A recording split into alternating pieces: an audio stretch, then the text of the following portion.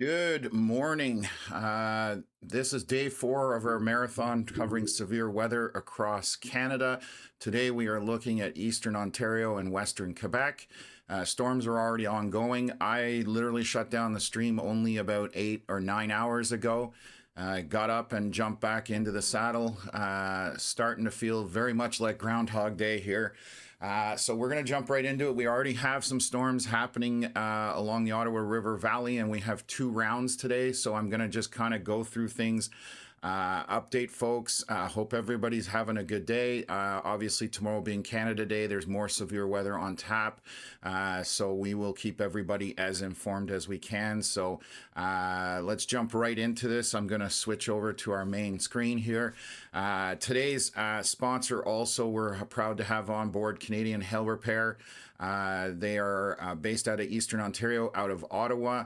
And if you have any vehicle damage from hail today, they can definitely help you guys out. So we've already had some hail just to the east of North Bay this morning. So we're going to zoom in here. This is our storm, and I'm going to show you the track of where this is going right now. And we'll try and get you guys as much information as possible. Let me update some things. Sorry, I was looking at history there, so I've got too many scans in this. Let's reload that and start with this. So here you can see the storm passing through North Bay and just running down that Ottawa River Valley. Essentially, the more severe component is on the Ontario side. The Quebec side right now is just heavy rain and lightning, also associated with some wind. But you can see those dark reds and even pinks as it was near North Bay. That would be indicative of hail going through Algonquin Park right now. So let's take a look at the scan here. So Barry's Bay, just on the southern end of Algonquin Park, we have some heavy pixelation in here, so very strong downpour. These pink pixels mean we're just getting somewhere a small hail, maybe pea-sized or less. That is around the 60 and the 127. Also a line forming to the south of this, so kind of paralleling that Highway 62, heading southward east of Bancroft. Then through Bon Echo Park is right on the right-hand side, so obviously a lot of people out camping at this time of year. That park had some bad damage. So heavy rain in the back end of this, on the Ontario side. Again, towards Pembroke, the Ottawa River Valley, this is more yellow and a little bit of orange, so that's kind of middle of the scale for your precipitation. And then green and blue are on the light end. Your reds and your dark oranges and into pink is on the high end of the scale. Also have some showers forming out ahead of it now on the Quebec side, crossing over the Ottawa River between Arnprior and Constance Bay. So there is a pile of rain headed here at this point. So I'm going to try and jump in the chat when I can there. I'm just going to take a look. I've got some cameras, so we're going to pull up Pembroke here just to see what the showers look like in Pembroke. So I'll bring that up on the full screen here, and then we'll run through things. So this storm, and there's 2 rounds today, so there's a second round that possibly is coming down here. So we're going to keep an eye on that. It is further north right now. And eventually Connor is going to get out there as well. Having trouble getting my camera up in Pembroke. Maybe the power is out up there. Let me just take a look here. And I do have some more cameras further down. I've got one in Arnprior right now. Definitely heavy rain in Pembroke. I can show you this camera. Just give me 1 second. So that's the camera right now. Obviously a raindrop on it right now. A heavy rain coming through Pembroke. The wind does not look bad. That's the good thing about this. I can see the trees are barely moving at this point. So that is a good sign as far as the wind is concerned in this. And that camera would be right here on the center where you see this Pembroke weather cam. That is just along between 17 and the Ottawa River. I'm going to take a look to see if I can get the other camera up there running. So bear with me for 1 sec. We'll take a look if that'll come online at this point. I might be having a problem with that one. No, we have that one as well. Again, just heavy rain at this point. So let me pull that up. but no wind on this. So that's much more moderate rain, as I said, where you've got your yellows and your lighter oranges. Where we're having that heavy rain is out here by Barry's Bay and moving southward from there. So I'm just going to run the loop here just so you guys can see it as this is progressing. And most of the severe is on the Ontario side, and that's why we have these two severe thunderstorm warnings throughout, and we do have thunderstorm watches for Western Quebec and Eastern Ontario. So those are those lighter yellow boxes with the thinner yellow line. Those are the ones that are the watch, meaning conditions are favorable for thunderstorms. And then where we have those darker yellow boxes with those much thicker yellow lines, those are actual warnings out in front of these storms. So this is what's progressing this morning. Again, we had a bit of hail just to the east side of North Bay.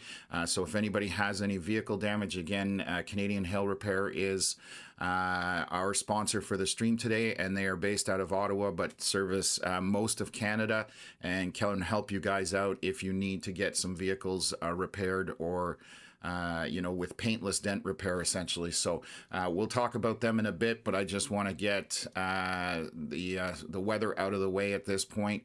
I'm going to take a look further north at this point, up towards Timmins, and you can see there's more storms up there. So let me switch to that. So right now we have some storms moving into Timmins. Just came through Timmins. This is not severe warned at this point, just heavy rain and a lot of lightning and some wind associated with that. And let me just adjust something here. So that is marching southeast as well. We're not sure exactly where that's going to track. Models did not get yesterday properly with Manitoba. We were live streaming for that, so we're definitely paying attention as this moves in. So this is coming down. Give me a sec here. And my voice, this is day 4, folks, so my voice is definitely going to be struggling. So you can see how this has suddenly turned a little bit. It came from northwest Ontario across Highway 11, and now it's slightly turning south. Now, where it turns south is going to be the question mark, whether this ends up going into Quebec and tracking down the western Quebec side, which is why that severe thunderstorm watch is out there, or it could turn sooner and develop and go down both sides. So we don't know quite yet, but that would be round 2 that's coming later on, and there's obviously a significant gap because this is currently up in Timmins, which is about an 8 or 9 hour drive away, and then we have our round 1 here by Franktown radar. So that's what we're looking at right now. This initial storm is going to come through Ottawa and move its way off into upstate New York. But this scan 11:05 a.m. Let me just adjust something here. Again, along the Ottawa River Valley, just moderate to light rain. That's not the bad part. Where we have the severe is obviously through Barry's Bay and coming into Bancroft and then heading towards Highway 7 and then further from there. So that's the situation currently. I'm going to see if I can pull up one of my cameras in Armprior. So give me one sec. And we'll see if we've got that. This is the first time we've actually been able to really use them. And this is a live shot into Armprior, just minor rain. I will show you guys on the radar here. It is just in that very light rain, no wind. And that is where we are on the radar here. So you can see that as it's approaching. So it's on the early edge of this rainstorm at this point. Hasn't gotten into the heavier stuff. To the east of Armprior, obviously with those oranges, much heavier precipitation, and there's also a few lightning bolts there. So that's where we're at with this. Again, we will monitor it as it's coming through. I'll switch over here to the main channel, and we've got some cameras that will pick this up as it goes through. But the heaviest of the precipitation, the lightning, is back here near Barry's Bay. There's more hail right in this area here. There's a bit of a tiny hail core. This would be kind of pea-sized to maybe small grapes, but that's in between there. That's about what you can expect with the hail. This is moving kind of parallel to the 127 and heading southward from there. So that's the progress this morning on storms. And again, we are expecting a round 2 for later on. I expect Ottawa, depending if any of this strengthens or intensifies, that's out in front here with this orange. Showers in Ottawa should be moderate, maybe a bit of lightning, but you can see how the lightning is all to the west, isolated where those darker colors are. And that's a cheat code when you're looking at radar, is start looking for those oranges, reds, and purples and pinks. You're going to find your lightning. You're going to find the more aggressive portion of the storm. So that's what's going on there. So again, coming down to through Eastern Ontario, and this is only round 1. We're not sure exactly how it's going to unfold with that second round. Models have not been able to handle that too well, and so we're just going to do it, shoot from the hip, as they say. So that's what we're doing here. So I'm just going to try. I know there's a lot of questions and comments and stuff like that in the chat. I'm going to try catch up here. Obviously, a bunch of them. Good morning, welcome everybody. Thanks for tuning in, and we'll see where things are going from here. Just trying to see moderate rain and thunder on the Quebec side of Pembroke, no wind. So we were just looking at that's from Julie. Thank you very much for that. And we love getting the updates from the ground because we see only what the radar is showing. We don't see below what the radar can show, which is the bottom of the storm. We're definitely happy to get those reports. Pool Q asking about, is Perth in the firing line? I wouldn't quite call it the firing line. This is a bit of an aggressive storm, but it's not as high end as it could have been at this point. Again, this is only round 1, but you can see Perth being down there on Highway 7. It's going to skirt that line of where that heavier precipitation is. Most likely that precipitation and heavier lightning will be to the west of Perth. However, you may skirt it, just so you know. What else? Alicia saying, thank you for being live. I'm in the warning for today. Absolutely, that's what we're here for. Sarah asking, what time in Ottawa do you think? Right now, this is on the doorstep of Ottawa. And again, storms are firing. You can see a couple of them as this forcing comes down. So the storm is pushing a bunch of air. And what that sometimes does, storms get forced and pop up ahead of it, is a simple way of looking at it. So this is literally on the doorstep of Ottawa at this point and coming through. So I'll scan it up here. It is currently through Constance Bay and making its way down the Ottawa River Valley. So right now, just edging into Carp, Goleta, Fitzroy Harbor. Moderate rain. So again, this is just orange with a little bit of red. So maybe moderate heavy, let's say.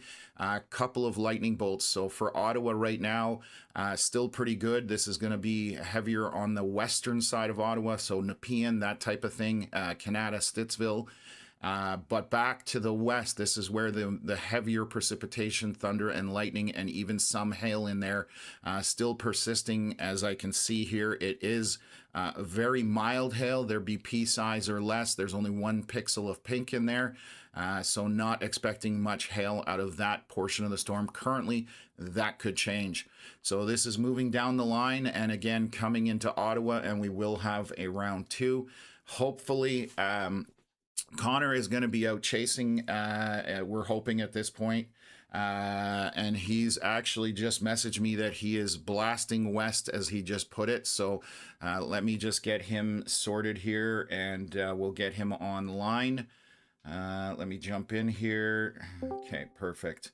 Okay, so we're now sharing voice there, and Connor can hear me, so he is literally motoring west, as he put it. So we'll see if we can get a view out there from Connor, and we'll have his live camera. We may actually have a couple more chasers as well that will be live, possibly Rick, depending how things go, and maybe Andrew as well. But we will keep you folks updated on that if we do have live images from our chasers in the area. So what else is going on here? Mallory Town, I just saw a comment about a heavy downpour, and I'm just trying to find it here. That is this tiny cell down at the bottom that just moved through. This is where it crossed the 401 here. You can see that yellow and green and maybe a little bit of orange in there. There is far more precipitation headed your way. This is coming down for that Highway 7 corridor. And again, the further west you go in this storm, the more intense it is at this point. I am going to look at some winds in there. There are some winds associated on that left-hand side, so definitely pay attention to it. The velocity scans look pretty strong on this, and I'll explain what we're looking at here. Red is moving away from radar, so that is a wind direction. Green is moving towards, and then the brighter the pixels get, the more intense the winds are. But because we're far away from the radar, we're reading much higher up into the storm. And so these wind velocities of 80 kilometers an hour at 7,000 feet. That's almost 2 kilometers up, just so people understand. So that's way off the surface. It's kind of like climbing a mountain. At the bottom of the mountain, not very windy. When you get to the top of the mountain, it can be blowing really hard. That is normal in the atmosphere. So don't let the bright colors just immediately make, oh my God, it's, you know, we're headed for some really strong winds. You have to understand the height of those winds when you're analyzing the radar. And that's what we like doing, is teaching people and showing them you know, how radar works and what they're actually looking at. So again, I'm going to highlight this, draw a line essentially down here. To the right of this line, just moderate rain and lower. So moderate to light rain on the western side of this, or to the left. There is definitely very heavy rainfall in here with possibly tiny hail and obviously more wind associated and lightning. You can see that all the lightning is to the left of that line. There's only a few bolts on the right-hand side. So that's a good way of dissecting this storm. On the western Quebec portion, it is just showers up there. Nothing of any intensity. So it's just going to be a soaking as far as rain is concerned. They've just updated that severe thunderstorm warning, so I'm just going to highlight that and see what they say. So Environment Canada tracking severe thunderstorm capable of producing strong wind, quarter-size hail, and heavy rain.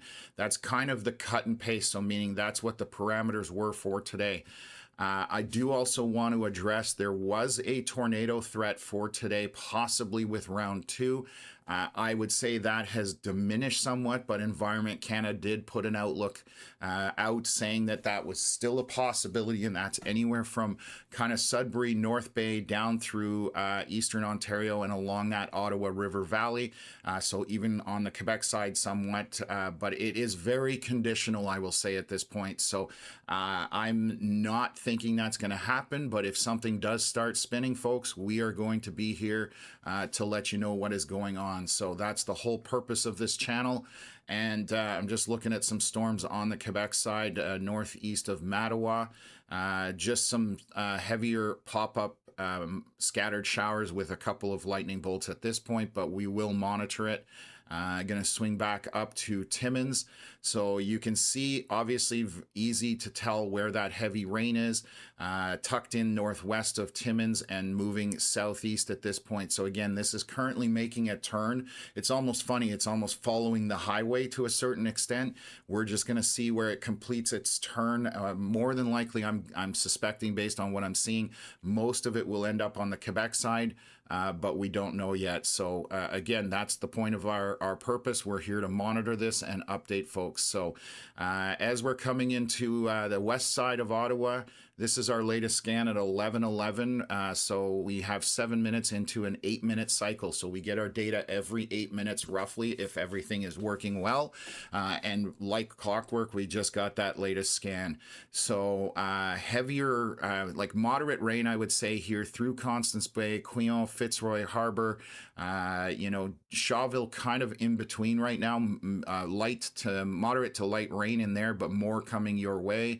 And then this is going to track down the Ottawa River through Nepean, Canada, Stittsville, all of those areas, then eventually on to Richmond, Manotick, Almont, Carleton Place. All of these areas are going to get in on it. I actually have a camera out in Almont, so let's take a look at that.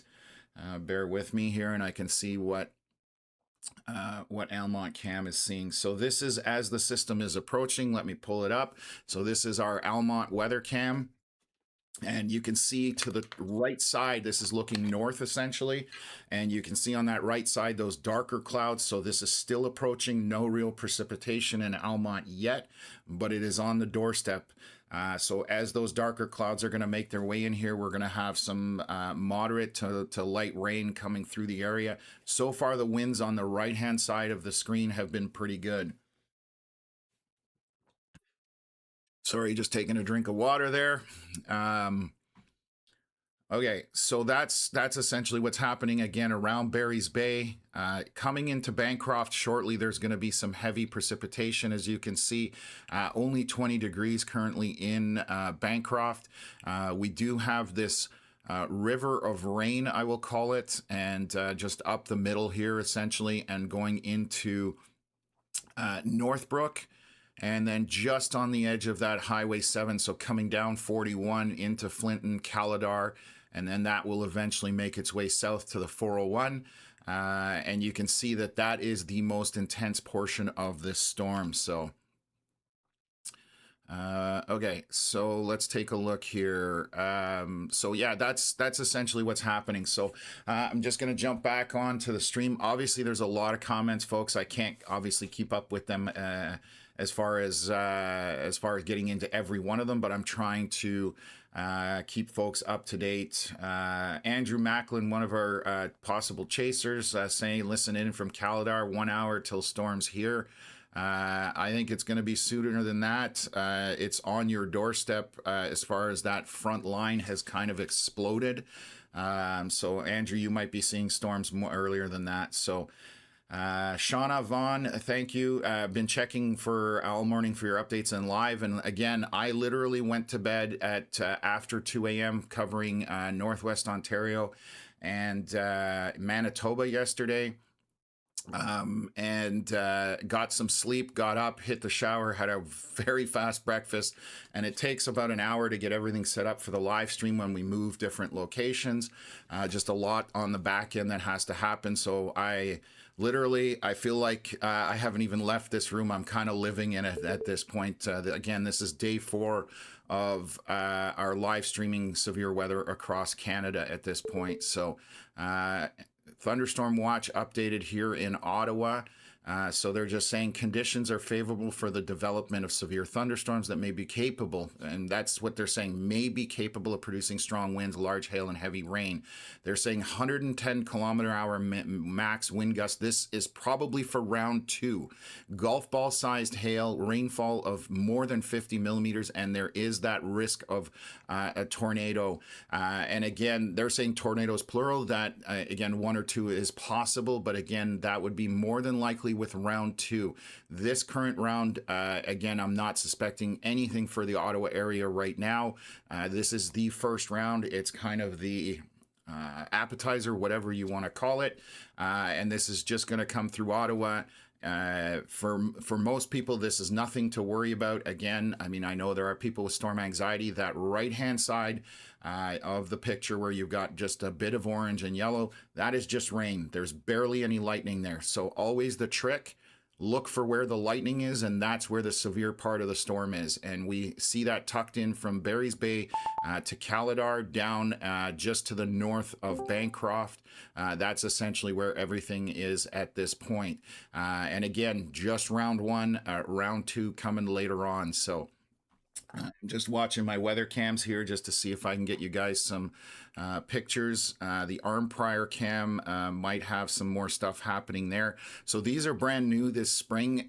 We've been installing them. Some of you are aware of them. We've got about 21 of them up and deployed at this point, and they're spread out all over. So we're always looking for more locations, but right now we've been so busy with live streaming, I haven't had time to get out and check or install some more of them. But we have them throughout the region to try and give you guys as much live update information as possible possible. We have some more coming into North Bay. I've got one going into Montreal. So this is, this is where we're at right now. Just got a comment here. Hope nothing happens in Barrhaven or West Ottawa. Right now, like I said, first round, you are just going to see rain at this point. Some of it moderate. Barely any lightning in this. This is just round one. We still have to stay weather aware in Eastern Ontario and Western Quebec for the day. It's 11:30 in the morning. So this could be a marathon of a live stream, unfortunately for me, but we will stick with it and walk you guys through it as best as we can. So this is where we're at right now this morning on round one. Again, North Bay, just outside of North Bay on the east portion of North Bay, there was some hail that went through, and that basically was like small grapes, that type of thing. So haven't seen very large hail so far. Basically, we're seeing pea-sized hail would be the most I've seen since then.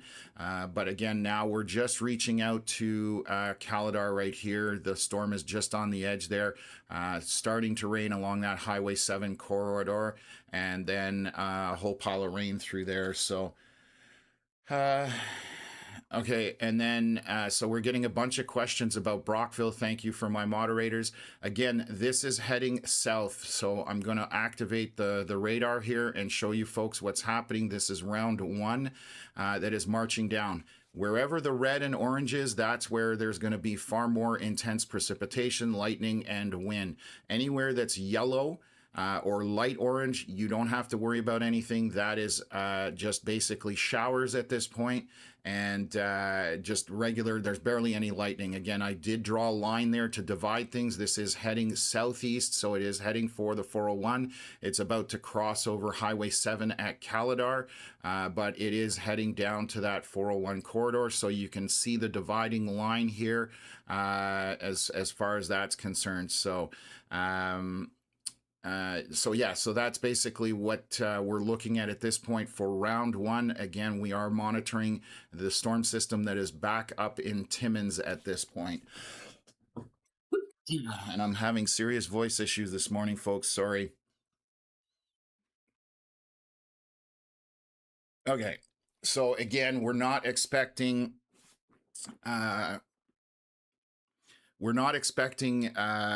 anything out of this first round in terms of anything high-end severe. Again, we're barely getting to that hail component on it, so nothing super severe at this point other than that heavy downpour and maybe some small hail. Lots of lightning in it to the west where you see these this orange and red. Let's just take a look back up here at Timmins. Sorry. So this round is way up in Timmins at this point. There's a significant time. We're talking many hours before round two gets down to the Ottawa area. This is 8-hour drive north, so about 800 kilometers roughly, 700 or 800 probably. So this is still significantly far from where we're at right now. I will, give me one sec. I'm going to have to conserve my voice here, folks. I'm definitely going to be struggling here. Just been talking for literally 3 days straight. So the edge of the storm right now is 515 kilometers from Ottawa. So even if it was moving at 100 kilometers an hour, which it's not, it's going to take 5 hours for it to get here. So this is, again, an evening thing. It may be after dark. We're going to have to see how it progresses. It's just too far out for me to give you guys any kind of definitive timeline. And we're still dealing with round one at this point. So that's what's happening here. Western Quebec, again, just mostly just moderate to light showers with some lightning associated on it. The western side of Ottawa, right now into Constance Bay, along the river there, through Gatineau Park, Quillon, Fitzroy Harbor, more moderate rain, moderate heavy a little bit, and a few lightning bolts, but that's basically it at this point. So just looking here, you can see it approaching. I'll bring back up our Almont camera, and you can see on the right-hand side, that storm is moving in, and that is, we are looking north, so that is to the east, basically on that right-hand side of the camera. So let me just take a look here. Okay, so Uh, we're still seeing this drop south at this point, but again, west of this line is where our more severe is, and this is dropping south, so this is going to come into Kingston. It may get into Gananoque, coming through Belleville, Colborne, maybe on the very edge of it, but this will, weather morphs and it changes, so this could widen out, it could weaken, and that's the point of what we do, is to update you as it's going from scan to scan, essentially. So Carrie, thank you very much for the 200 stars. I really appreciate that. It goes a long way towards helping us out. So again, thank you from Connor and myself. And I'm just adjusting some audio here. Okay, perfect. So yeah, the left side of this orange line that I've drawn out there, that is where that more severe weather is, and that's why you're seeing that severe box being only extended on that side. There's no severe thunderstorm warning that has made it into Ottawa currently. I don't expect it to at this point based on these scans. And you are under a thunderstorm watch, which is different. So the watch itself is essentially saying that the potential is there. There's some ingredients there. That's the watch. When you get a warning, the best way I can describe it to you guys, my analogy is all your ingredients have come together in a bowl and you now are making a cake and it's baking in the oven. So that's where you've got all the stuff has come together.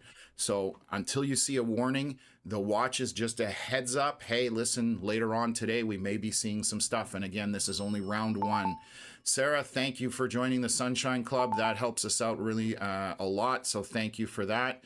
Big update here for these severe thunderstorm warnings. So I'm going to jump on those.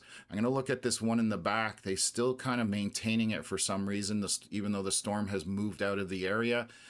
So let's just take a look at the leading edge here. 11:30 a.m., which is weird to read that on a severe thunderstorm warning, but tracking a line of severe thunderstorms capable of producing damaging winds, quarter-size hail, and heavy rain. So whenever they update the box, which they did stretch out here to just west of Perth, so they're covering their basis if this does. Thanks, Rick, as always, you subscribing to the Sunshine Club. Again, thank you very much for that. So this is dropping southeast at this point, and they've made that warning go down to almost our Portland weather cam down there. So we'll maybe take a look at it. I suspect the bulk of the precipitation is going to stay west of that, but we'll see what happens here.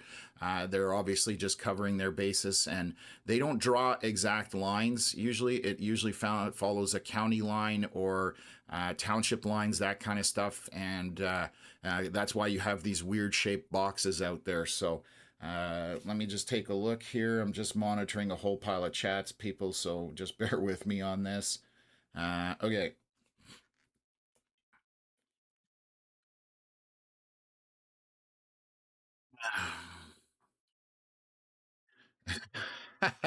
Joe saying you must be dreaming of all this maps lately. Yes, I've definitely seen way too much radar coverage at this point, but that's why we're here. So, when we're not doing this, I'm upset because there's nothing going on. But we want to be out here. This is what we enjoy doing. Again, Connor should be live here shortly. I'm just going to take a look if I have anything as far as camera is concerned that might see this coming in. I'm going to check on our Portland camera, so bear with me for a sec, and we'll pull that up.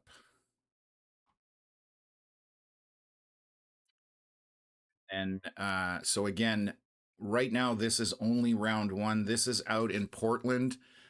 So this is just over the water. You can see somebody out there on a boat. I wouldn't suggest being out there for much longer on the water as this approaches, but obviously very gray skies, nothing super exciting at this point.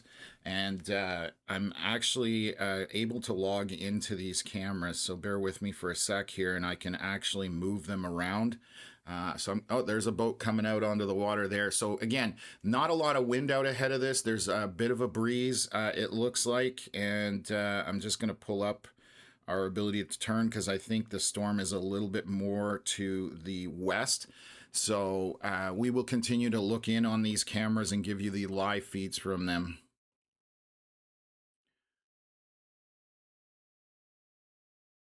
So that's what we're looking at right now to the west. So again, this is early on. It's very far south as far as Portland is concerned, but we can see that approaching here as the camera, whoops, went a little too far over.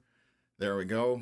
So we're looking kind of more northwest at this point as the storm's coming from the north. So again, we will monitor all these cameras and update you as weather comes into them. So let me switch back over. They just updated this severe thunderstorm warning back here, and we have a bunch of them overlaid on top of each other at this point. So let's take a look and see what they've done here. So they've updated information, which is fantastic. Whoever is doing these warnings is doing a great job. I find that Environment Canada, it depends who's doing the warning on the desk. They don't put in the information. So they're saying a thunderstorm location and area from Fort Irwin to Palmer Rapids, extending southeast to Caladar, moving at 30 kilometers an hour to the southeast. The maximum hazards for today, what Environment Canada predicted, is those 100-kilometer winds, 2.5 centimeter hail, and 50 millimeters of rain. Again, in this storm, I'm not seeing very heavy winds. There are going to be stronger wind gusts. There's borderline if there's hail even in it, but there is heavy precipitation in it. And they're saying the locations in the path of this are Palmer Rapids, Maynooth, Griffith, Bancroft, Denbigh, Cardiff, Plevna, Cloyne, Northbrook, and Flinton. That's what they've called out. So again, moving southeast at this point through the area. So Ottawa just going to probably get moderate to light rain. It does look like that side of the storm is weakening a little bit, which is obviously a good thing. And we are going to be concentrating on stuff to the west of Ottawa at this point. So you can see that progression. You know, along the Ottawa River, we are getting a bunch of rain at this point. So this is our latest scan. This is at 11:29. We are now 11:36, so we should see a new scan here very shortly. So again, we're asking about the second round, folks. It is 500 kilometers away right now. So still many hours away. Even if it was doing 100 kilometers an hour, it would be here in 5 hours. It's not doing that fast. It's probably doing half that speed. So it may be overnight. So again, we're trying to see how this develops and unfolds. This is moving a lot slower than models were predicting. So that's why we're struggling to be able to give any kind of effective timeline. But again, 500 kilometers away from the Ottawa metro area at this point. So long time for round two. I'm going to have a big gap once this storm moves out. If the stuff to the north is severe, I will monitor it. If not, we will probably end this live stream and start a second one once it does go severe up here. So we do have, let me move even further north. So this is the second round that's up here. It's just south of Timmins, and it is turning. The problem, again, what we're looking at is whether it turns quick and goes down both the Ontario side and the Quebec side, or whether it straddles the western Quebec side. So those are the areas that we have to watch. Right now, nothing severe warned up there at this point. This is just heavy rain with some lightning associated with it. And the further eastern portion of that storm where you're seeing all that yellow, that's moderate rain to light rain. So nothing to be concerned about up there, obviously, other than lightning strikes and some wind associated with it. We still don't know the exact track of this. That's the biggest problem. So 11:35, so this is our latest scan. Right now we do have some rain just kind of through Canada, edge of Canada, Bell's Corners into Elmer, along that 148, obviously moderate to heavy rain in Constance Bay, and making its way. So this is just storms or precipitation that's been forced or popping right in front of this as it's moving down through the Ottawa River Valley. So I'll look back to the west here, just down to Caladar at this point. It does look like some of the red is working its way out of this storm. And what I mean by that, you can see here by Barry's Bay, we had some very dark reds, even some pink in there. and it's coming down. There's a lot less red in it and more orange and yellow. So still lots of lightning with this. Let's take a look at velocities. There is some wind on this storm. As it comes through, we have some brighter figures here. Let me just take a look at reflectivity. As it's pushing through, there's some strong winds where you see this bright kind of green, almost a little bit of blue in there, or light blue. That's where your stronger winds are going to be sitting at this point. As this moves through down to Caladar and Highway 7, it is not going very quickly. So it's definitely marching through, but it's not going super fast at this point. So, but yes, Maria, just noticing a comment there, just saying that it's barely spitting in Elmer. And yes, you're on the very edge of it. There's not a whole lot going on, but back through Constance Bay, that may come down the river, and that'll be moderate to moderate heavy rain. Again, we're not seeing a ton of wind with this, which is great. And I'm going to take a look here actually at our arm prior camera and just see what it's seeing on that Ottawa River to the north. So let me take a look there. So bear with me for a second. So again, this is in arm prior, very light rain. I'm going to zoom in. I'll pull it up so you can see what this green pixelation looks like on camera. It's essentially a very light rain shower at this point. So that's the storm clouds are to the north, still coming in. We're looking kind of northwest. So that is just the very light rain when you're seeing those green pixels, just to give you an idea. Obviously in the yellow and the orange, it's significantly more. So we're definitely expecting more rain for that area. And when we zoom back out here, again, those orange and reds, that's where we're concentrating. All the lightning is isolated into there. Ottawa just should see showers at this point with nothing of any, severe consequence. And that's why there is no severe warning out there.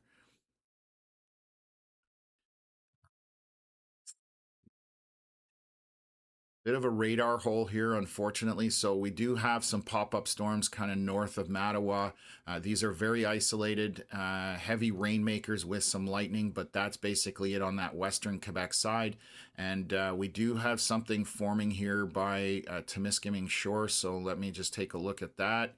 And that is part of the radar scans coming from that second round up there. So a little leading storm here, just lightning and heavier rain, but that's it. Again, nothing severe warned up there. So our only severe warning right now is west of Ottawa, around the Bancroft area, and that basically Highway 62 north-south, and then 28 coming into Bancroft. But we can see that the red has subsided in Bancroft. We're down to orange. And then yellow and green. So we're starting to get around that middle of the scale. Still heavy rain, lots of lightning strikes in that area. Quite a bit of precipitation currently in north of Denby, or in that area to the west as well.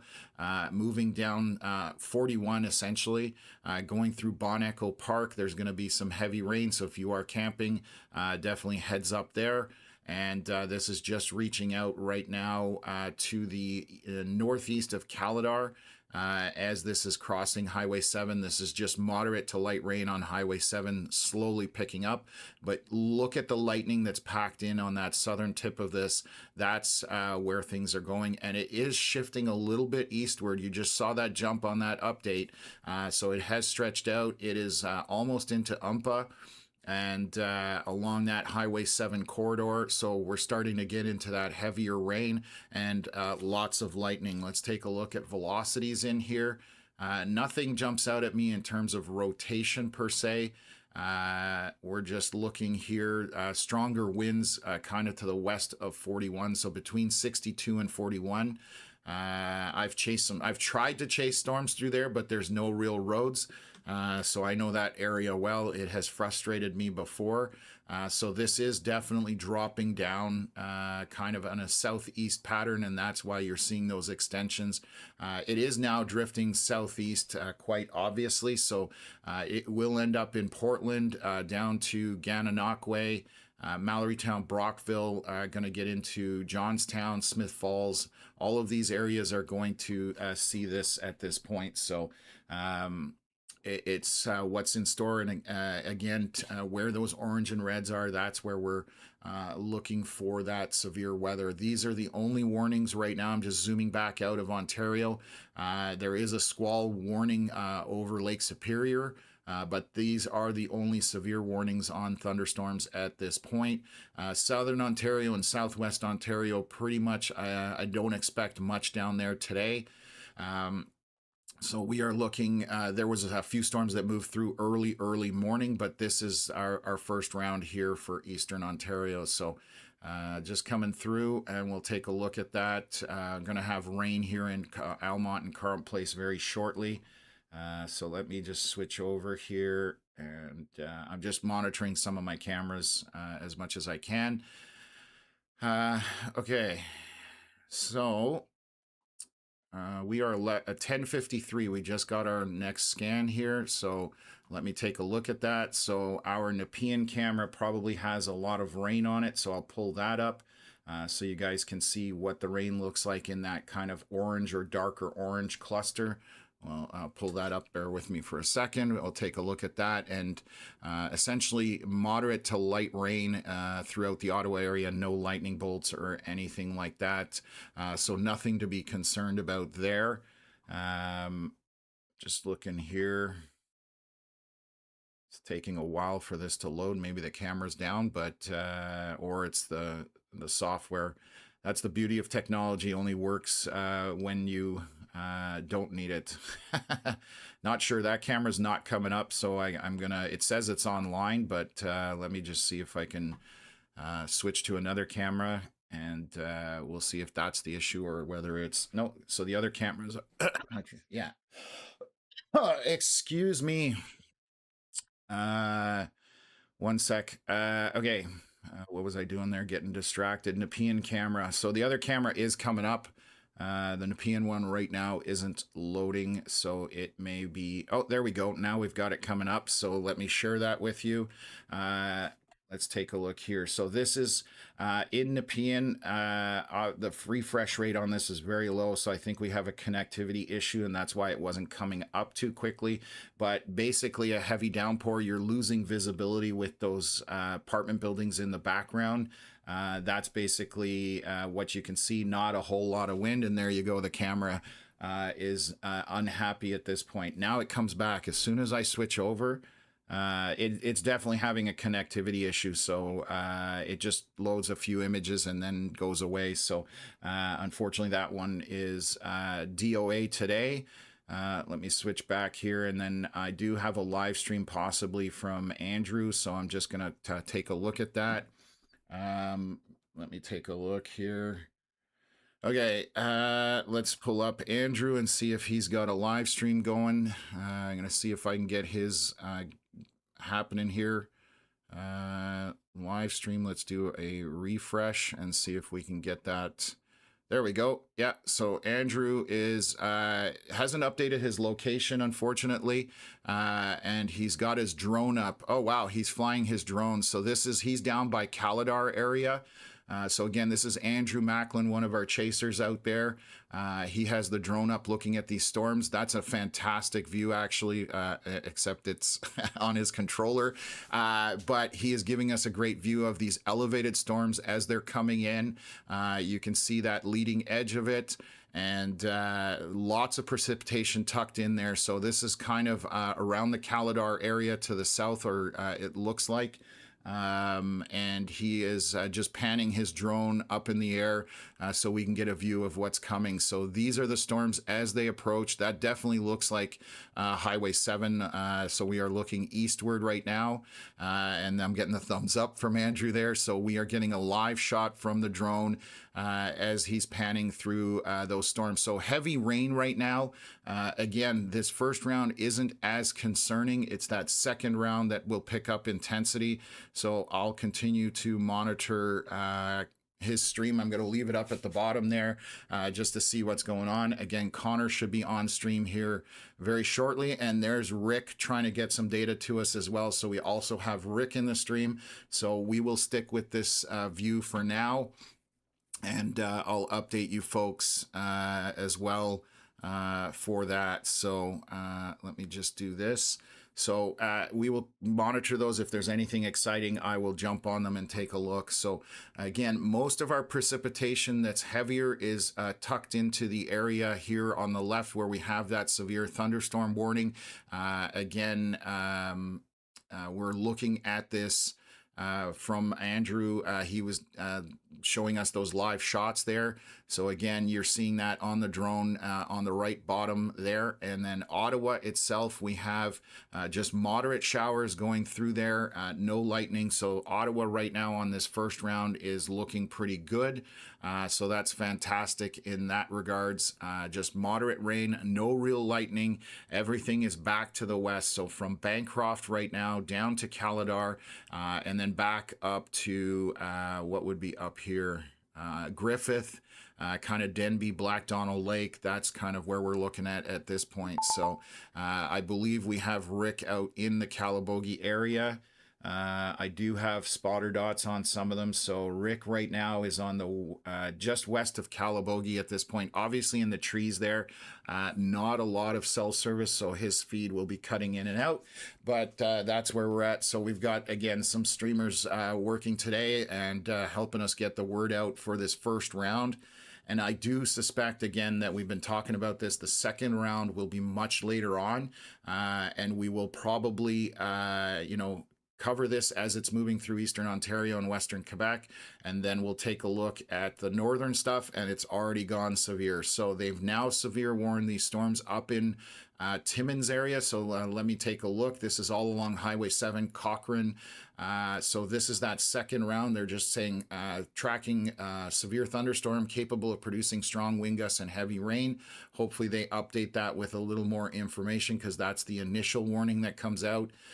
We do have some storms firing west of 11, Machawan to the northwest of there, and then coming down to Englehart, Armstrong. We'll see how those progress as those leading storms pop up. And again, you can have, with that forcing, you get storms popping out in front of it. So that's what we're going to monitor. I'm trying to get my closest radar to that.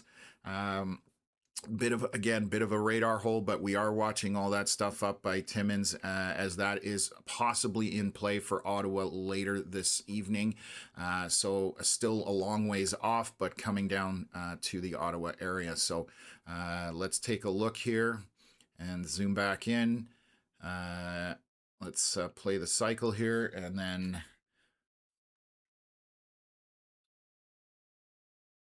Andrew getting some really good shots of this on the drone. I'm going to pull him up and throw him in the live stream here. So that is looking, again, it looks like Highway 7 there that you see in the bottom right corner. So these are the storms kind of to the east, and obviously quite elevated but heavy precipitation associated with some portions of this storm.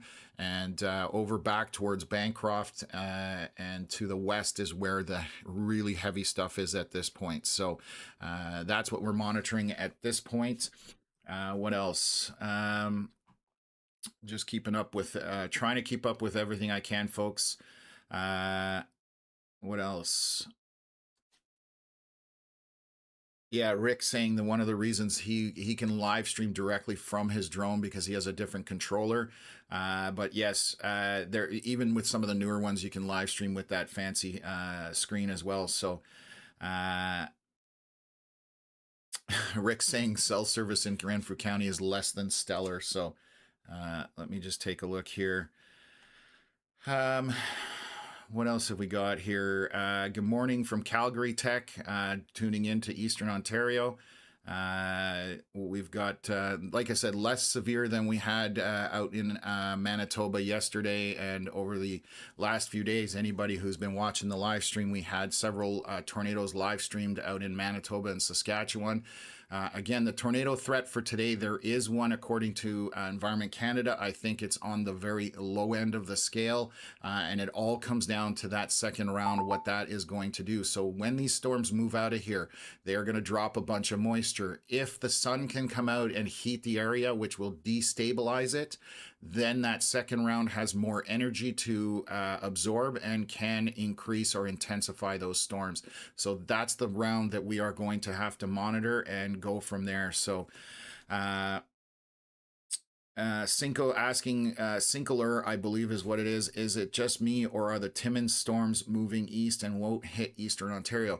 They are swinging, and they're going to be starting turn south. And how much they turn south is going to be the deciding factor. I again think it's going to be mostly on the western Quebec side at this point, but still need to wait to see how that develops as it heads down this way. So that's basically where we're at.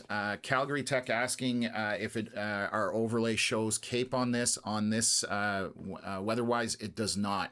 I've got dew points and that kind of stuff, but we use Sasquatch is one of the ones that we use for Cape and additional more techie type things as far as the storms are concerned when we're doing assessment on them. So right now, again, west of Ottawa, we are looking pretty good in the Ottawa area, but this is our storm basically marching down. It is now south of 28 through Bancroft.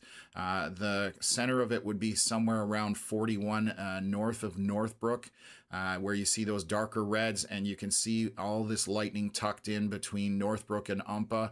That's prolific lightning in there as it's moving south, so that's where you're seeing those more severe components. This is going to come into Portland soon and continue to march down towards where have we got here? Highway 38, and then eventually probably into Kingston, Gananoque, and up from there, Mallory Town, maybe Brockville, that kind of thing. But we'll see if it maintains its intensity. That's always the question. And let's take a look here what we've got for cameras. So I've got a camera in Smith Falls. I have that Perth or that Portland camera, so I'll see if that looks any different at this point. So let me switch over and pull that up, and we'll take a look there. So right now, the intense precipitation and stronger winds with lightning is back to the west. I'm going to pull up our Portland camera as this is approaching, so you can see this back to the kind of northwest, and those cloud cover coming over top and over the horizon is where this storm is. Currently still quite a distance from our storms. So let me just take a look here. From that camera to the edge of the storm is about 30 kilometers at this point. So still a ways out there, but we'll definitely keep an eye on it for you folks and go from there. So let me just minimize this.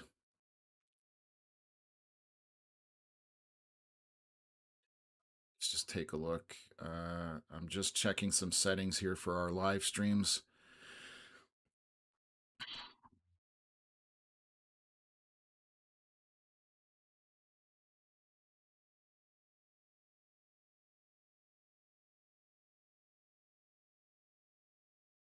So Rick has got no cell service where he's at, and I'm not surprised to see that. Andrew's still got cell service where he is, so that's phenomenal. And let's just take a look here.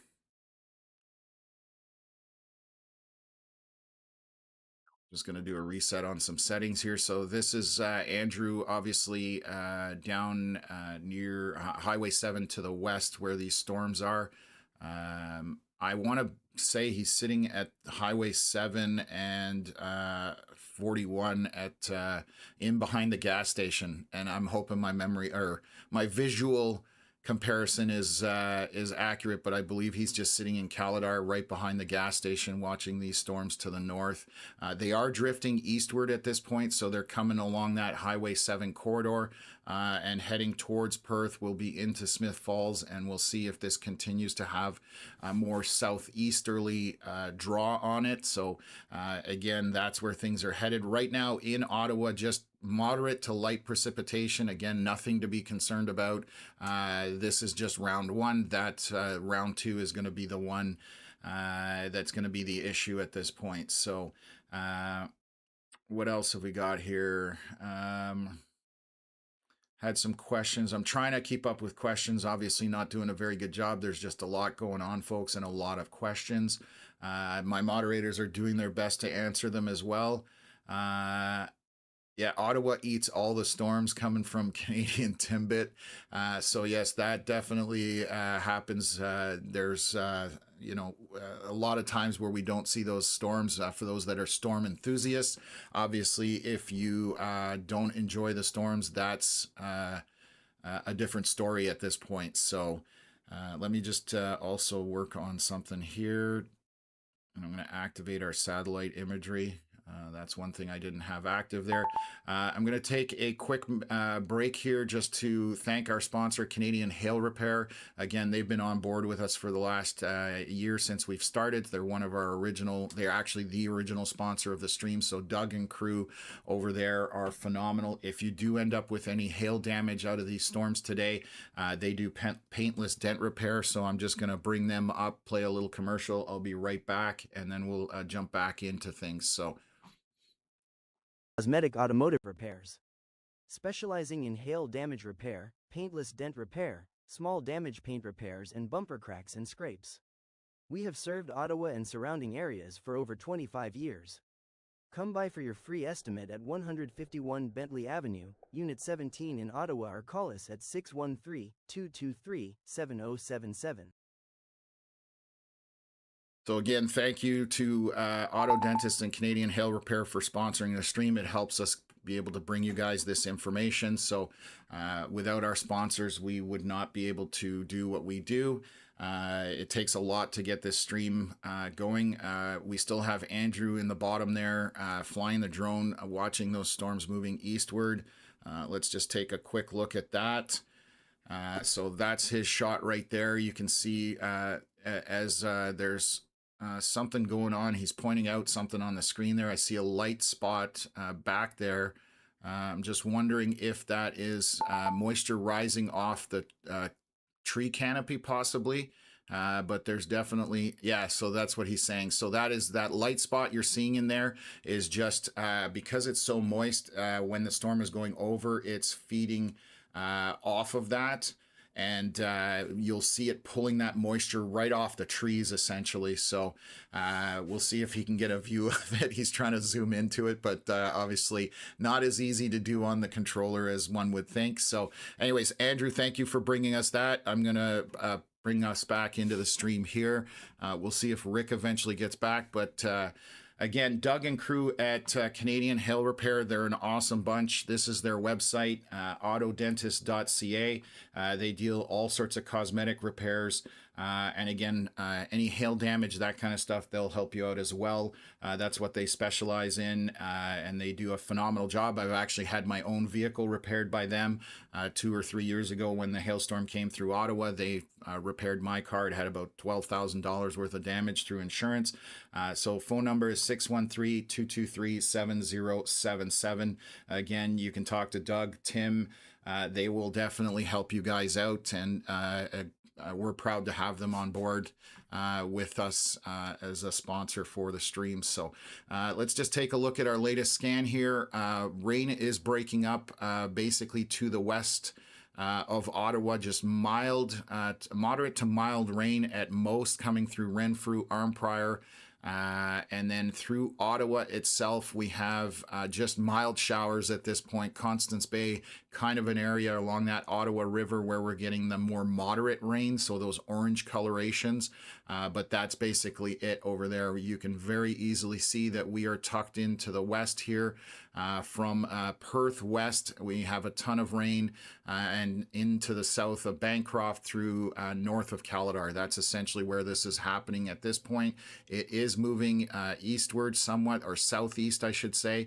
You can see that southeast corner kind of exploded or pushed out on it, and that is now coming across the Highway 7 corridor east of Caledar, west of Perth. That's where this is crossing right now, and it has evolved somewhat, so you can see how that has crashed into the main part of the storm where that southern tip was. So we're probably going to get some views here on our cameras. This is Actually, this is my view in Kempville, so I'll bring this up as well. And I'm going to move the camera over, actually, so bear with me for a second. And we'll see if we can get you guys a bit better view there. And this is just outside my studio, so let's go back to the home position. So this is going to be the camera right outside the studio. This is north looking out of Kempville. That's the storms in Ottawa or going over Ottawa. That gentleman in the convertible probably rushing home to get ahead of the rain so that he doesn't get a soaker. But that's where we're at right now for the Kempville camera. And let's take a look. That Portland camera is going to start seeing some stuff here as this moves in closer.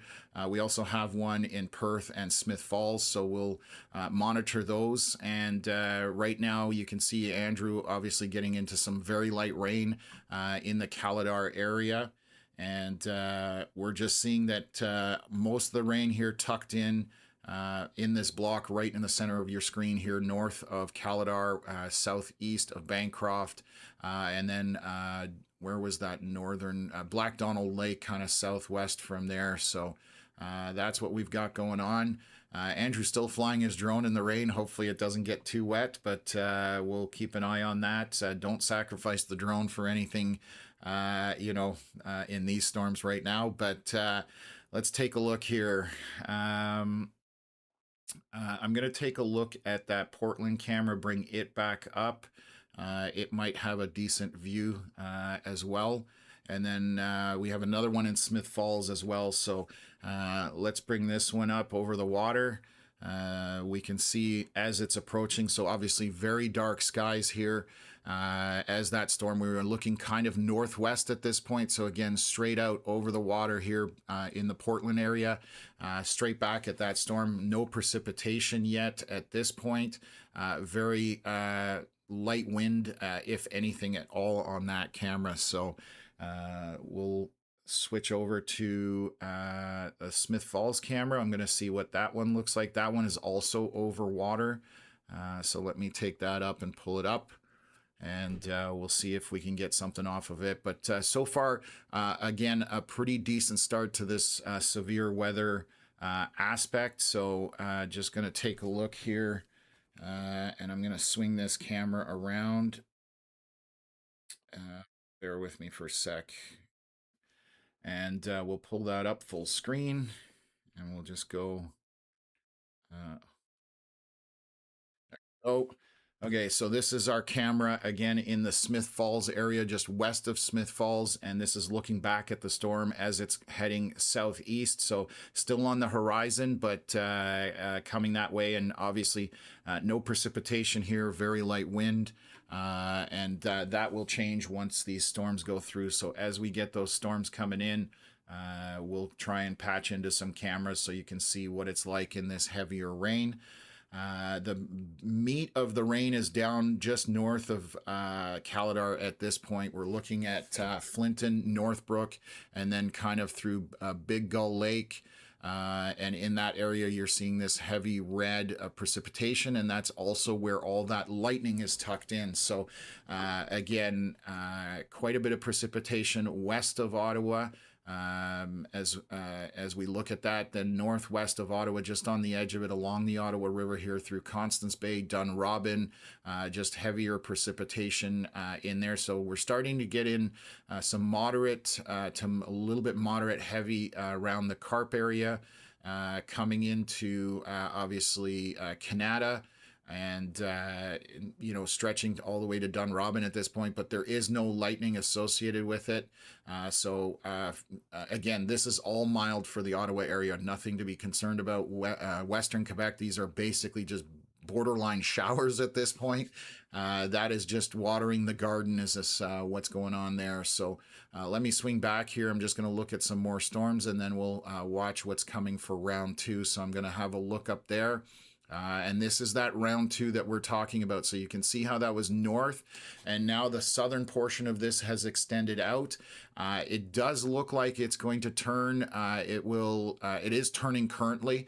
We're just, again, not sure exactly what it's going to do as it's turning, whether it's going to stick mostly to the Quebec side or whether there will be some stuff on the Ontario side as well. But I am leaning towards that Western Quebec portion, and it will cross here by Rouyn-Noranda. So it is still on the Ontario side currently. And we definitely have more heavier precipitation with lightning kind of to the northwest of Timmins, and there's a little bit southeast of Timmins coming into Temiskaming Shores. So just going to switch radars just to see if I've got a better view here. But right now we're in between radars a little bit. So where you're seeing all that yellow and green, that's just garden variety showers at this point. What you're kind of seeing on Andrew's screen or live stream, he's just got regular rain there. That's what you can kind of expect from that. So just keeping an eye on things here. And then back to the south, let's switch back over here and then through the Ottawa area. So again, fairly mild at this point. I'm just wondering, so they've expired the warning, the thunderstorm warning back to the north. These are all expired anywhere. Bancroft, Haliburton, Barry's Bay, you are out of this round one. Nothing much at this point. So again, most of our showers here just edging in between Caladar and Perth on Highway 7 and to the northwest of that, slowly moving its way south towards the 401 corridor. It's moving southeast actually. So this will come through Portland, Athens, Brockville. Kingston may get some showers. There's a little bit pushing into there right now, but very mild. We also have a camera down there by Gananoque, so let me take a look at that one to see what it's seeing. And let's take a look at that. I'll pull it up, and then it will march kind of towards the 401 corridor, St. Lawrence Seaway, and then kind of go into New York from there. So this camera looking essentially north at this point. So let me pull it up here. And this is our Gananoque camera. You can see a very light breeze there, and and this is still out ahead of it, so it is heading down that way. But this is still quite a ways out at this point. So this one camera here, we actually had some really strong winds. We posted a clip of that. So you can see just behind that Canadian flag, that's where the leading edge of that southern portion of the weather is. Still obviously quite far away at this point. However, we will again monitor that and just keep up with the conditions as we see this afternoon. And again, round two will be this evening, so we'll see the timing on that at this point. So let me just take a look here. And I'm just monitoring my chat here. Okay. Let's see. So Andrew is relocating here. You can see him in that rain on Highway 7. Or right now he's on 41, but turning, maybe going south straight on 41. Not sure at this point, but that's his live stream from down there. So this is Andrew at 41 and 7. And again, this is that heavier precip moving into the area. You can see the wind is picking up. You can see the kind of the rain bands moving across the road there. So just getting a live shot here from Andrew right at Caladar. It says Gloucester, but he is not in Gloucester right now. He's just in the Caladar area. He just hasn't updated the app when he turned on the live stream. That's all that is. So let's switch back here. We'll see if we can get some additional views. So that is literally, he's sitting at the intersection here at Caladar and 41 and 7 as he's moving through. Rick is up in no man's land where there's basically no cell service up that way. And then let's just take a look at what else is happening. So again, moving southeast at this point, just coming to the west of Perth, moving towards Portland again. But the heavy precip right now over Highway 7, just east of Caladar, you've got that dark red in there. So they've pushed that severe thunderstorm warning all the way down to the St. Lawrence Seaway, out past Kingston. Again, the bulk of it, the precipitation in here is moving southeastward, as you can see on our radar scan right there. So this is kind of how it's marched through the area, just to give you folks an idea. and that's where it's traversing. So it's going to edge into Smith Falls, Portland, Perth, Athens, Brockville, probably get to our Johnstown camera, which I'm going to take a look at to see whether we have a view on that camera yet, and I'll pull that up. Hopefully get a view here in a second. And we'll take a look. That's down by the Seaway, so we'll definitely get a view from that a little bit later on. Unfortunately, it is somewhat shaky. We need to relocate this one. I just haven't had time to go out there and do that, but I'll bring that camera up. This is the GG's Tree Care weather cam, so we'll pull it up here. Give me 1 second. We'll go full screen on this. And it is at the top of one of these grain elevators, and when it runs, it obviously shakes a little. So we're going to have to reassess that. This is looking back towards kind of the Brockville area. You see the St. Lawrence Seaway on the left-hand side there. So again, straight up the middle is where that storm is coming, and it's approaching this camera. So we'll have some good views on here. Unfortunately, it is a little shaky, but we are going to rectify that problem as soon as I get some time to get out there and handle that. So again, that is looking back to the west, northwest towards Brockville and up northwest of Brockville at this point as the storm is coming in. So we will continue to monitor that camera as well. That one will come into play. So again, definitely some weather headed for our region, but so far it is pretty good on this round one. They are just throwing these severe thunderstorm warnings as this marches through west of Ottawa. I'm just going to look into the Ottawa area right now through parts of Canada, all the way up to kind of east of Dunrobin over to the Quebec side on the 148. We're just seeing moderate to moderate heavy rain, no lightning associated with that. Let me take a look at some velocities as well. So let me just get out of this, and we'll take a look at some velocities on our radar. So let's just zoom in here. Come on, help work with me. So not very strong winds anywhere in the Ottawa area, just mild breezes, that kind of thing. We do have a little pocket here up by 41 where we do have some more intense winds. These are off the surface. So we are looking at 4,000 feet off the ground in this pocket of wind up here north of 41. And that would be right near Griffith at this point. So some winds up there at 88 kilometers an hour, 4,000 feet off the ground. So I would expect on the surface about 60. We do have some stronger winds here crossing out in front of this storm, kind of south of Caladar, Puzzle Lake Provincial Park, it looks like. So there are some stronger winds out in front of this as it approaches. But again, on the surface, I'm not expecting much more than the 60 kilometers an hour roughly at this point. So that is the shape of our storm heading in to the Perth area. Mild rain out there at this point. And then what else is going on here? So just looking at these velocities again, want to see whether this, what we were just looking at there, I'm just going to see what's happening as that pushes out. So we'll monitor this area to see if there's anything that intensifies kind of around the Caladar area. It's on the leading edge right now.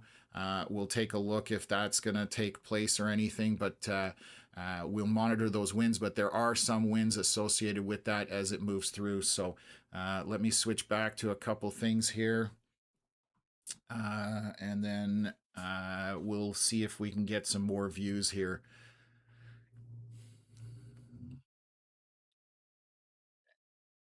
Go, and we'll pull up a camera here. Andrew, obviously having a bit of cell service as well down there. Eventually, we'd like to get everybody in with, Starlink satellite, definitely a lot better. I'm going to show you the view from the Portland weather cam. This one here just over the water. This is as the storm approaching. You can see those clouds to the far right there. That is more north. We've got, let me just take a look here, and back to the left would be Westport, essentially. So let me take a look, and I'm just going to Okay, so let me just got a message there, so that's what kind of stopped me, just from one of my moderators. Okay, let's take a look here. Swinging left on this camera, so you can see more intense precipitation back towards Westport. This is looking down towards Westport. Heavier precip in this storm. Again, right now hasn't gotten to that Portland weather cam yet, but this is the rain that's over Westport, moving between Westport and Portland. So we'll see what this progresses as, and we'll go from there. Just going to respond to a message here, bring up my chasers, and go from there. So we've got everything going on there. As far as this stream is concerned, let's take a look. Okay, so our precipitation, again, moving west or southwest of Ottawa along that Highway 7 corridor. But let me see here.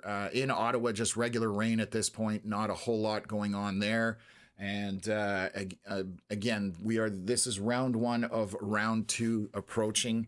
And we definitely have a second round that is up near the Timmins area at this point. So we will continue to monitor as that comes down the Ottawa River Valley, possibly.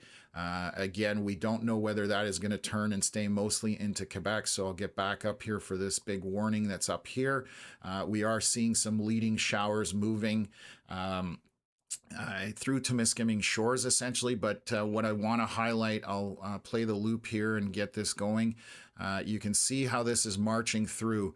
But what's happening is storms are starting firing back to the southwest of this main line that is up there. And so again, models were predicting some additional storm action back to the southwest. And as this turns and heads southeast, it's going to probably straddle Western Ontario, Western Quebec, sorry, and Eastern Ontario. So we're going to monitor that as it's going on. Again, this is still hours out from being anywhere in the Ottawa area. So we are still 400 plus kilometers away from the Ottawa area.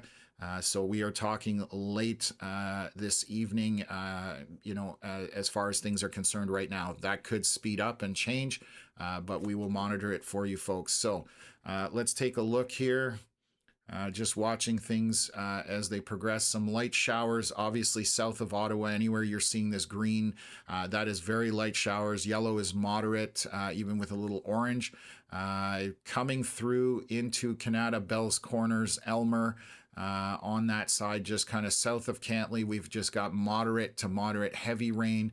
Again, not any real strong winds in that. Most of our precip and the stronger winds are obviously along that Highway 7 corridor right through Caledar back up to Perth at this point. Our scan here at 12:17 p.m. Let's just take a look at that. We do have an area of a bit of rotation here. This is out in front of the storm. We are monitoring this. I'm going to show it to you. Rotation is a normal process in storms. It's if this tightens up that we need to worry about it. This is on that leading edge as this moves southeast from there. So we'll watch that. There may be something that could spin up from this. Right now, not jumping to any conclusions, just highlighting that area.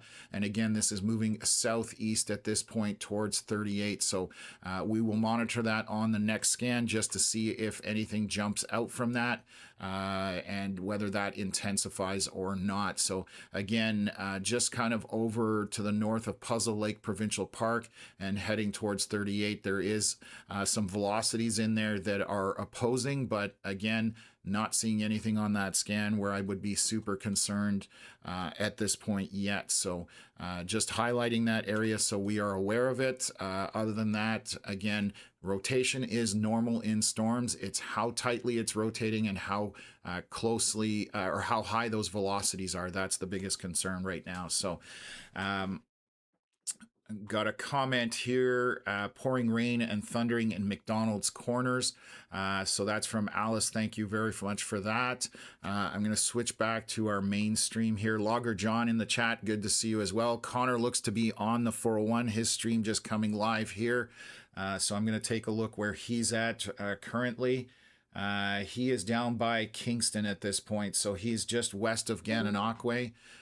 So we can see he would be just down here along that leading edge of the storm as it's moving through, coming into that 401 corridor. So that's Connor's feet on the left there. And let me just take a look here. Okay, so that's where we're at right now. Okay. So storm still moving through the region. Again, southwest of Ottawa is where that more severe component is, mostly for lots of prolific lightning and heavy rain.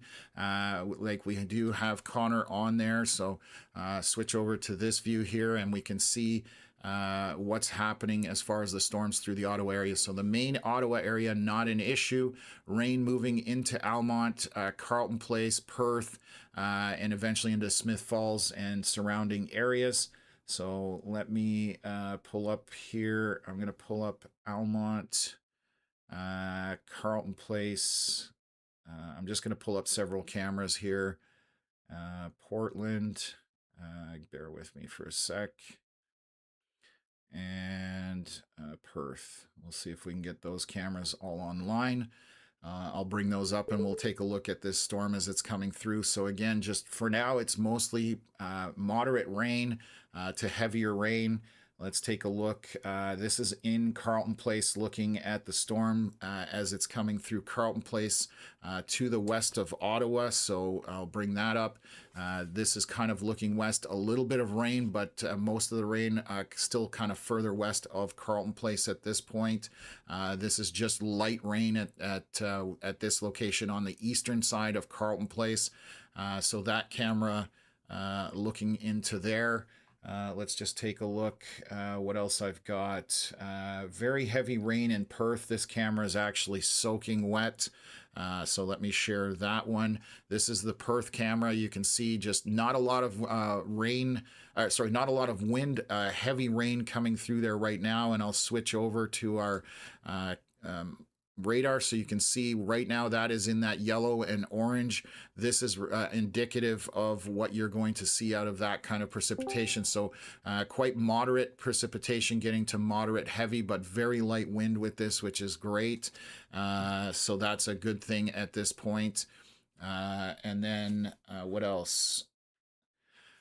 Okay, so just running the radar loop here. I'm going to take a look at some other cameras. So that is pouring rain in Perth at this point.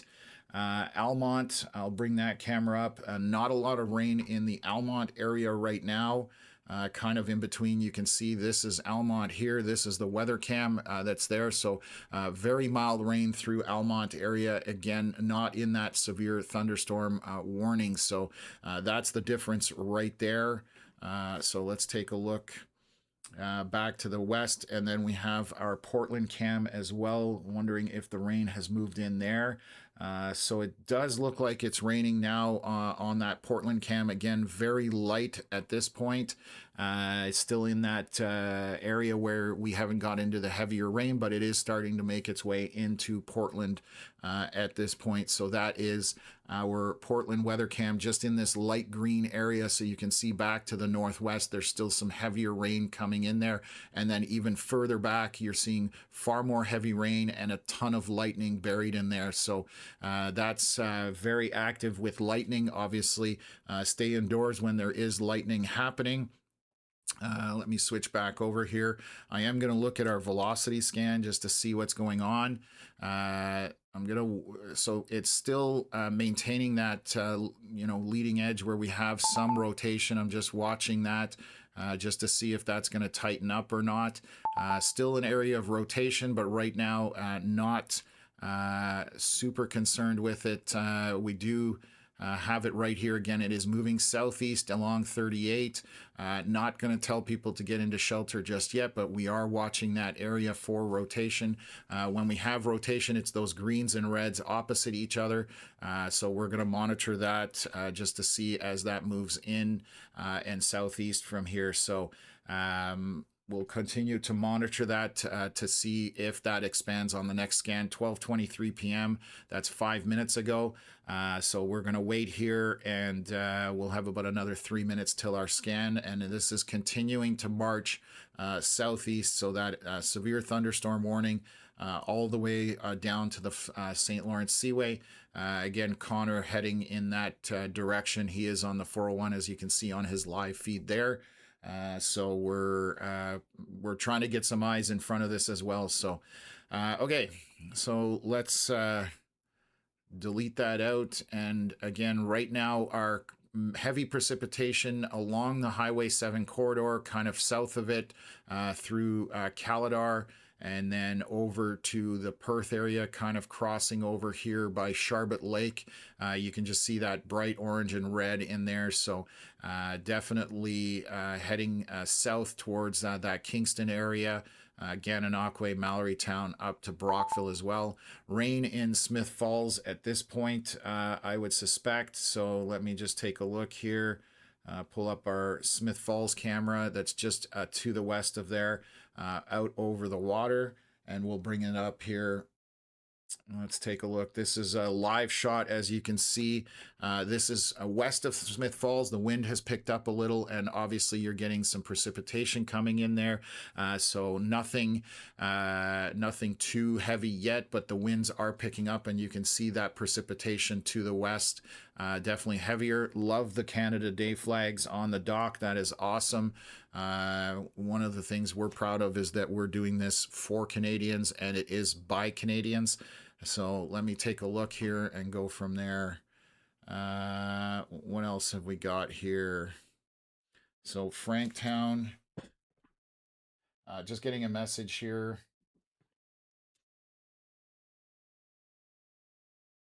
Chatting with one of my moderators, confirming some information.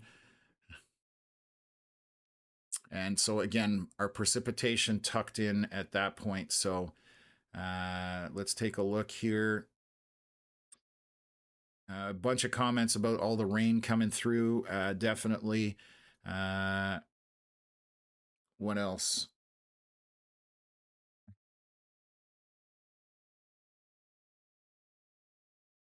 Okay, let's see.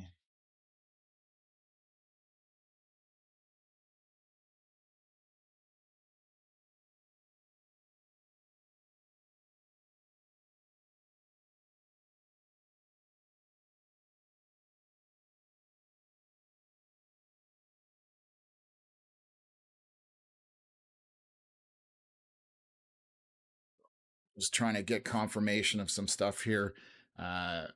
One of my moderators saying that there was possibly some hail. I'm just trying to locate where it is. I don't see anything on our radar scan that would indicate that. So if there was any hail, it would be very small, pea-sized hail, but we'll try and narrow that down. So let's take a look here. So through Perth right now, the rain is definitely going to be picking up here through Smith Falls as well. You can see on this latest scan at 12:29, just got that now. Some more moderate rain, but again, all the lightning is west of Perth along that Highway 7 corridor. You can see it tucked in here. And we're going to watch what happens here. I'm going to check those velocity scans just to see what's going on. Okay, the rotation is picking up on this. I'm starting to get a little bit concerned about this area. It is grabbing my attention. We are starting to see some opposing winds here.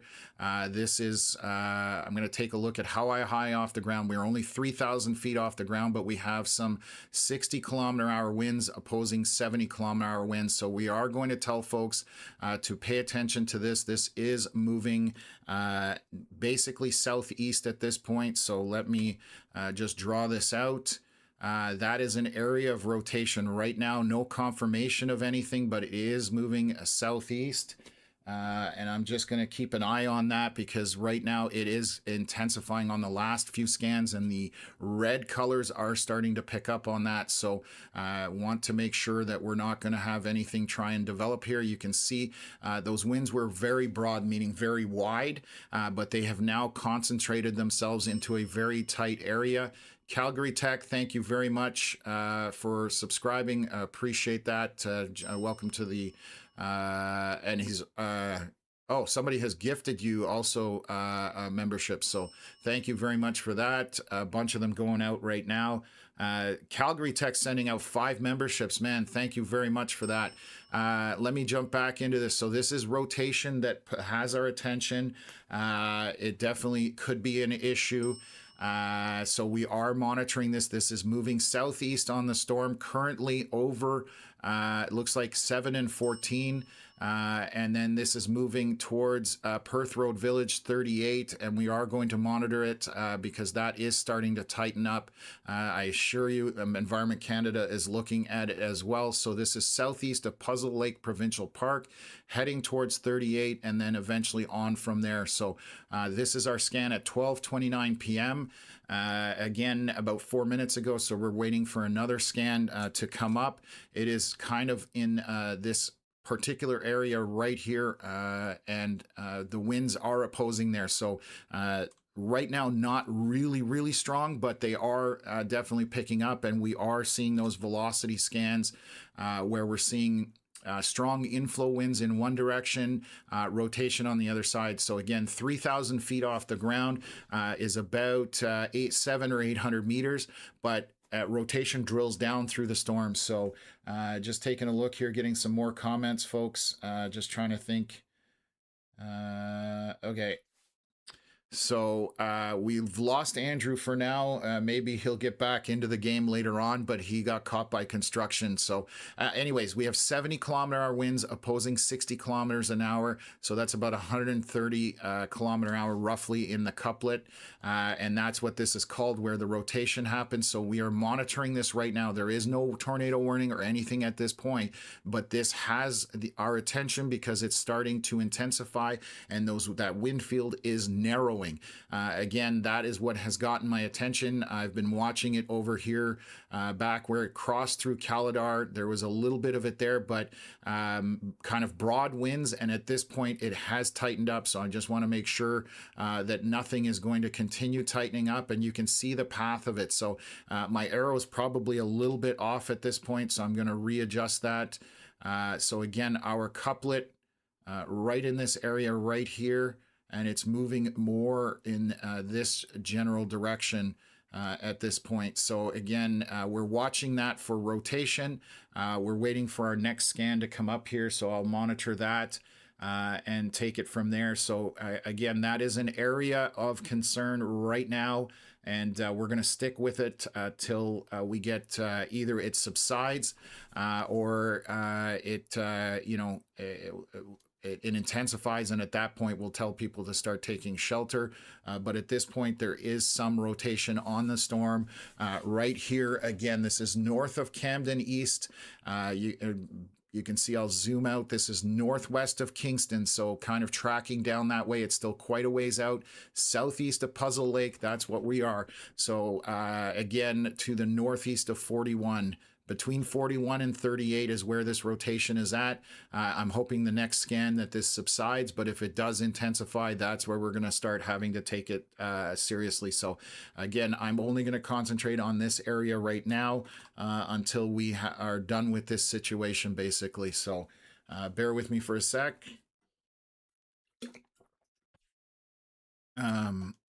Oh, there's our next velocity scan. So it has moved a little bit. It was moving in the direction that I thought it was moving in. It's sometimes hard, and I apologize for that. So we do have a velocity couplet starting to interact here. So that is right along, just about to come to 38. That is definitely an area of rotation. If you were down in Sydenham, Inverary, even Perth Road Village, I would maybe take shelter at this point. It is tightening up. I have no confirmation of anything from anyone at this point. But it is rotating. Again, we did the last 3 days I've been basically talking about tornadoes. So this is indicative of rotation starting to tighten up. And sometimes it obviously takes some time. We are not very high off the ground in terms of where the radar is reading. It's only 3,000 feet. So again, this is about 600 meters off the ground where this rotation is. It does take a while for it to drill down. But let me take a look here at our speeds.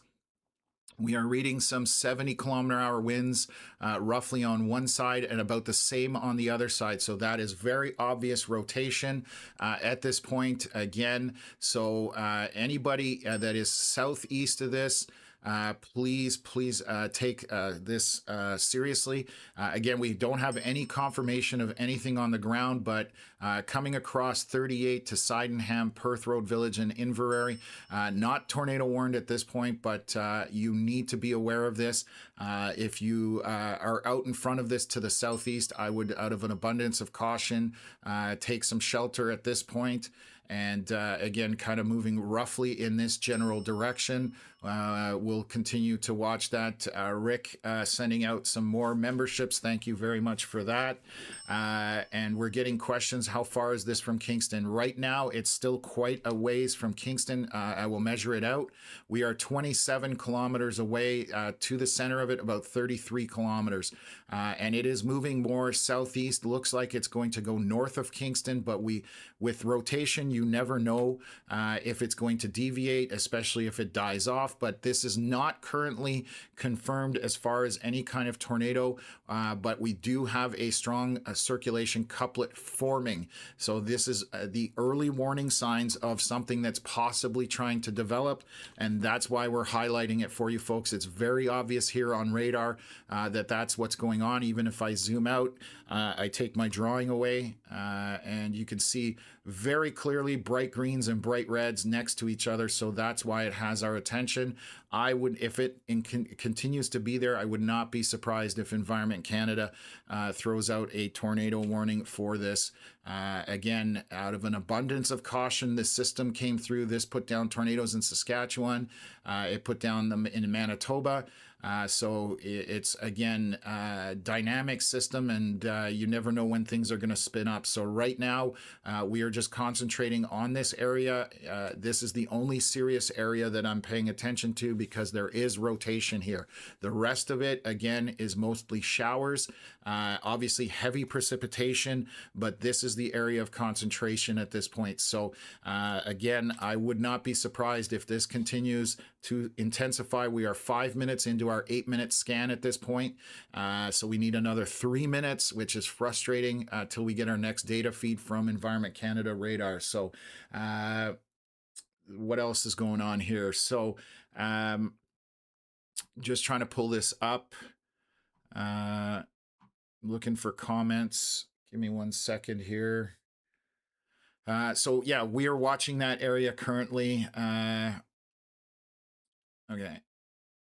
I'm trying to find a comment in here while I'm waiting for the next scan. So we are watching that rotation, and we'll definitely try and update you guys as soon as it comes in. You can see all that lightning to the north. This has got some intense lightning, prolific. Connor looks like he's trying to race up to this as well, but this is kind of to the west of 38 at this point, and it's got some rotation right in this area. Again, I'm going to bring up that velocity couplet. Right now it's on the leading edge, but it could be what we call a QLCS type spin up, but we'll see whether that's the case. So we are waiting another 2 minutes before we get our update. Again, moving southeast at this point, kind of in this general direction. So if you are anywhere out in front of this, I would take a shelter at this point because it can spin up quickly. And again, we have 8 minutes between when we get one scan to the next. 90% of tornadoes worldwide are on the ground for 2 minutes or less. So you can have the entire event happen between radar scans and would never see it. So that's why we are talking about this area of rotation, doing my very best to make sure that we get that information out at this point. So again, Sydenham, Hartington, Harrowsmith, all of those areas, I would be in your shelter, ideally in a basement if you can. If you don't have a basement, just in an interior room with as many walls between you and the outside as possible. We do not have anything confirmed on the ground at this point, but we are monitoring that because it is very obviously a rotation couplet. So we're just monitoring it as it's moving through the area. So definitely something to pay attention to. And the view coming in on Connor's screen here, Oh, okay. So this is our next scan, and the rotation has subsided on this somewhat. So that is good news. I'm glad to see that. So again, these can happen very quickly, but we do, the couplet would be right here. So again, kind of now looking at less intense winds compared to the scan before. So that is fantastic news. But it definitely gave us a bit of a attention grabber right here. You can see on the scan back to the northwest of that circle, some bright reds and greens continued for 2 more scans. And then on this third one, definitely a lot weaker. So I'm not as concerned about it right now. We're back to lowering the threshold here and bringing things down a little bit. So not as concerned right now, still paying attention to it because we can have these things cycle somewhat. But we're going to just take a look at Connor Stream here. Of course, as soon as I flip to it, it freezes. But you can see that mega shelf cloud coming through on this storm. So that big stripe there, this is Connor. He is right now, let me locate him. He is currently on, what road is this? This is Highway 38 northwest out of Kingston, heading up towards this storm that we're seeing there. So let me swing back around. We'll take a look at it when his feed gets a little better. So that area of rotation that we were discussing just now has weakened. So again, we're turning the volume down here and the temperature down. It's not as concerning as it was literally a couple of scans ago. So this represents probably 20 minutes of storm time from this frame here, 12:29. So it's about 15 minutes from that scan. Quite a bit of rotation here, and now it has subsided on this last scan. So I'm happy to report that. And again, we don't have to worry about it as much, but the storm now making its way, reaching down towards basically going to come into Napanee, Deserrano, Kingston, Gananoque, already getting some mild rain in there along that leading edge of this. This is just mild rain with a bit of lightning. Our intense precipitation, the stronger portion of this storm is essentially bowing out like this. That's where all our heavy precipitation is tucked in, and obviously those winds on the leading edge of that as well. So I am going to continue to monitor that, but we'll see whether that intensifies or continues to drop off. So the view on Connor's stream, this is what's headed your way, folks. This is Connor out in front of the storm. He's pulling off here, heading south. So we've lost a view a little bit. He's trying to get out ahead of it. So I'll continue to see if we can get that back here. But a giant shelf cloud. So what that is you see this arc that's happening. All those winds are pushing out like this. That's what's basically happening. And what happens in that case is you get this amazing shelf cloud. It looks crazy and scary, but other than that area of rotation, that was our concern. There we have Connor's stream here. We're going to get a view of it hopefully here in a second. He's just readjusting. So I'll keep an eye on that. We'll bring him into the stream here.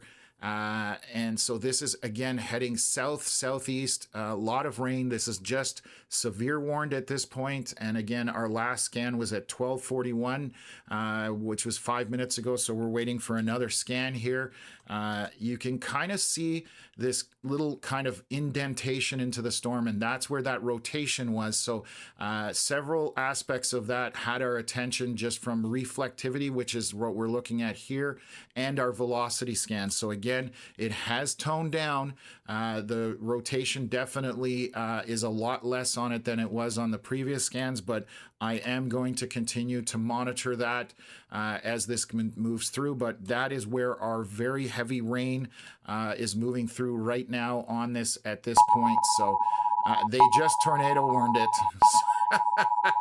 Okay, folks, so we got to pay attention. It's that velocity couplet that we've been tracking for a while here. Again, on this scan, it did subside. They are now throwing out a tornado warning. This is reaching out to Kingston. A lot of people are going to be asking about this. So we have been tracking it for the last 20 minutes. It has had our attention since about Caladar. You can see this broad winds. So these are much wider up here. Where we started to get concerned was right here where the scan, basically this was at 12:29. You can see those bright reds and greens together. Then the next scan, one more here, that was a strong couplet showing there. But on the next one, it is less intense and less organized, but we are going to watch it. So again, our couplet would be in this area right in here. We've got Connor driving around down there, so we'll see if he can get a view of it. And it is moving southeast because this is tornado warned by Environment Canada now. Again, we are 8 minutes between scans, so we have one more minute or two before the next scan comes out. Southeast of here, I would basically be in my shelter, Harrowsmith, Sydenham, Forest, and eastward to Inverary, Sunbury, out in that direction. That's where this circulation is headed at this point. So if you are just jumping on the stream because of the tornado warning, we have been monitoring this area of rotation for the last 20 minutes.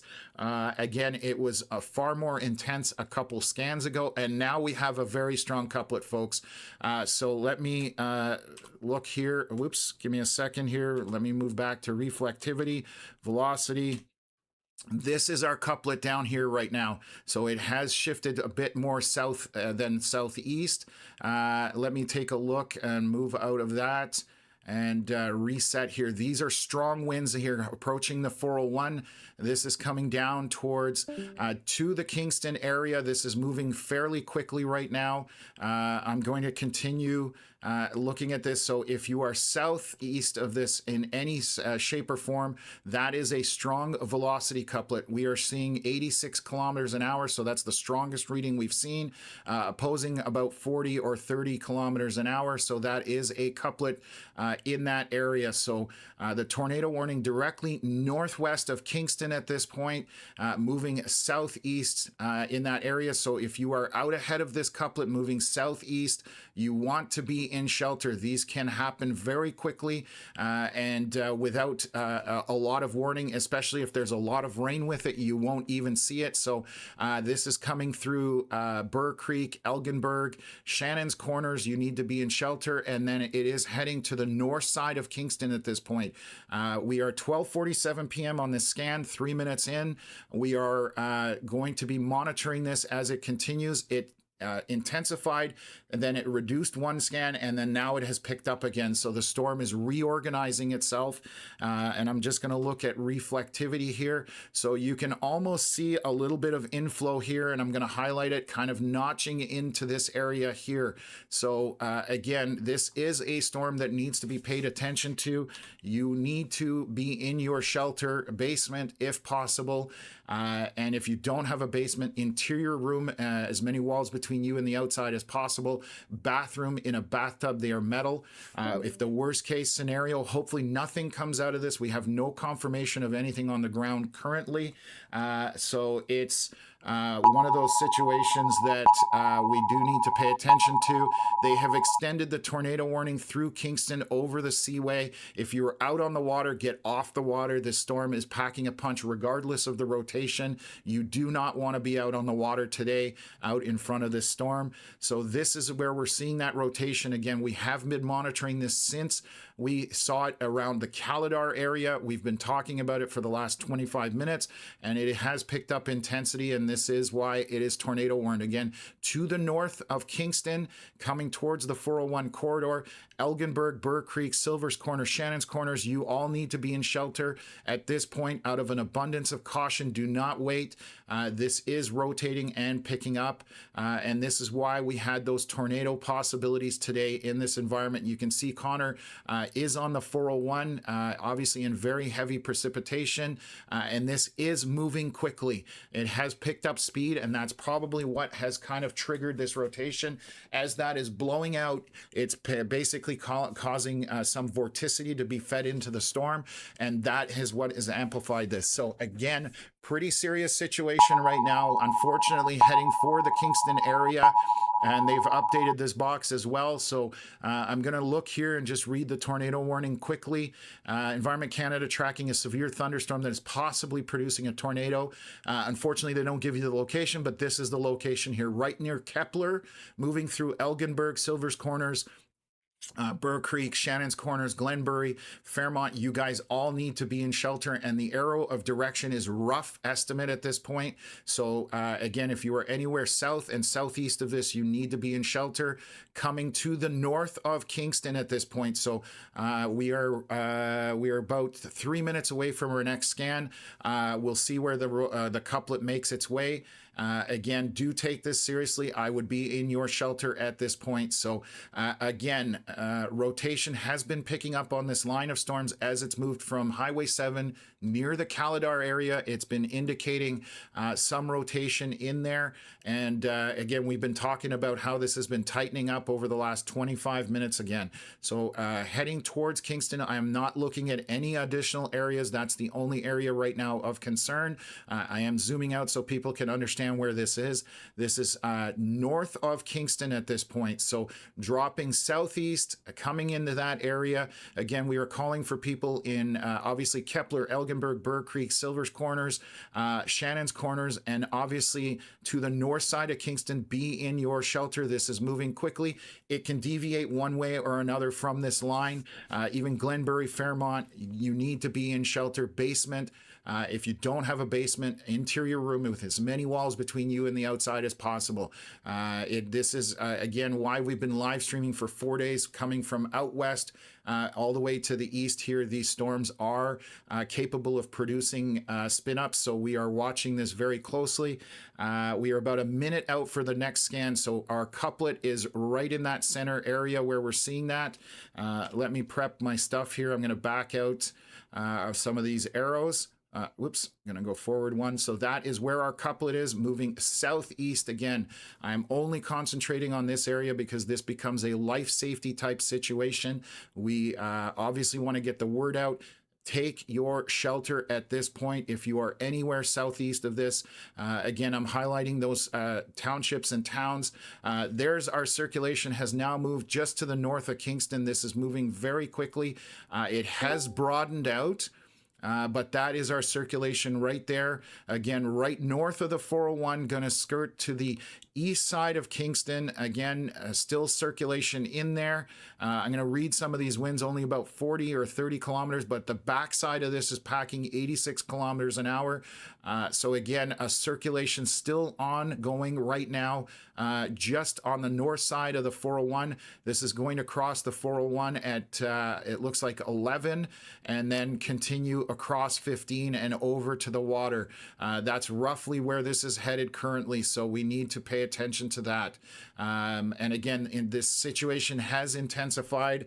It's a serious situation at this point, but again, we have no confirmation of anything on the ground right now. We are trying to get Connor out in front of this, but he's not able to keep up with it, especially through traffic. This is moving very quickly at this point, so it is going to go through to the north, or through possibly CFB Kingston and kind of north of there, heading towards Highway 2. Be in shelter out of an abundance of caution. I'd rather you go to shelter and not need it than not be in your shelter and get run over by something. We've been seeing tornadoes for the last 3 days on this stream from out west now into Ontario. So take this seriously. Even if nothing is going to happen, again, it's better to be in shelter. We are not trying to scare people. We are just trying to get you guys accurate information. This has had our attention since about Caladar when it crossed Highway 7 heading southeast from there.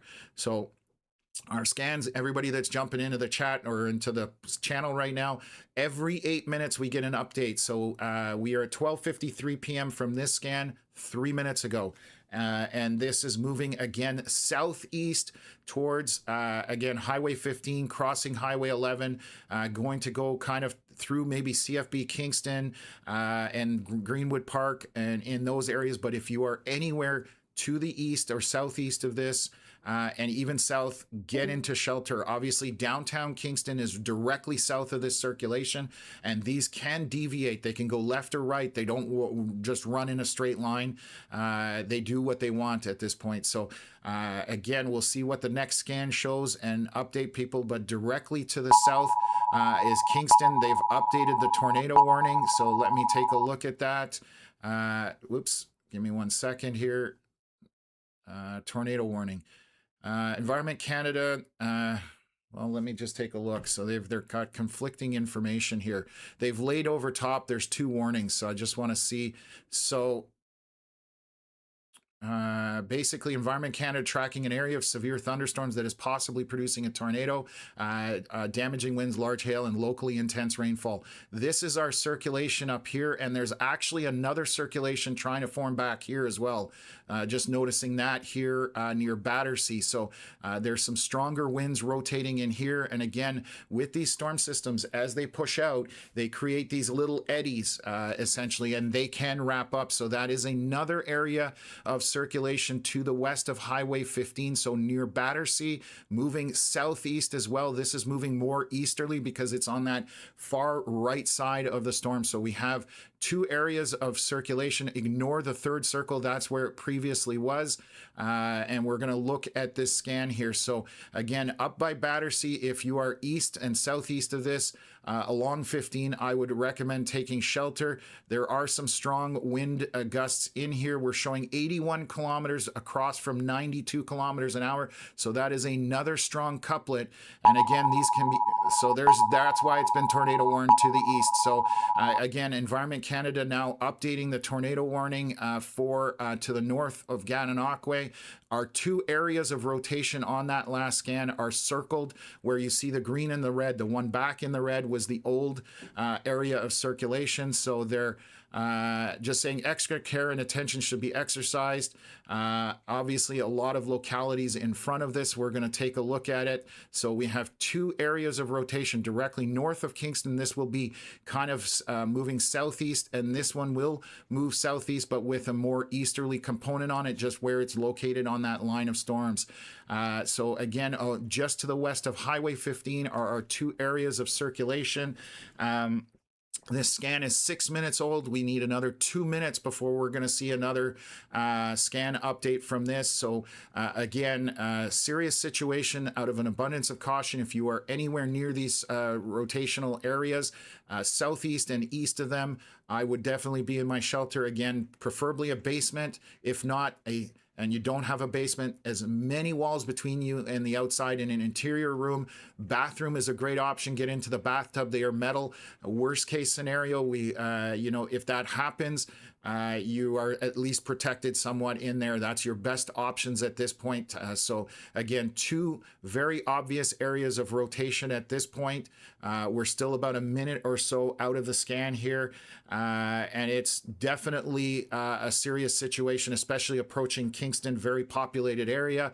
And then up here by Highway 15 near Battersea, moving again southeast and eastward essentially. So we'll update this as soon as we get our next scan here. We should have it any minute, and we'll see if those rotational areas are picking up or if they are subsiding. I suspect the one by Kingston will be close to the water at this point, out over the St. Lawrence. There we have it. So both areas, I'm going to delete my drawings here, have subsided somewhat, especially the one to the north. So let me re-highlight this. I'm a little concerned about this reading here by CFB Kingston, just at the edge of the water. This would be rotation right in here, obviously. So this is right over the St. Lawrence, heading across to, I believe that's Wolf Island. Yes, it's heading over to Wolf Island. The rotation to the north that is on Highway 15 has definitely subsided, so not as concerning. We still have this area of rotation registering here. I'm going to take a look. 114 kilometers an hour right here, rotating across from 65 kilometers an hour. So very strong couplet right here, just on the edge of the water. This would have come back from the 401. So again, we are getting our scans every 8 minutes. This is heading out to the island. So again, if you are southeast of this, take shelter. This is not subsiding. We are reading some very high values in there, 100+ kilometer-hour winds. So again, not subsiding at this point, going out over the water, over the St. Lawrence, over Wolf Island, and then heading obviously across into the US and that kind of stuff. So still a very strong circulation. This is the original one that we've been following almost since Calidar, and at this point out over the water, and it will track possibly into New York if it sustains. The ferry crossing is, I believe, right here. Let me double check. No, Marysville is where there are a couple ferry crossings. Marysville, and there is another one here to the north. So the Kingston Wolf Island Ferry, Road 7051. This is just to the north of that, sitting here. It is moving quickly. So this is 12:59, 3 minutes ago. It will be on the island by the time we get our next scan. So be in shelter. Again, I'm repeating myself like a parrot, but I want to make sure people get the information. Be in a basement if you don't have the option. Be in a center room in the house, and as many walls between you as the outside as possible.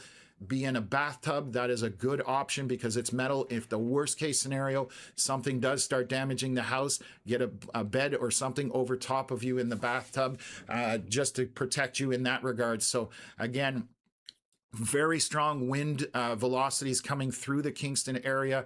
We are reading 100+ kilometers an hour, and this is only 3,000 feet off the ground. That is a very strong circulation across. We've got 65 kilometers an hour, so that's about 175 kilometer-hour couplet roughly.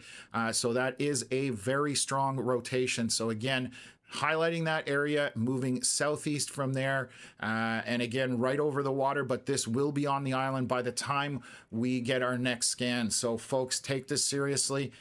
This is not something to mess about with at this point. Normally I tell people you have less to worry about, but this is one of those situations where we definitely need to pay attention to it. I've been talking, this is my 4th day on the live stream covering from out west to here, so my voice is definitely going to be an issue. We still have another 5 days possibly of severe storms. Tomorrow, Canada Day, we have some more in Ontario as well, so we're going to cover that. There is a round 2 coming from this storm system that's now currently in Timmins and moving south. That is a set of storms that come through the area possibly later on. So everybody in Eastern Ontario, Western Quebec needs to stay weather aware today because there is a second round, and it's going to be later in the day, kind of evening, and maybe even after dark. And that's where it gets even harder to be able to see things or tell what is going on other than looking at radar at this point. So again, not even what else is going here? This is right now just east of Kingston at this point. So downtown Kingston, just to the left of it, this was at 12:59. So this is 6 minutes ago.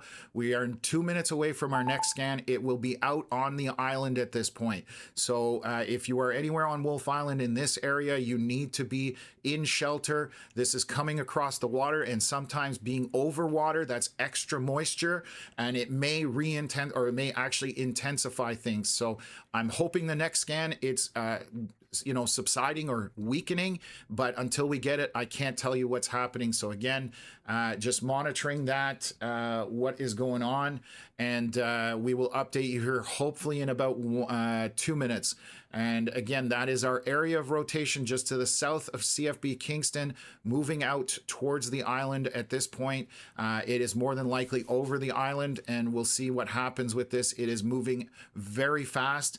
I'm actually going to switch over to reflectivity just to see what I'm seeing on this. Heavy rain moving through along the 401 corridor with very strong winds all along that 401 corridor, but our area of rotation is tucked in right here 6 minutes ago. So we're going to take a look here. Okay, Connor just reporting in. He's at crossed Highway 15 where this actually crossed.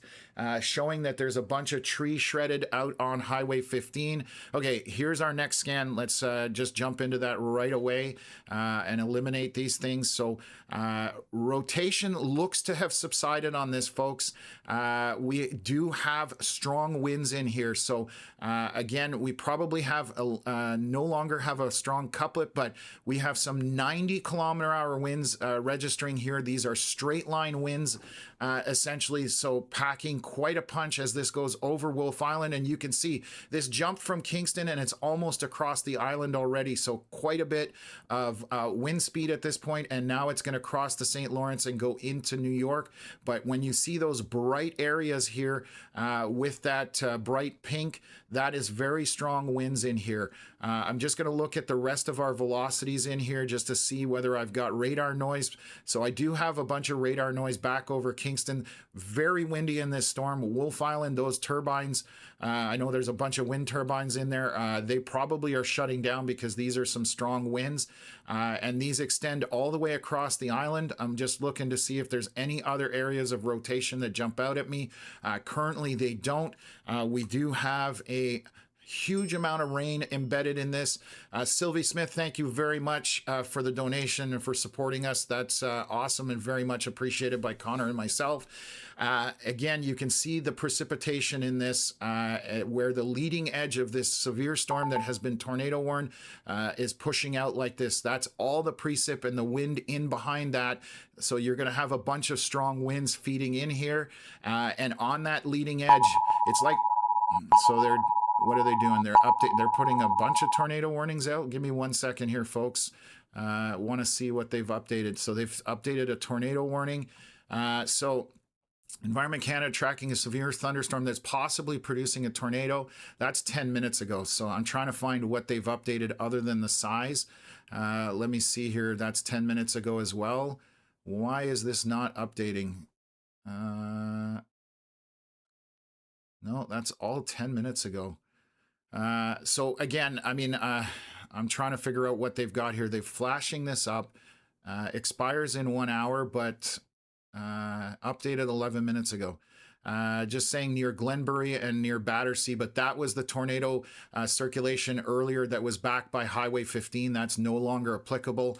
I'm going to switch over to my velocities again. We have very strong winds in this area. If there was any rotation, it would be here, but this is now moved over the water. And again, this is rocketing forward. This is moving at a very high rate of speed. So the storm picked up speed at Caladar, kind of bowed out. And if you've ever dragged your hand through water, what happens on either side of your fingers is these little vortices start happening.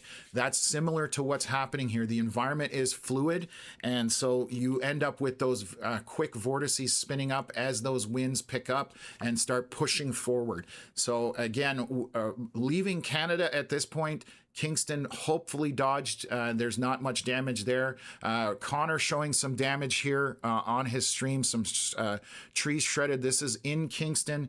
He is north, just to the west of that CFB Kingston. So let me bring that up.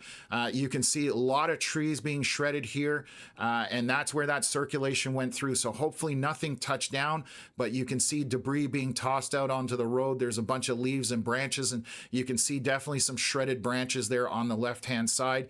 So Connor is in that right now. I'm going to keep an eye on it, and we'll keep updating you folks about this.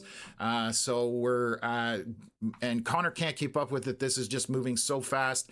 Again, thank you very much of that.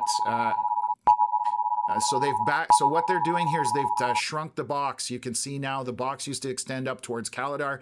They are shrinking back the box because they're trying to minimize where that warning is going out. Again, very strong winds on Wolf Island, and they are moving across the water. So again, 90 kilometers an hour plus in here. We have one couplet here of 124 that was there. That's over the water again. So this will be into upstate New York at this point. It will cross that water on our next scan, 1:05 p.m. 6 minutes ago. Let me see which radar is the closest to this. So this is switching to Watertown radar. I'm using the US radar, but it's not showing any rotation in there, which is great. It is further away from it, I believe. So let me just see the height that we are measuring at. We are about 4,000 feet off the ground with the Canadian radar. Let me switch over to our US equivalent. And let's see, we're about 3,000 feet. So this is the winds that are packed into the back of this. I'm not seeing much in the sense of rotation. Let me just see, 113. So there's some strong winds packed into this here, 120 kilometer wind gusts coming through Kingston as well. So this is what we call a windbag type event. Let me switch over to reflectivity, and there's the latest update. These update every 3 minutes, so we get our data much faster, and you can see that most of that precipitation has moved out of out of Ontario over Wolfe Island and is now into upstate New York, into Clayton, Alexandria. But good news is the rotation has subsided on this. Obviously, moving out of Ontario is obviously a good thing, but Kingston still got a lot of wind there, so straight line wind still possibly can cause damage. A lot of precipitation stretching from Napanee through Kingston, along the Seaway through Gananoque for the most part should be done. And then we are seeing it wrap back up here towards Athens and Portland. Around the Ottawa area, south of there, I'm just looking at the back here. This is moderate to mild rain and barely any lightning. Not much to worry about here. I'm just going to switch over to Franktown, which is much closer. It was raining pretty heavy here in Kempville a short while ago through Merrickville. South of Smith Falls, that has all moved through, but we have been concentrating on this area because this is a life safety situation. Again, it has moved through the area. We are still 105. We should have a new scan here any second, I'm hoping, from the Franktown radar. And this has moved through the Kingston area. So again, still strong winds behind this. Precipitation is going to drop down at this point, so it's definitely a good thing. We see some debris being shredded here from trees. Again, hopefully nothing touched down, but again, you want to be underground when these things move through in case they do actually make it down to the surface. We'll see what reports come in here as the storm moves out. We'll see if there's anything that confirms any kind of circulation touching down through north of Kingston and back to the southeast from there. We are delayed getting a scan here, so I'm going to switch to the US radar. For whatever reason, Franktown is not updating right now. Let me see, 1:05 p.m. So let's switch over to US out of Watertown. So you can see strong winds associated with this as it's moving south now into New York. And again, a ton of precipitation stretching out. It has still raining somewhat moderate heavy in Kingston. Here's our latest scan coming over to the US side. Just going to take a look if anything is rotating for upstate New York. But our heavy precipitation and winds are tucked in along this line here and bowing out through there. So again, definitely strong couplets indicated on radar. That's why this was all tornado warned. One to the northeast that was along 15 near Battersea, and then obviously just north of Kingston as well. And this has progressed all the way down from Caladar is where we started to notice that rotation as it was coming through, long 38, and then obviously got tornado warned by Environment Canada several scans later. So again, we've been updating folks as quickly as possible on this, and that's what we're here for. Again, things now kind of temperature toned down here. There are strong winds. A lot of rain still in parts of Ontario here on the St. Lawrence Seaway. It is out over open water as well, and now edging into upstate New York. But the rotational side of things looks to be over at this point. I'm going to see if Franktown radar has updated. It has not updated, so we're 10 minutes now without an update from Franktown. Not sure what's going on there, but we will switch back to our US equivalent. Thankfully, we have a bit of a backup here. This radar located just over here in upstate New York near Lowville, so that's what radar we're using to watch this from, because the Canadian one isn't currently updating. So But yeah, so basically right now, I think our rotation is done and over with. I'm not seeing any rotation. Also using our US radar equivalent, the software on WeatherWise has a feature that detects rotation regardless of what you're looking at on this on the radar reflectivity, whether you're looking at velocities, you're looking at correlation coefficient, any of the scans that we can look at. Right now it's not detecting anything, so again, I'm not seeing anything visually with our velocity scans, but basically switching back and forth here as well. So anyways, the threat for Kingston along the seaway is over in terms of the rotation, and so that couplet that we were watching has subsided, and now most of this is into New York and moving that way. So again, we are good in that regards. Let me take a look here. Just switching, just basically strong winds at this point. Going to come back, see if Franktown still hasn't updated. So either the radar lost power or internet or has been hit by lightning. I don't know. But Franktown radar, obviously to the northwest of Smith Falls, just not updating us at this point. So I'm going to continue using that US radar and kind of go from there. So heavy rain moving through Delta Athens, and throughout those areas just to the east of Gananoque at this point, and going through A Bay along that 81 interstate where it crosses over to the US. This is all precipitation in upstate New York and currently over Wolf Island, the southern portion of Wolf Island, heavier or moderate to heavy rain in there, obviously associated with strong winds as this pushes through. We do have strong or heavy precipitation out over the St. Lawrence into Lake Ontario, actually, at this point. Sorry. So this would be Lake Ontario. And then back to Napanee, just on the edge of that precipitation. So you can see to the north of the 401, that precipitation is subsiding. We're getting into light and moderate rain. So what's going on here? So Connor apparently has posted a picture here. I'm going to have to hunt for it. Okay, give me 1 second here. Yeah, my Facebook. Okay, Connor, thank you for putting it in the stream here. So this is down. Connor, where is that photo from? If you can give me an update on that. I'm going to bring your audio in here if you can. So give me 1 second. I don't know if you're able to give us an update for where this photo is. I'll bring it up into the stream. So this is Connor right now, obviously sitting on, this looks like Highway 15. So I'll bring up the photo. Give me 1 second here. So this is Connor's photo from earlier. I believe this was back north of Kingston. So let me bring that up and share it with you folks. So this is what it looked like. Connor, can you hear me? I sure can. Okay, can you give us, that is when you were north of Kingston, I'm assuming, at where the storm was coming down? Yeah, it was, I believe it was just to the west of Glen Burnie, right as it went tornado warned. Yeah, very shelf-like structure on the front of it, and then obviously we had that rotation into it. So just going to bring you back up here. He's sitting on the side of the road. I'm assuming we're looking at what's next, round 2. Is that what's going on at this point? Yes, that's correct, but there's actually quite a bit of tree shred here on 15, and a couple of trees that were down further north of me from where I am here.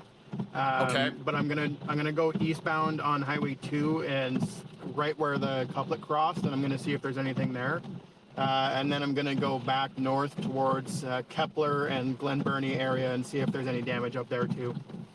Okay, so we'll keep up with you, Connor. Thank you for the update. He's going to see what damages he can find, if any, and we'll continue to update you folks. Again, the tornado side of things, those strong couplets, is over with. Everything has moved out over the water, is now into New York. We're going to monitor the rest of this, the backside of the storm that is now near Athens and Mallorytown and all that kind of stuff, so we can kind of, turn the volume down in terms of what was going on, but we definitely had some very strong couplets on radar and obviously moving very quickly, so that was our concern.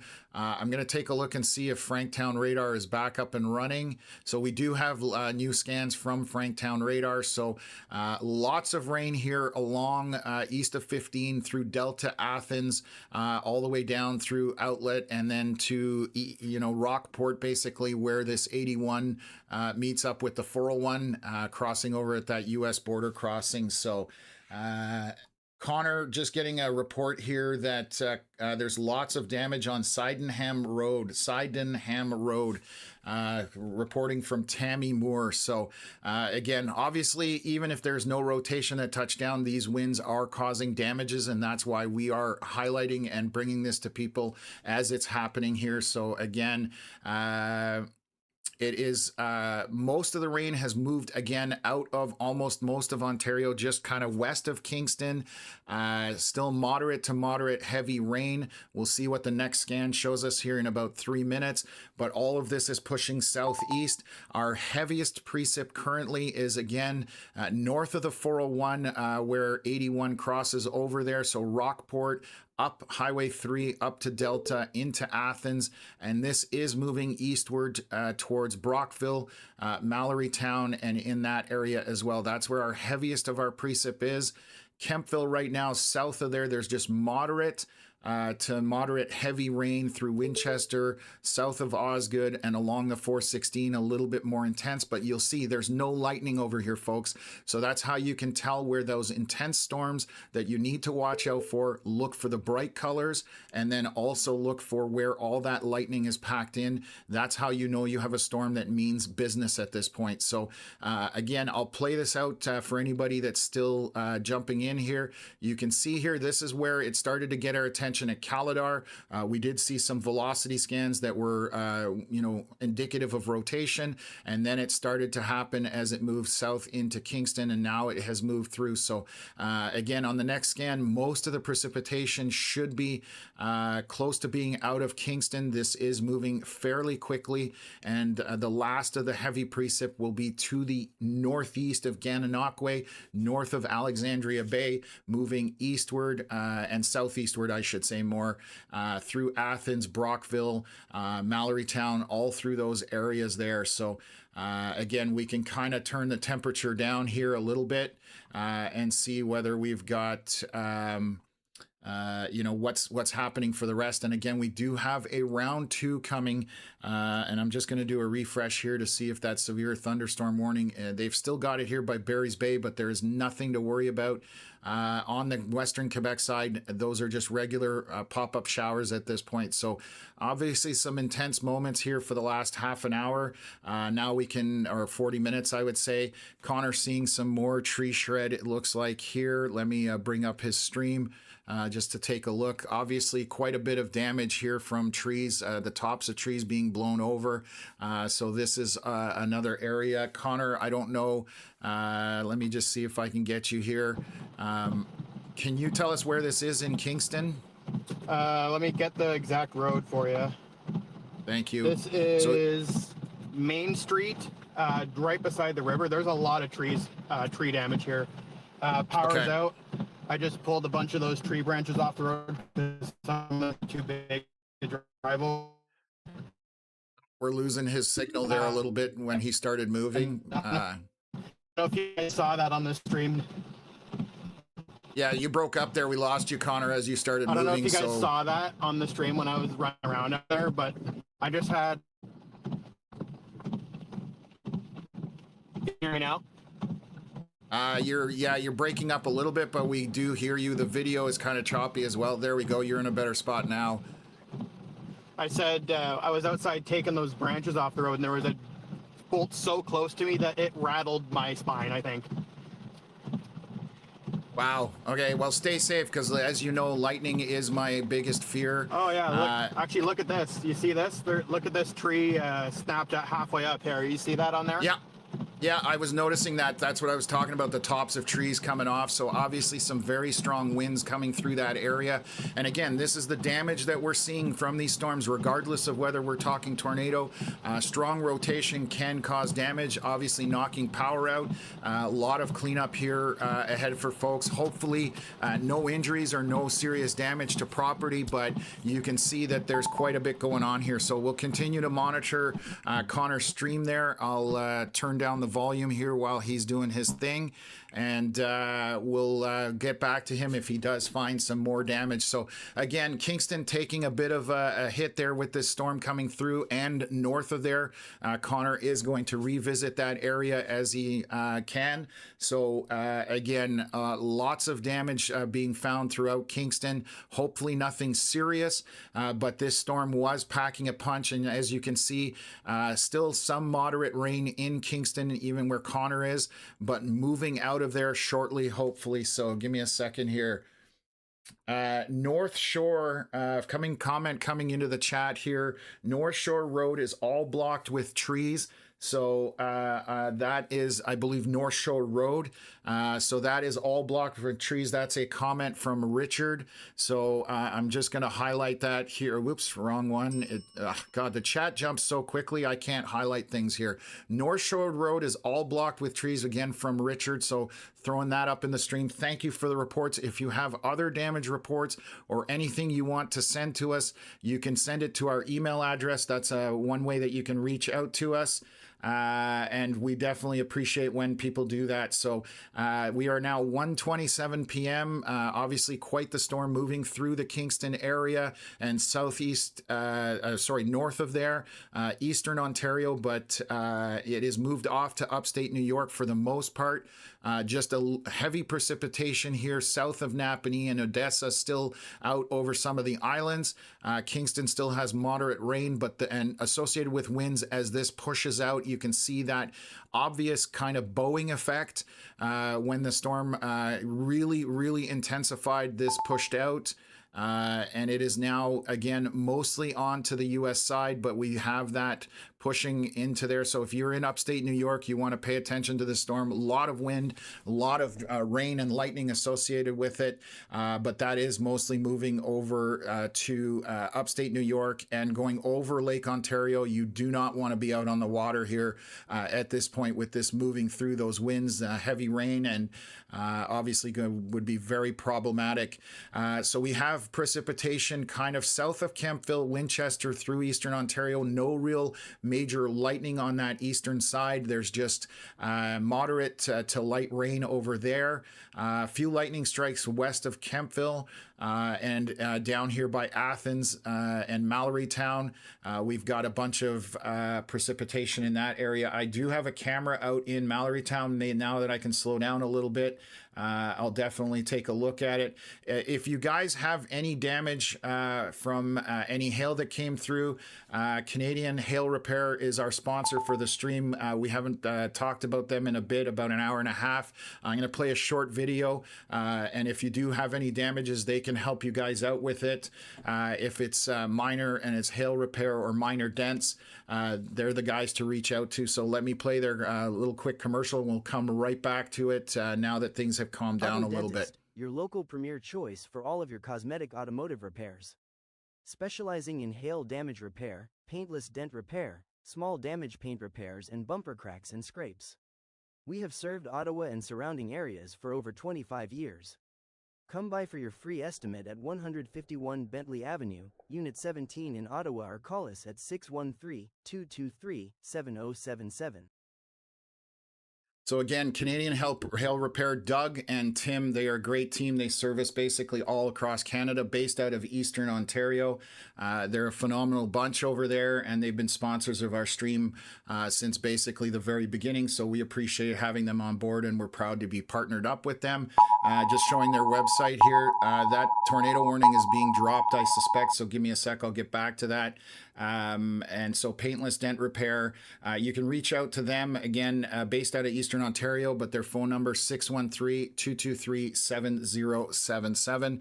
That's where you can find them there. So again, great sponsor. They've even repaired my own vehicle. So take a look here. Windy Snow, thank you for subscribing to the Sunshine Club. Really appreciate that. Helps to support us here. So let's look at this tornado warning that they've put out. Okay, they have expired. This tornado warning that's flashing with this alert has no longer expected in the area. They threw that all the way up to the east of Johnstown. So that is what's expired there. I'm going to look at this additional tornado warning. It is still valid at this point, but again, no rotating winds at this point are evident. Everything has moved south over the water other than our little area here near Athens. I'm just going to look at our velocity scans there. Nothing jumps out at me on that. Just some very strong winds in the leading edge of that storm, now a problem for New York and over Lake Ontario. So the rain kind of subsiding a little bit here in Athens area, but I do have a camera here, so let me bring that up, show you guys that. So this is just you're seeing basically no wind here. There's very little wind. This is near Mallory Town, kind of north of it, southeast of Athens. And just heavy precipitation coming down on this weather cam. So again, behind this, there's not a lot to be concerned about, and that's what we want to show you folks. I'll bring up the radar. That is our weather cam that we are looking at right here where the yellow, little circle is. So this is west of Brockville, north of Mallory Town, kind of southeast of Athens. So you're seeing what is there currently, and again, just heavy rain, not a lot of wind. So this gives us a bird's eye view of what is going on in that area below what the radar can read. So that's always fantastic when we have that information. I'm going to take a look at another one here. Bear with me for a second. And let me pull that up, and then I'll try getting back into the comments and questions. Obviously, not able to keep up with that as far as when that kind of event is going on. We're just concentrating on getting the information out. So let me bring up the Gigi's Tree Care weather cam that we have in Johnstown. So let me share that up here. So this is on top of a grain elevator. Again, it is vibrating. Unfortunately, we will fix that down the road. But you can see this is looking north at Johnstown, right where the Prescott area, that right by the Seaway. So I'll pan this around for you folks. So we'll swing back and look at Brockville, and we're going to look towards the Seaway there. So you can barely, so normally on the left-hand side, you can just see the very edge of the Seaway. You can see much further than that. That is very heavy precipitation headed this way. We are back looking west in this moderate rain, and again, looking back down towards that heavy precip coming into the Brockville area through Mallory Town. I'm going to swing it back, and we'll look up towards the Prescott crossing there over to Ogdensburg. So you can see here where that's the International Bridge, and obviously quite a bit of precipitation, losing visibility. Doesn't look like the winds are super strong. The shaking is actually from being on top. There's an electric motor there that just vibrates a lot. So that's the issue there. But you can see this is a live shot essentially from Johnstown area, just heavy precipitation happening. And to the north, you're seeing some of those clouds coming in. So there is more precip headed that way at this point. So yes, this has definitely been a dynamic afternoon. It picked up a lot more than I expected. Connor looks like he's got something there, so let me swing over to Connor's stream. Obviously some more tree damage. That looks like hail on the ground there actually, so bear with me for a second. Connor, can you hear me? I can. It's not hail. It's from a specific tree, just taking the leaves off of it. I was going to say that looks like big hail, and considering it's still sitting there, but obviously some more tree shredding that has happened. So again, those strong straight line winds causing damage. What part, where are you located right now, Connor? I'm still on Main Street. There's definitely some suspicious tree damage going on on this road for sure. They're probably going to have to come look at it on this road. Okay, There's perfect. so many. There's a bunch of trees that are snapped halfway up, but they're on private property, so I can't go look at them. Yeah, no, understand. We don't want to be trespassing. We're here to report as much as possible, but stay safe. We'll continue to check in with you. Thanks for reporting out there. Okay, so that's again from Connor, and we're going to continue to update when we see things from him. I'm hearing that our Facebook Live has gone down, so that's problematic. So bear with me for a second. I'm going to switch back over to that and see if I can get that working. But I think I'm having issues with Facebook, so maybe that's the problem. But bear with me for a moment, folks. So we are still seeing all this rain moving through, but the threat is over for now. Again, we are seeing that move through the Kingston area. You can see how that came screaming down. And I'm going to see if I can get the live going back on Facebook. So that'll take me about a minute here. It says was live, so that's unfortunate. So, okay, let me just fix that up. It's going to take me a minute or two, and I'll get the live on the Facebook going again. So,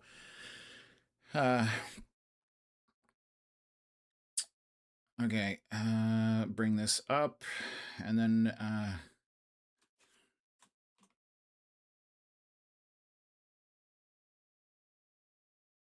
hearing thunder here in Kempville, so still quite a bit of thunder and lightning around the area.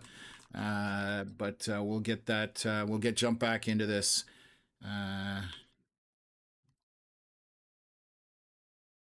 Shaking the house right now, actually.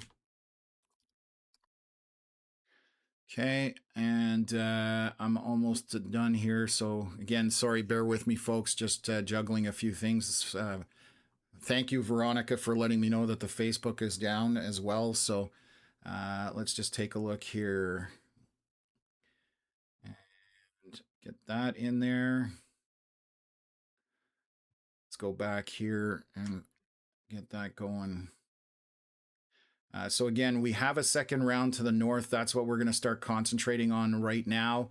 Let me take a look here, and we will update you guys on what's possibly coming down here at this point. So there we go. So we've reconnected here, and let's see if we can go live again. And we should be back on Facebook shortly here. So it's just starting it up right now. No idea why it stopped, but that's technology for you. Sometimes it just decides that it no longer wants to cooperate. So let's go to that. And then I just need to adjust one more thing so we do get our comments in there. So I'm going to reload our Facebook page there and then reveal that.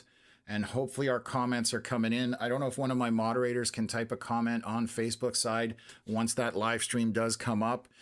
Just to make sure I'm seeing it here. So it's been a hectic little bit there. So thank you for, being patient with me there while we get that fixed up. I want to make sure we're still streaming to all our live people on Facebook and to YouTube as well. So yeah, it's definitely been a crazy afternoon. We started in the morning, which is for severe weather is not usual for our area, but as you can see, things can happen, and they do happen and will happen. You can, I'm going to zoom into this. It's interesting. I've been watching that radar loop, and you can kind of see how the precipitation here has wrapped in and is just kind of punching in the backside of this, because those winds aloft are pushing that storm. So you can actually see the dynamics on the radar. And obviously still at this time, there was a lot of rain. This is a while ago. This is 12:59, almost an hour ago. It is pushing through. Renfrew County Scanner putting beep beep in there, so our Facebook comments are back up, so that's awesome, and our live is up there as well. So we're just rolling with the punches today. So anyways, let me get back to the radar and update everybody what's going on. So most of this is over and out of our country. It's into upstate New York, Kingston, getting a little bit more rain there. Our heavier, moderate to heavy rain still kind of around the Mallory Town area to the north and along the 401, but there's not a lot of wind packed into this. I'm just taking a look at that. Not a ton of wind. Behind the line, there definitely will be some more winds in there depending where you're located. And now along that St. Lawrence Seaway where you're seeing all this yellow, I do have an Iroquois camera up as well, so let me see if I can pull that up. Darky Sabertooth, thank you for becoming a member of the Sunshine Club. Really appreciate it. Welcome aboard. So what am I looking for here? The king of multitasking, and this is day 4, folks. I'm definitely getting a little worn out, but we're here to get the information out, and I appreciate everybody that's tuned in. This is our camera in this is in Iroquois, so you can see that little circle where we have our live cam. I will bring that up, and you can see not a ton of wind, just heavy downpour at this point. So that's good news. It's just a giant soaking at this point with very little wind. We've been seeing what damage comes from those winds, especially in the Kingston area. So Connor's still hunting around out there to see if there's more damage. He's just retracing the steps of those circulations that came through. So we'll continue to update him, and appreciate everybody, in the chat giving us updates, all that kind of stuff. Obviously, seriously intense moments here as this moved through. So, for those just jumping in, we do have a line that moved through Boeing Echo, basically, that is now into upstate New York over Lake Ontario. So back south of Odessa, kind of into Prince Edward County, just on the very edge, going into Lake Ontario. That's where the more intensity is. So Glenn saying, great work keeping us up informed. Thanks and cheers, Glenn. Always appreciate the comments and the positive feedback from folks. So again, we can pop those up there. And again, if you have suffered any damage today that is minor, dents, that kind of thing, or even any hail damage, Canadian Hail Repair at the top, they are, an auto dentist are our sponsors for today's stream. They will actually be on here as a sponsor for tomorrow, because Canada Day has potential for some severe storms as well through the region. We will update folks on that. We still have to get through today and that second round as well. So lots going on this week, and again, with all the outdoor activities tomorrow, you need to be weather aware. This can sneak up on you very quickly, and that's why we're here. If you're tuned into us, we are walking you through step by step as it approaches. We are a new platform that started a year ago. Anybody that's new, obviously subscribe. We would love to have you as part of the Canadian Weather Live family. Connor and myself have been storm chasers for 12 years. I'm now the guy in front of a camera in a studio, reading radar to you folks and updating you as things are going on. My happy place is definitely in the field. Maybe down the road when we grow this platform, I'll be able to pay somebody else to be in front of the camera and doing that stuff. But at this point, I'm the man behind the camera, and Connor is obviously the one on the road. So let's just take a look up north. Just looking to see how these storms are happening. Nothing, still severe warn to the southwest of Timmins. There's maybe a little bit of hail right here on 101. This would be pea-sized hail at this point. And then there's further storms back to the north of Sault Ste. Marie. So you're seeing those coming off Lake Superior. Severe warned here on 17 because maybe a little bit of hail, lots of lightning and rain. Let me take a look at velocities. Somewhat windy over the water, but on land seems to be reasonable at this point. This is north of Sault Ste. Marie.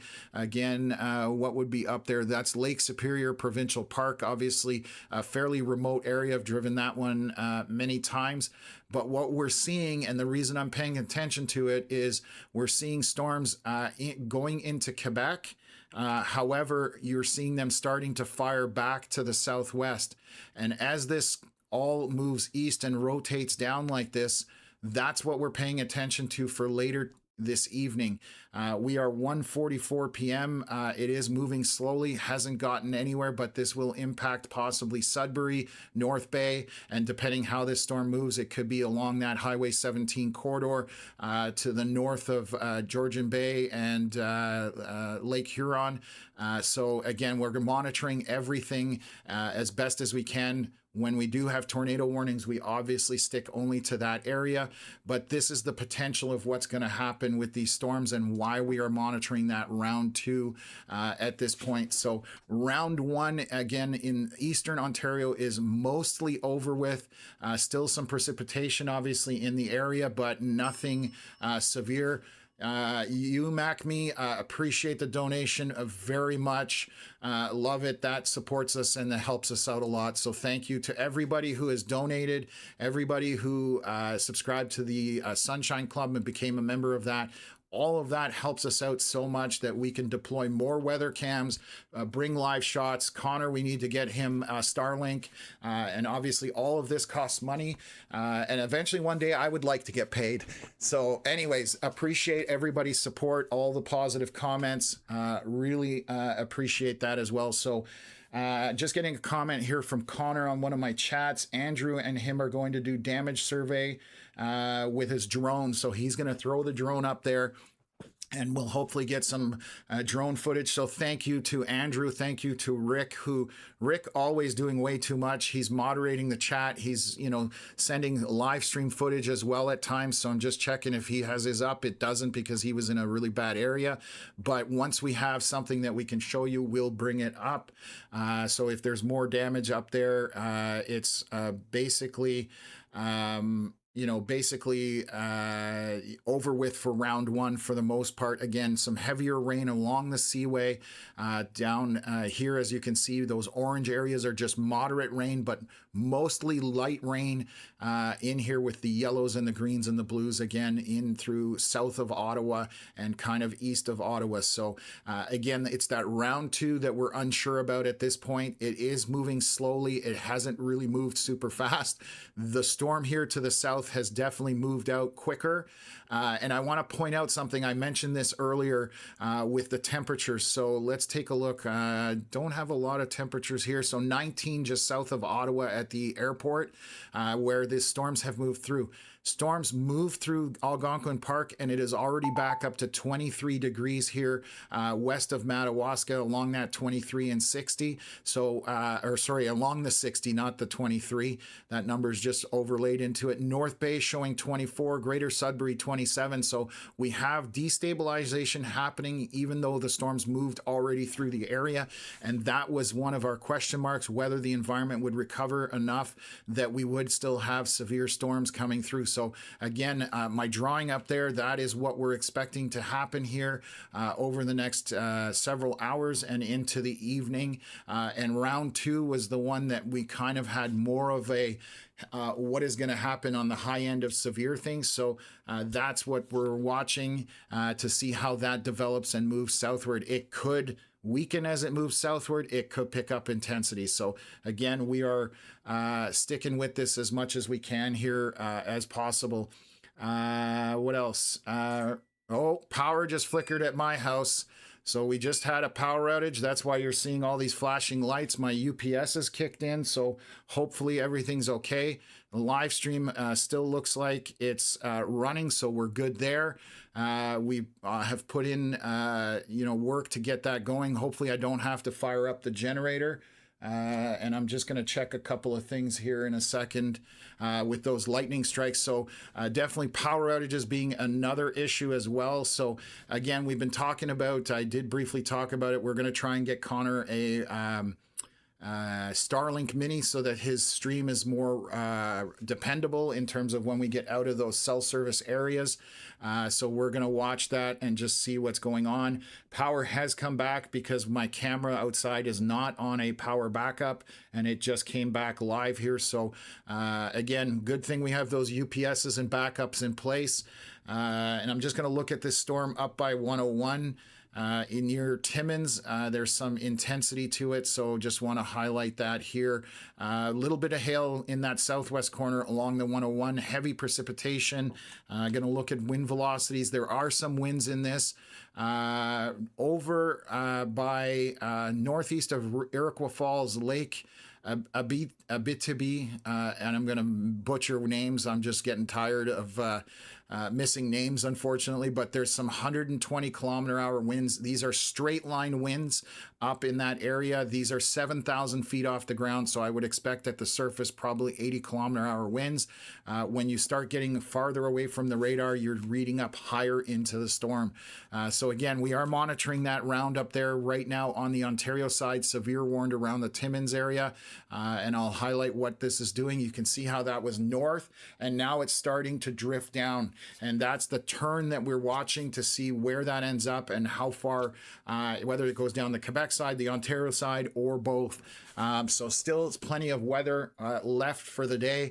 This could be the longest stream that I do. I've done 10 plus hours.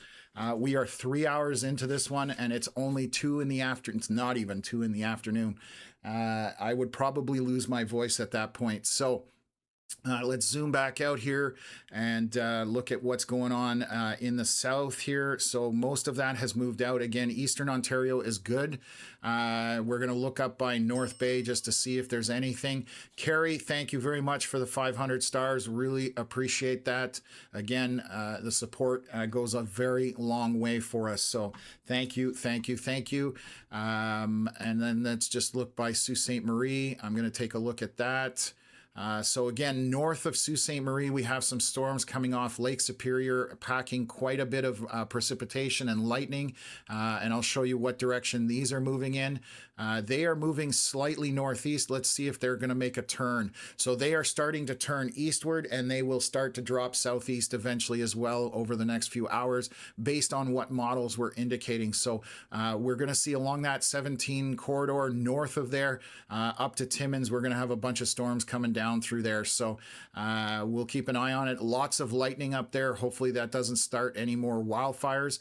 And I'm going to try and get back into the comments here, folks. Obviously a lot happening and just trying to keep two-stepping around everything and making sure we get that information out. So again, thank you to all the people that have subscribed today to the channel and who have sent us tips and who donations and all that kind of stuff. It really, really helps. And if I'm missing, emails and that kind of stuff, obviously quite busy at this point. So I apologize. We try and reply to everybody. Okay, let's jump into some questions here. I'm just going to pick a few of them here and work my way down. There's a lot coming in. So yeah, there's definitely always being prepared is the best thing. We don't want people panicking. We try and get the information out ahead of time so you know what is coming at you, whether you need to worry or whether you don't need to worry. That is basically our principle. We absolutely lean towards the side of turning the temperature down and telling you have less to worry about, when severe storms are coming in and specifically impacting folks. So obviously when there's tornado warnings and strong circulation couplets, that's as high as it gets. So when we're at that, we just laser focus on it and put out the information. And, obviously we're seeing some damages out there. So we'll just see what's going on. Quick power outage out here in Kempville. Amanda, same thing, just getting that flicker. Thankfully, again, we have our backups in place. So thank you for the update there. What else? Lots of thunder in Kempville now. Is this going south? Max, the youth, asking that. So referring to the storms to the north, yes, they are coming southward. They are slowly turning and heading down. So we expect them to go through kind of that northern Ontario side, western Quebec, and then dropping south along there. The storms coming off Lake Superior could drop south and impact that Highway 17 corridor as well. So what else have we got here? Power ride, Renfrew County Scanner, good to see you in the chat. Power outage, customers affected 20 100,000 of 1.472 million. So thank you very much for that. I Can Prep too. Thank you very much for that donation. Let me take a look. Any updates for the Foylet area? So let me see where that is. I'm not familiar with that. So that's in the Sudbury district. So yes, storms to your north. Again, the only thing we're seeing up here is hail, just tucked in on the 101, but heavy precipitation. We are watching storms coming from the west off of Lake Superior as well. So hopefully that gets you the information. And it again, that whole entire line, you're starting to see kind of an axis here that is forming, and that is going to slowly drift south and turn basically in this general direction. So over the next several hours, it's a slow movement. And so we're going to see this whole line just kind of turning, and it even extends further into Quebec. So just not sure how quickly that is going to happen, but we will monitor it. So expect these storms to kind of start turning southeast at some point. Some of that has been evident already on radar. Christina Norton, thank you for jumping on to the Sunshine Club and becoming a member. Really appreciate that. Let's just take a look here. So just jumping through the comments here. Thank you for your work coming from Suzanne Watson. Is it likely that MCS in Northern Ontario near Quebec could come to Ottawa? That is from Grayson. Some models were talking about an MCS. Right now, we're not sure. I have not looked at models in the last 3 hours or whatever it is that I've been on here. So we will continue to update. Some models did show that. Again, we are waiting for this line up here to turn south and head towards southern portion of Ontario and Quebec. So Thomas, thank you very much for joining that Sunshine Club as well. Really appreciate it. What else? Did anything touch down in Kingston? We have no confirmation of any circulation touching down. We are showing a lot of tree damage in that area, but again, straight line winds can cause serious damage as well. So that is where we're at with that. Connor and Andrew are doing damage surveys. They've left Kingston. I think they're going north of there. But if you know of anywhere that specifically has damage, please report it to us in the chat or give us an email. And we'll try and get our moderators to get that over to Connor, or I will try and get it to Connor as well. What else? What's Ottawa looking like tomorrow for Canada Day? Question. Christina Norton, thank you very much for the donation. Really appreciate that as well. So what's Ottawa looking like for tomorrow for Canada Day? Right now, models are showing severe weather coming through the Ottawa area, and the timing could be really bad for 5 to 7 p.m. But again, those are just models. They're trying to predict what's going on. We will have an update on our page later this evening or early tomorrow morning. But if you are doing anything outside in Eastern Ontario, Western Quebec tomorrow, you need to stay weather aware. There is the potential for some strong storms, more isolated than these ones that happened this morning, but still have the potential for some high-end severe. So we will be I will be live on Canada Day again, covering it when severe weather strikes, and just giving people the information and updating folks. So again, that's what we're here for. I suggest if you can't be live, definitely check out our Facebook page. I'm going to bring that up. We haven't shown this yet. You can reach out to us. This is the multiple ways that you can find us. Obviously on our Facebook page, we live stream there as well. We also have X, Instagram, our email is there. Obviously the YouTube channel, and we do have a merch store where there's you can buy something, t-shirt, tank tops, mugs, stickers, anywhere from like $4 and up. We make a tiny bit amount of money. It helps support the platform, and you get something nice out of it. So again, that's where you can find us on the social media verse, as some people call it. So what else here? Okay, so Burbrook Road in Silver's Corner saying tons of trees snapped in yards out that way. So Connor is going to try and get us some footage from up there. So we'll keep, he just sent that in to me. So I'm updating you folks. So there's definitely some damage through where those circulations went through. So, oh, wow. Christina, thank you for the donation. You guys are the best. Thank you for everything. Again, thank you very much for all the support, the kind words. And again, we're trying to just keep people informed. That's our purpose. Let's just take a look at Franktown radar. So all the precipitation has moved out of essentially the Kingston area.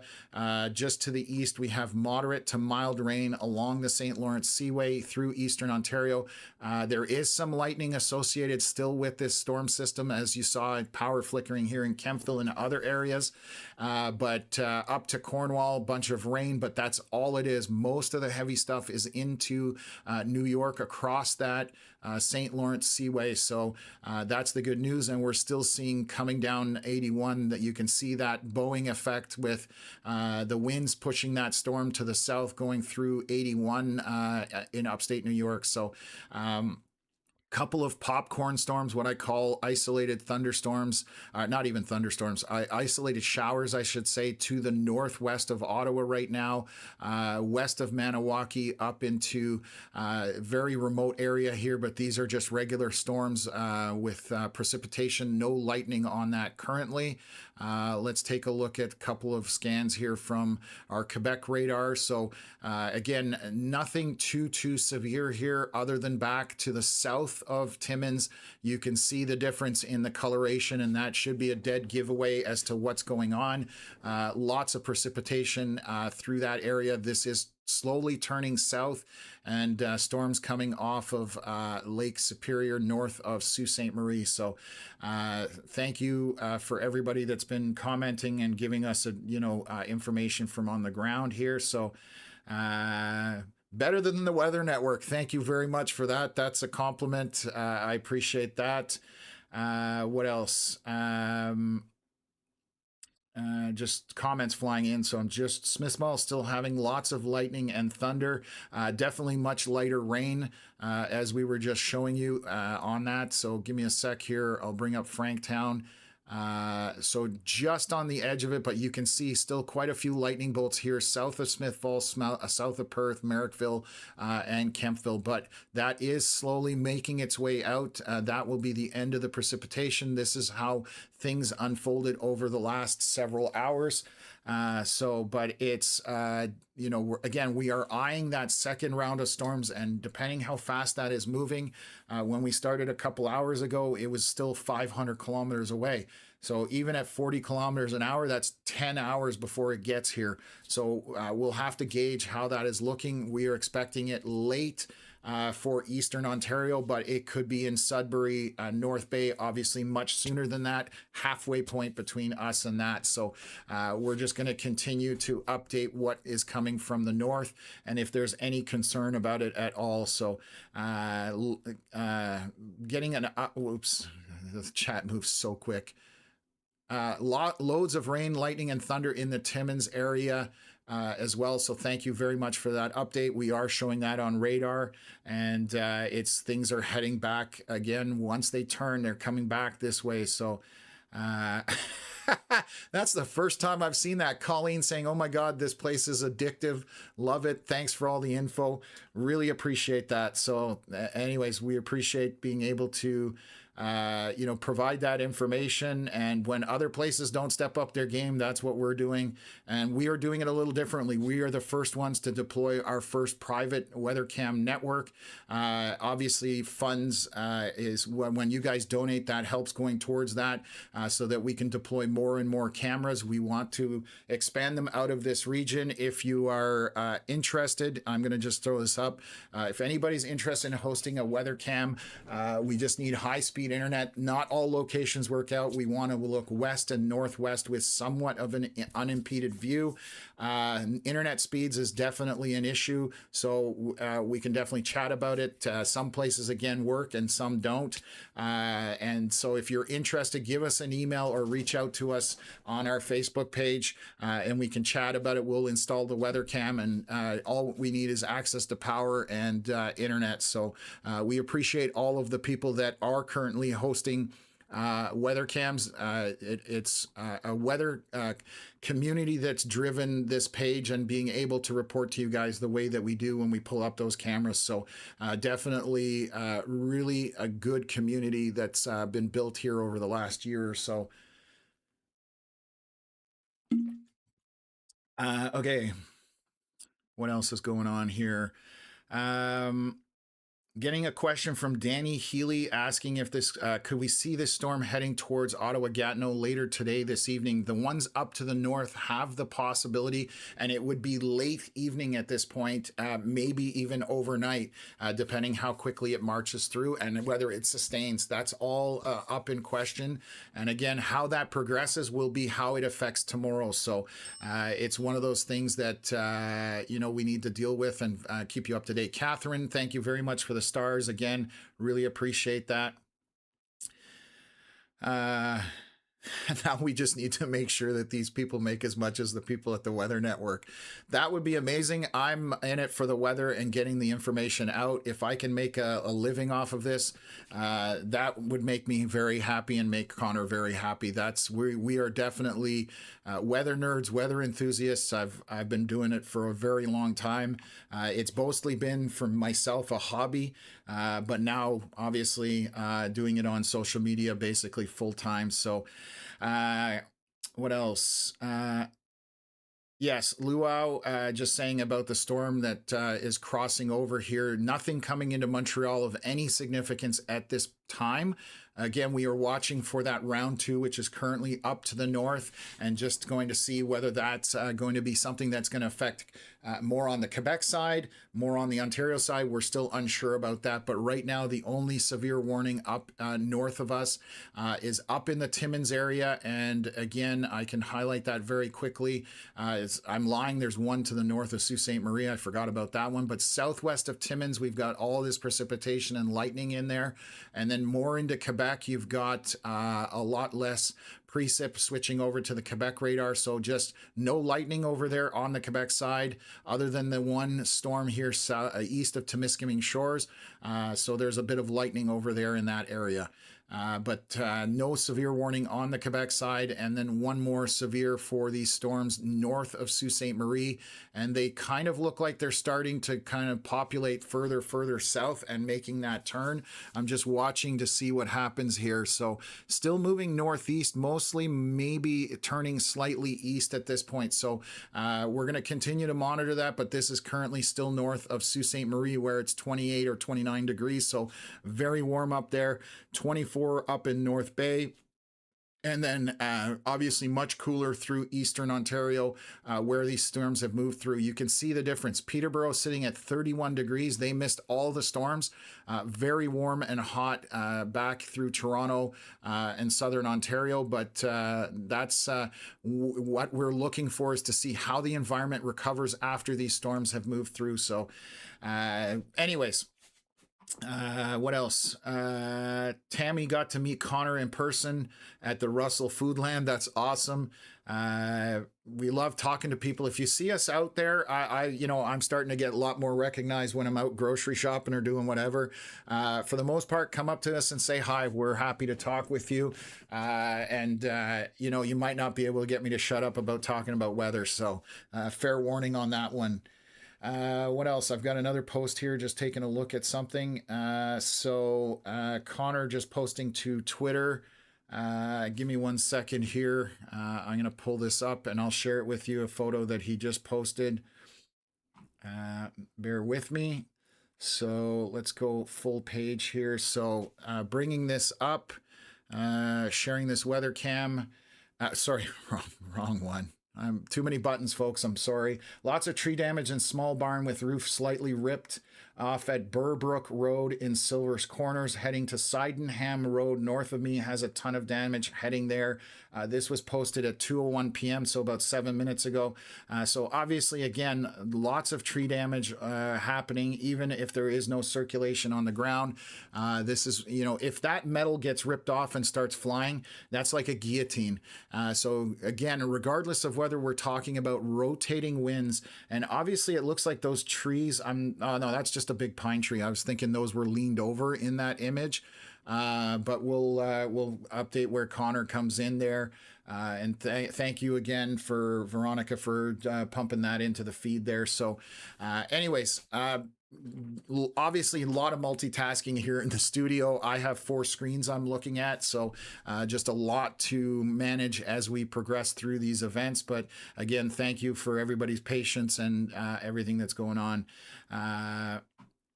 What else have we got here? Thank you from Ottawa. Our pleasure. Again, everybody saying thank you. Really, really happy to hear that this is paying off for you folks and you're getting the information when you need to. That is what we're all about here. Just getting a lost power out in Godfrey, Ontario. So thank you very much for that.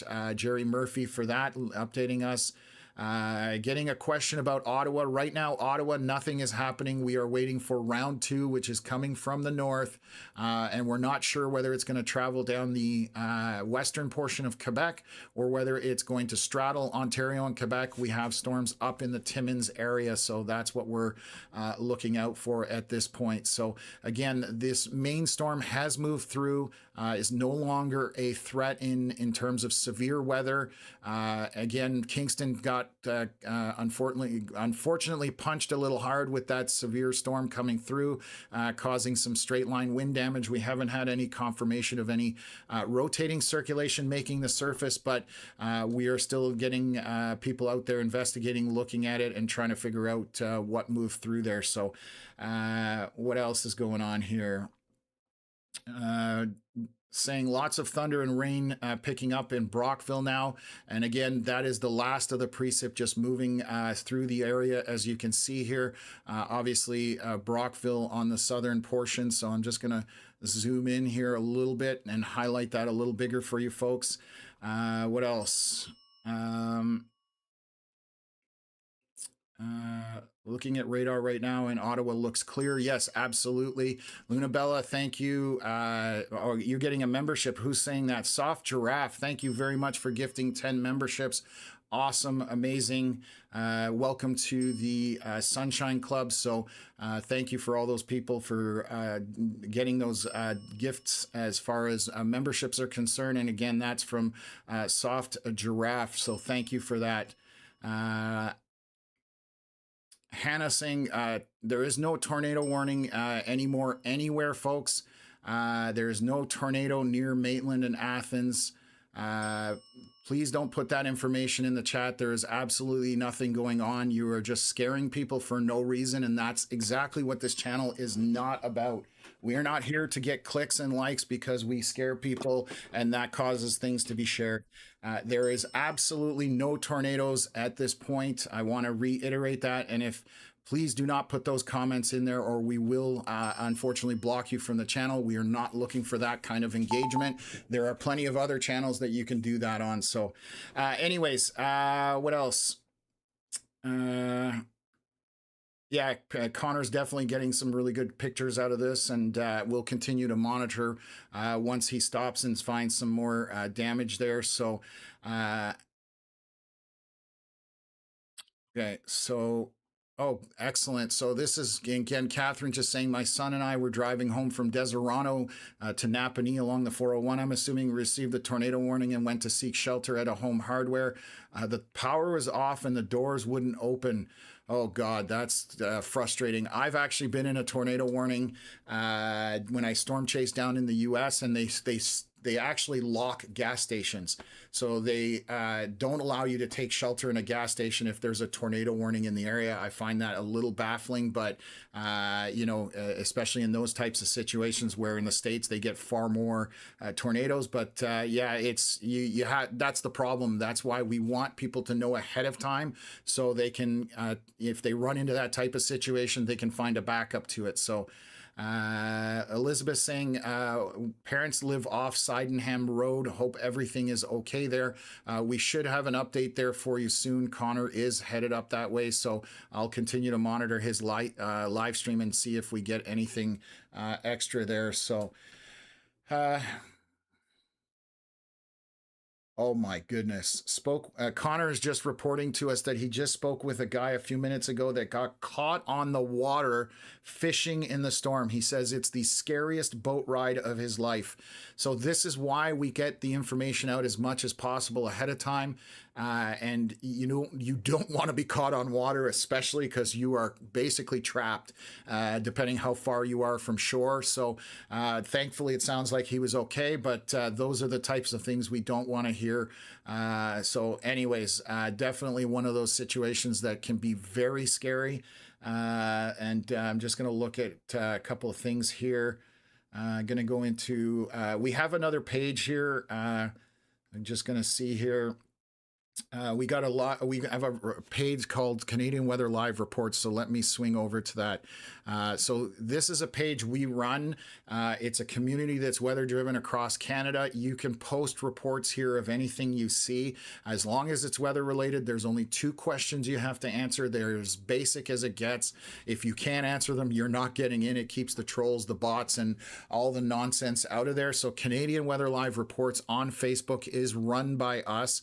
We do check it from time to time. I'm actually going to have to get one of my moderators to keep an eye on this stuff when we get this busy. So we're going to share a page. This is from Grayson. I'm just going to pull this up and share it with you guys. So Grayson just posting a picture from Canada showing a bit of a shelf cloud coming in. So let me get that up here. So he just, Grayson again out of Canada, just showing those storms coming through earlier. So thank you very much for posting that up there. And again, we try to get to them in a timely fashion, but when things are busy, it's a little more difficult. So I'm going to take a quick break to grab a sandwich. I'm literally going to take 1 minute. I'll play a commercial here from our sponsor, Canadian Hail Repair and Auto Dentist. We are proud to be teamed up with them. Phenomenal team at that company. And if you do have any minor damages, they are the ones to help you out. So I'm literally going to grab a sandwich while the commercial plays, and then we'll be right back at it. Auto Dentist, your local premier choice for all of your cosmetic automotive repairs. Specializing in hail damage repair, paintless dent repair, small damage paint repairs, and bumper cracks and scrapes. We have served Ottawa and surrounding areas for over 25 years.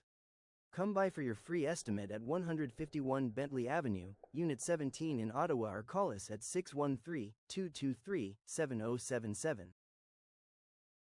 So again, thank you to them for helping to support the platform, sponsoring the stream. They've been on board with us since day one. I'm just getting another photo here. So I'll share their website. It is autodentist.ca.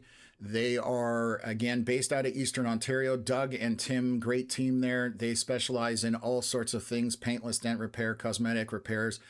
So if you do have any damages from the storms today that are ongoing, definitely give them a shout out. They cover almost all of Canada. So they'll definitely point you in the right direction. Their phone number is 613-223-7077. Again, reach out to them. They are a phenomenal bunch over there, and I've even had my own vehicle fixed from hail damage a couple years back going through the Ottawa area. So question coming from anything for Kemptville in the next day or so. Yes, so there is severe storms possible later. Again, we have a bunch of storms right now to the northwest of us up by Timmins, and these are slowly making their way down here. This will be late this evening, maybe into the overnight. We're going to see how this progresses. It's moving very slowly. And then tomorrow for Canada Day, we have potential of severe weather as well. But today has to unfold before we know exactly what's going to happen tomorrow. Connor will put out a forecast more than likely tomorrow morning, depending when he gets back from storm chasing today. Obviously, we are Thank you to my moderators, by the way. I know there's a bunch of you in there. Really appreciate you guys helping us out. I believe we've got Leanne in there, Veronica, I think Melissa's in there as well, and Rick. Awesome team that helps us out. Without them, I wouldn't be able to do half the stuff that I'm doing here. So thank you to those folks. So again, for Kempville, which is where I live, we are expecting to be live again tomorrow for severe weather. So we will post most likely an update in the morning for an outlook for tomorrow with probably in a video format. And then if there's weather that moves into the area, we will be live again. That will be day 5 in the marathon that is ongoing here. So that's what we're looking at. Appreciate your question, and thank you very much for the donation as well. So what else? Yeah, okay, so comment from Odessa, Ontario, just saying family over there and that clear skies now. And absolutely, this is mostly moved out again. You can see this is Eastern Ontario, Ottawa kind of centered to the top right. And this is moving south, and it's almost all up into upstate New York. So what else? Yeah, in a mom and pop shop, they would have harbored everyone in the back room. Times have changed for sure. It's just all about liability nowadays. Nobody wants to get sued, all that funny stuff. So anyways,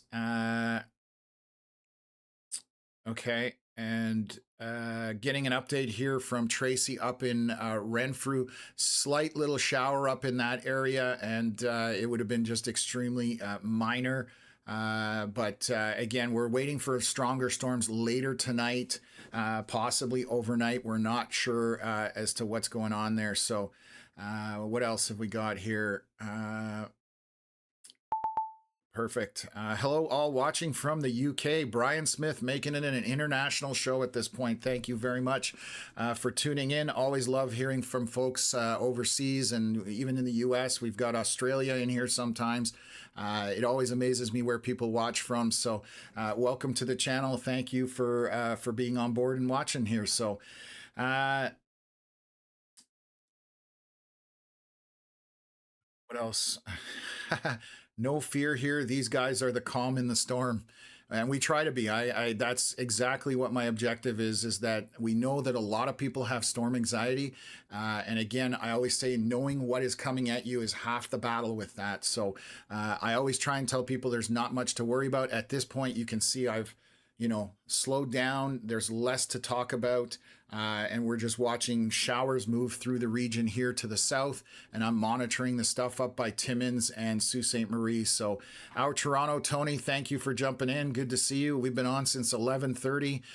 It has been crazy here. We had some very strong circulations moving to the north of Kingston and then moving through Kingston over Wolf Island and off to New York, as you can see here. So several tornado warnings happened, and they are all over. I'm just going to take a look here to see if they've expired, all of them.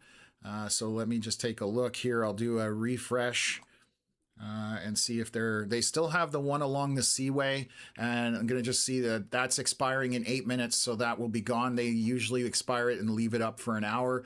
Not really sure why that happens. Once it's expired, it should basically be good to come off the board. So the calm in the storm, you know what? That is a great one. We're going to come out with a shirt for that. So, I appreciate that comment. We are definitely the calm in the storm, and I'm absolutely writing that down. And like I said, there are plenty of channels that will hype up things and make it sound like doomsday every single time there's weather. The vast majority of time with weather, you don't have much to worry about. It's when we have these unique situations like what happened here north of Kingston between Caladar and Kingston. Obviously, there's damage. I mean, Connor's finding a bunch of it. We're hearing stories of people getting caught out on the water. You never know how this impacts people. So that's exactly why we try and just give you the straight goods, let you know what's going on, and take it from there. So what else? Modern Cat, good to see you in the chat from Montreal. Always enjoy chatting with you. There's basically, definitely some severe thunderstorms, but I don't think the Derico word can be broken out. That is a very rare situation. Obviously, Ottawa a little bit sensitive to that. It's we had one several years ago, and that went from London all the way through eastern Ontario, south of Ottawa. Derico, for it to happen, is 400 kilometers long with winds sustained over 100 kilometers an hour for that entire duration. So a Derico is very rare. So I'm going to say no on that. We are watching these storms to the north, and I'm going to switch back over there. On the Ontario side, still severe warned. There's a tiny bit of hail. This is the main reason this would be severe warned up by Harwood Lake to the northeast of it. And the storms are moving somewhat south, turning east now and starting to propagate further south. So we're going to see, you can definitely see the southward turn now on that as it went through Timmins, and it's now coming down the Ontario side.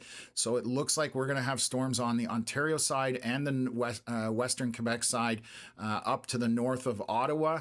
And we also have some additional storms here coming off of Lake Superior north of Sault Ste. Marie, and they are starting to propagate a little further south.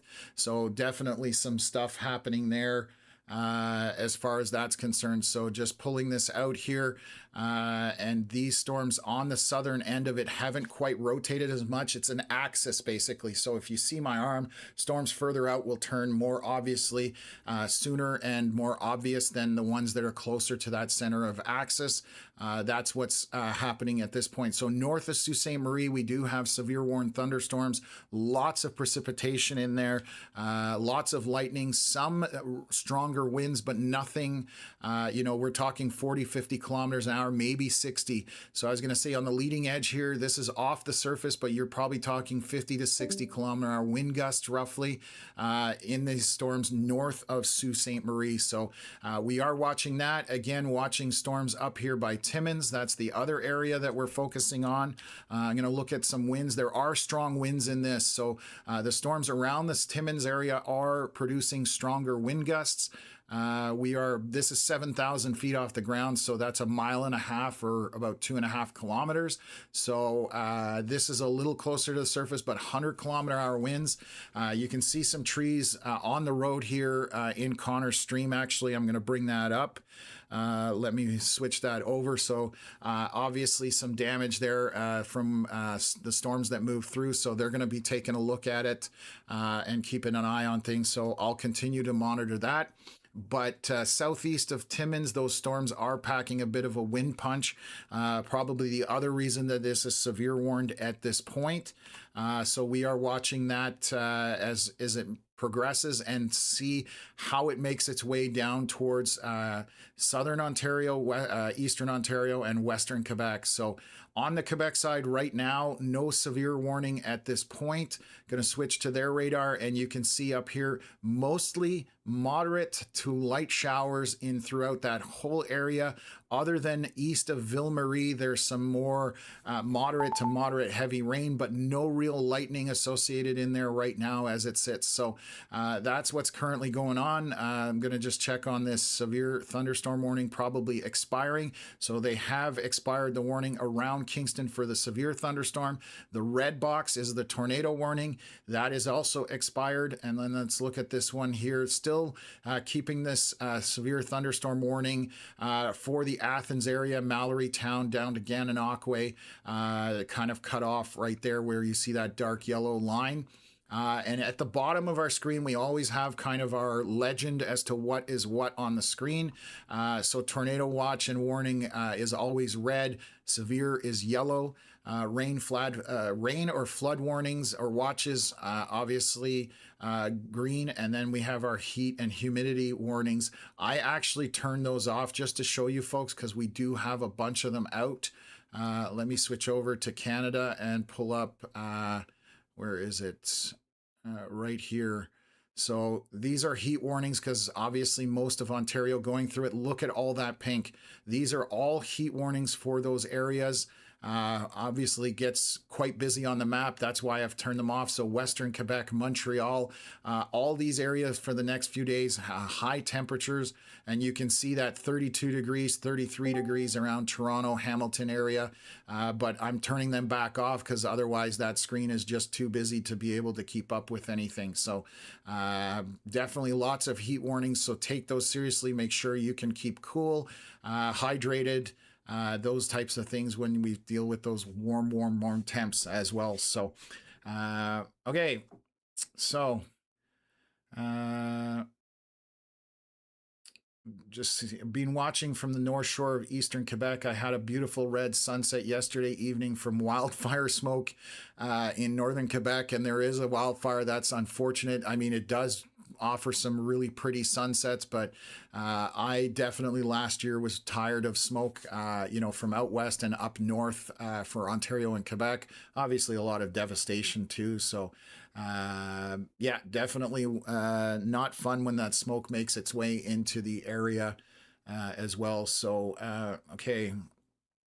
Chris McDonald, good to see you in the chat as always. Thank you for tuning in. Definitely, if you're enjoying what we're doing, please subscribe to the channel, hit the thumbs up, and definitely turn on your notifications. Then you know when we are going live. And again, we will be live tomorrow, more than likely based on what models are doing. So for Eastern Ontario, Western Quebec, we are expecting some more severe weather that way for tomorrow. We will look on to Thursday and Friday, also has some potential for severe weather. So a busy week for our region, and considering how quiet the spring has been, we are basically almost at July, and this is where we're first getting into the action for Eastern Ontario and Western Quebec. So okay, another shirt idea here. If Connor says on the front and then 100 on the back, I'm gonna mark that one down, and we'll definitely see if we can come out with some shirts for folks. So let me mark that down. And I pulled out a sandwich. It's sitting next to me, and I haven't even taken a bite. That's funny. I'm just seeing it out of the corner of my eye.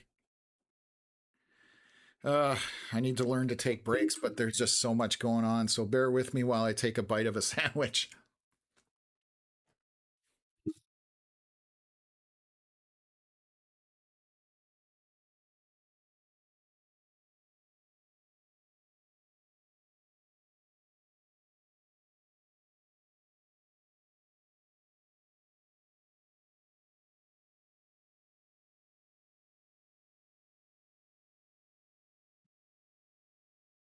Okay.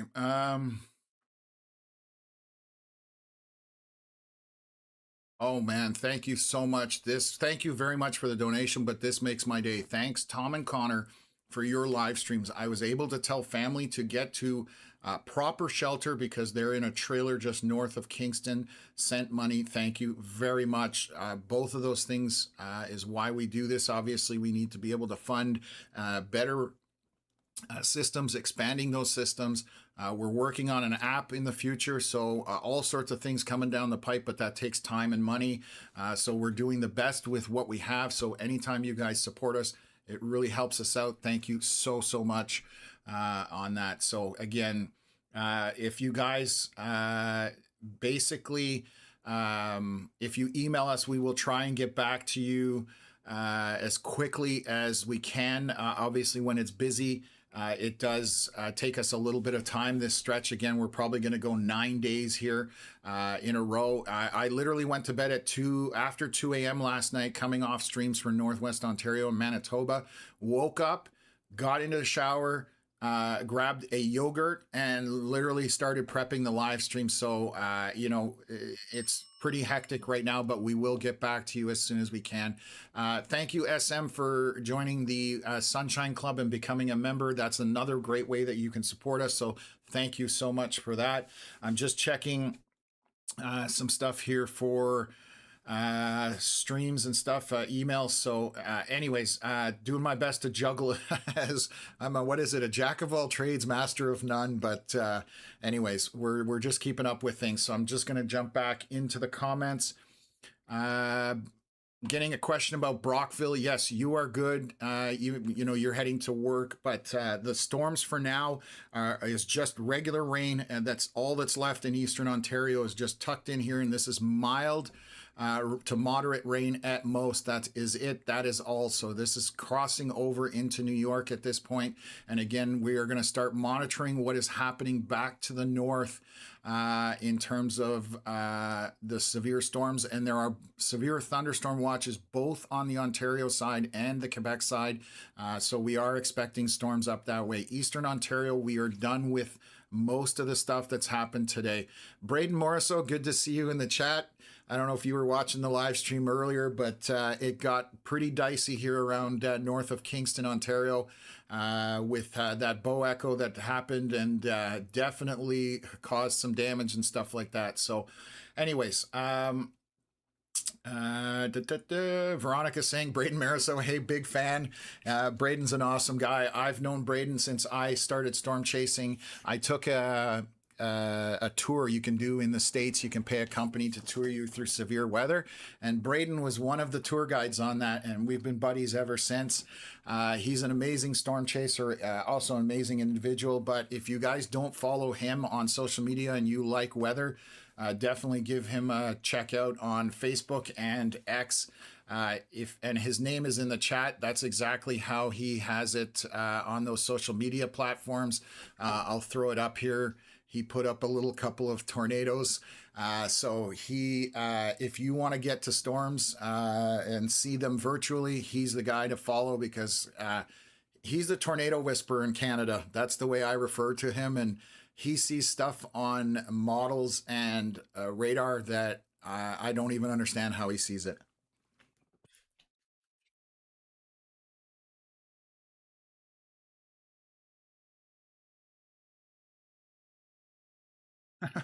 We're getting all sorts of comments about shirts. Another one, whether it will, whether it won't. This is the creativity side of things. That's one place I definitely struggle.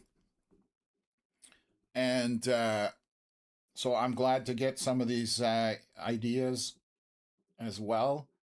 And again, if it's something you guys want to see on a shirt, we'll do our best to put that together. So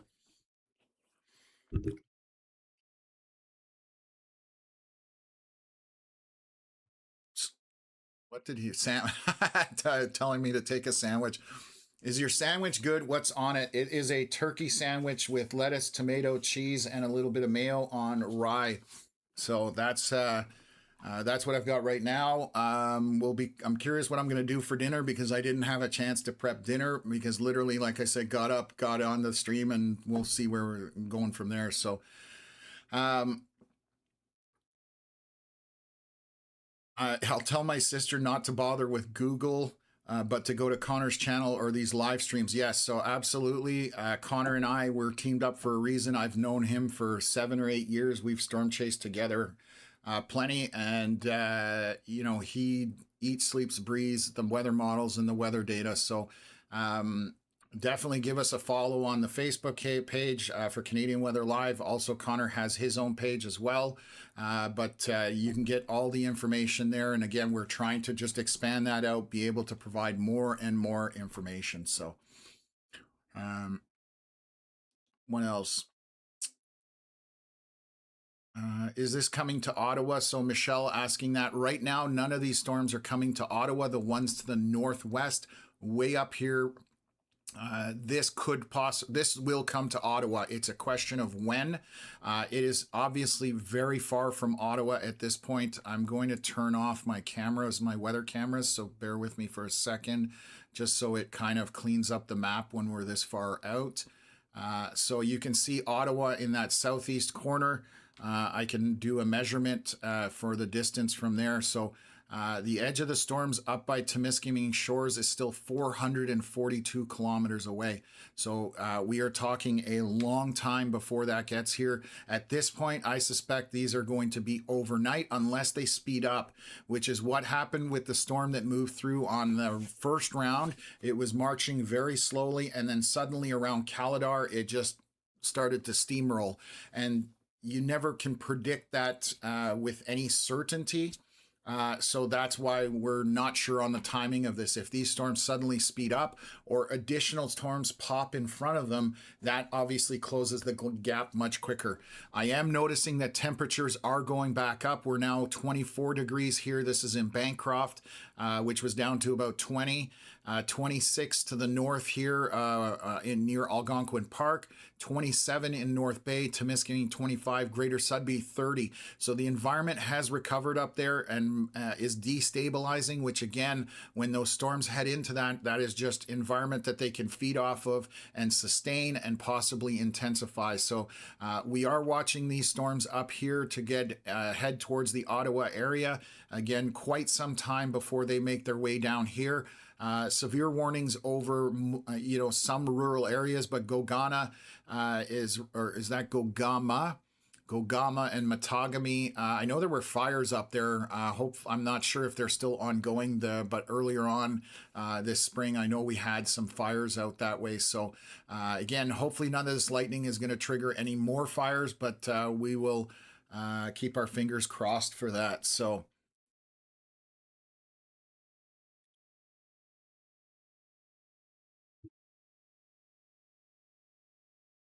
Marie Rochon, good to see you in the channel as well. So it's always good to see you there, but no storms out your way right now, but these ones to the northwest could make their way down to you near the Hawkesbury area. So Michelle, you're welcome. Glad we can answer that. Storm chasing tours, yes, there are plenty of companies that do it. Some based in Canada, most of them in the US. But I was hooked ever since that day. That's my storm chasing truck, the Blue Moose behind me. And that's a picture of it in Kansas-Colorado border with a massive supercell thunderstorm behind it. So yeah, you can definitely take them. Be careful which ones you go with. Do your digging because some of them are not insured properly. So you want to make sure that when you're driving into craziness that you've got a company that has good insurance and a good track record. Definitely do your homework. Just because they're popular doesn't mean that they're covered properly. That's all I'm going to say about that. So what else? Sean, good to see you in the chat from the Edmonton area. Yet again, getting thunderstorms out that way. It's been an exciting morning here in Eastern Ontario. So what else? Awesome. Thank you, LF Nova, for subscribing. Really appreciate that. Thanks to the whole team for keeping us up to date, all winding down, it seems, here in Carly's Corner. So thank you for that. Yes, we are definitely Eastern Ontario, Southern Ontario. We are over with at this point. We are now concentrating on the stuff to the north. So obviously a slightly less populated area, but once it gets down to, along Highway 11 and 17, along that corridor, there's definitely going to be more action if those storms get, intense around there. So again, some severe storms to the north of Sault Ste. Marie, very heavy rainfall, not moving super quick. And I'm just going to play the cycle here so that you can see how these have progressed.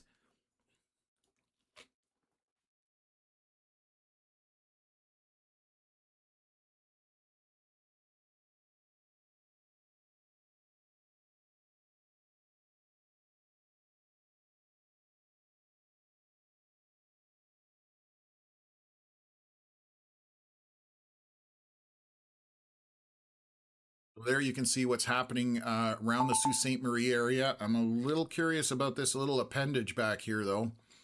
This is over open water, and what I mean by appendage is this kind of little dangly bit. I'm going to monitor that area because these sometimes can rotate, and that's what happens there. So I'm going to watch that one right now. Velocity scan. Let me zoom right in on that. There is some inflow into that. So that little appendage has my attention. Again, those early signs that we talk about rotation, nothing to worry about at this time. But like we showed you in Calidar, oh, there we go. It's updated here as well. So let's take a look. Definitely looks better on this scan, so that's good. I'm going to draw off my line there and just switch back to velocities. So yes, definitely looks a lot better, but we look for little indicators within storms as a storm chaser or anybody that's weather enthusiast. There are certain indicators that a storm may try and produce a tornado or may try and rotate. And when you see those little dangly bits on the southern end or southwest end of a storm, when they're moving northeast or eastward, you want to pay attention to that. So that's why I jumped at it at that point to take a look at it. I do have a message here from Connor.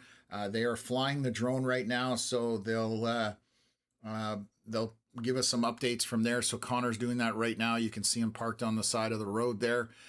So we're watching. We'll get some damage updates from the storms north of Kingston that pulled through. So what else? I live in Gatineau, Quebec, about 30 minutes from Ottawa. Are we good in here? And thank you for the good work you do. You are perfectly fine. At this point, there are no storms in Eastern Ontario, Western Quebec of any significance at this point. There are showers to the north. That's all they are. There's no lightning. These are just pop-up isolated showers. In Eastern Ontario, the last of the rain is around Athens, Brockville, but that is mild to moderate to mild rain, and it's almost over with. There is nothing to be concerned about at the Brockville area at this point.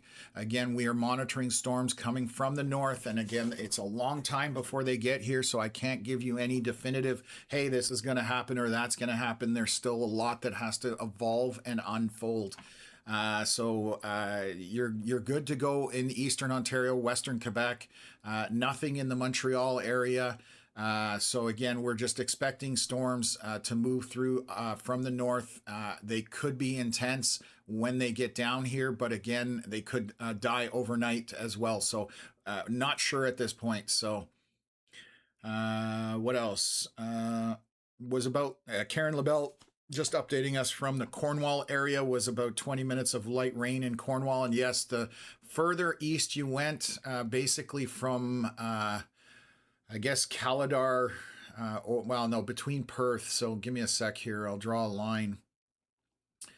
Basically along here, if you were anywhere in this general direction, these were just normal storms with some lightning and moderate rain. This side had some seriously intense winds, some strong rotation couplets, and also strong winds and a lot of rain and lightning. So that's the differentiation there as to where the weather was today for this first round again. So like I said, right now, Eastern Ontario out of the mix at this point, and it's going to be quiet for hours at this point. We are watching whether that environment is going to recover, which it does look like. You can see here by Ottawa, it's 20 degrees, and Kemptville, it's 20 degrees. Let's take a look at satellite imagery. So this will show you why the temperatures are going up back over by Algonquin Park, Bancroft, wherever to the west, North Bay. Obviously, the black area, that is clearing. That's sunshine. There's lots of it. Chrissy Elizabeth, thank you very much for sending us the stars. Really appreciate that. You guys are the best. I've been watching since the beginning. Thank you. So glad we could help you folks through it. But here I'm showing you why we've got all these warm temps, because there's no clouds. All this cloud cover you see here over upstate New York is obviously from the storm that moved through, and the residual is kind of hanging out here in the Ottawa area, keeping temperatures a little cooler. But if that clearing moves towards Ottawa, so this you can see on satellite, the progression of those storms. It's actually a very good visual of it. So you're seeing how they're progressing.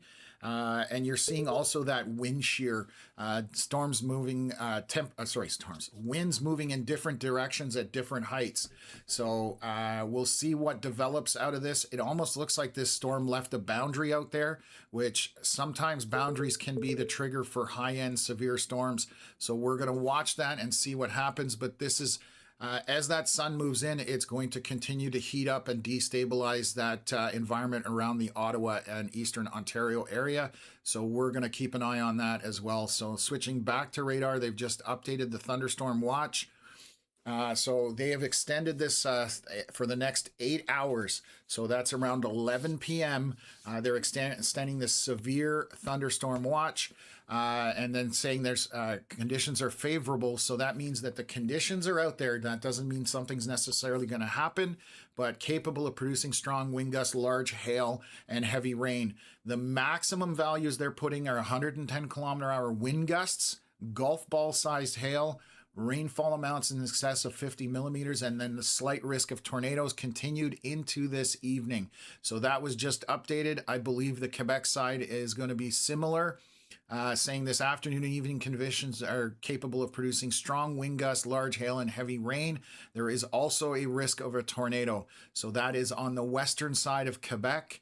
And then there's another thunderstorm watch here to the north through Sudbury, North Bay.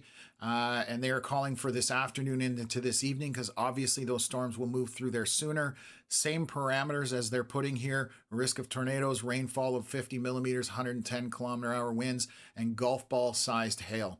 So, and that is to do with this line that is forming now and obviously filling in as well. So this is starting to turn into a line of storms moving south, which is what happened with that original storm that came through kind of the Bancroft area and then moved south to Caladar.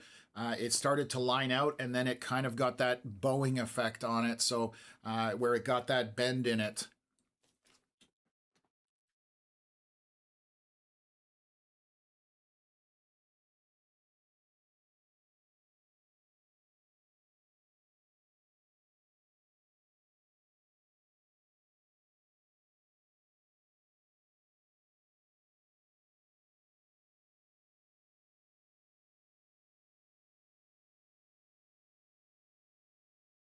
Just getting some comments in here. I see one that I want to highlight. This one's from Christina Norton. I love that you go into detail and explain it for us to be able to follow and start to understand the radars too. And that is definitely one of my biggest factors that I try and do, because if I'm not live or you're somewhere where you're vacationing, you're on a trip, or you're visiting family, I want you to be able to pull up radar and look at it and have a basic understanding of, yeah, this is concerning, or no, it's not. And it's about that education part of it. So our tagline is accurate, informative, and educational. And those three things are very important to us. And we believe that, by watching our channel, we will help you understand severe weather better and reduce your storm anxiety and be able to deal with it yourself as well. We're not trying to put ourselves out of business, but we're trying to get people to understand things as well. So, okay, let me just scroll through here. I'm just getting some reports here. Bear with me for a second. So there's a bunch of reports out of Kingston here. This was from Rick earlier. I missed it, unfortunately. This is about 20 minutes ago. Just saying there's wires arcing on Kingston Mills Road. They've got a rescue going on Montreal Street, a medical emergency, fire alarm, wires down, wires arcing. So obviously a lot of damage through the Kingston area. That's unfortunate. This might be for the Kingston area. I think Veronica sent me this as well. I believe 5,000 or 6,000 people out with power out in the Kingston area. So again, lots of aftermath damage and effects of these storms as they come through. And that's why we're talking way out ahead of these storms to the north, because they are going to make their way down further south. Right now, they are south of Timmins and kind of off of Lake Superior to the north of Sault Ste. Marie. So this is what we are watching at this point. So I will show you how they're moving northeast, and they're going to slowly start moving east and then tilting eventually we'll start tracking southeast. So again, right now just to the north of Sault Ste. Marie with that severe thunderstorm warning. Lots of rain, wind in that, and lightning. So definitely needs to be taken seriously. Hopefully nobody caught out on the water as well. With that, we did have a story of a gentleman who was caught out here in Eastern Ontario on the water. Scariest boat ride of his life was the exact wording that he gave to Connor. And you can see Andrew and Connor up there on the road. They might be, I'm just curious what they're going to be doing here. Oh, they're probably going to move the tree branches off the road because 75 cars have driven by. Nobody stopped to help and pull that off. So Connor and Andrew are going to try and do that if it's possible, but it may need to be cut as well. So we'll see whether they get that done, but we help in all sorts of ways. We have tree repair service as well. One of our sponsors, Gigi's Tree Care, their weather cam, we were looking at that earlier. If you do have tree damage, definitely give them a shout out. They are based out of Eastern Ontario. They sponsor us on streams as well. So definitely give Gigi's Tree Care a shout if you do have tree damage today. They, again, very helpful, and they've had amazing reviews. We've referred them to customers, and the feedback we're getting is amazing. So, okay, so again, this is south of Timmins. I'm going to run this radar loop. You can see how they've progressed, and they kind of just turned here and now are drifting southeast. Less intense on the Quebec side at this point, but we'll continue to watch that.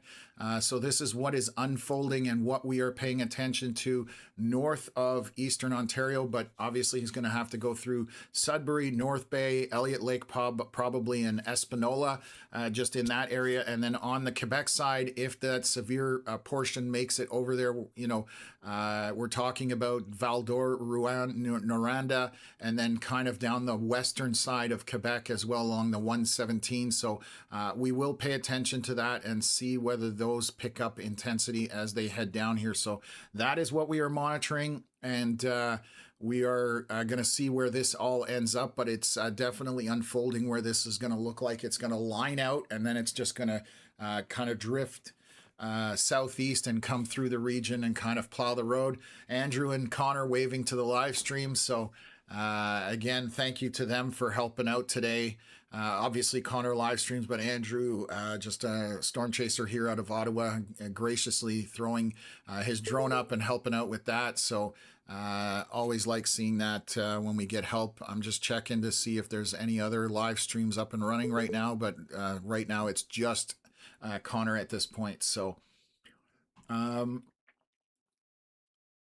question coming here about Voyageur Park. What's our outlook? Coming from Garden Spice. Let me just take a look where that is.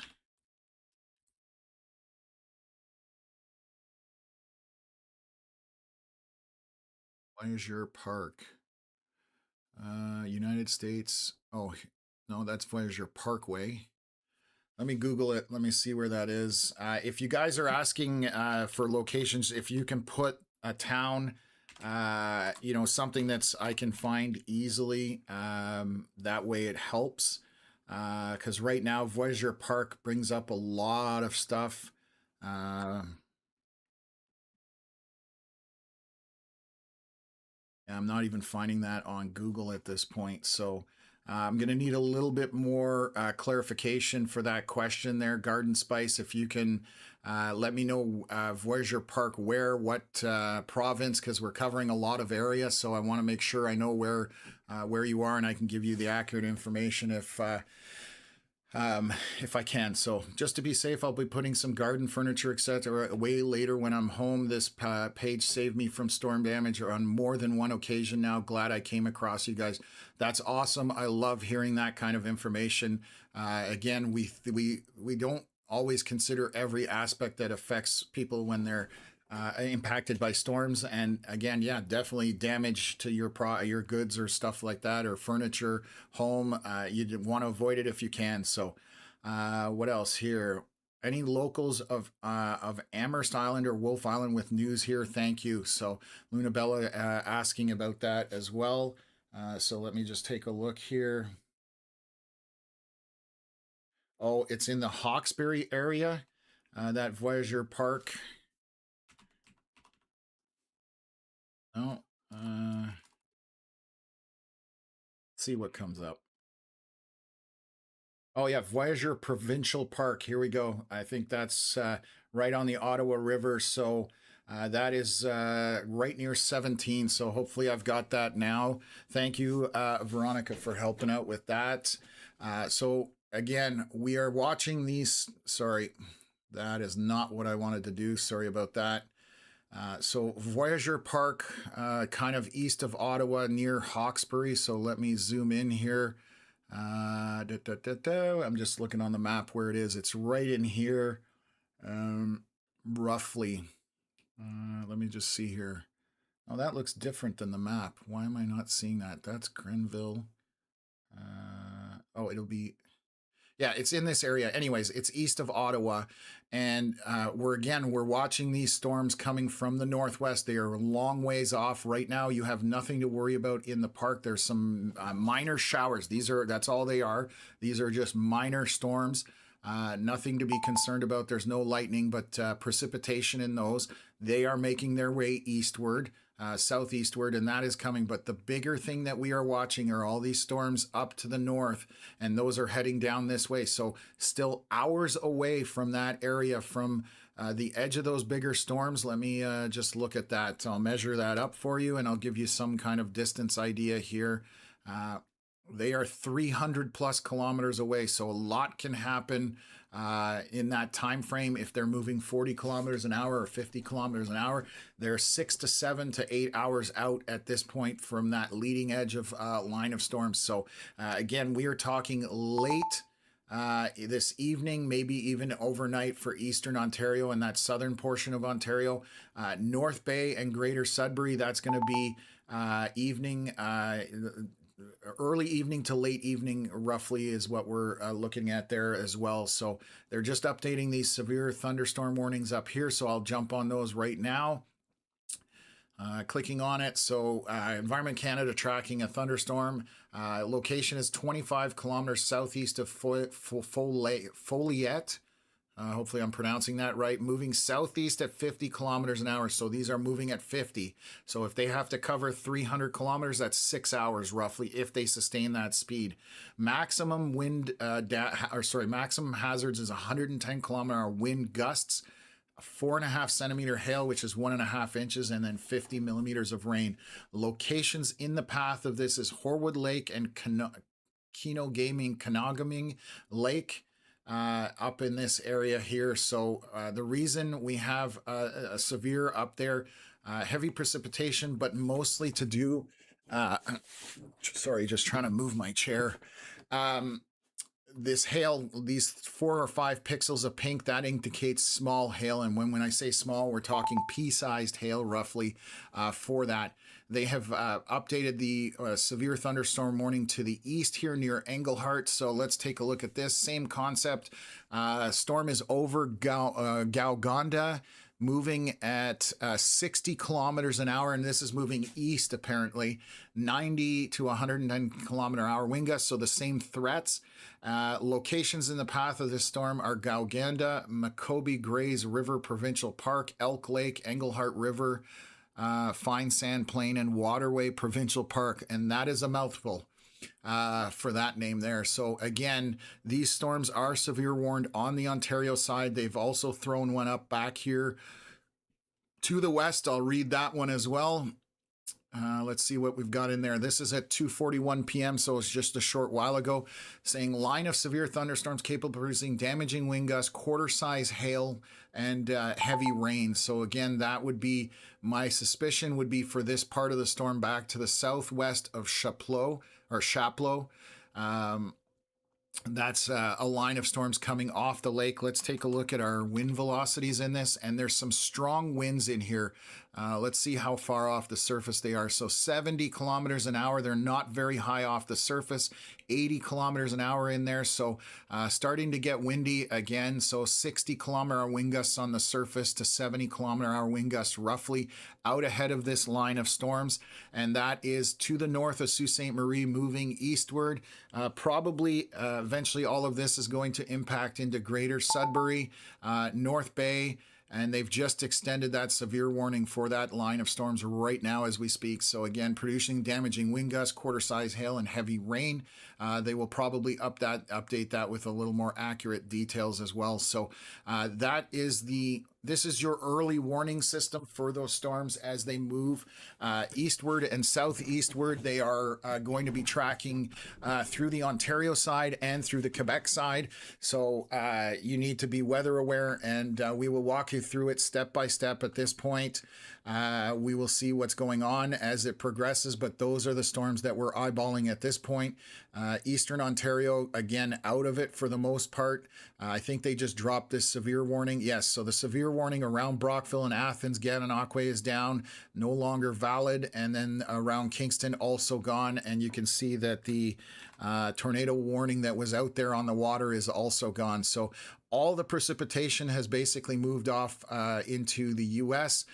Here, and the only showers we have, and these are just showers north of Ottawa, kind of north of Navan, near Buckingham, Masson-Angers, in that area there, St. Pierre de Wakefield.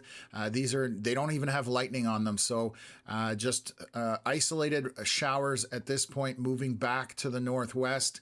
Going to see what that's my closest radar at this point, Franktown. So again, we're seeing those. The only place we have lightning is southeast of Ville Marie. I'm going to take a look at that. So we do have, southeast of there, some heavier pockets of precipitation with some lightning. And I'm just looking at winds up here, just trying to see if there's anything that jumps out at me. And currently there isn't. So lots of precipitation here near, again, Matagami and Gogama.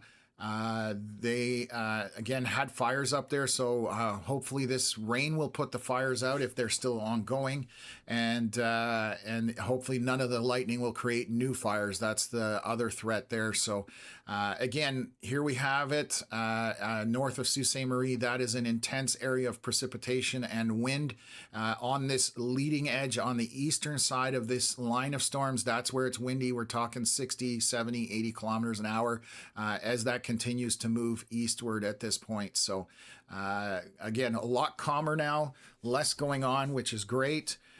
So we will continue to update you folks. I'm going to jump in and read some comments. Marie Rochon, yeah, we did update on the Voyageur Park, so that's good. Kirkland Lake, heavy rain, close lightning, loud thunder. So that's from A&M. That is up to the north. Let's see here whether I can find a radar.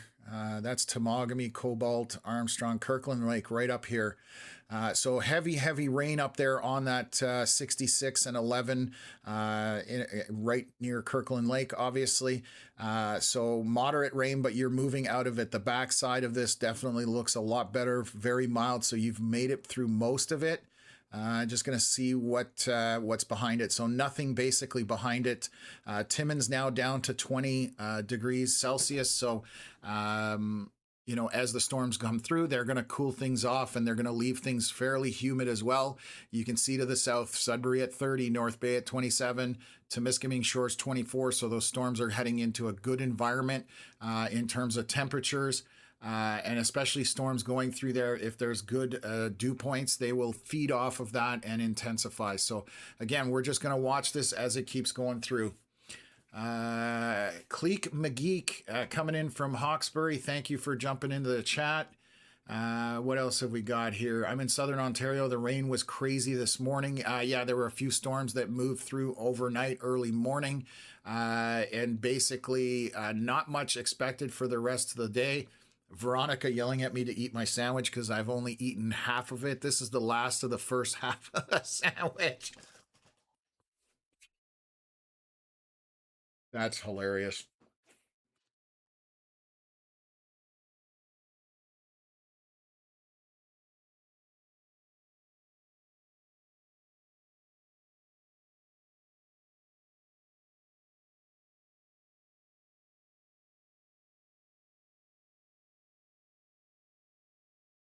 Okay, I've taken a bite. We'll continue on. Hopefully I don't need Another reminder, but we'll see what's going on there. So getting some damage photos here. This was about 20 minutes ago. Let me pull this up. Photos here from, it looks like Alicia Hardwick sending in these photos. So let me pull them up.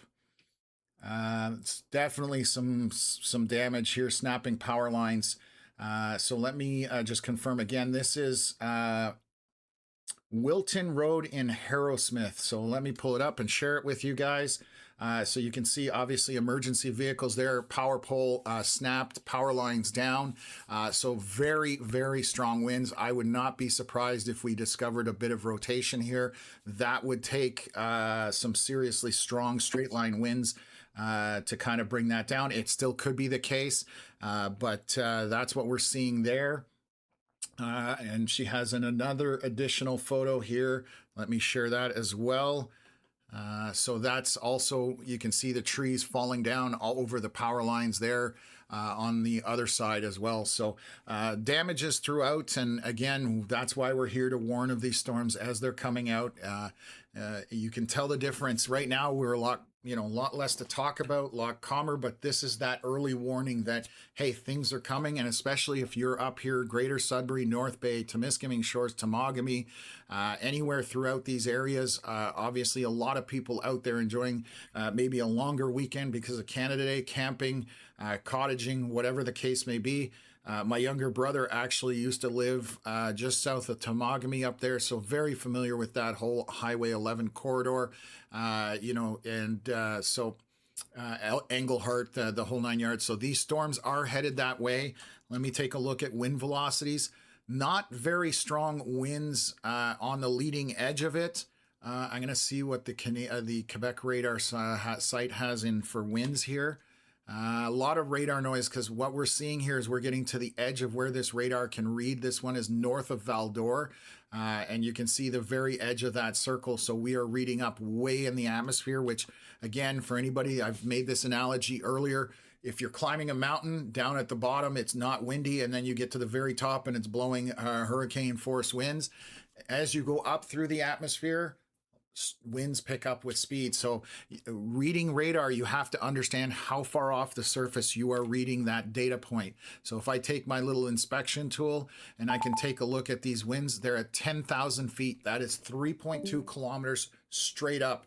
Obviously, at the surface, not going to be that kind of speed, depending where you're reading your data points. So again, other platforms won't inform you of that. They just go, oh my God, look at these winds of 120 kilometers an hour. But if they're 2 kilometers up, 3 kilometers up, at the surface, they're not that fast. And that's why we try and teach people and educate what to look at radar, or if you're even looking at other platforms, you can then look for yourself and understand what you are actually looking at. So we're helping to get people, more informed about radar and understanding severe weather as well. So a lot of comments asking up here, anything in Mont Tremblant right now? No, but these storms are headed that way again. So we are looking at having those coming through, and you've got that thunderstorm watch all the way out to the north of, where is this? La Concepcion, Maniwaki. I think, wait a minute, Mont Tremblant is going to be further where I'm losing my bearings here. Latuque. Okay, wait, let me get my bearings here. So Montpellier and Mont Tremblant, there is Mont Tremblant is right on the edge of that severe thunderstorm watch. So again, storms don't care about imaginary lines that humans make. So if you are anywhere close to this line in any of these areas with a thunderstorm watch, be weather aware, meaning so that is a good thing. On the Ontario side, a little bit of a different story. We have multiple severe warnings out in that area. So, and I'm going to jump on my sandwich as well. So let me message Connor here.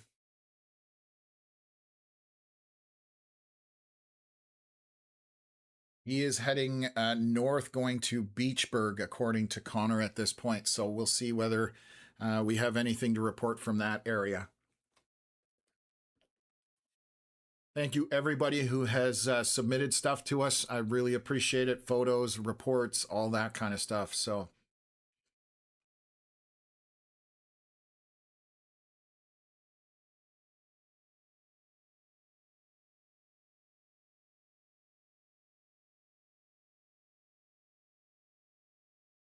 okay. Again, we've got some emails. We will get back to you guys as soon as we can. For those that have reached out through email, obviously, if I'm live streaming, it'll be difficult up until we have a break on that. Hopefully tomorrow it doesn't start at in the morning. But again, we're going to look at that later on and we'll have a better idea of it. So, okay.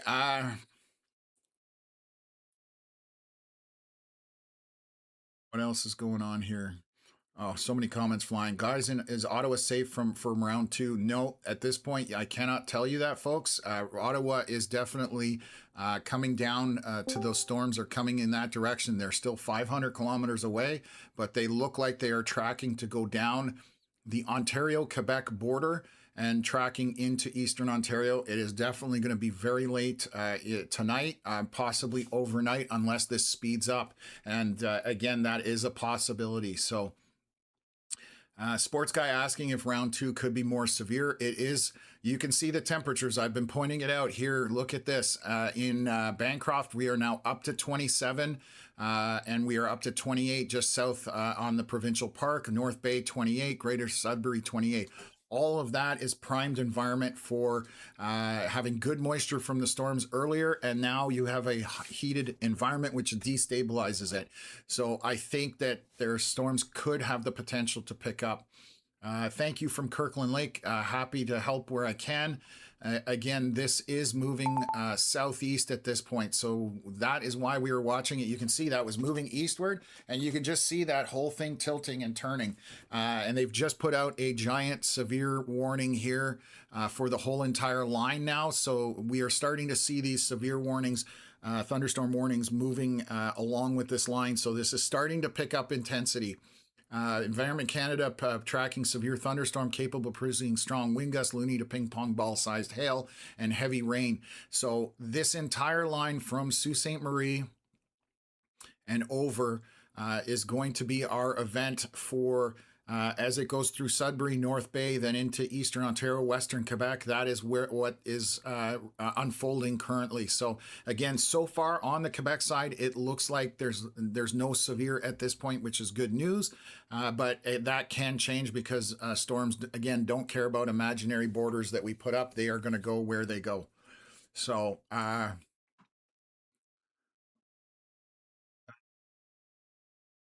else? Is there a weather-wise version for Canada? So this is weather-wise. This has Canadian stuff in it. So we actually work very closely with Steve, one of the founders of WeatherWise and one of the head tech guys. They're phenomenal. So yes, they do US and Canada. They do global. They have outside of North America. So definitely, I would recommend. We're not sponsored by them in any way, but we switched to them 6 months ago, and I've been super happy with what we're capable of providing to our viewers through this platform. So definitely recommend WeatherWise. They have a free version all the way up to the pro version, which is what we use as well. So great question here. What are your thoughts on the discontinuation of the weather radio broadcasting and alert system? I think that was the dumbest move I've seen from Environment Canada. I have no problem saying that. We have very little cell coverage in so many areas. The weather radio for people who are camping in provincial parks. Algonquin Park has no cell coverage. And do you know how many people go to Algonquin Park? And we're talking across Canada. That, to me, was an extremely bad move by Environment Canada. I'm sorry, that is something that was not very expensive. It was an analog system, so it was very easy to maintain, and people got their warnings that way. I'm baffled by that move. We actually have on our board of things we want to try and campaign for things to be changed at Environment Canada, in the sense that getting that weather radio system back and then changing how we do our weather alerts, because it's fundamentally broken. And it's been, in the US, they've been doing it for decades much better. And the way we do it in Canada is just extremely frustrating. So, anyways, no tornado has been confirmed at all. Basically, we've just seen some straight line wind damage, but we don't have anything confirmed as far as a circulation touching down in Eastern Ontario. Investigations will happen, but basically, nothing has been confirmed at this point. So, I can take a look at this one quickly from Rome, New York. We don't usually cover the U.S. I know that should be just should be right across the border. You're down south there, so that storm, let me just see, has moved off. Basically, that storm is now all the way east of you. It looked much worse when it was crossing over from Canada. So yes, you are fine in Rome, New York. And you can see how far that storm has made it in the last hour and a half. It's crazy how far that has traveled. So again, we're watching this stuff to the north. I'm going to take a look from, why does it keep doing that? There, that's what I'm looking for. So again, we have these storms around the Timmins, Temiskaming area, south of Timmins, obviously, but coming into Temiskaming. And this, there we go. This is what I'm trying to do, and I'm struggling to get that. Brain is shutting down maybe a little bit. So what else?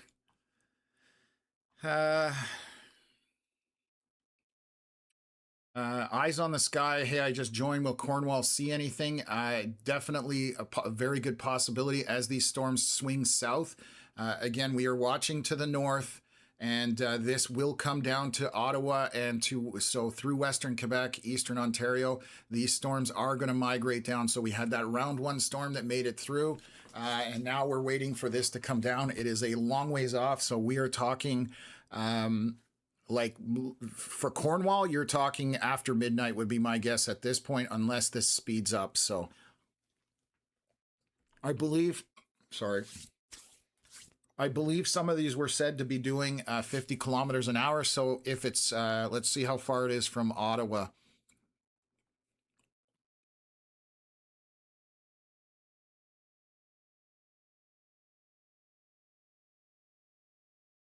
So 400 kilometers away, if it maintains 50 kilometers an hour, and that's a big if, you're talking 8 hours before it gets here. So that even for Ottawa is 11 o'clock at night at this point. So this is going to travel through probably Greater Sudbury, North Bay first, and then obviously on the western portion of Quebec. So far, again, nothing severe on that side. It is sticking to the Ontario side at this point.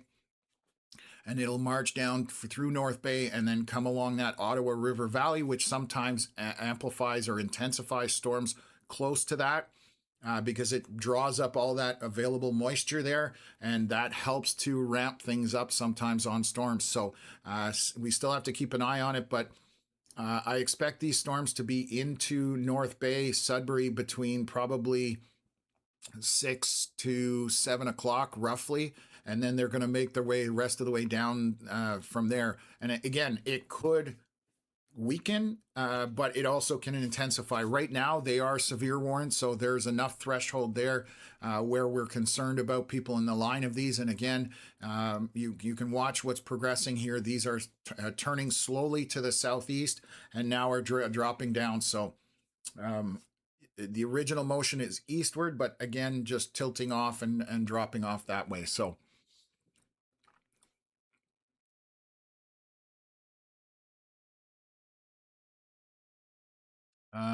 okay, from South Frontenac Township, 38 is closed from Harrowsmith to Centennial Park. Access to Boyce, Colebrook, and Petworth closed. So this is great. Thank you very much. So update, South Frontenac Township, 38 is closed from Harrowsmith to Centennial Park. Access to Boyce, Colebrook, and Petworth. And that was where that circulation went through when we originally started talking about it. I remember Highway 38 calling that out somewhere here. So where are we? Bancroft. Caladar is going to be here. There's that 38, and the circulation crossed through here, heading towards obviously Kingston and area. So thank you very much for that update. Very helpful.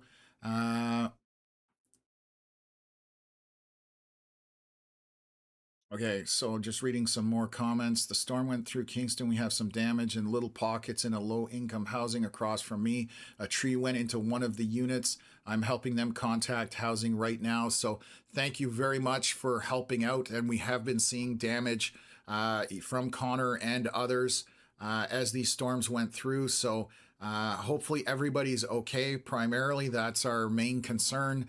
Obviously, property damage is not fun or not good either, but thank you very much for that update as well. So, Tony's saying, I just stepped outside here and the heat just hit me like a wall. This is a formula for intense weather. I can feel it. And there is potential tomorrow for severe weather. So definitely keep your head on a swivel. Again, anybody in Ontario, Eastern Ontario, the nation's capital for Canada's Day, you need to be having your head on a swivel. There are some potential for some isolated severe thunderstorms tomorrow, depending how today unfolds, and it's going to hit at the worst possible time. Based on models, we were talking early evening to late evening, which obviously downtown Ottawa with fireworks and everybody down there, that would be the worst possible timing. We will be here live to update folks. So stay tuned to this channel, subscribe to it. Make sure you turn on your notifications, and that way you will know when we do go live. And you can also follow us on our Facebook page. We do post updates there as well, in terms of models and what's coming. Obviously, this channel is primarily for our live streams, and then we do Outlook videos as well from time to time, but the Facebook page is a good resource for it as well.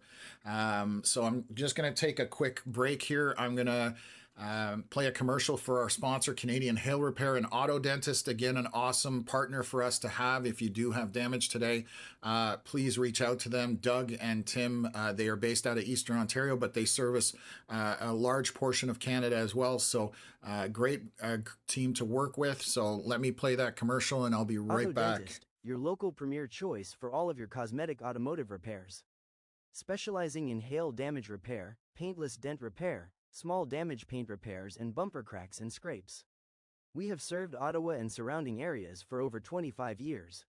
Come by for your free estimate at 151 Bentley Avenue, Unit 17 in Ottawa, or call us at 613-223-7077. So again, thank you to them for sponsoring the stream and helping us bring this information to you guys. So again, awesome partner, Tim and Doug and team based out of Eastern Ontario. They can help you out with paintless dent repair and all sorts of minor cosmetic repairs as well. So watching this coming down, so we're going to continue to monitor that, and I'll jump in with some more comments here and questions.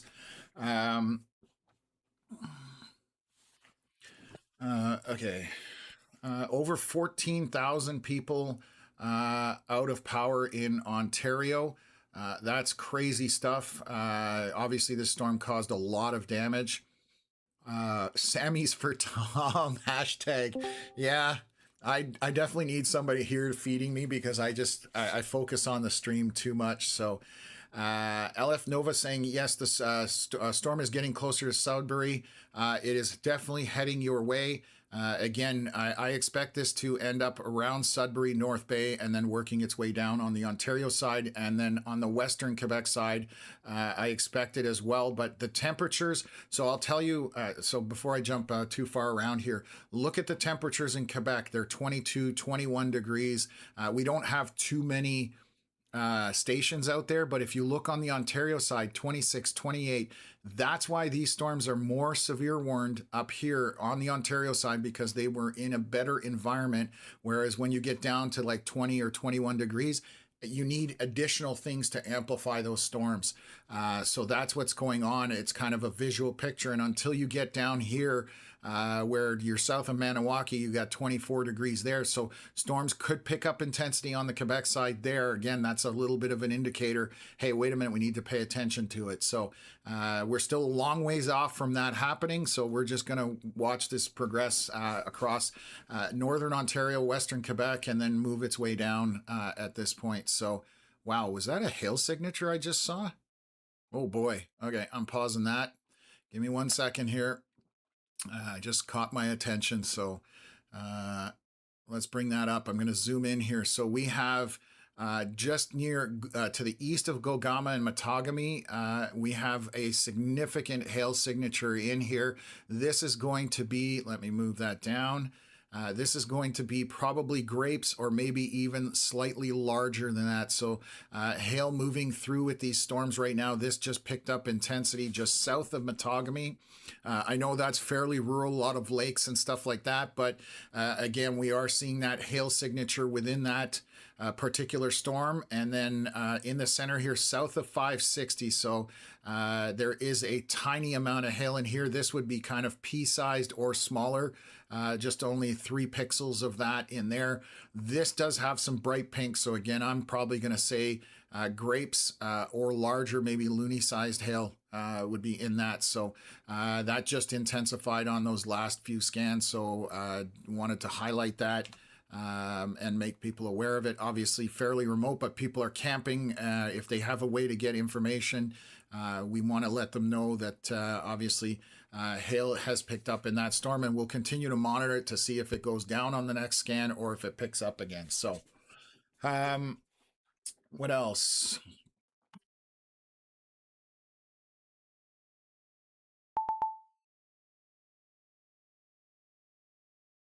Yeah, Toronto is very, very hot down there in Toronto. So yeah, humidex of 41. Stay warm, stay cool, no, and hydrated. Those are the 2 things for sure. So getting a comment here. People on Wolf Island are reported safe from my contacts. That's great to hear because there were some very strong straight line winds up there. I saw some photos coming out of South Dakota the other day, about 2 days ago. They got hit by 130-mile-an-hour winds there, which is 200 plus kilometers an hour. It blew over wind turbines, and not one, it probably demolished 20 of them. So you got to take straight line winds seriously as well. So Barb asking about Deep River. These storms are headed that way. They are still a long ways off, but they are definitely heading that way. So Iron commenting here, winds have picked up in Sault Ste. Marie, but it might miss us, and it looks like it will be to your north. I don't think it's going to get into Sault Ste. Marie, but let's just take a look at the latest scan there. Yes, it's missing Sault Ste. Marie to the north and continuing to march eastward. There are some strong winds in that, so if you are anywhere along 129, this is at only 3,000 feet, but we're showing 120 kilometer hour straight line winds in this, in areas exceeding 117 here. So along 119 or 129 highway, if you are anywhere in this vicinity, there are some very strong winds coming your way. I would think on the surface, close to 100 kilometers an hour. That's one of the reasons this is severe warned. What is this? 556, definitely getting very strong winds as this moves eastward at this point. Kind of what happened south here with that storm moving through the Kingston area or north of there, and the winds are picking up in this. So we have very strong winds kind of bowing back in this kind of general direction. And so you do need to be weather aware of this. This is 100 kilometers an hour, 107. Consistently over 100 kilometers an hour, some 117 in here. So very windy along that 129 highway corridor. Definitely take shelter here. If there's trees, that's going to blow trees around and cause wind damage like we've seen from Connor and Andrew and that kind of stuff. So what else? Okay, so just going to switch over here, just monitoring another chat that we have. Let me kill that off. And let's just take a look at these storms as they're making their way south. So we still have those hail signatures in this storm. I'm just trying to see which one's closest to this. No, it's saying that's the right one. So that's the one we are on. So our latest scan here at 329 showing still some hail to the south of Matagami. And then south of 560, that hail is picking up somewhat as well. So again, we're talking probably grape-sized hail somewhere in that neighborhood for both of these areas at this time. Coming through Englehart, Armstrong, eventually off to Temiskaming shores, Cobalt, and then Temagami will get getting on the path here shortly. So all of these storms are tracking southeast at this point. And let's take a look at that, and we'll just run this here. So again, strong winds to the northeast of Sault Ste. Marie along that 129 highway, 100-kilometer-hour winds. So you definitely want to pay attention to that as well. What else is going on here? A ton of photos circulating on the Kingston subreddit if anybody's interested in seeing that stuff. So definitely thank you for that comment here. Question about Cobourg, Ontario in the next few days in terms of chance of severe weather. For a week there starting tomorrow. So if you are on water, you need to be weather aware. Tomorrow there's definitely chances for severe weather throughout most of southern Ontario and eastern Ontario. Again, we have to see how things unfold today. I will be live streaming because we are ready to be live streaming because we are expecting severe weather for those areas. So even being on the water with regular storms, that's not a lot of fun. So you definitely need to have a way of getting alerts and being able to see radar. I'd recommend downloading the WeatherCan app or any basic radar app so that you can see if storms are headed your way if you're out on the water. You can follow this channel as well because, again, we will be updating people through here. So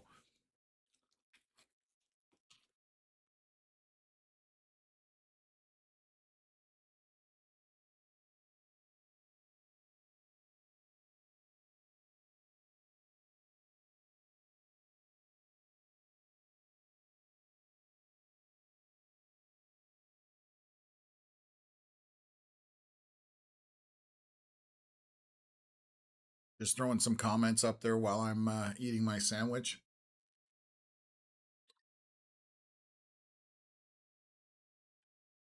Question from Wayne Sharp asking, anyone heard anything about Cohen Road in South Frontenac? So if you have anything, please throw it in the chat or if you can, and hopefully get some information there. So, oh, wow. More stuff out of Kingston. Gardner's Road underpass in Kingston is also flooded again. For any Kingston people watching, avoid that area. So thank you for all this great information there. RFK Gaming, really appreciate that. Question from Carter, anything coming to Manitoulin Island? So right now, no. Right now, storms are northeast of Sault Ste. Marie. If there's no others that fire to the southwest along that axis, more than likely Manitoulin Island is okay. These storms are going to turn south east, and it's a question of how much they turn south and when, whether Manitoulin. But right now, Manitoulin is okay. I can tell you that much. Excuse me. Okay, let's bring this up and we'll just continue to watch. So you can see those storms around Sault Ste. Marie. They're just kind of stuck to the north. There are strong winds in that. So again, if you're along Highway 129 from basically Highway 17 up, right now there are some very strong winds about crossing that highway in this line of storms. And if it continues eastward, obviously those winds are sustaining and continuing at this point. So let's just watch this cycle and go from here and continue to jump into the comments here. Is there a tornado in Winnipeg right now? Subfish Gamer. I don't think there's anything in Manitoba. I know you guys are gun shy out there because we've had nothing but storms out that way. We've been live streaming. Shannon Bolesky actually live streamed the birth of a tornado from start to finish out there near west of Winnipeg. But let me just load up the radar here. Like I said, there's no warnings out there, so no. Excuse me. I don't know. There's absolutely nothing going on in Winnipeg area. There's just basic showers to the north. Nothing to worry about out there. The severe component for Manitoba is over. All of this is moving through Ontario at this point. So, yeah, great to know about Wolf Island. Awesome. Thank you for the updates there. Oh, the yellow pages are calling me. I better answer that. Oh, good Lord. What else do we have here? Okay, well, yeah, we just talked about the Cobourg side of things. So again, we're waiting to see how today unfolds. There is severe potential tomorrow. We will update you guys either late tonight or tomorrow morning, but there is severe potential on the table for parts of Ontario, Eastern Ontario, maybe not in the far Southwest Ontario, but we have to see how today unfolds. Models have not been doing well with this information, so it's definitely taking time for these kinds of things to evolve, and they're not always going exactly to what models are thinking. So let's just take a look from Franktown radar. So we still have some thunder showers to the east of Temiskaming. Regular showers throughout, kind of moving southeast here with a bit of lightning. North of Ottawa, Kazabazawa, just minor pop-up showers. Buckingham, Rockland, just again regular rain showers at this point, so nothing to worry about there. That's just isolated showers, quite literally. Glenna saying stay safe everyone. Thank you. Yeah, absolutely. Tornado Twins asking about later in Ottawa. We are still many hours out from the Ottawa area. Again, we're talking late tonight if this continues at the current speed and velocity that it's going at. Coming down from Timmins right now, apparently doing somewhere around 40 to 50 kilometers an hour. So that's still many hours away from Ottawa. First, it's going to go through Sudbury and North Bay. And then again, so far we're not seeing anything severe on the Quebec side just because temperatures are a bit cooler over there. So Glenna asking about Barrie. Right now, nothing going for Barrie today at this point. There are no storms other than they have a ton of heat advisories. Obviously, everybody needs to cool off as much as possible, stay hydrated. That's the main thing. So Nathan asking about Sudbury, and yes, this is more than likely going to get into Sudbury. We are watching this from the Sault Ste. Marie side and to the north, and again, this whole thing is swiveling to the right, so you can see the motion was eastward and now it's dropping down. So I do expect this to possibly catch Sudbury and into North Bay.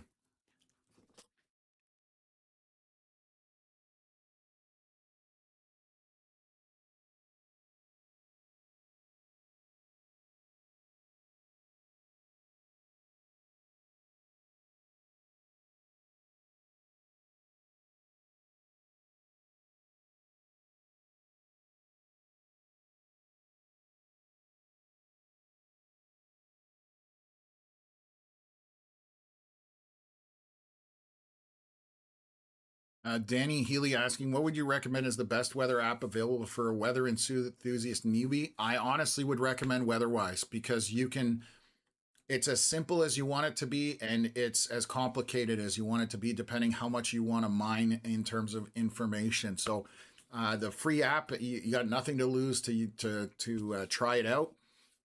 Give it a whirl.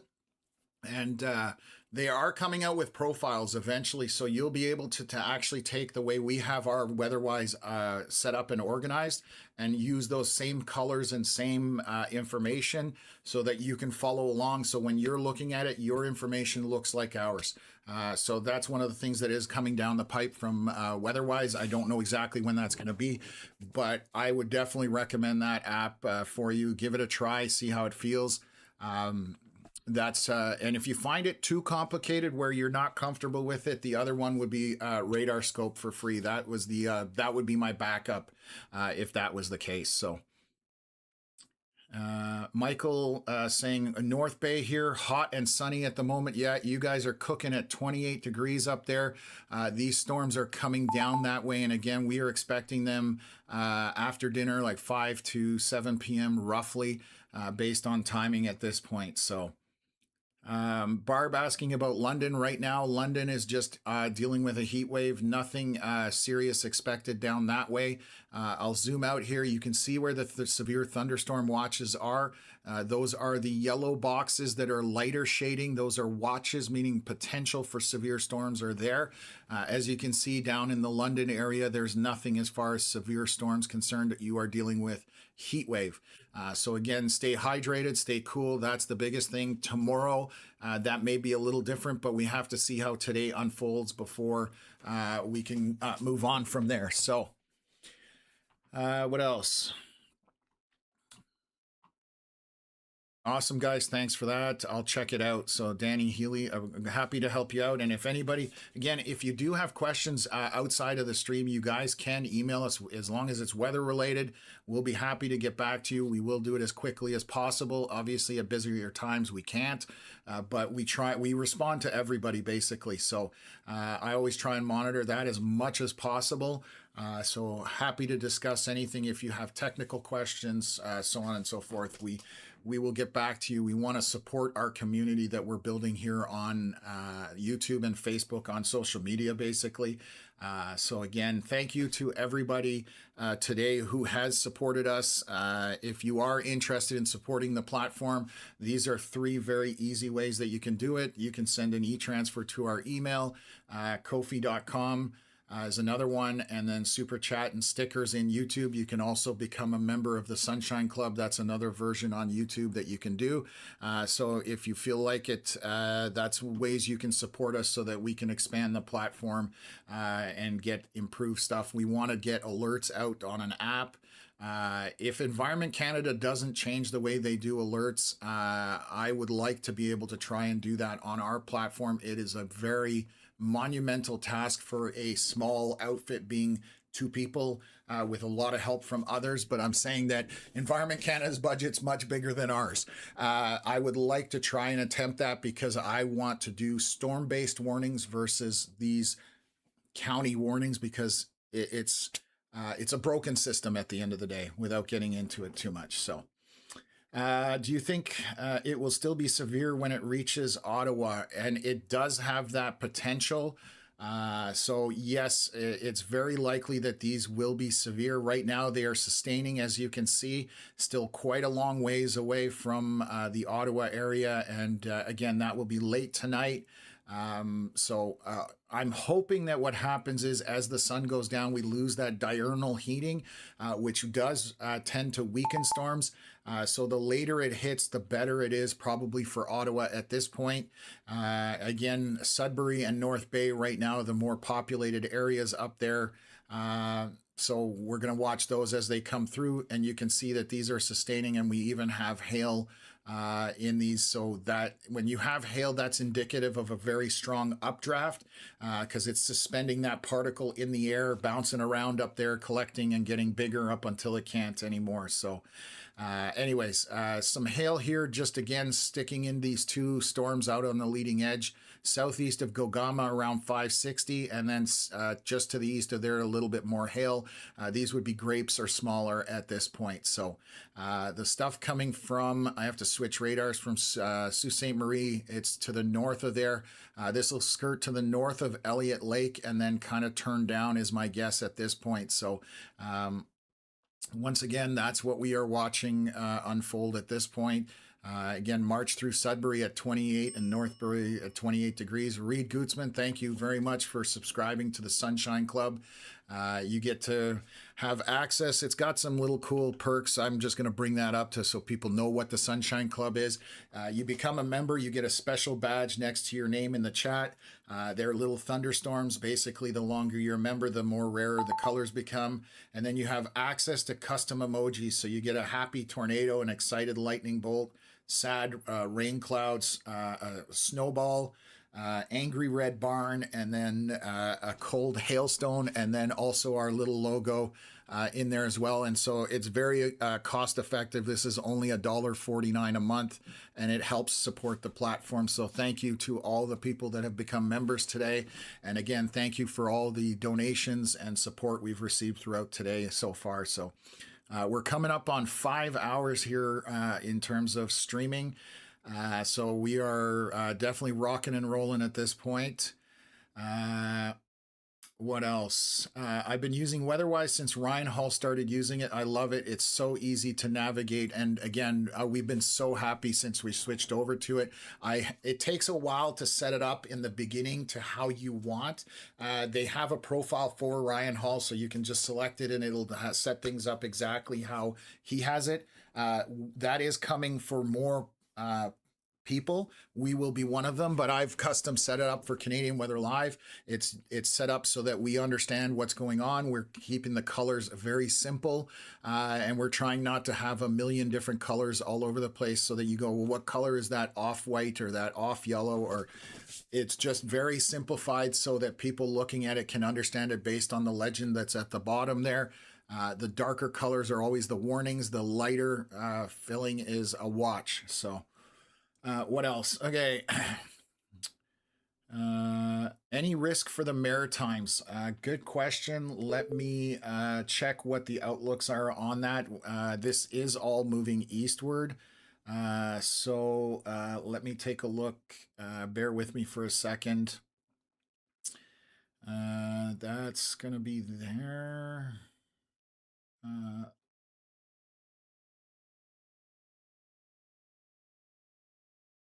Let's take a look here. Today, there's just basically sub-severe weather according to Environment Canada. I can share this with you. So you're looking at all these gray areas. They're 60 to 80 kilometer-hour winds. Those are gusts, 1 centimeter hail, and then up to 30 millimeters of rain, depending where you are in these three. This is for today from noon to midnight. And that basically severe weather thresholds in Canada. We're looking at 90 kilometer-hour wind gusts, 3 centimeter hail, and then 50 millimeters of rain. That's why I say these are basically non-severe. Just going to look at the following day. This is for Wednesday. Nothing really for Wednesday, just some minor storms. And then it looks like Wednesday afternoon. So actually, that was the morning. Wednesday afternoon, kind of on the northwest of Miramichi, we have a possibility of 90 kilometer winds, 2 to 4 centimeter hail. And I can show that to you here. So let's just take that and zoom it in. So you can see that yellow area at the very top top left corner of New Brunswick. That's the only area with any kind of severe potential in quotation marks. But that is still a bit of a ways out there. So again, all of this can change, and how today unfolds will be kind of crucial as to what happens there. So, okay. Just going to reload here, just make sure we're keeping up with everything. So we still have a bit of hail here. Some hail showing up just north of Notre-Dame-du-Nord or Temiskaming Shores. It's on the Ontario side, but there is some pink in there, so small grape-sized or smaller hail.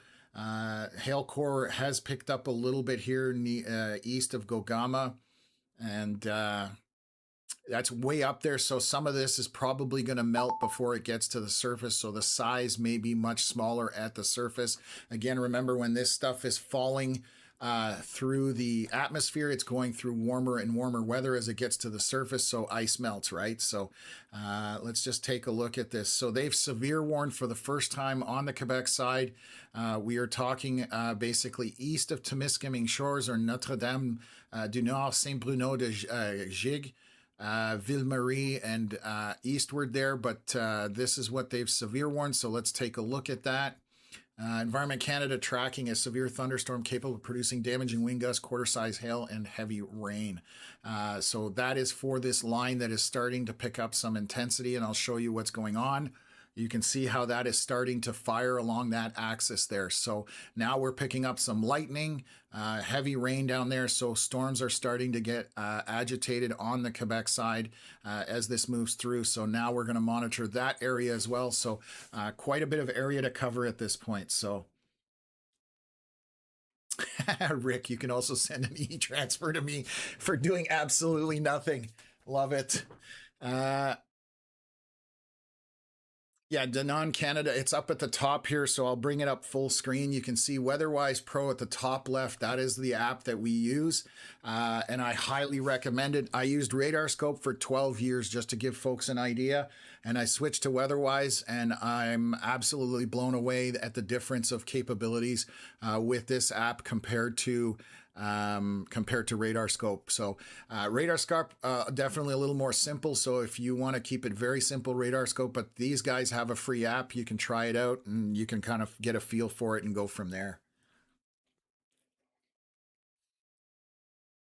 Yep. Making a mess in the office or in the studio. Okay.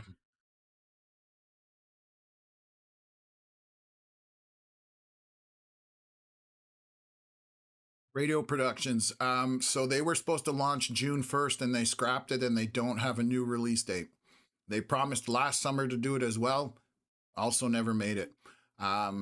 It's fundamentally, I don't understand what the holdup is. It's something that works, something that's been proven, and the fact that we can't accomplish it blows my mind with the talent we have with coders and all that kind of stuff. Again, we are looking at it, doing it ourselves, and we're nobody as far as I'm concerned. You know, we're just a couple of people, small group, and we're actually contemplating doing this. The biggest problem we would have is the staffing side of things, because it would have to be staffed 24/7 because it's not an automated system. It's done by a human.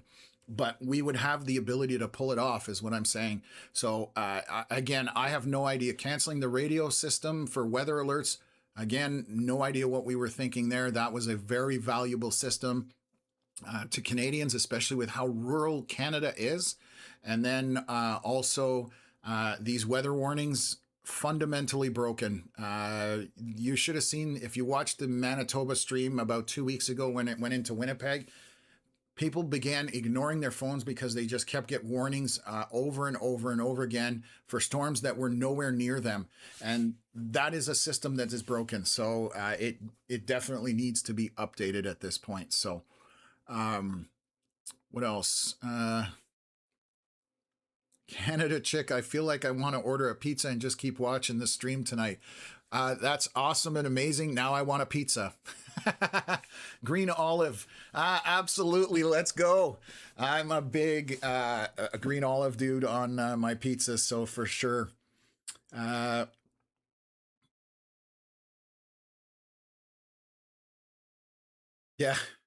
So glad for some Canadian weather tracking. Thank you so much. I think it's fast food for us tonight too. So listen, if you've been impacted by storms, it's definitely something you can treat yourself with as far as things are concerned. So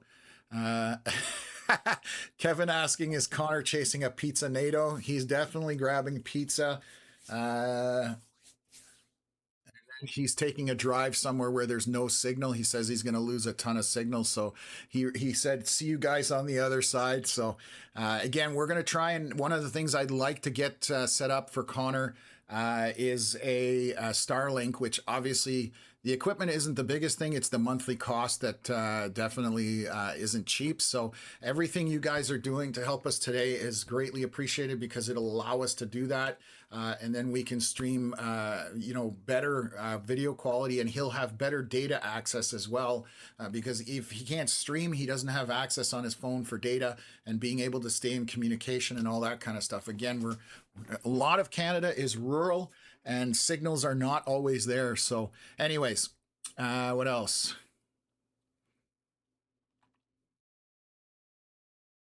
Perfect. I was wondering if that was the case. Radio production. I'm happy to hear that. I know that people on the desk are frustrated with the system as much as I'm frustrated. It's obviously people above it, and I'm happy to hear that. So if there's Polygon alerts coming out, I will jump for freaking joy. I'm gonna throw a party if there's Polygon alerts in Canada. So we'll keep that between you, me, and the two people that are watching this stream. But thank you for the updates. I love hearing that, and I want nothing other than success for Environment Canada to be able to do better alerts for our Canadian public, they deserve it. We deserve it. So again, I know that it's not the people on the desk. It's not, this is from way up. I get it, but it's so frustrating. So anyways, yeah. Oh, Mark is in the chat here. Mark, actually one of the founders of the Outbreak video game, which is a storm chasing virtual reality game. He says, I was having dinner in Winnipeg after my chase and it kept ringing for 2 hours, people ignoring it and making fun of it. And that's the last thing we want with alerts. It's the boy who cried wolf scenario. And that's why I harp on it on here. So I really hope that that's what's coming and it makes it out soon. Our severe weather season, is only about 3 or 4 months. So that window closes rather quickly at this point. So just going to take a look here, just seeing what they're doing on those severe warnings. But thank you, Radio Production, for throwing those comments in there. That, like I said, I'm going to cartwheel if that happens. It will make my job easier, just being able to report to folks what's going on as far as storms when they're progressing along. So let's take a look here. I'm just watching what's happening. I don't like that merger there. So this is obviously very elevated at this point. I'm going to see how far off the ground we are right here. This is 6,500 feet off the ground. So we are 1.25 miles above the sky. So that's about just under 2 kilometers. But you're talking 123 on these winds on the leading edge of this. So still very strong winds at the surface. I wouldn't expect as much wind speed, but obviously something to keep an eye on, maybe 80 to 100 kilometers an hour, depending on how that goes. So this is east of 129. Again, we are north of Elliott Lake, north of Highway 17, coming up to 144. And we're just seeing this merger between the line from the north and the line from the east. So we basically have storms marching across, and then we have storms doing this. And so that kind of hook shape that we're seeing right here, things might intensify in there. I'm going to monitor it just to see if that's the case, but I'm basically talking about this intersection right here. So I'll continue to monitor that and go from there. And we'll see whether this picks up any kind of issues as far as they're concerned. So Radio Production saying, yes, it's... Oh, Debbie, thank you very much for subscribing to the Sunshine Club. That's amazing. Really appreciate that and the support. Radio Production saying it's going to be a game changer for sure when they come out. I wonder how long weather-wise radar apps will take to adapt. I don't think it's going to take them too long. Honestly, Steve knows the stuff inside and out. It's just, I guess, coordinating with Environment Canada and that kind of stuff. So hopefully it happens quickly so that we can get that up and running. And again, it will make my life a lot easier and the general public's life a lot easier. So, but yeah, we'll definitely see what's going on. If it follows roughly the same system as the US, they've been doing it for decades. So it shouldn't be too difficult, I hope, for the apps. So Michael saying I'm eating pizza right now. So everybody's in on the pizza game. Deluxe is what he's having. So again, good to hear that people are enjoying some food. What else? Sean saying I'm enjoying your stream. Thank you very much for being on here. Starlink has a $75 plan, 100 megabit. So that's good to know, Rick. Yeah, we've been looking into it. Our question for us is the up speed. So the down speed with Starlink is always fast. It's that up speed that's the biggest component with it, because we are sending video up rather than pulling down. So, but we've played with Starlink. Shannon uses it. Curtis has used it. So we've seen very good results. It's not perfect, but it's far better than the cell coverage, let's put it that way. So but that's going on here. So what else is going on? Olives are awful. Veronica, I don't know if we can be friends anymore. That's not good. Sean, thank you very much for the donation. Super appreciate it. The dancing, is that a cat? It looks like a dancing cat from here. What else? I saw some comments. Oh, Tizzy saying caps allow elderly to see words without strain. Okay, that's good to know. I've never thought of it that way in terms of the caps. Usually, caps is considered yelling or screaming, and I do get people that jump in and just start throwing caps letters at things when they want attention. That's why it's turned on that way, but that is a very good point. I will definitely thank you for making that comment, Tizzy, and I'm going to mark that down here. If it helps elderly people to get the information, I'm all about that. And then I will just filter out people who come in and start, demanding answers and that kind of stuff, because that's usually what we see with the cap letters, just so you understand. And we're just trying to keep things as clean and concise as possible with when we're dealing with these live streams, because you can see there's a ton of information flowing here.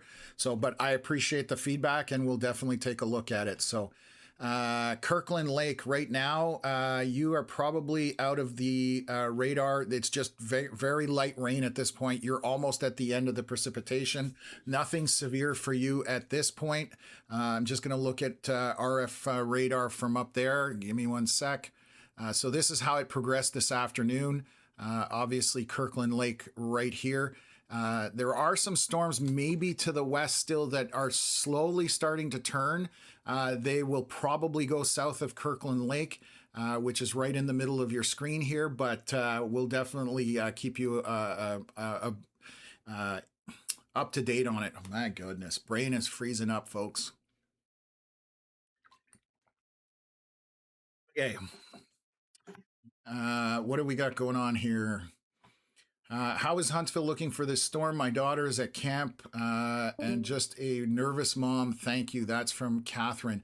So this is going to turn south. Right now, it's hard to call where exactly this is going to track through eastern and southern Ontario, that kind of stuff. I'm going to show you the closest radar right now. Let's take a look at that. And you'll see the storms are tracking right now to the north, and they're moving eastward. At some point, they are going to turn, and I suspect that will be somewhere around Sudbury or North Bay. And again, it depends how far back they extend in that regards. There are very warm temperatures down there around Huntsville, Parry Sound, where Gravenhurst 32 degrees. So there's a lot of storm energy available there. We're watching the radar, still low level clouds. You can kind of see them on the radar here. Very light little, popcorn type stuff is still currently moving eastward. So it just depends when that whole thing shifts again to the southeast. It has happened up here at the north, but we're still monitoring that to see how that progresses. So I will update you, but again, there is a possibility they need to stay weatherware down there 100%. There is the possibility of it, and it is sticking more to the Ontario side than it is the Quebec side at this point. We do have a line starting to form on the Quebec side that did get severe warned. You can see that tracking over there. So we are covering a large area here, and lightning mostly on the Ontario side at this point. So okay, what else? Does WeatherWise refresh automatically? Yes, it does. There's nothing that you have to do. I'm not doing anything. This is just cycling, and anytime there's an update, it just gets tossed into the loop. So yes, it does.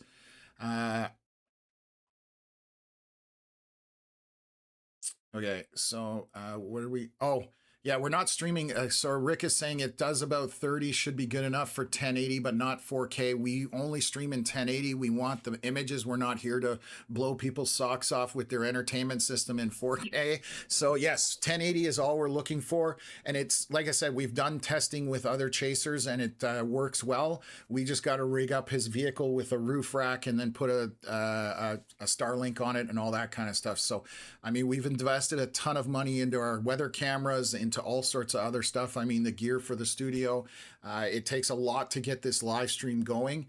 And so, yeah, we're working towards that, and hopefully that's where we end up.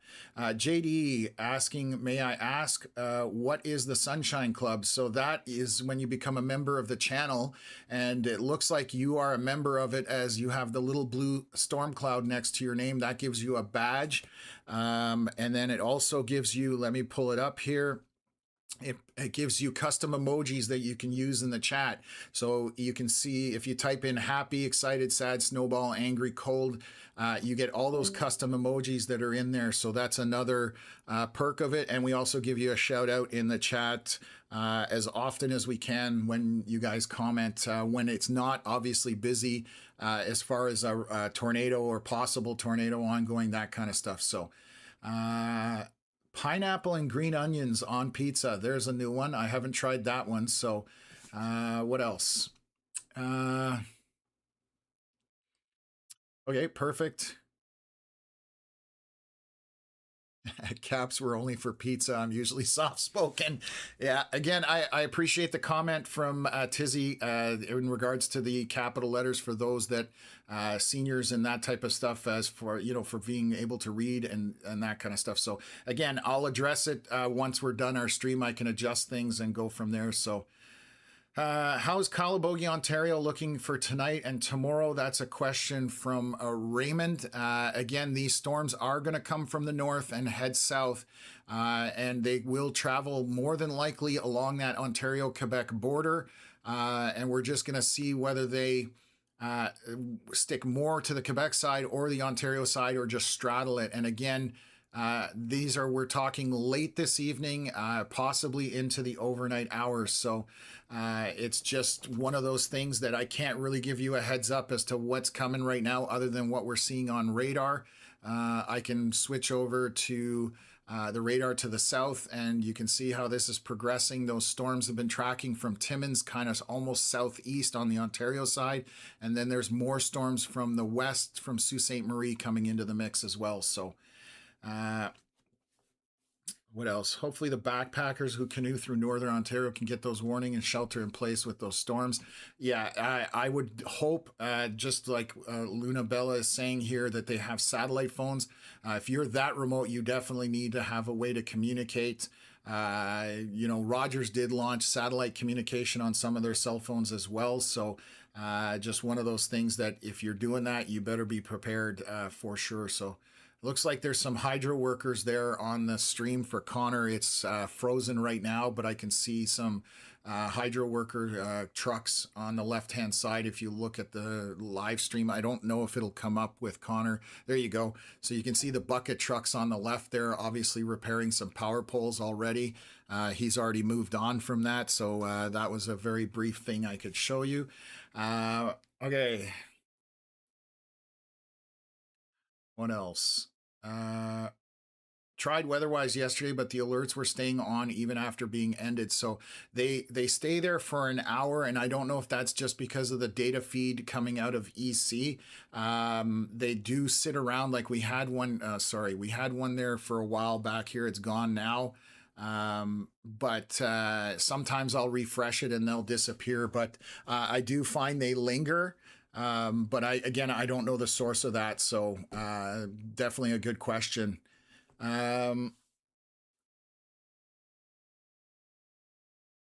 Yeah, so Melody asking about the Ottawa area. You are in a thunderstorm watch at this point, meaning the parameters for thunderstorms are there. The potential for storms to happen. We are watching this line to the north, and the reason we are watching this is heading down. This is going to turn, and it's going to come down the western Quebec side and the eastern Ontario side as it tracks. So there are potential for storms. This is not moving very quickly at this time. It could speed up. If it does, it'll get here sooner. It's going to go through Sudbury and North Bay most likely. Before that, I'm still not 100% sure about Sudbury at this point, but North Bay definitely looks like there'll be something happening there. So coming to Ottawa late this evening, maybe into the overnight hours, but we will have to see how it progresses. So stay tuned here, and we will update you as things are going on, because this is a dynamic system, and a lot is changing as this goes on. So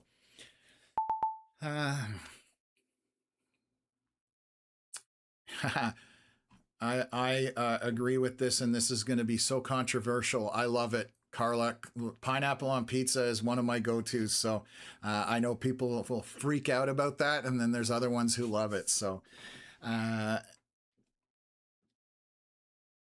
oh, perfect, JD. Glad to give you the clarification on it. Like I said, You can see the custom emoji in this one. You see our little logo needs to get a sponsorship with a chip company to make Canadian Weather Live branded storm chips.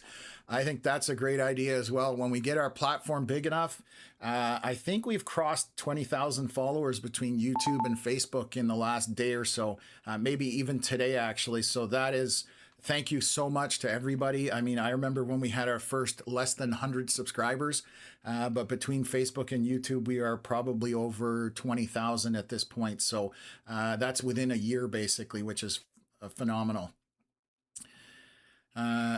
What else? Wait, I've been here for hours and you have not said my name, well, once, but Mags, I always try to say your name when I see you, but again, when it's busy, I just can't call everybody out. And then I'm trying to keep up with comments as best as I can. And right now it's quiet.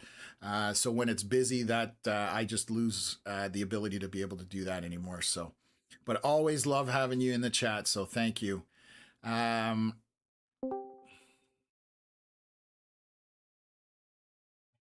Okay. Again, Ottawa late tonight, overnight hours, more than likely on this, unless this speeds up. So again, you're going to have to stick around here. We are still quite a ways away from this getting into the Ottawa area. If it continues to turn south like the models were showing, then, you know, again, we're talking late into the evening and into overnight. So we'll see whether that happens. Julia Canuck, thank you for subscribing to the Sunshine Club. Really appreciate that. Thank you for the support. So,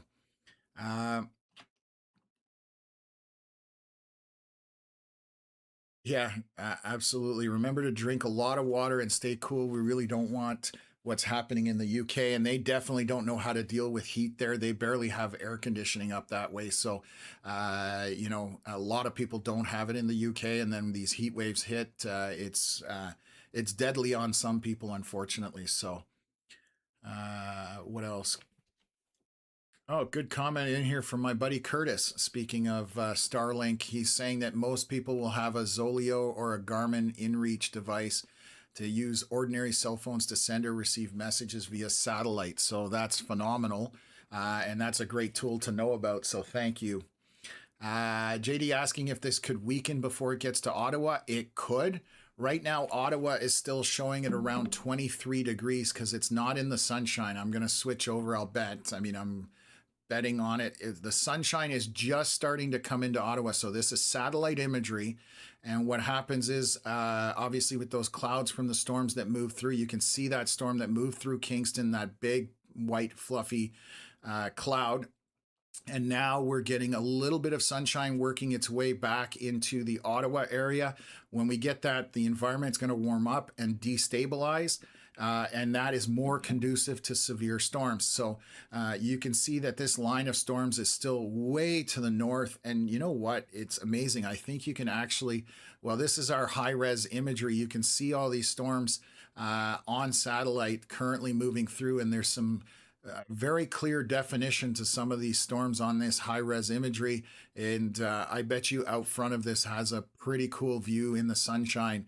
Unfortunately, I have nobody up there, and you know, we're just looking at satellite, but this is the other tool that we can use before anything shows up on radar. So you can kind of overlay satellite with the radar imagery, and then you can, you know, both kind of corroborate each other. So anyways, that's where we're at on this. I'm going to continue in the comments. So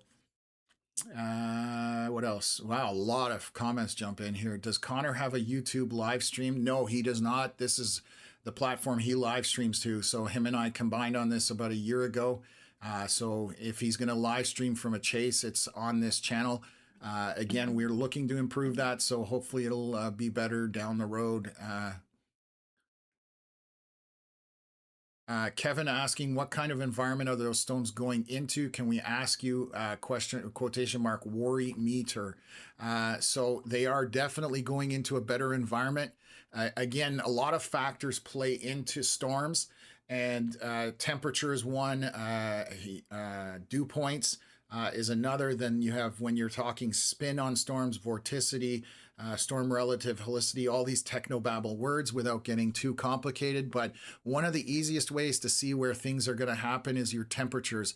And as you can see to the south of these storms, we have some 28s, 29s, and I'll take a look at our dew points. I can switch over to that. So let me see what kind of dew points are out in front of this. Let me flip that and we'll take a look. So we have some very, holy cow, these are 70 plus dew points, which if you know anything about storm chasing, those are very strong dew points. So there's a lot of environment there for them to feed on.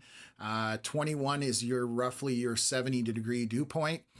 So when you're seeing 23, 24, it is a very primed environment for storms. For them to be able to sustain and feed off of that environment. So definitely a good environment to their south. And again, we'll see if they turn that way and whether they, track the way we are expecting. So lots of dew points up there. So again, not good if you don't want storms, good if you are a storm enthusiast. So I'm just going to see where Connor is racing to at this point. Let's just take a look here. He is trying to figure out where he is. Oh, he looks like he's going towards Perth maybe at this point. So not sure what his game plan is. Gonna actually ask him that. So he heard me on the stream. So he's typing to me. Oh yeah, he said Beachburg. I forgot about that. So he's heading up that way. I'm just gonna pull it up here. So he's just heading to the Beachburg area to sit and wait for that second round of storms. Beachburg, there's a really good observation spot there called Westmeath Lookout. I've shown you photos of that, Connor. So you can get up on a hill there and see storms coming from a very long way. And he says, that's exactly where I'm going.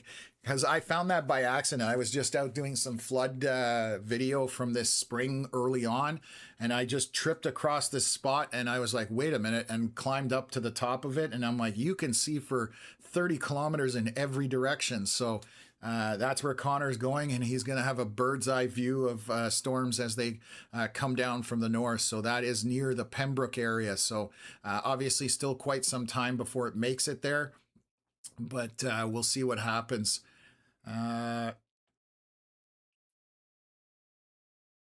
Okay, comments are flying in here, so I'll do my best to try and keep up with some of them, folks. Oh, that's funny. I find Tom's voice soothing, like an audiobook kind of voice that you can chill to. Oh, there you go. I soothe and calm. Maybe it's another service I'll start. What else? Saying cooking outside right now, toasty, and that's definitely the case for a lot of the region throughout Ontario and even portions of Quebec. So what else?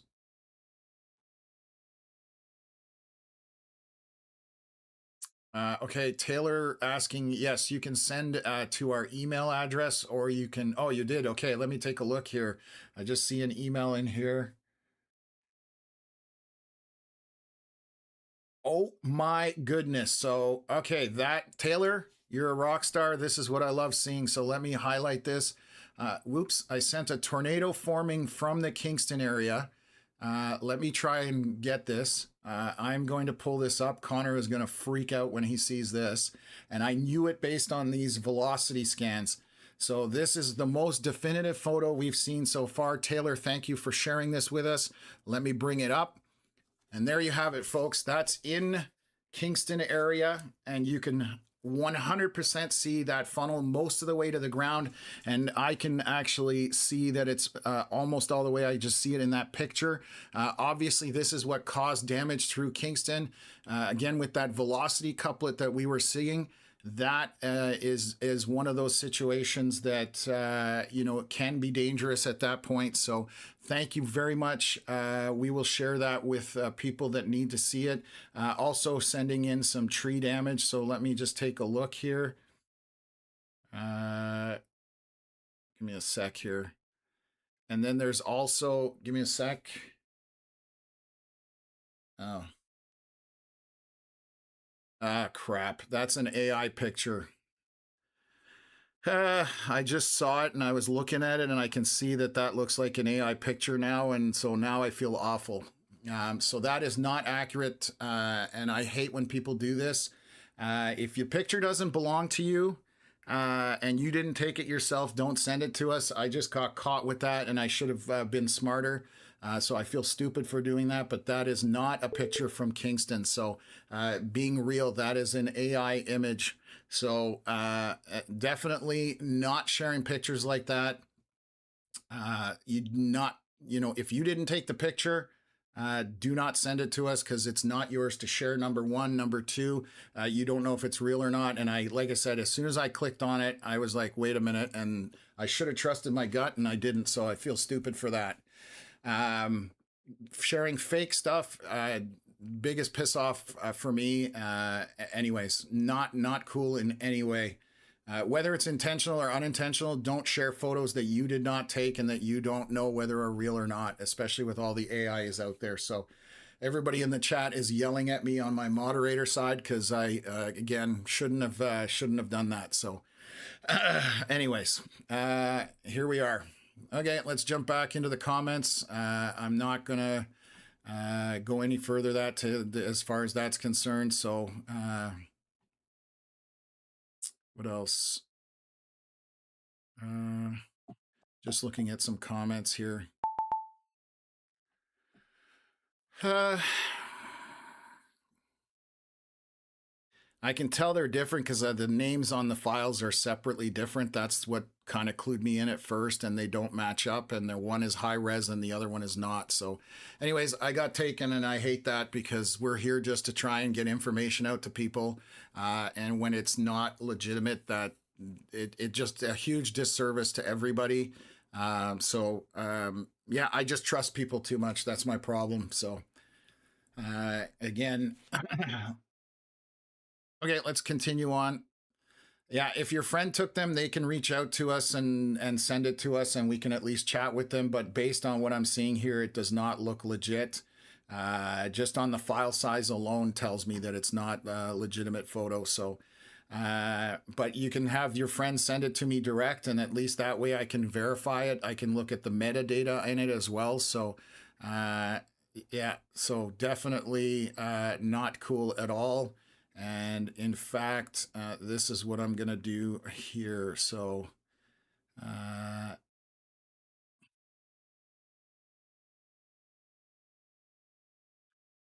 nothing like having trolls in a chat that cause problems. So anyways, we'll kill that off. And again, we're going to just continue on. Anyway, so we're looking at storms moving from the north. These are coming down. And I'm going to make sure I verify things better the next time. It's not cool at all to do that. And again, anyways. Okay, let's go. So again, storms are right now around Temiskaming shores. Definitely look like they're picking up some intensity here to the north on Highway 11. We are definitely seeing a lot of hail signatures in there, both to the west and to the of the line, and then the line itself coming towards Temiskaming shores. It is still marching a lot towards eastward at this point, so still coming south, but also going eastward into Quebec as well. So we're going to monitor that line on the Quebec side, still getting a lot of stuff that way. So let me take a look here. Okay, so definitely storms marching down the western portion of Quebec. Lots of lightning in them, heavy precipitation, and it's kind of between 117 and the western Quebec border. They are dropping southeast and they are going to come through to the north of Ottawa not too long from now. So those are definitely headed that way. The stuff trailing back to the northwest, still going to take time to turn around. Marilyn, thank you very much for the donation. Wow, really appreciate that. Thank you. So we're going to have these spin and drop to the south.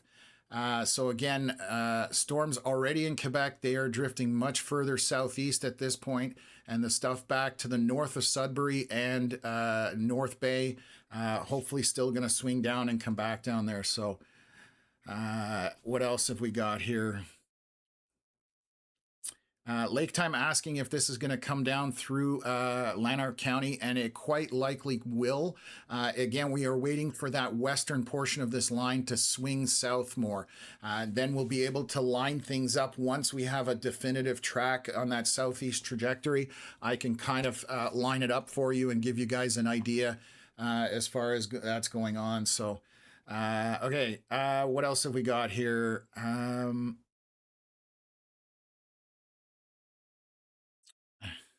What happened while I was out? My intensification or any intensification or speed up, that's the modern cat. So there is some intensification on the Quebec side. You are in Montreal, so these storms, if they are continuing on their current track, as you can see on the radar screen, Montreal on the bottom right, they are going to be north of Ottawa here very shortly. So you're going to see those coming through, and they are heading towards Montreal. Some minor showers in the far eastern portion of Ontario. Those are just minor isolated showers, not even thunderstorms at this point. So I can actually switch over, and we're going to go to composite. So what this is like a combination of all the radars together, because we are watching such a large system in a large area. This will help you guys visualize what is taking place right now. So you can see that storm at the bottom coming through upstate New York. That was the one that went through Kingston, causing all that damage. And then these are the storms moving from the north down along that Ontario-Quebec border, and I suspect it's going to straddle it, and we'll have storms obviously on the Quebec side and possibly on the Ontario side. So this is what's taking place. This is about an hour and a half of radar loop. So again, we are quite some time before those western storms on this line make it down towards North Bay and into Ottawa. So we'll see what's going on there. Anyways, what else?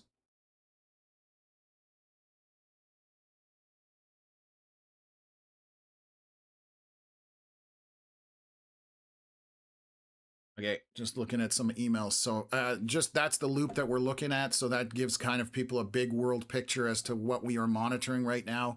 Obviously, we had those that strong storm make it through eastern Ontario, go through the Seaway, and then off into upstate New York. But this is the big picture of what those storms look like as they're coming across here. So right now through Temiskaming Shore, some very heavy showers with possibly some small hail, heavy winds on that as well. And I'll switch back to radar and continue to break it out, because the radar is obviously a little more detailed and accurate, where the composite is just trying to put those all together. So right now around Temiskaming Shores, I'm just going to take a look at some velocities here.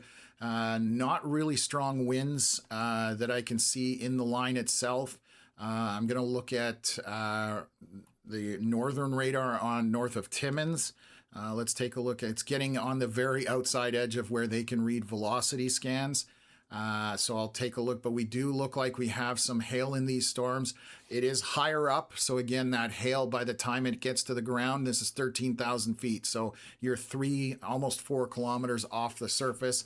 As it falls, it's going to melt and turn into rain. So less sizable, but we are kind of in a radar, not a hole, but it's definitely an area that most of the radars that are reading it are from much further away. So we have our radar off of Lake Superior to the north of Sault Ste. Marie, reading that pretty far. Then we have right here, we have another one off Georgian Bay. It's reading them from pretty far away. So we're kind of in this radar hole. You can see it's right in the middle of 4 radars. You have one to the top of north of Timmins, one on the Quebec side north of Val d'Or, then off of Lake Superior, and then off Georgian Bay. So this line of storms is right in the middle of all those radars. So what it's doing is it's reading them at a far distance. Right now, this is probably the best radar to be reading this from. I'm just gonna, between these 2 radars, north of Timmins and then to the south, it's heading in that direction. So I'm probably going to stick with this radar on the Ontario side. and we'll use another one on the Quebec side. So definitely reading some hail in these. It's subsiding a little bit as we get into those lower readings down closer to the surface, but heavy precipitation, lots of lightning with this. So if you're on the water, you don't want to be anywhere on the water with this. And again, it is drifting southeast on the Quebec side. So I'll bring up that side of the radar and show you what's happening on the western Quebec portion and coming to the north of Ottawa. So right now, north of Petawawa, Pembroke area, that line is intensifying. You're seeing all those lightning strikes happening. So, definitely one of those issues there as far as that's concerned. So what else?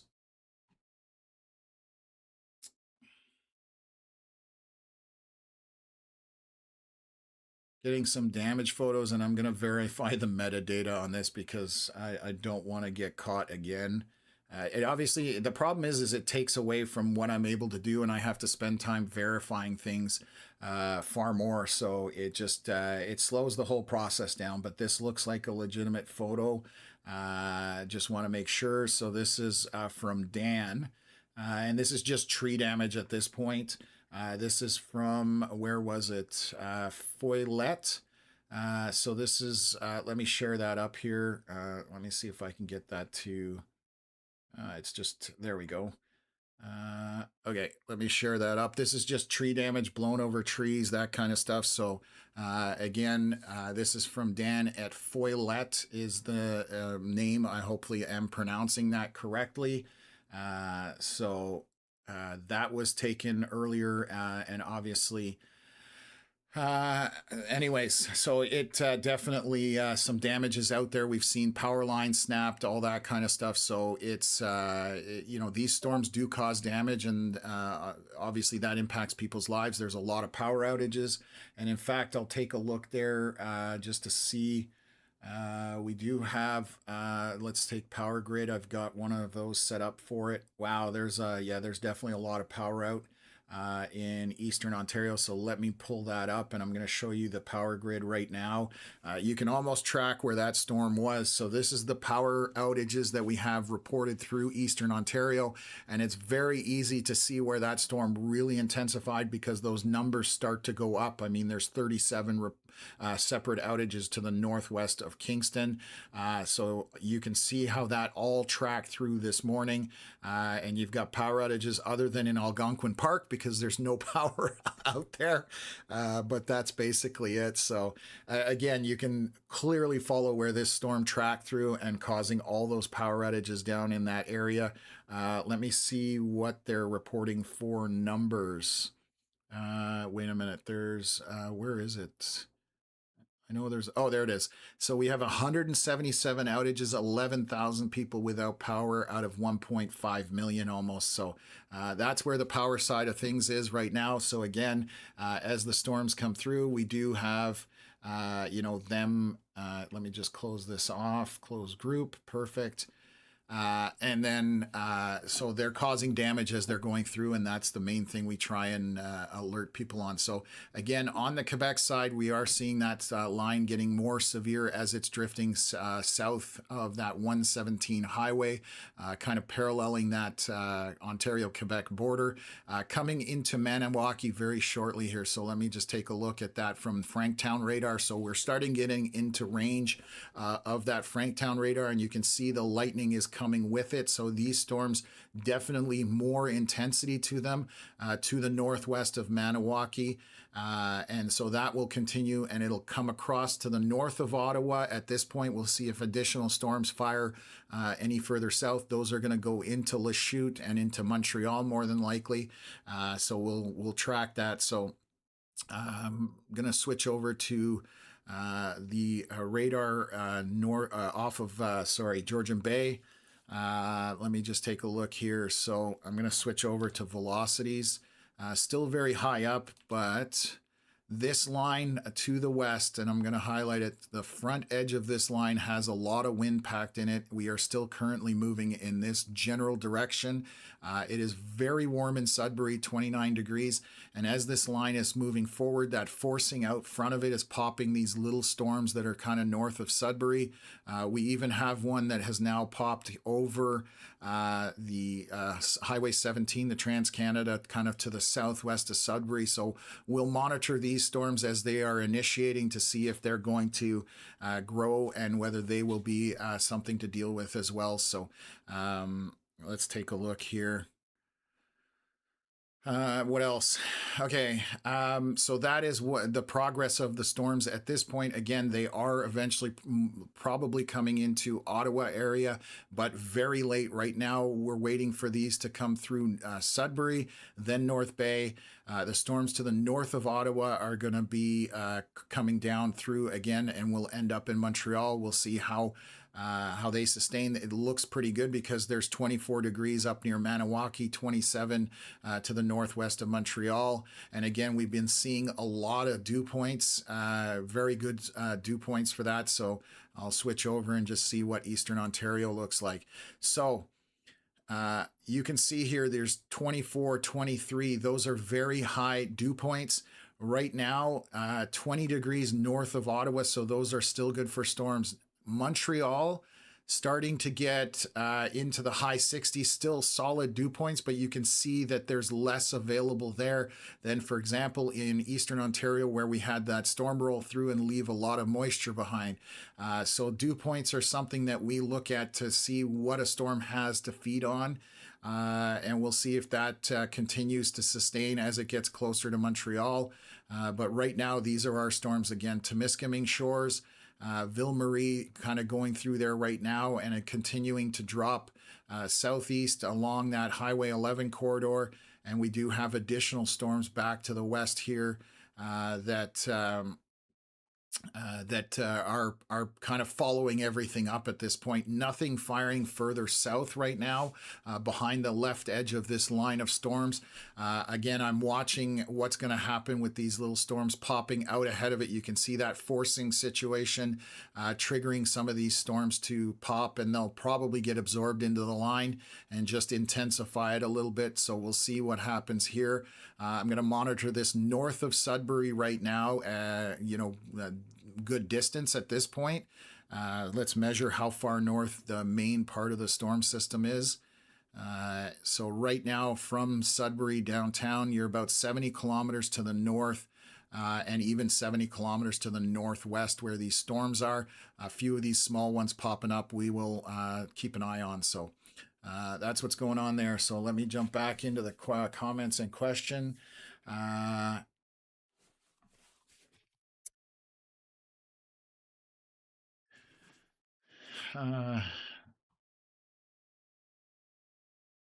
Perfect. Thank you very much for all the support and the comments in the chat. I've definitely been going forward. This is my 4th day straight of live streaming, and we've been doing I think the shortest one was like 6 or 7 hours. They're averaging probably about 8 hours, and we are coming up to hour 6 at this point. So this one is going to be a marathon, and it's going to be the longest one for sure, because we are still watching these storms to the north and heading towards the Ottawa area. You can see how warm it is in southwest Ontario, 32 degrees, 33, 31. Nothing expected down there today in terms of severity. You can see the thunderstorm watches on the Quebec side and on the Ontario side. Those are the ones we are watching. I just noticed on this radar scan, there's a couple of storms that popped by Haliburton. So let me look at that. Yeah, so we have some storms firing south now. So these will get here much sooner. And again, that was the comment that if storms pop in between, you're going to have them bridging the gap much quicker. We're going to watch these to see if these sustain. Right by Haliburton right now, Highland Grove, west of Bancroft, those storms have fired and are moving due east at this point. So an area that we are going to have to pay attention to. So we now have storms further to the south. So those would head towards roughly the Ottawa area. But again, we will have to pay attention to see where those are going. just to monitor their progress, but they've just popped in the last scan or two. And this is why we look around all over the place, especially when we're covering such a large area. It helps to have eyes in the back of your head. That's basically what it boils down to. So the Storm Chaser, hi everyone, I'm new. Welcome to the channel. Thank you for being on board. I'm just going to take a look here. Okay, sorry, there's a bunch of people chatting on a different chat. I don't need to pay attention to it. So I literally have like 6 chats open, but there's only a few I really pay attention to because obviously I'm busy and distracted would be a good way to put it. So okay, what else have we got going on here? Looks like the system just going to go over and miss Ottawa from Nicole. That is the storms to the north on the Quebec side. Again, we are watching now these storms coming off of Georgian Bay. You can see there's some initiation, back to the west of Bancroft. So I'm going to watch that. And then the whole system up here is going to turn south. The question is whether it turns south soon enough and then comes down that Ottawa River Valley. If you've watched storms on radar, you'll see that they kind of latch on to the Ottawa River in that valley, and they will kind of stick to it, and they can, follow it right down into Ottawa. We see that time and time again with summer storms. So anyways, we'll see if that misses, to the north of Ottawa. Again, tomorrow being Canada Day, there's more severe weather on tap for the nation's capital. We will have an outlook in the morning, I'm suspecting, again, based on what time Connor gets home and what time I get off the stream. But more than likely, there'll be an outlook in the morning, which will give us a better idea, because the closer you are to the event, the less variables that can kind of screw it up. But it's still not a exact science, as everybody knows. So Ryan just saying, yeah, should I expect nocturnal storms after 9 p.m.? With this line to the north, I would say more than likely, I'd say more than a 50% chance that there's nocturnal storms for Ottawa. But what I am monitoring right now is we just had some storms initiate west of Bancroft. If those can get kind of where they can mature, but I'm just watching them right now, just looking on the last scan here. So we'll see if these are just going to pop and die out, so they just pulse up and then drop down. That's another scenario that could happen, and it looks like that might be the case. But it's an area of agitation, so what that tells me, it's, hey, pay attention to that, and it may try several times, and then it will eventually pop, and you'll have a lot of storm out of that. But so an area of agitation here back to the west of Bancroft, and I'm also noticing up here near South River, we're starting to pick up some more. So things are starting to get agitated in eastern Ontario and south of these current storms right now. So right now, everything tracking to the north of Sudbury, and we'll see if that's going to turn or not. And how much it will turn, I guess, is the other question. So just looking through Franktown here, going to watch this play out. So you can see those little showers moving, and now that line obviously coming from the northwest is packing some lightning and making its way towards Maniwaki north of Ottawa at this point. So a lot of cottage country up that way. So it's definitely one of those things that we always pay attention to whenever we see any kind of agitation. So our ducks appreciated the rain earlier, that's for sure. Awesome. I didn't know you had ducks, but that's cool. And that's Veronica, one of my moderators. So Danon Canada saying, I'm pretty sure if you drop an egg on the sidewalk right now close to Toronto, it'll boil. And it's warm down there. So again, stay warm. And definitely, stay hydrated. That's the better thing. So never underestimate a blip, to quote another weather tuber. Yes, again, that's your little indicator to look at it and keep an eye on it. That's your early warning system. So how do I still have my voice intact? I don't honestly know. And I was concerned, like when we were leading up to this 9 days that we were seeing this weather, I wasn't sure how my voice is going to do. We'll see. Again, this is day 4, so we're only halfway through this. I hope that one of these days busts, just for the sheer fact that I can get a day to rest and not talk or do anything. So I still haven't finished my sandwich. I'm going to grab a water. I'll be right back.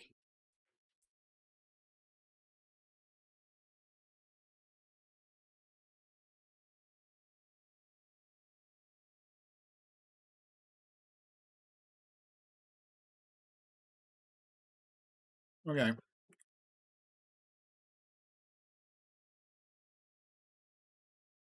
Ate the last of my sandwich. Mission accomplished. Anyways, I'm watching my chats here. I have over 100 messages that I haven't even seen.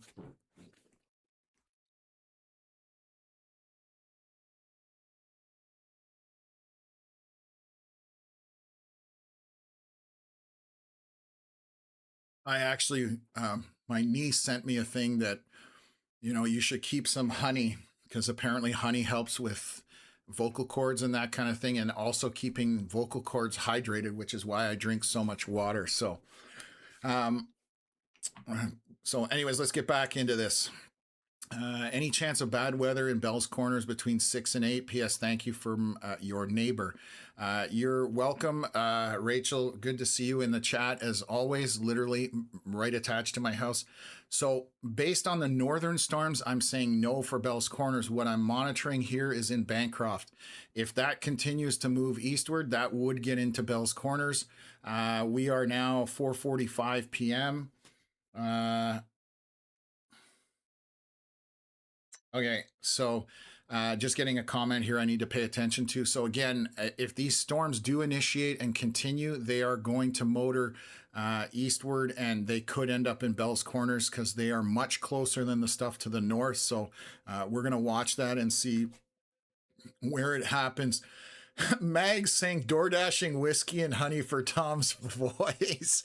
My mom, actually, we're Eastern European descent, and my mom, when we were sick, we used to gargle with this, like, I don't know how many proof, it was probably 100 proof or something crazy like that, alcohol to kill off the bug, and it usually worked. So I do like the old school remedies, but that's, whiskey and honey for Tom's voice is, I'm a whiskey drinker, so twist my rubber arm is the way I would put it.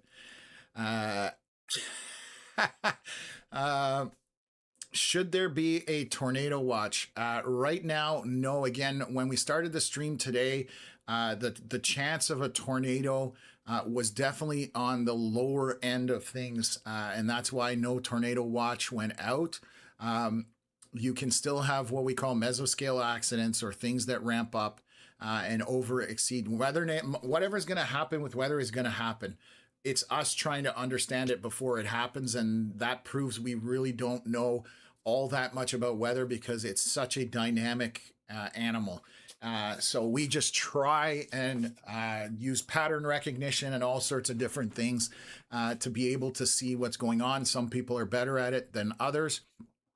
Great storm chasers recognize patterns right away, and they remember events, and that's where they're really good at that kind of stuff. So, okay, let's watch what's going on up here to the north. I'm going to try and see if I can get back into the comments, and we'll see where things are headed. So once the CWL app is a real thing, we need to get a DoorDash plugin so we can send Tom meals during marathon streams. That would be impressive considering where I live. We don't really have delivery food service. I think we have Valley Eats is one of them. But I live in a smaller town, thankfully, because I'd order food way too often. So I'm kind of thankful that we don't have it, but that's an awesome little feature. So I've been tuned in for about an hour. That's coming from the sports guy. So these storms to the north are definitely packing a bit of a punch, and you need to pay attention to them. There's some strong winds in there, heavy precipitation, and a boatload of lightning on the Ontario side.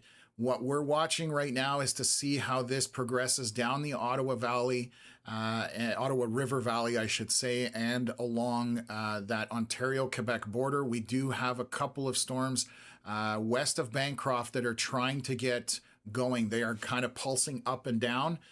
So we're going to keep an eye on those, because those are your little, hey, you need to pay attention over here kind of thing.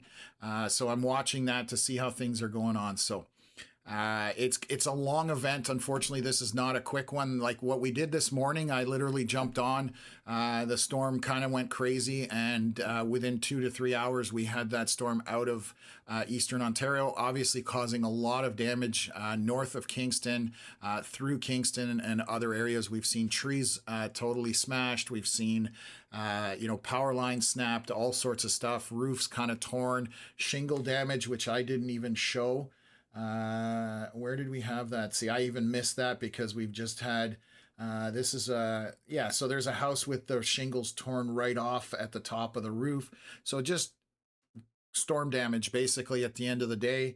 Again, no confirmation of anything as far as circulation touching the ground, but we'll wait to see if we get any reports of that. So what else? Just reading through the comments. Stay hydrated. Yes, absolutely. I'm doing my best to stay hydrated for sure. How do I send Nightbot a drink? You send it through Tom. I'll make sure he gets it. That's basically how you get Nightbot a drink. Okay, make sure Nightbot isn't putting anything in your drink. Yeah, definitely. Kevin just saying Connor's back in the house with a full tummy. I'm sure he got his lunch and he's heading out. So working hard to get the stuff on the live stream. He's got a really good signal right now, which is awesome. Again, we're looking at adding Starlink. So eventually, hopefully that's coming soon. Englehart is pretty dark. Lots of thunder. This is Ian in Northern Ontario. And so that'll be up here. Englehart just out of it at this point. You've still got a lot of cloud cover, but the line, where is it? There, right, is basically moved to your south. So it's gone through Englehart right in the center of this image, and you're just in that light rain on the very end of it. So obviously cloud cover up there, but you're going to have maybe a little bit of moderate precipitation coming from your west. You can see that little thing, but west of Machawan, but it is kind of breaking down as the rest of the line drifts southward. So yeah, thank you for that update there.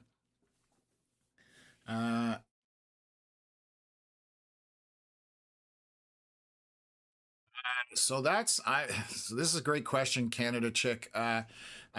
Basically, if there's an actual tornado, are you supposed to open all the doors in your house or close them? Apparently one is better for saving the house. I believe closing them, because think about it this way. If you have a garage door and it is keeping the wind from getting into the garage, and then that garage door fails, the wind rams into there and then can lift. And that's what you don't want. So my professional opinion, close up everything so you're keeping the wind out of the house as much as possible, because what happens with these strong storms and tornadoes, it's that lifting capability that's the problem. So when you guys see chasers like that Reed Timmer with the Dominator, the whole point of them is why they go down to the ground is so the winds cannot get underneath and lift you. And that's the whole purpose of that. So again, keep your windows closed, shut everything down. That would be the my opinion for you on that question. So Katie asking about if there's any risk for Embrun tonight. There could be storms making it into Embrun. Again, we are monitoring several areas around Eastern Ontario right now. We are getting, it's 5 p.m. So 5 to 7 p.m. is kind of where things really normally get active with severe weather. So we are looking at that. There are storms drifting north of Ottawa. On the Quebec side, they are only severe warned back to the southeast of Temiskaming Shores. Nothing around the nation's capital, Eastern Ontario, currently is severe warned, but we are monitoring several areas that are agitated right now, and we're going to see if they can form storms and continue that way. So this is where we are on the latest cycle. Obviously, Embrun just on the outskirts of Ottawa. And so there is a chance that storms will get there later tonight. We will see how things are going on there. So, Stephen asking, will the storm north of Sudbury continue eastward, or is there a chance of it diving south? Right now, I think it's going to miss Sudbury, and it's continuing to march eastward at this point. I'm skeptical maybe even of North Bay at this point. So we'll see if that continues to be the case, but sometimes storms can suddenly just shift and then start rocketing south, southeast, that type of thing. We had that acceleration happen on the storm here in eastern Ontario. It was kind of just going slowly, and all of a sudden it just picked up a ton of speed and started racing southeast. So you never know how that is going to unfold. That's why we try to deal with models and figure it out, but it's definitely good to be able to give you guys the live information right here from the stream itself. So I think Sudbury for the most part is okay at this point, to answer your question. So Connor is Eastern Ontario. He is moving. Let me just take a look. He's heading up towards the Pembroke area. He is coming up to Arnprior area. He's coming from the south, so he's heading up towards Pembroke and in that rough area there. So looks like storm will not reach Montreal today. I'm not sure about that because we do have, it's a question if it continues to sustain, and that's the problem. Right now we're seeing it kind of dying off here north of Otter Lake, west of Maniwaki, and that may be the area that prevents storms from going further southeast from there. So we're not 100% sure of that, but right now it definitely, actually I'm on the wrong radar, that's why. Sorry folks. This is Eastern Ontario radar. This is Franktown. So I was looking at the northern stuff.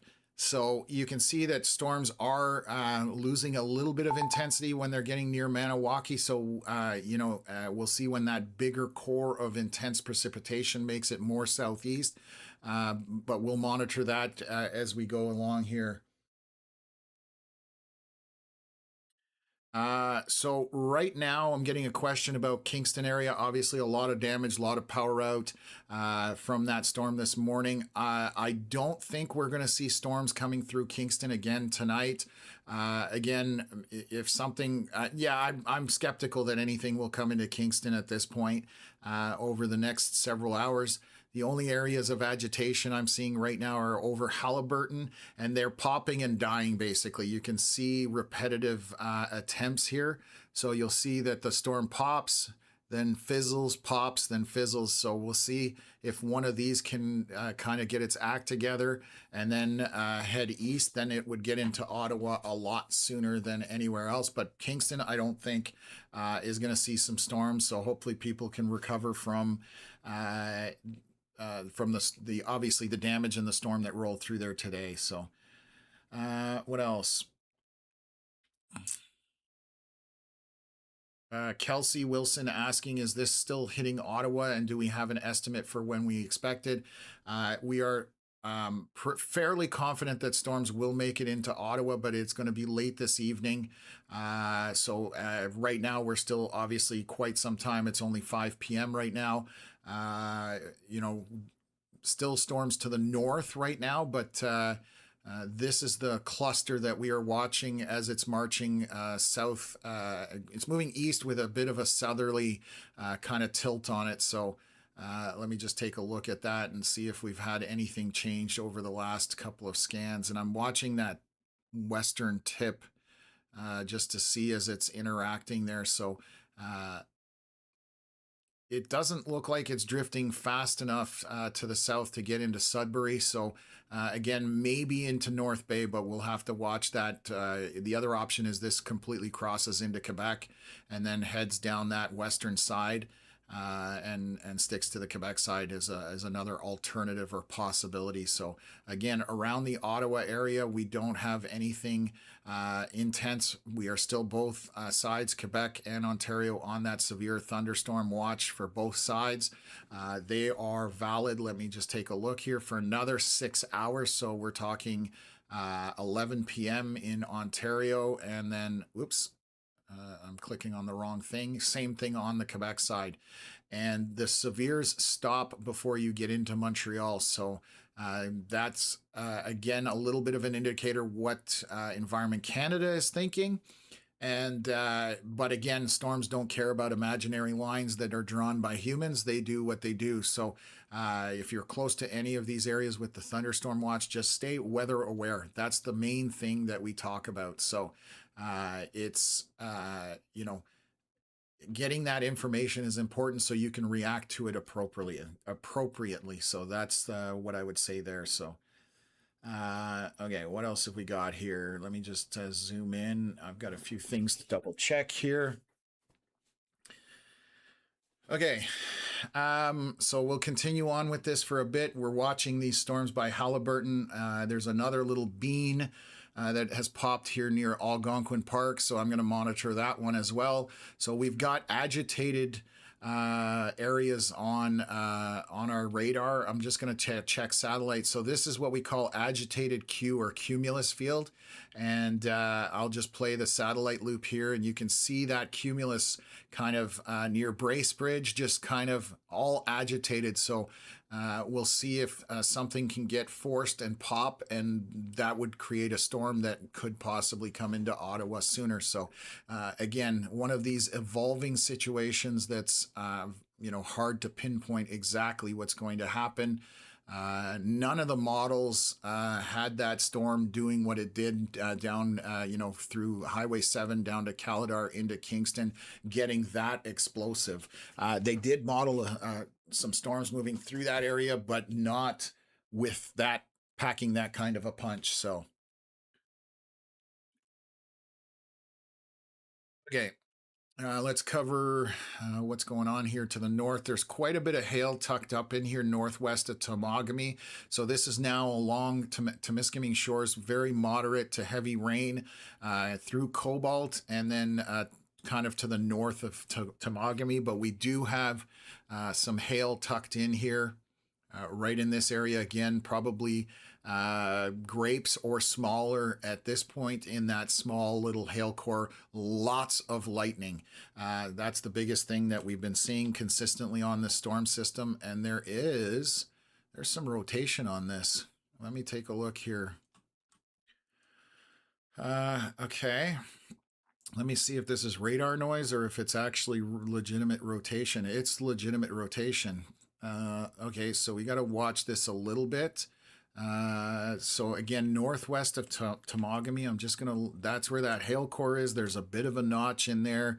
That's indicative of a strong updraft. So when you see hail, again, for hail to stay in a storm, it basically has to be bouncing on the air. So the speed of the updraft going up has to be strong for it to support hail, and the larger the hail, the stronger the updraft is. It's a way of kind of understanding how strong updrafts are.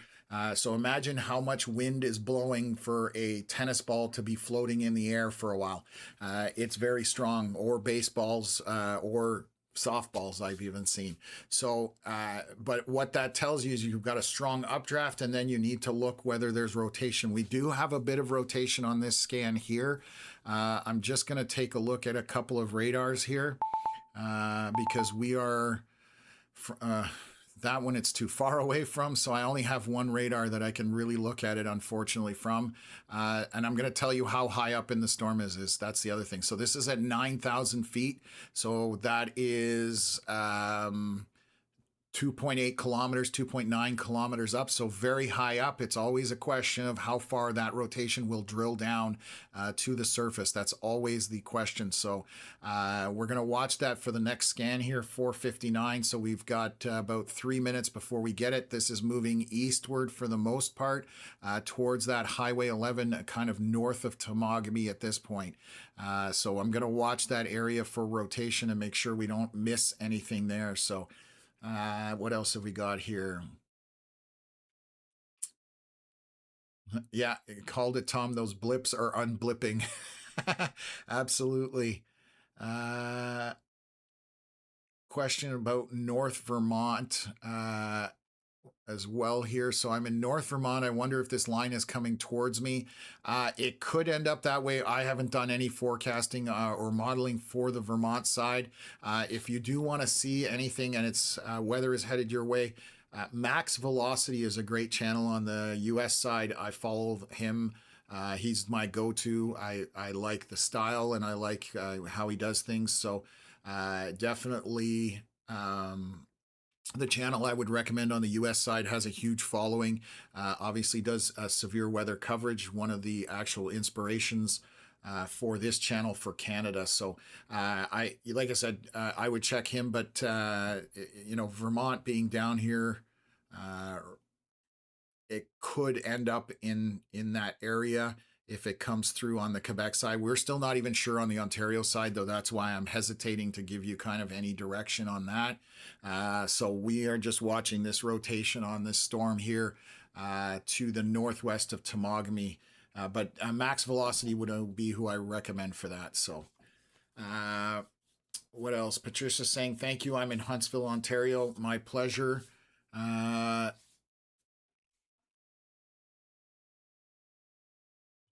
Okay, cool. Severe thunderstorm watch in effect in Mont Sainte Marie. Getting the sad cloud emoji and the excited lightning emoji. Lunabella, thank you for that. What else?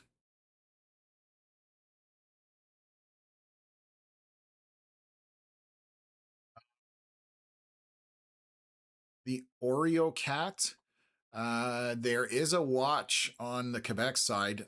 There's a very large watch. You can see that right here. Western Quebec has a watch here. This is a thunderstorm watch for the next 6 more hours, and saying that there's strong wind gusts, large hail, heavy rain, also a risk of a tornado. So there is a very large watch out, which you can see that light yellow box with the thinner lines. That's the watch. And then there's a warning out here to the west for this line as it's moving through to the south of Quebec. I'm going to see if this is still active. It's still good for another 42 minutes according to this. So still have an active severe warning for this line of storms in that area. So let's switch back to our velocity scan and see when the next update is coming in here. So that just updated actually. And let's take a look here. Still a bit of a circulation here. It's not as strong. It's not as tight. It's not what would jump out at me. And again, we are very high up in the storm, so I'm not as concerned about it. But there are some, 80-kilometer-hour winds opposed to about 30 kilometers an hour. So not a really strong couplet at this point, but it is something that I'm going to monitor over the next few scans as this kind of drops southeast or east. There's still hail in that, so strong updraft as well associated with that storm. And again, we're moving mostly eastward at this point. I'm just going to double check because those storms were dropping south just kind of from Timmins.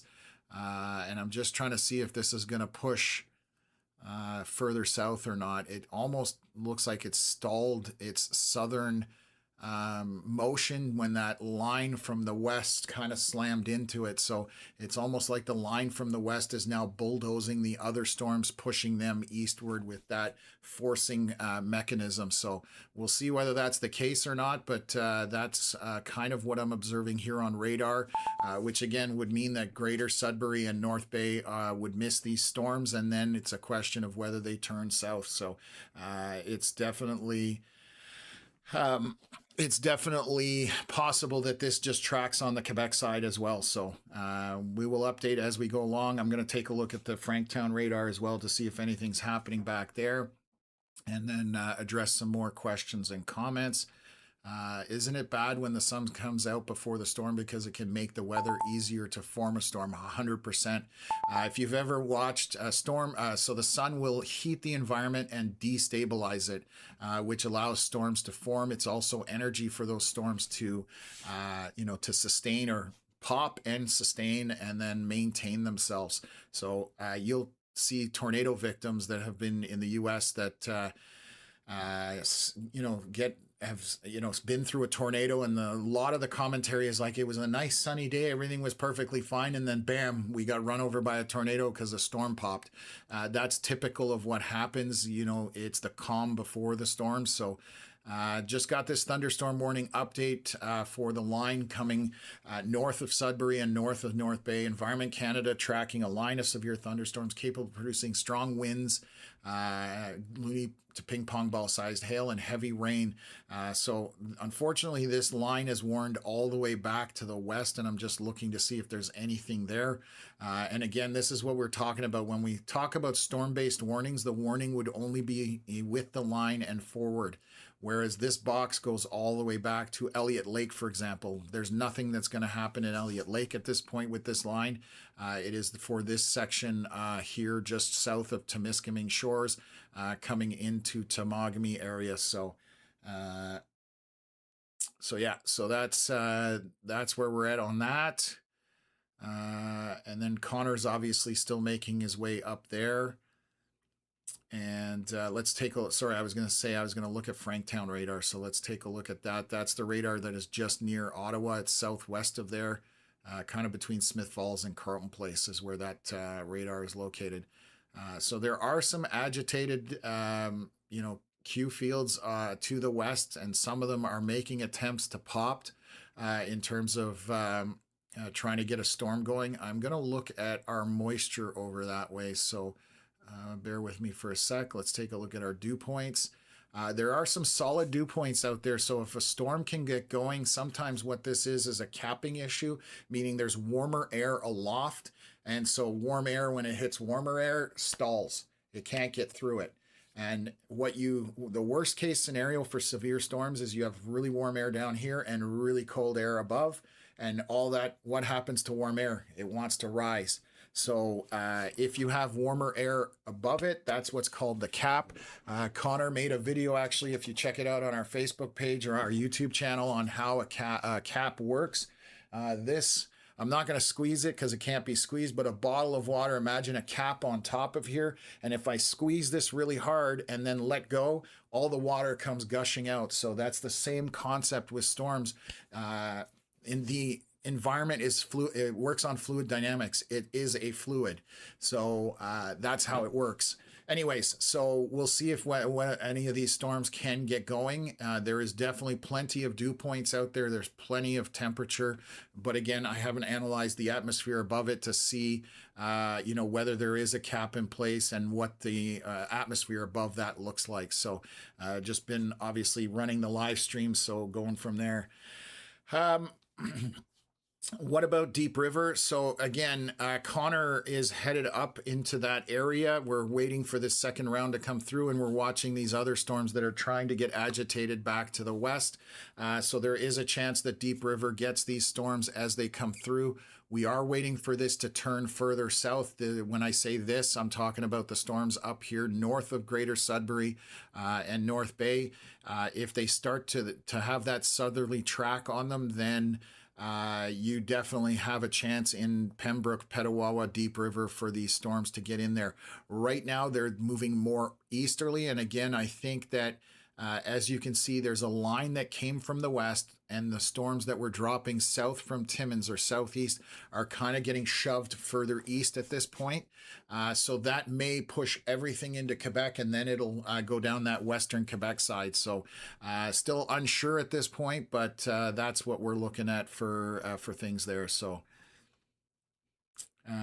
okay. How does Ottawa look later tonight? And is there a tornado risk? So there's a very minor tornado risk, Nicholas. We are looking at these storms coming into Ottawa late this evening.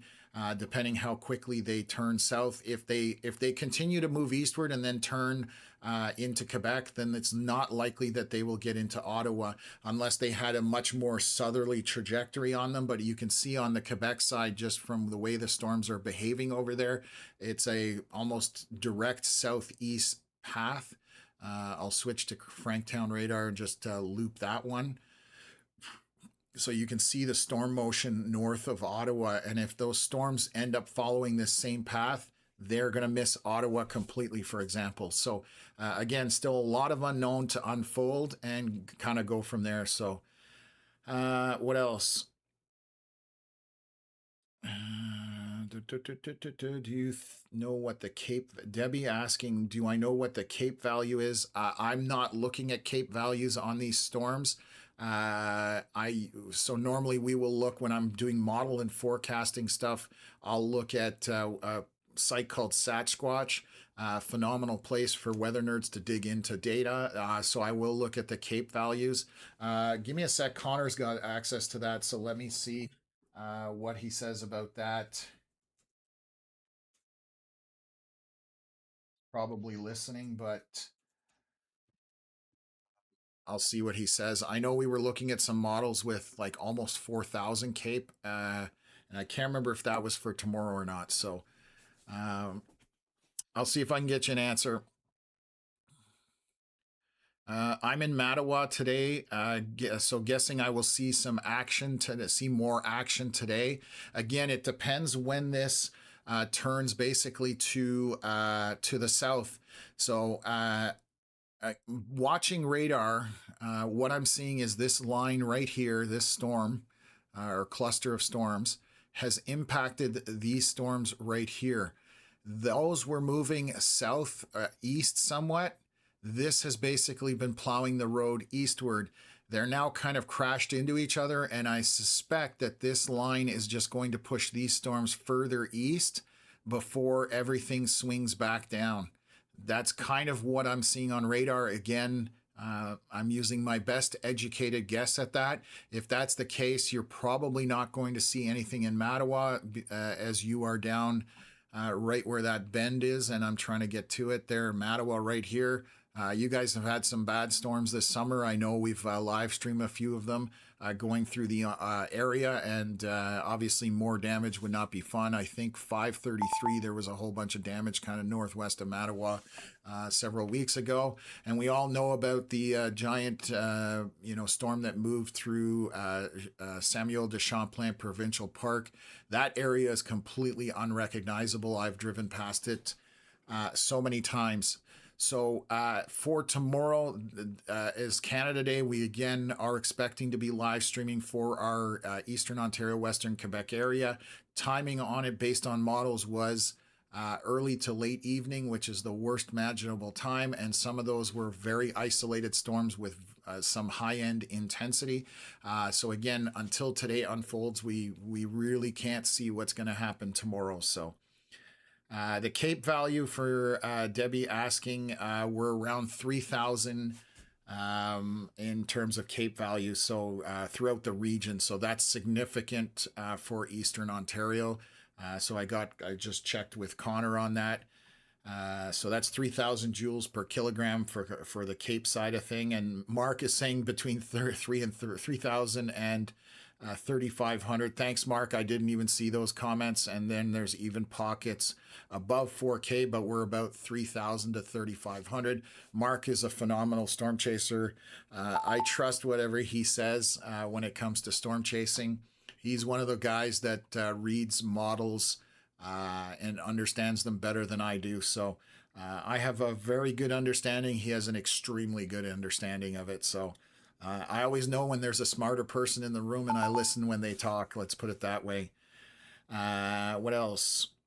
Yeah, so getting a question. If you want to submit photos to us, there's you can send it to our email address, canadianweatherlive@gmail.com. That's a great way to put it in there. We do try to check it as well as often as possible. So that is one way that you can do it. We also have a group that Veronica just posted in there, our Canadian Weather Live reports group, which I'll bring that up. So we run this page. You can join that. That's a weather community. 2 basic questions to get in. If you do not answer them, you're not getting it. It automatically rejects you. So that is a page, and that's people are on there, all the time, whether we're on the stream or not. So that's just as long as it's weather related, it can stay in there. If it's not weather related, it's going to get taken out. So let me put that up. Just going to swing back here. I'm going to take a drink of water and then take a small break here. I'll run a little commercial here from Canadian Hail Repair and Auto Dentist, who are obviously sponsoring today's stream. Phenomenal partner of ours since almost basically day one. So definitely, if you have any damage from the weather today or from the storms, please give them a shout. They're based out of Eastern Ontario. Doug and Tim will help you guys out, and they cover most of Canada as well. Auto Dentist, your local premier choice for all of your cosmetic automotive repairs. Specializing in hail damage repair, paintless dent repair, small damage paint repairs, and bumper cracks and scrapes. We have served Ottawa and surrounding areas for over 25 years.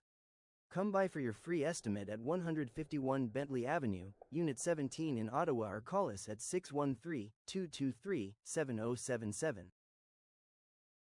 So again, thank you to Canadian Hail Repair. You can check them out at autodentist.ca. This is their website, and they deal with all sorts of stuff. They specialize here, as you can see. And talk to Tim or Doug at 613-223-7077. Phenomenal group down there. So again, done work on my own vehicle as well when I had my car damaged by hail. So check it out. Definitely tell them you saw us, you saw about it on the stream. Great sponsor of ours again. So let me just take a look at a couple of things here on these storms. I want to look at velocities. Yeah, there's definitely a couple areas of rotation up here that it's just trying to kind of get an act together. It's right in that same area. Just kind of watching these rotational areas there.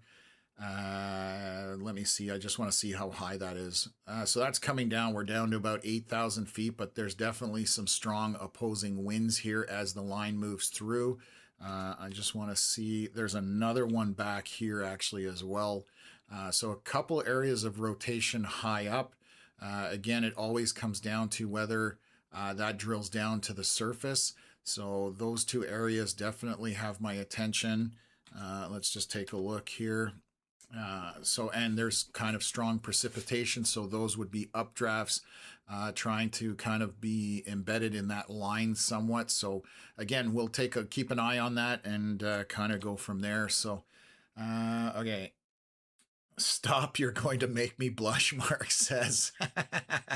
Hey, listen, like I said, I do know when there's smarter people around when it comes to smart. I don't know all there is to do with weather. There are far smarter people out there than me when it comes to a lot of facets of storm chasing. But again, I consider myself above average in that regards. And I'm pretty good at reading radar, that kind of stuff. But Mark is definitely smart when it comes to that. Geez, Mark, where do I sign up for a class? So the first step I would say is you try out the Outbreak storm chasing game.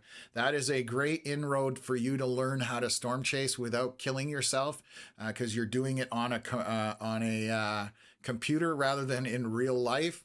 And Outbreak is spelled OUTBRK. And we play it. I play that game all the time. We actually did a live stream here where we were chasing with it. We had 4 or 5 of us storm chasing in that virtual world. It's honestly a good way to learn how to understand tornadoes and the severe side of things. And it's a lot of fun because I right now can't storm chase because I'm in the studio.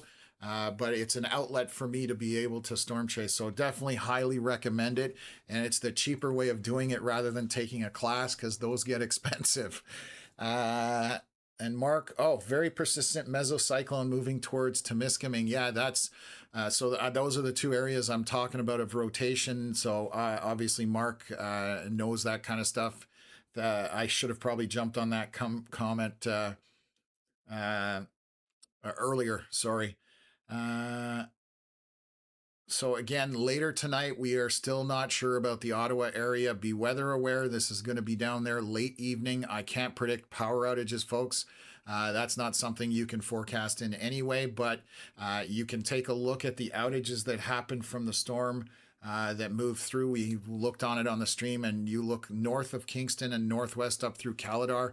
And when that storm went bonkers, the power outages followed because it blows trees around, knocks power lines over. That's the kind of stuff you're dealing with. So right now I'm just eyeballing this stuff up here by Temagami. I'm going to see when the next scan comes in here. It's about a minute out, and we'll see if this rotation kind of stays consistent there as this kind of moves mostly eastward. So we'll see. What else? Are those 7? Oh, there's our latest scan. So let me get that. I'm going to jump on that first. Let's take a look here, delete that out. So we still have some rotation tucked in here. Again, we are pretty high up, but there would be 2 areas of rotation. Let's just take a look how this looks on reflectivity. So again, I would not be surprised by anything as far as that. A lot of times I have to discern whether this is what we call radar noise or polluted data. So where you see this kind of Christmas confetti looking stuff, that is data noise within the software. It should be nice and clean like this, but we have that polluted radar noise. Even back here, you've got some more polluted radar noise. So you're always trying to decipher exactly what's going on with velocities. I do get frustrated with it because it can make it difficult to determine what is actually going on. But when you have these broader areas of greens and reds where they're getting brighter, then it's a little more obvious as far as that's concerned. So let me just switch over. Lots of precipitation in this with some small areas of hail, and it's continuing to move eastward. So it's moving just to the north of Sudbury. Again, haven't seen a swing to the south yet, so I think this is going to move into Quebec, and we'll see what it does when it gets onto that Quebec side. So I had a question. Are those 75-mile-an-hour velocities north of Capriole high in the atmosphere? So let me take a look here. Let me click on that. I don't know where Capriole is. So we are in a thunderstorm. Oh, okay. Well, there you go. Just north of Sudbury. So let's take a look here. So these are some strong winds back. This is 5,500 feet. So that's that line. I'm going to, switch over here. I'm going to show this. We've been monitoring those. I've kind of pointed them out a few times. I haven't in the last little bit. There's a line here of storms that has smashed into this other storm cell right here. And this storm has had straight line winds in it all the way back, to kind of northeast of Sault Ste. Marie. I have not pointed that out, and I apologize for that. So there are some stronger winds. These are 5,500 feet off the ground, just so you understand. That is a mile or 1.6 kilometers roughly. So down at the surface, I'm suspecting you're probably 80 to 90 kilometers an hour. So still very strong winds. These are straight line winds for the most part. Here we're about 5,000 feet, and we're only at about 100 and some of the 90s, but 105, 110 maybe in there. So again, strong winds, 80 to maybe 90 kilometers north of Capriole at this point. So that portion of that line that is, I guess, blasting eastward, that's where we're seeing those stronger winds. And then we're watching those rotation areas again here northwest of Temagami. We'll continue to see if that wraps up or not. So it's going to be at Highway 11 very shortly here, just probably north of Temagami. It might come into Temagami itself. And that is the couplet that is a little bit stronger based on what I'm seeing here on radar. So again, that is the area we are monitoring for rotation. These brighter blues back here north of Sudbury, north of Capriole, those are strong straight line winds. Those are about 5,000 feet off the ground, as I mentioned. So, okay. I'm just trying to catch up again on some comments. Definitely still can make some storms go into Ottawa. So yes, we are definitely in that direction. When is this storm going to hit Algonquin Park? That is from Matthew. Right now, I'm not sure that this will get into Algonquin Park, but we do have additional storms to the south trying to fire. And that's what I'm watching to see. There's a few little showers that are kind of popping up, but they are dying. They're just pulsing storms at this point. I'm not seeing anything yet. Again, going into Algonquin Park, unless this turns south soon, it's not going to get into Algonquin Park, and this is just going to go down the Quebec side of things at this point. So we've just seen the dynamic where earlier this line has come from Sault Ste. Marie off of Lake Superior. The forward portion of this roughly has dropped south from Timmins.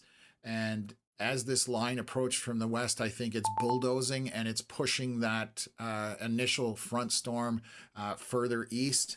If that had tracked just straight south without this line behind it, I definitely we would be talking a different game at this point. And they are just shrinking the box back for the severe weather. That's why it's flashing here.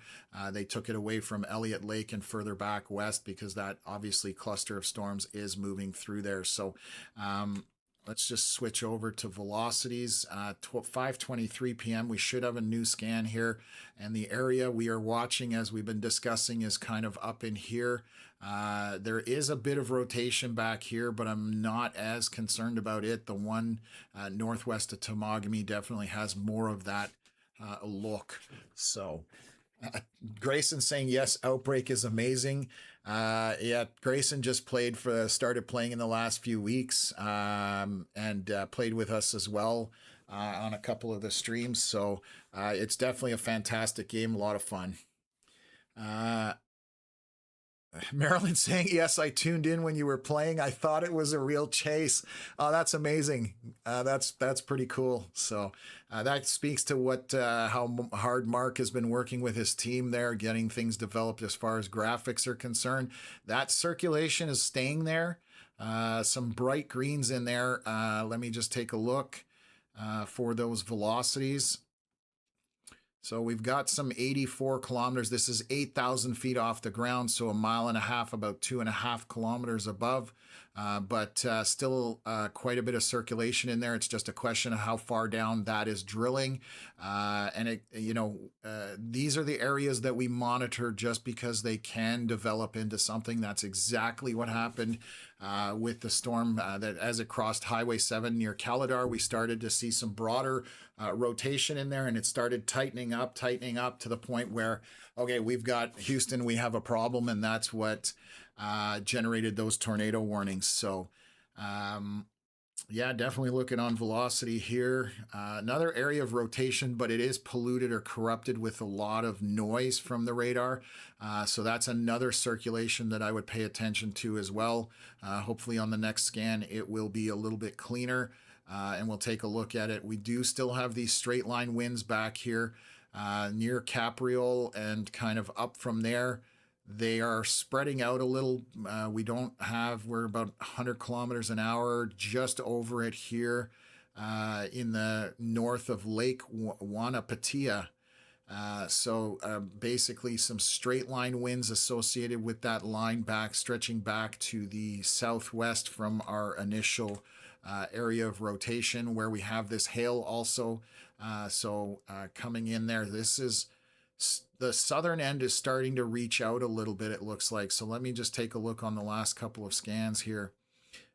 Yeah, you can see how that southern end has reached out for Capriole. It's now got a more southeast trajectory, and it actually pushed out pretty hard. It may catch the far eastern side of Sudbury, but not with the intense part by the looks of it.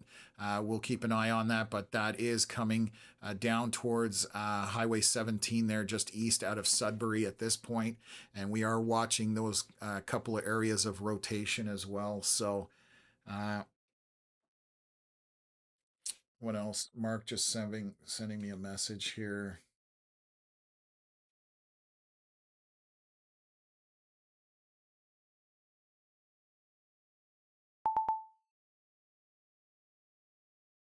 Yeah, so Mark just sent me some information, and when I was on satellite a couple hours ago, I saw something, and Mark is pointing it out as well. And I'm, glad I understand it to a certain extent, like Mark does. I'm just looking for that storm. So what I'm looking at, let me back it up. Can I go further back? Give me 1 second. How many frames can I do on this? Where? Oh, no, don't. Oh, yes, I can. Okay. Let me adjust my frames here. There's a lot of settings. So where are we? 50 frames. I'm going to go back 100. And I want to show you guys something that Mark was just pointing out to me, and I've been kind of eyeballing. So let's go back to this storm and reload it. Let's do a reload back further. Okay, this is the storm from this morning, right in the center here by 17. That's the storm that progressed. This is at 9:16 a.m., so very early. What I want to highlight, I'll probably play it out and then show you guys. You can see this boundary. It's kind of like a little wake in here. And as you're going to progress, it's going to change orientation slightly, but you can see that boundary now at the bottom. And the reason I highlight this, sorry, I still want that. The boundary is kind of from Peterborough to Hallville up that way roughly at this point. And it's leaving this boundary behind it from that storm and then been cooking there all day. It's probably drifted out a little bit from there. But you can see it very evident on satellite. And the reason I point that out, the storms that popped in Manitoba and the one that went tornado warned, it was triggered by a boundary that sat after a storm was there, put out a boundary, and that is an area of higher moisture concentration and some vorticity as well. So boundaries can be a trigger for storms to go cuckoo for Cocoa Puffs. And that's exactly with that Rossburn tornado that happened in Manitoba. We were pointing it out for hours before.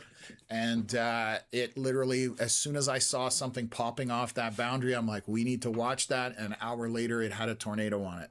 So if these storms were to turn south and interact with that boundary, you could have some problems, but at this point it is continuing to move eastward. So that's what Mark was just pointing out to me. We were just chatting in one of our other chats there. So again, he talks, I listen.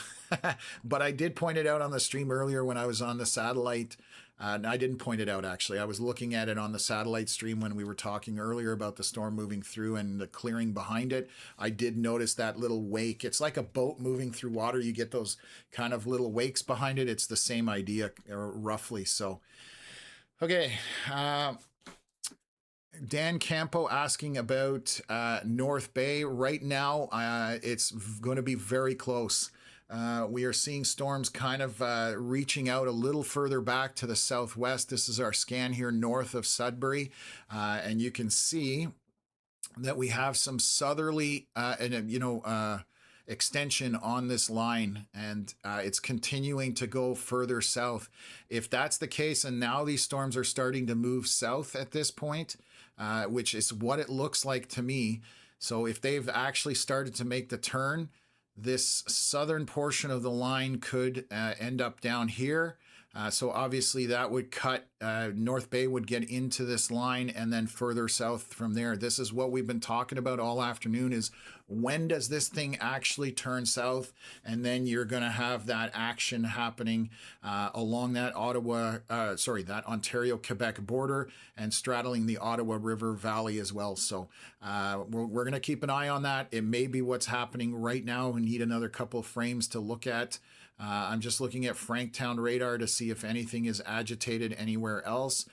Storms kind of petering out to the north of Ottawa. They're spreading out. So when you see those storms widen out, the color turns to yellow, which is obviously on the lower end of the scale for precipitation, less lightning, less intensity, that kind of stuff. So on the Quebec side right now, northwest of Ottawa, north of Pembroke, as they're passing through there, they are definitely losing a bit of their kick or oomph, whatever you want to call it. So just an area to monitor over there, but they don't look like they're getting much further than Maniwaki at this point, which is straight north of Ottawa. So right now that's the case. And again, you can totally see the difference between storms on the Quebec side, where you've got a ton of yellow with some orange in it, and much smaller areas of intense precipitation. You flip to the Ontario side, and this line is the obvious area to pay attention to. You can see all that lightning packed into it. I forgot we were watching velocities on that. So that has broadened out the rotation that was kind of around Temagami area. It has broadened out, so that is a good sign generally when we're dealing with rotation. We still have some strong winds back here, basically stretched northeast to southwest from Val-Caron or Hammer, kind of northeast from there, and there's some strong straight line winds in there. So they just tornado warned it. I'm saying it's broadening out, but here we are. So let me see what they're going after, and I hope they put which part of the line they're talking about. So we now have a tornado warning near the Temagami area. Environment Canada putting this warning out just now. We have been monitoring a couple of circulations. They're just saying extra care and attention should be exercised. Temiskaming Shores and Temagami. Environment Canada meteorologists are tracking an area of severe that's possibly producing a tornado, damaging wind gusts. And give me one sec here. Large hail and locally intense rainfall. That is the circulation that we're talking about. So again, coming into Temagami, and that would be the area. Let me just switch over to reflectivity. I don't like this rotation either back in here. This is very noisy, but just the way that notch is cut into there, this would be another area of rotation. So we are high off the ground, and we've been watching kind of these two areas. What is happening down here? So much radar noise, so much wind. Give me a sec here. Okay. So again, we do have this tornado warning on the Ontario side. We watched this circulation. You can very evidently see it here to the northwest of Temagami. It's kind of been evident in there for a little while. I'm just trying to watch the other side of it, but that doesn't look right to me. The circulation to the southwest, I don't trust. I do trust this circulation right here near Temagami. So if you are in the Temagami area, you want to be in shelter. This circulation is directly to your northwest or west, traveling in that direction. Be in a basement. If you don't have a basement, then you want to get into a center or interior room, as many walls between you and the outside as possible. Bathroom is a good option. Be into a bathtub because they're metal. If the worst case scenario happens, hopefully that's not the case.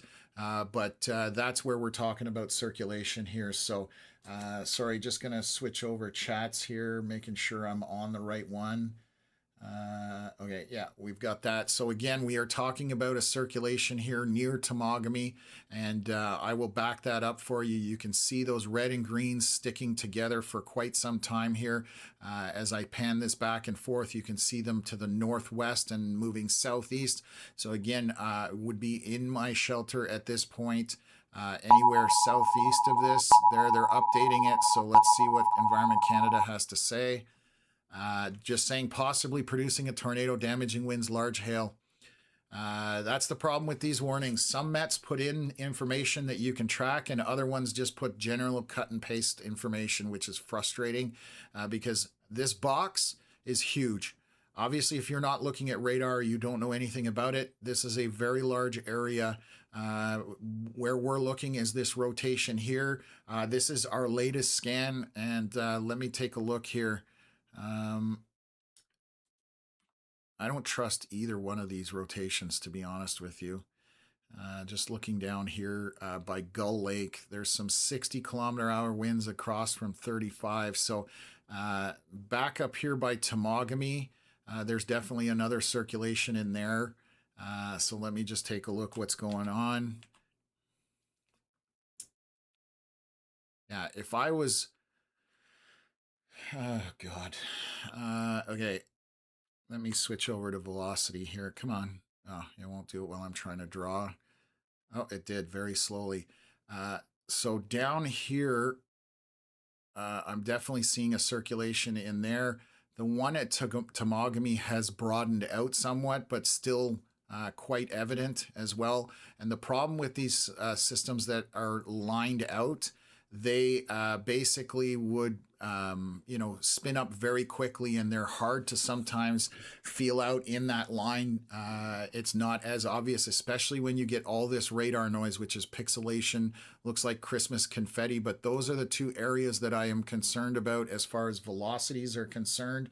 And then I'm going to just jump back into the chat. So unfortunately, I cannot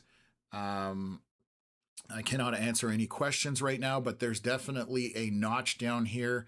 That's why I'm paying attention to it. Temagami also has that information up there, but the early tornado warning spoke specifically about Temagami, and that's why it had my attention as well.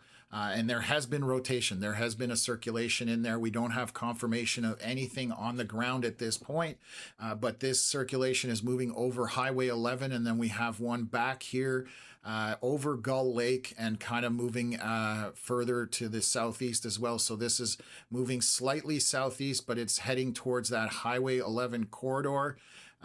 So just let me zoom in here.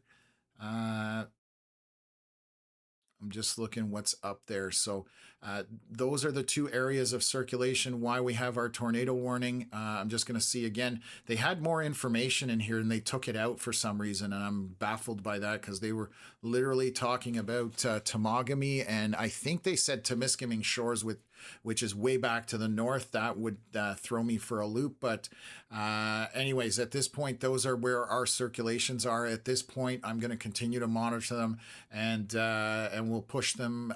We'll push the information out as it moves along. There is a lot of noise here on the left-hand southwest side, so just struggling to view the velocities properly. But there is a bit of a notch cut into this storm, which is sometimes what's called an inflow notch, and I'm just struggling to see that. So I want to make sure I'm going to highlight both of them. I'd rather talk about both and not, than missing one at this point. So let's just take a look here. This is 5:41 p.m. We are 5 minutes into it. Again, we have a circulation over top of basically Highway 11 and Temagami. And then we have another circulation back to the southwest heading. Both of these are heading southeast at this point. So these are the areas that we are watching currently.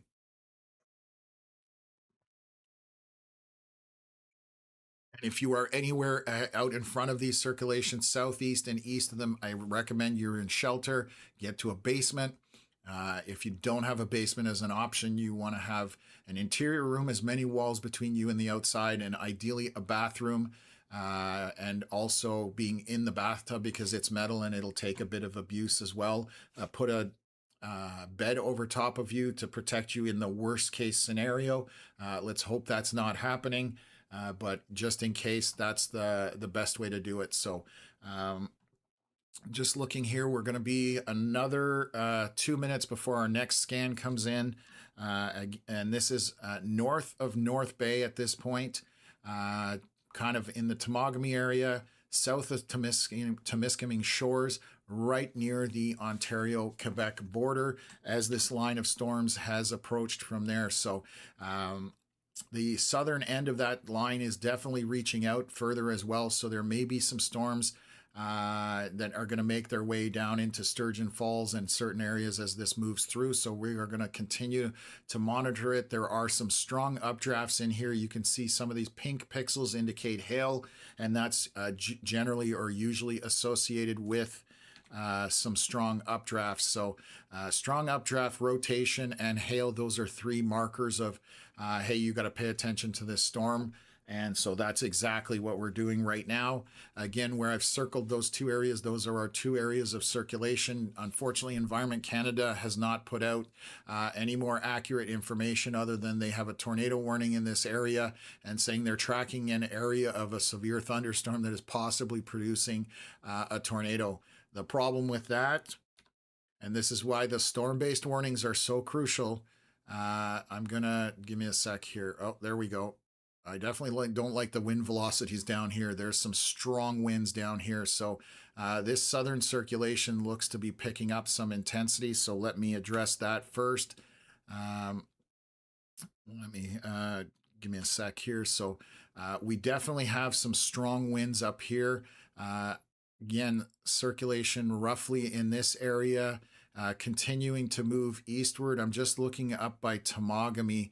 I don't know if that's radar noise or not. It's so difficult to tell sometimes. I'm going to look at my reflectivity and see how that looks.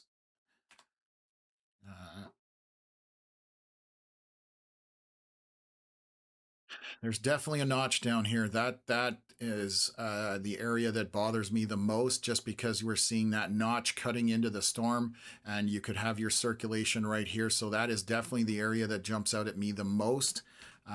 Still rotation up here near Temagami, but this one is definitely showing more and more signs that would have me looking at that, contesting that that's the area as far as that's going on. What else here?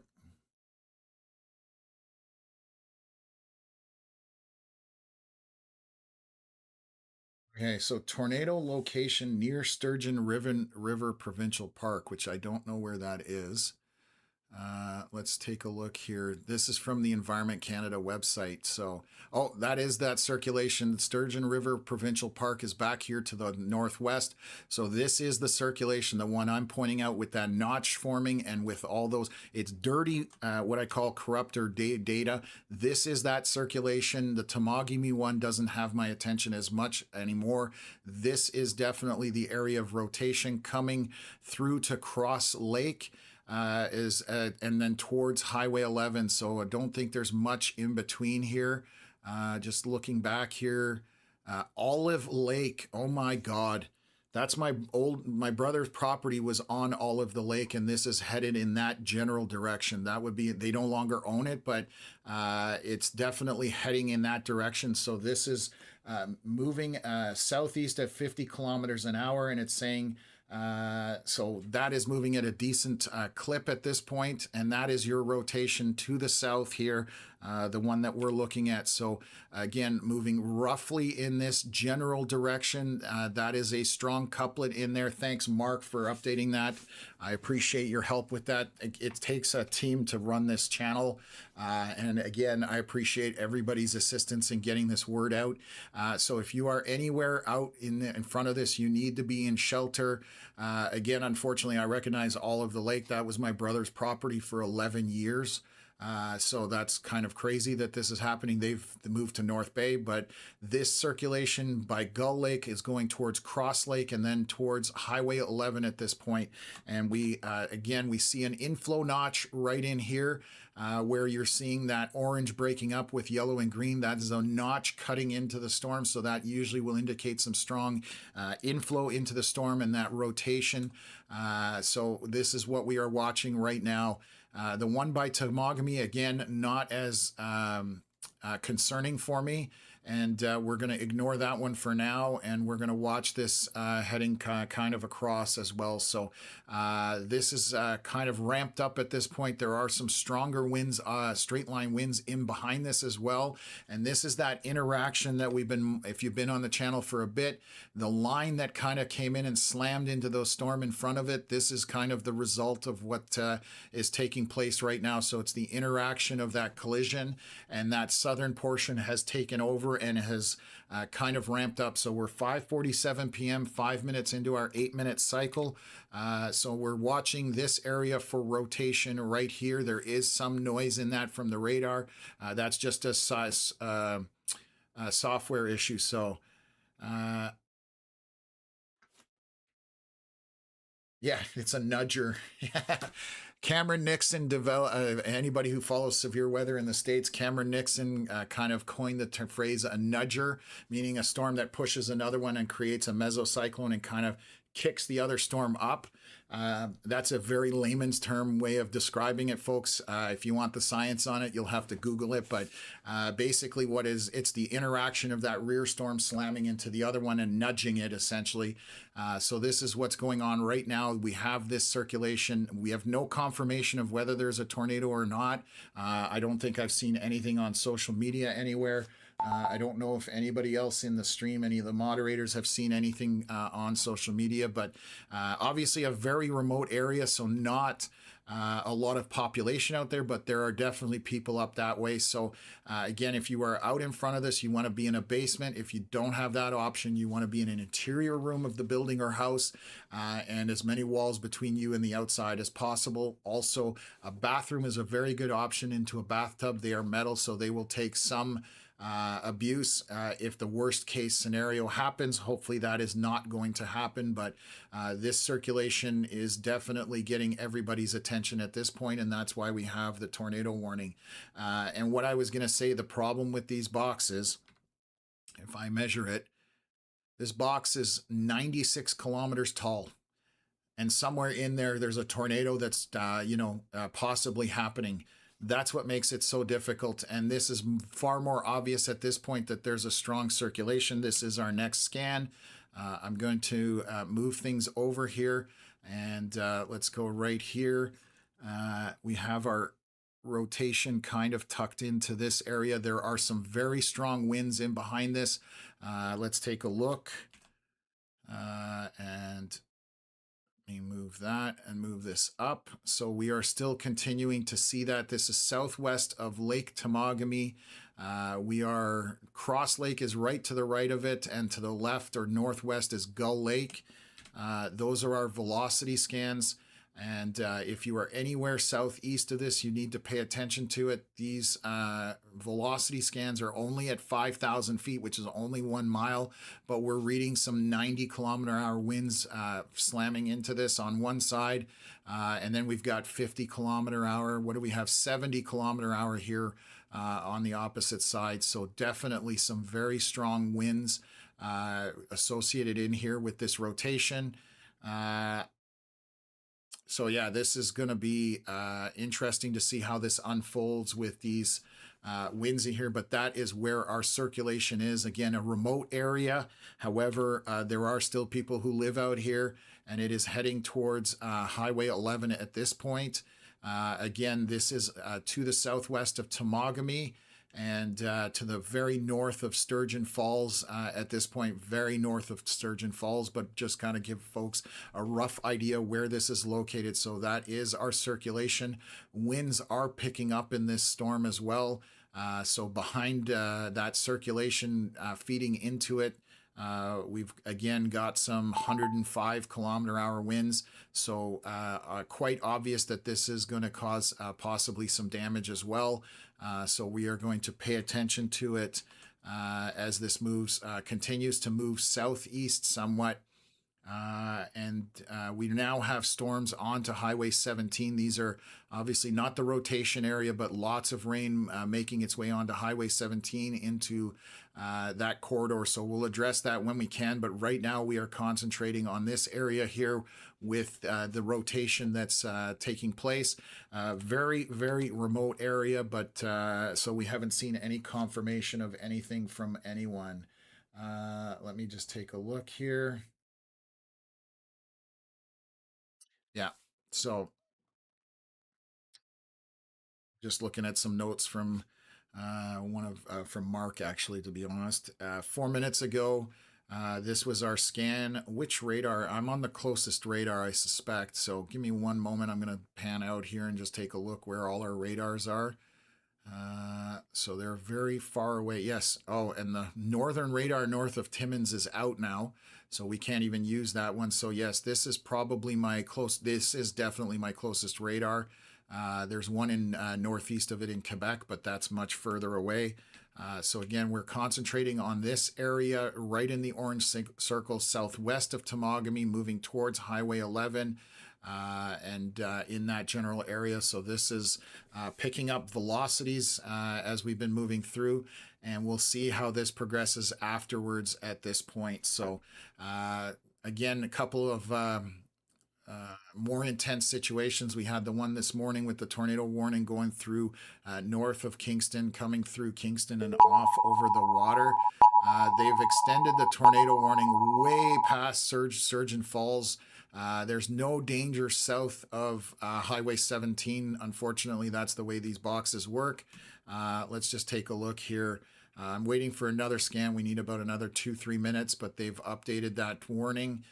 Let me just take a look here, just saying Temiskaming Shores is not in it. They're in the warning, but they're not in line with that area at all. And they're saying West Nipissing and French River. So that's where the confusion happens. They start naming Temiskaming Shores, which is obviously they are in the box. That's way to the north, but our circulation is down here to the south. So again, west of Temagami, it is heading just to Highway 11. Opeechee Lake and Olive the Lake. I can't believe I'm saying those words on this stream. Again, that's the property that my brother used to own, and new owners just took it over. So hopefully people are taking shelter there. I do know that there's a bunch of people there. This rotation is moving southeast. In fact, I'm going to text my brother. Bear with me for a second. I'm actually going to call him. I don't normally do this, but okay. Mute myself and I'll be right back.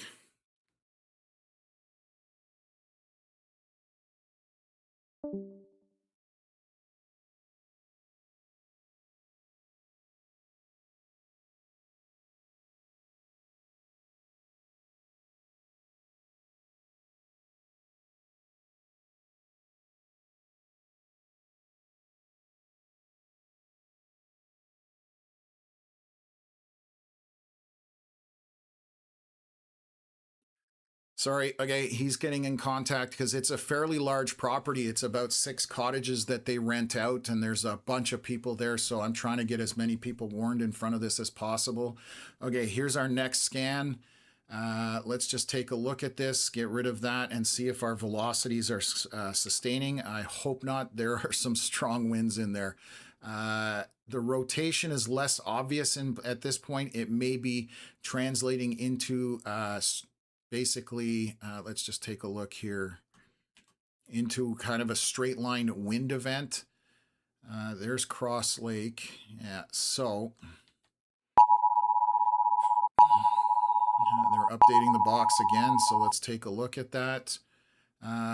6 p.m. just updated now, possibly are tracking an area of a severe thunderstorm that is possibly producing a tornado. So obviously if you are anywhere, you can see these bright winds in here. So if you are anywhere in this area with these bright winds and southeast of there, you need to be in shelter. Even if this is not rotating, we've seen the damage this can cause. This is a very wooded area. Obviously, if you are up there camping, tents are not going to give you any help with trees falling, that kind of stuff. So you need to take shelter for this wherever you can. Obviously, a very remote area, but this is moving southeast, heading obviously for that Trans-Canada Highway 11. So you guys need to pay attention to this, even if there's no rotation. Now we are packing some very strong winds in there, but we are showing some strong winds associated rotating with it as well. So 99 kilometers an hour across from 72 kilometers an hour roughly in this area. So there's still a rotation couplet out there. And it's could be, again, we have no confirmation of anything on the ground, but we've seen that even when that circulation does get close, it's blowing trees over, causing damage. And this is, again, a very remote area.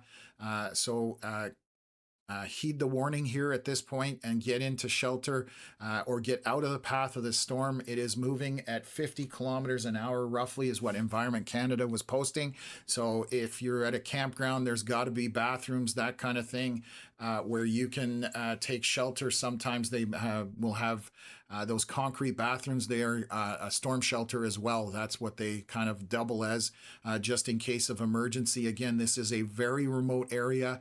It is heading just north of where the 64 comes up from Sturgeon Falls and meets with Highway 11. So it's heading in that direction, and take this seriously at this time.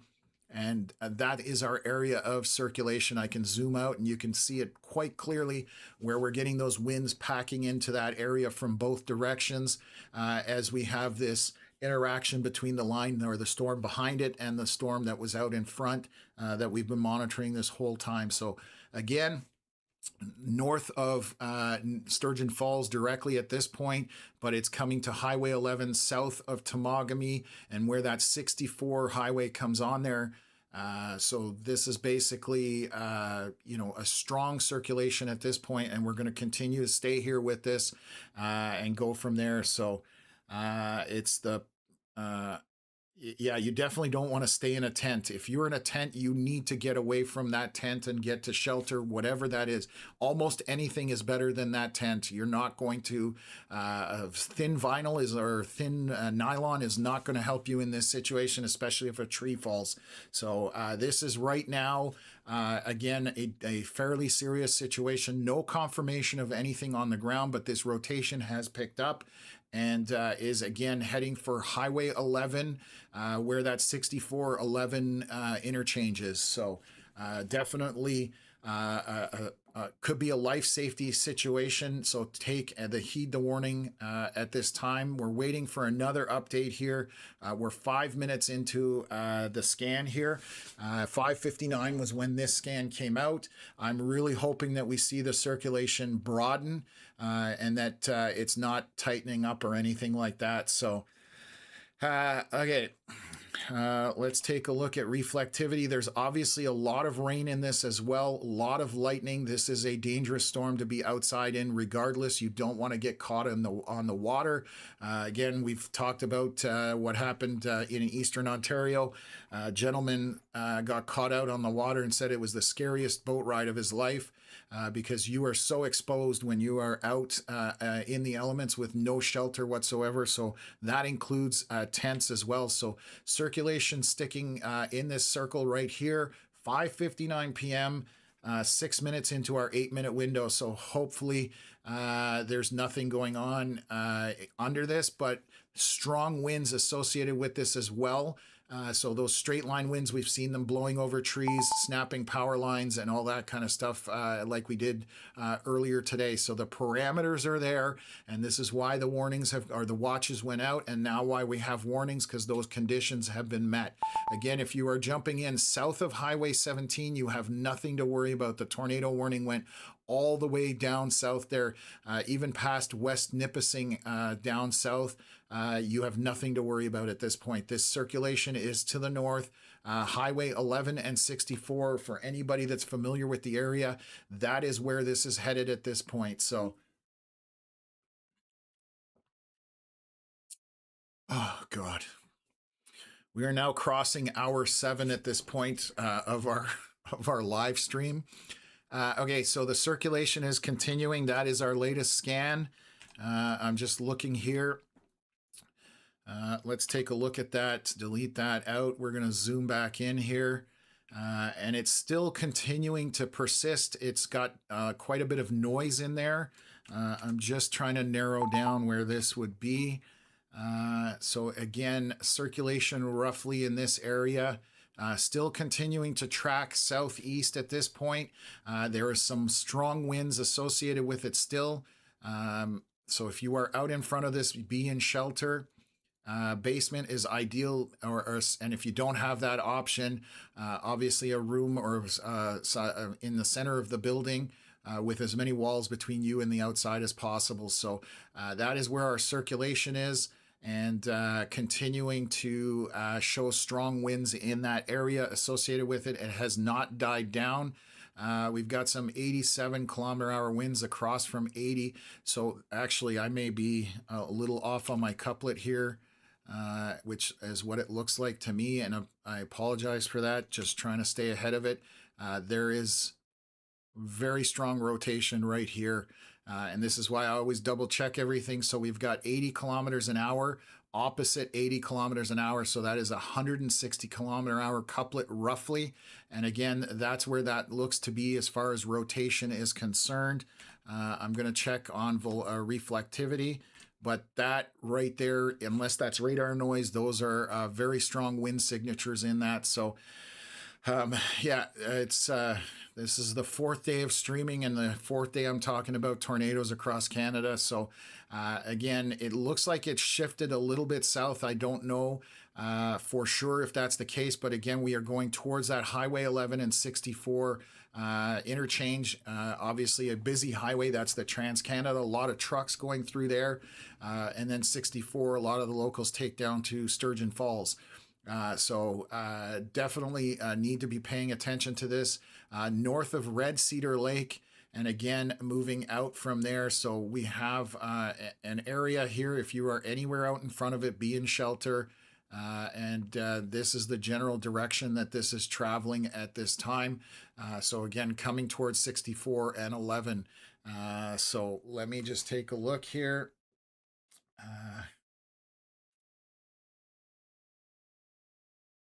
Okay, so anyways, we are just checking my chats, making sure I'm not missing anything.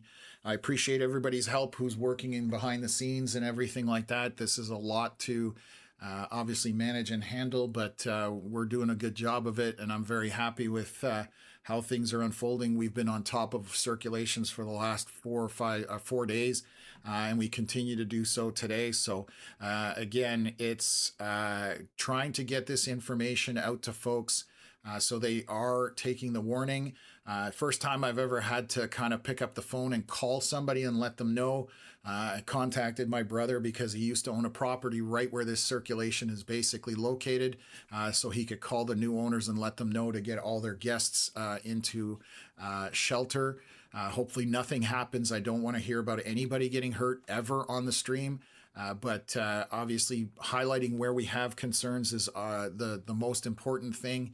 And again, I would rather tell you to take shelter and not need it than not be in shelter and then need it, because once this is on top of you, it's too late at that point. And there's a lot of rain in this, so I don't even know if this would be visible because there is very heavy precipitation on this. And sometimes you will have those tornadoes where they're rain wrapped and you don't see it till it's and it's too late. And that's the biggest problem with it. So again, this is where our circulation is in northern Ontario. We are south of Temagami, north of Sturgeon Falls, along that Highway 11 and 64 interchange. So please pay attention to it. Again, thank you folks for helping me out in the chat, and all my moderators. I really appreciate you guys, because we wouldn't be able to keep up with this. So definitely get to shelter, get to safety. And again, this is a very wooded, remote area. I know that well because I've been going up there for over a decade, and it's, again, there are people that live out there, but it's very wooded. And again, behind this, even without the rotation, there are strong winds in this, which are going to blow trees over. And again, if you're camping in a tent and a tree falls on you, the tent ain't going to do bupkis for you. We actually had somebody die earlier in the spring in just off of Georgian Bay. Tree fell on them, and unfortunately that's all she wrote. So anyways, again, to the north of Sturgeon Falls, south of Temagami, Highway 11 and 64 is where it is headed right now. So we are way north. This is that line that we've been tracking all day, or all afternoon, I should say. And now it's gotten fairly intense. So my monitor's trying to shut off. Bear with me for a second. Okay, so we'll swing back into this. So this is to the west of Temiskaming, but way to the west of Temiskaming right now. And it isn't going very quickly, so we'll see if we've got a new velocity scan here. We are about 1 minute from getting a new velocity scan or less, so hopefully that's where things are at.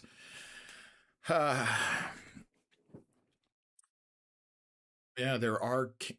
So that circulation, that is our latest scan. It looks very noisy right now, but let me just delete this drawing and move and update it. Let's take a look at our velocities, and we are showing some rotation still here by 64 and 11. Just got the reminder that there are some cameras up there, but the problem with these ones here is they don't update that often. So let's hope we get lucky and we can see what's going on.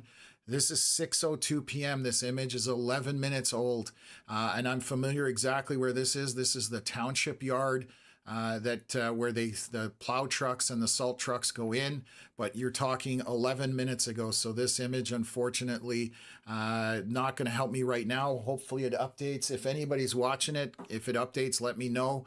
It's going to look completely different there when it does update, because right now it is pouring rain over that camera, and you can see that camera was dry as a bone in terms of that image. There's no rain, nothing on that camera, and that again is at 6:03 p.m. 10 minutes ago. And this is one of the reasons we deployed our private weather cam network that we're building, because we can get live feeds from those cameras and update people as weather's moving in. I'm trying to deploy as many as I humanly can. Obviously, that's a big undertaking, but that is one of the projects I'm very proud of and passionate about. This is a prime example because we have a camera. Oh, now my earpiece is dying on me. So that means we're at 7.5 hours. I can tell you that because that's how long that thing lasts. Let me get my second earpiece in here. I only wear one at a time just so that I can switch back and forth. So we are on a marathon session today here, folks. So again, that's where our circulation is located. And it's starting to pick up speed as well. I'm seeing as I'm noticing all this stuff going on. So that may be rocketing down to our south here. So give me a sec. Shortcut keys are not working. Oh, no. Come on. No, they've decided to quit. So I'm going back to the old school. So again, this is moving in this general direction. I'm hoping this rotation starts to subside. It does look very, I'm going to use the word dirty, which may be indicative of it kind of weakening, but there are strong winds packed into this line as the storm is moving through. So again, just gonna see what else is going on. So let's just take a look, see if that highway is still not updated. So again, I've seen them take 45 minutes to update. So anybody jumping in, we have a giant tornado warning box. The tornado is north of Sturgeon Falls. It is on Highway 11 near 64 interchange. So south of Temiskaming, north of North Bay, north of Sturgeon Falls. Everywhere else is fine. This is the area of circulation in question. I'm really hoping this is breaking up right now. We've just got a lot of noise in that velocity scan, so it's kind of hard to figure out where it is. And yeah, I'm just looking to see where this is going right now. So, okay, let's switch over. That's going to make it very hard. Okay, so we're switching over here and we're still watching this. So this is at 6:11 p.m. 5 minutes ago, we get our scans every 8 minutes. So anybody who's jumping in here that's gotten a tornado warning, wondering what is going on, it is located again to the north of Sturgeon Falls, to the south of Temagami, which along Highway 11, there's Temagami to the north, and it is traveling in a southeast direction. So it's a crossing. If there is a circulation, it is crossing over 64 and then going over Highway 11, which again is a Trans-Canada highway with a lot of transport trucks. Those straight line winds can blow those trucks over sideways, especially when this is coming across the highway broadside. So if you know anybody up in that area, you need to tell them to get out of the path of this. It's definitely a strong circulation. And again, even if it's not rotating on the ground, those winds can toss trees. We've seen all sorts of damage from the storm earlier down in near the north of Kingston, kind of Caladar to Kingston area. So this is definitely a very serious situation that has ramped up here, and we're continuing to monitor it. As far as things go, I am hoping this does look very dirty in terms of the rotation. So I'm hoping that that means that this is kind of unraveling somewhat. Again, we don't want to ever see this hitting anybody or damaging anything. So that's what I'm hoping for right now. What is it, 6:11? We're about 1 minute from our next scan. So I really hope that the rotation isn't obvious anymore, and I can tell you guys that there's less to worry about. Our channel is about toning things down. That's what we like to do with weather, but this obviously is a serious situation. warrants this kind of language and tone as well. So again, I'm going to see if this can't, oh, there we go. We've got an update. I'm going to take a look at that. But while I'm here, Highway 11 camera hasn't updated. They're basically useless for any immediate kind of information. So this definitely looks like things have broken up on that. Let me revert back to this, delete, and then let's take a look at the reflectivity. So sorry, bear with me.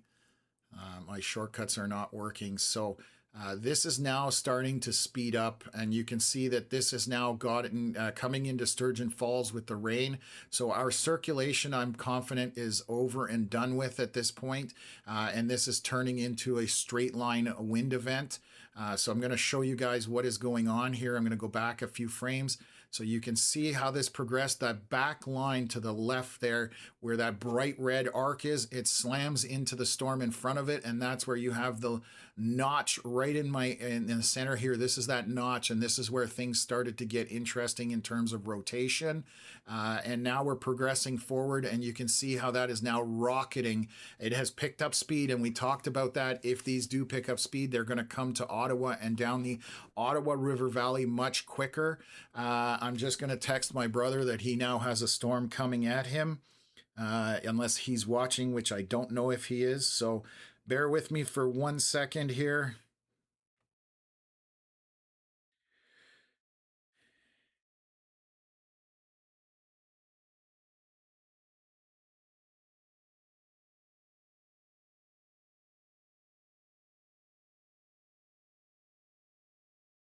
Family gets the VIP treatment, I guess, at this point. They have put out a squall warning, obviously out over the water for Lake Nipissing as this severe storms are coming in. So there is a squall warning that they've put out for 2 hours. 60 knot winds, guys. That's well over 100 kilometers an hour, frequent lightning, and 4-centimeter hail for that.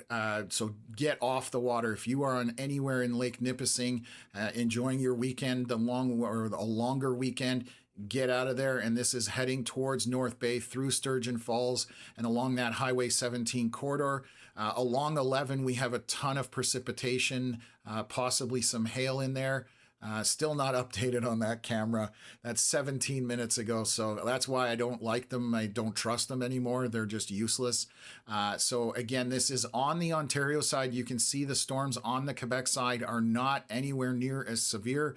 We now have a unified line essentially marching southeast. So this is going to travel in this general direction again, unless it changes, but it's going to head this way at this point.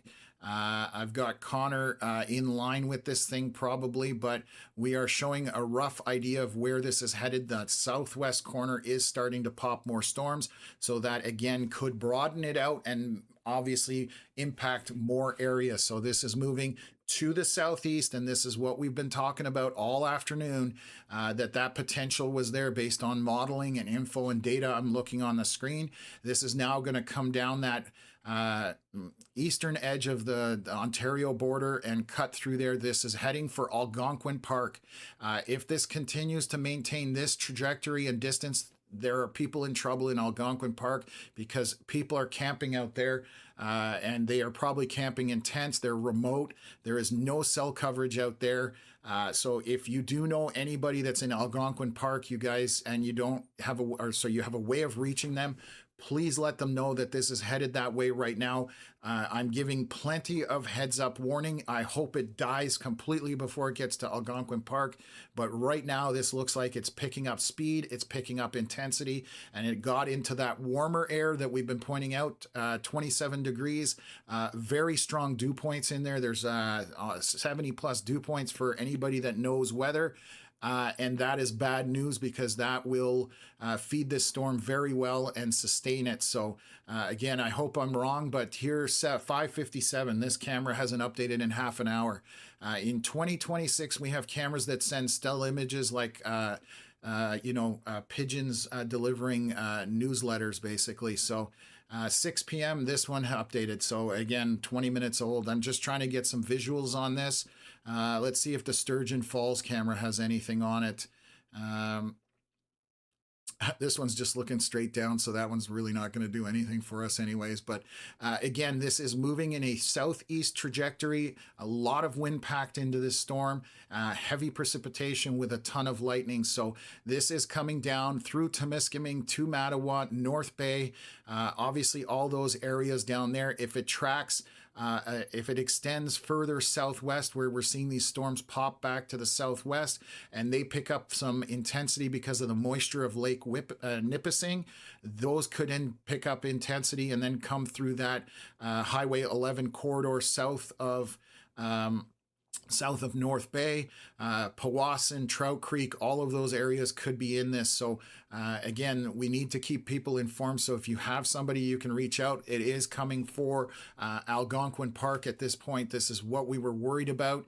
And unfortunately, it is somewhat unfolding at this point. So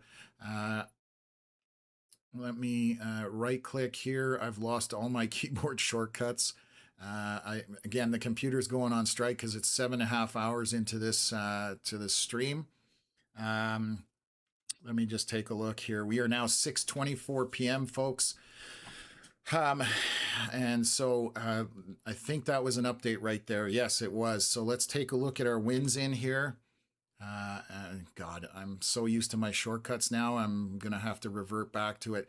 So again, we can see those strong winds packed in behind this right now. Some 80-kilometer-hour wind gusts on this. That subsided a little bit, which is good on that last scan. Hopefully this is not going to be what we call a windbag event. But those definitely subsided on the last scan. I'm just going to show you guys. You can see those bright blues and pinks. Or not pinks, bright blues, bright greens, and it kind of shrunk down here. So that is a good sign for the wind factor with this. We still have quite a bit of rain, again, packed into it. So right here, still tons of rain. Let me do a reboot on here. Let's see if that solves my keyboard shortcuts. It did. Perfect. We're back in business, people. So again, it has subsided in terms of those stronger winds, but we do have a lot of rain with some hail now traveling along Highway 11. This would be kind of pea-sized, maybe slightly bigger than that. And this is tracking southeast again towards now going into Sturgeon Falls. It will be into North Bay very shortly. Let me just measure that out. I'm going to move this up here. And so from North Bay, roughly where that Highway 11 and 17 intersection is, this is only 25 kilometers out from that. Is this moving fairly quickly? So you've got probably 20 minutes before that is into North Bay at this point. So again, the southern end, not as intense. The rain currently packed in with all this lightning east of Highway 11. Traveling southeast towards, it's going to go between Highway 11 and Temiskaming. Let's see if that camera shows anything. No, this is 6:01, 25 minutes ago. Again, completely useless. So again, dropping southeast, all that lightning is where your intensity is. That's where you have all your precipitation, those dark reds. That's where you're going to get absolute torrential downpour. And obviously, if you're outdoors with all this lightning, that is your biggest risk at this point on top of those winds. So we are going to track down the Ontario-Quebec border along the Ottawa River Valley. I'm going to pay attention to it because a lot of times the Ottawa River Valley will actually enhance storms because there's available moisture there, and I'm watching the same thing for this southwest portion of it because it's open area, so winds pick up and it also absorbs that moisture right off the lake like a vacuum cleaner, and it's going to possibly intensify as it comes across that lake. So we're going to watch that. I'm just taking a look anywhere else here around Ottawa quickly before we get in our next scan. On the Quebec side, we have some basically minor, moderate showers with some higher intensity areas of showers near Deep River, right on that Ottawa River. But right now, a few lightning strikes up there. This is on the Quebec side, moving in a southeast direction again. and possibly this is going to come into Ottawa sooner than that storm behind it. Obviously, we'll see if those storms continue to amplify on the Ottawa River. We've talked about that. It does happen quite often. So we may see some storms here coming in sooner, have some popping around Pembroke and Petawawa. We will have to watch that to see what's going on. So jumping all over the place here, folks, keeping everybody informed as much as possible. Again, if you've subscribed today, thank you very much. Make sure you turn on those notifications so you know when we go live. This is what we do. If you've sent us any kind of donation, again, thank you from Connor and myself. We really appreciate that. And for all those people that have joined the Sunshine Club and become a member, again, thank you very much for that as well. So, what else? Yeah, we're definitely having a kind of a not an exciting afternoon, but the temperature has ramped up here. We were kind of calm and cool at this point with that circulation heading for that remote area, definitely getting everybody's attention. So we now have rain showers that popped kind of in Sudbury, but these are moderate rain showers, a lot of lightning in there, and that's just all to do with this system now screaming southeast. Connor looks like he's got a view of it here, so bear with me. Let me see if I can get him up here. It just cut out, of course, as soon as I go to him. He is waiting in line with it. So you can see Connor is south of Pembroke at this point, and he can see the storm clouds all the way from there. That is the anvil from this storm stretching out, ahead of it. So Connor is watching that as it approaches, and we're going to see what happens here. But this thing is he won't be able to keep up with it if it continues to maintain the speed that it's maintaining. It, like I said, it suddenly sped up and is rocketing kind of southeast at this point. So along that Ontario-Quebec border down to Mattawa and then into Ottawa, we're going to be watching that to see how much it straddles either side of this. But at this point, most of the severe weather is on the Ontario side, Quebec just kind of on the edge of it, back to the north of Temiskaming at this point, and then stretching back into Sturgeon Falls. So 6:23 p.m., there's our latest scan. So let's take a look at winds in here. So the winds have died down somewhat. There is a pocket of it here northeast of Sturgeon Falls, but it has shrunk even more. But when I say that, that is wind that's about 80 or 70 kilometers, 85 kilometers an hour. But there are some other winds in here on the front, 40 kilometers an hour. So again, nothing bad at this point for straight line winds. They look like they're tapering off somewhat. So the biggest thing is the lightning and the heavy rain as this continues to move southeast at this point. So I'm going to monitor it with you folks. Sturgeon Falls, absolute downpour right now with those reds. Going to see if that camera's showing anything. Still dry as a bone there because it hasn't updated. I mean, it just came in, so that's the other thing. But heading into North Bay, again, it's going to hit where that 17 and 11 are. Let's just take a look if we can see anything here. This is at 6:24, so it did update about 7 minutes ago. But that, let's see if there's a camera here closer that I can get in on. And again, 6:15, so that's 16 minutes ago, so still not going to get anything. So we do have this pocket of intense precipitation. I'm trying to look elsewhere to see if anything's going on. We do have some cells popping back by Pembroke and Petawawa. So those storms are definitely just minor storms. There are no lightning on them. Those are just isolated showers at this point. And then obviously north of there through Deep River, we do have storms on the Quebec side. Some moderate to moderate heavy rain in there and a few lightning bolts associated with it. But we do have a couple of cells popping over the Ottawa River, so we'll see if they stick with it at this point. What are they updating? I don't see anything updated.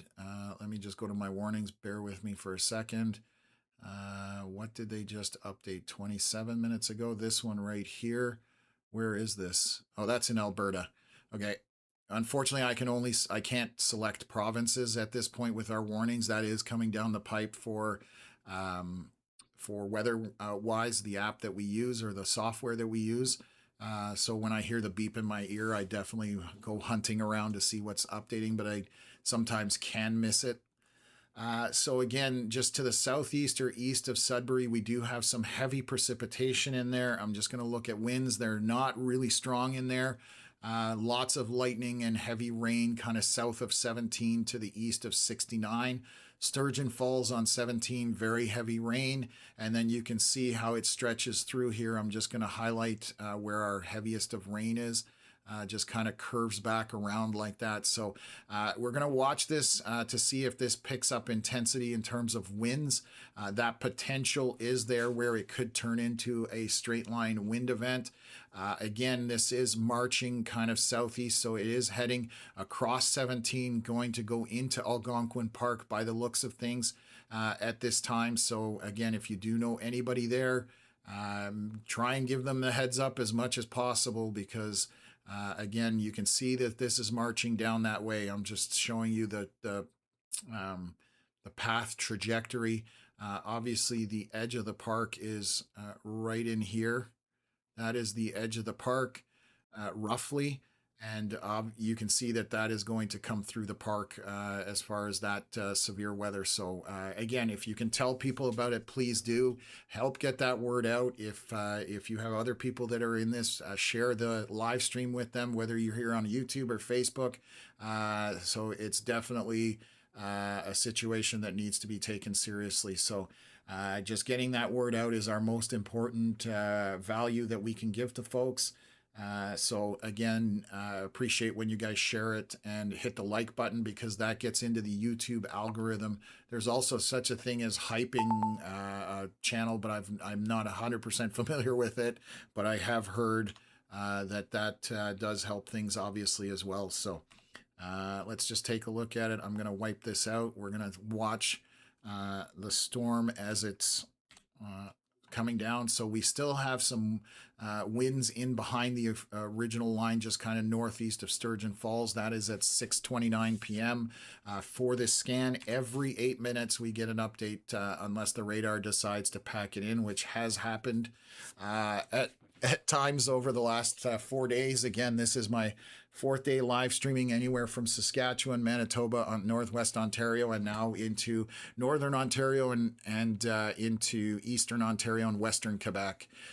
So we're just marching across the country at this point with this system. And again, tomorrow, I know we're getting a lot of questions about Ottawa. We are definitely just looking here. Just got an email for thank you. Let me see if I've got that from Sturgeon Falls. Okay, that's so John sending in this photo from Sturgeon Falls, which is just here to the west. I'm sure a lot of you know where it's located, so I'm just going to share this. Thank you for letting me know. So this is the storm as it's coming in. You can see that that's obviously very aggressive. A lot of rain in behind that initial front. So that is going to be a downpour as it comes in, and it's going to move through very quickly. So again, John, thank you very much for sharing that with us. And we're going to, and if anybody else has anything they want to share with us video wise or photo wise, please first of all make sure you took the photo. It's yours to share, and don't share any AI baloney, because that just causes problems for no reason, and means we have to sit there and verify things. So again, don't. If you're sharing stuff, make sure you're able to do so. So thanks, John, again for sending that in. Let me just take a look here. I'm looking at my velocities here. There's been a persistent area of rotation here, so let me just take a look at it. The last one we were looking at rotation, we ended up with a tornado warning. So I am watching. I'm going to tell you what area I'm watching right now. Just with this. So one sec, let's go to our draw. There is some minor, this is very minor rotation. So this is not something that I'm going to jump up and down about yet, but it could be indicative of something trying to happen. And I'll show you, if you step that back, you can see the red and green together. and back there, very minor red and green together. So it's been consistent in the same area, and it's getting a little more, a little louder on the radar scan. So I'm just going to monitor that to see if anything comes out of it. Let's take a look at reflectivity here. So this is just a north of North Bay and northwest of North Bay at this point. This is 6:35 p.m. 3 minutes ago. So on our next scan, I expect this to be into North Bay. Heavy precipitation in there. Thankfully, it looks like the winds are not strong, but we do have that one area of rotation showing up here. Let's take a look at our height. So we're only now at 5,000 feet, so we are much closer to the surface. That's about 1.5 kilometers up.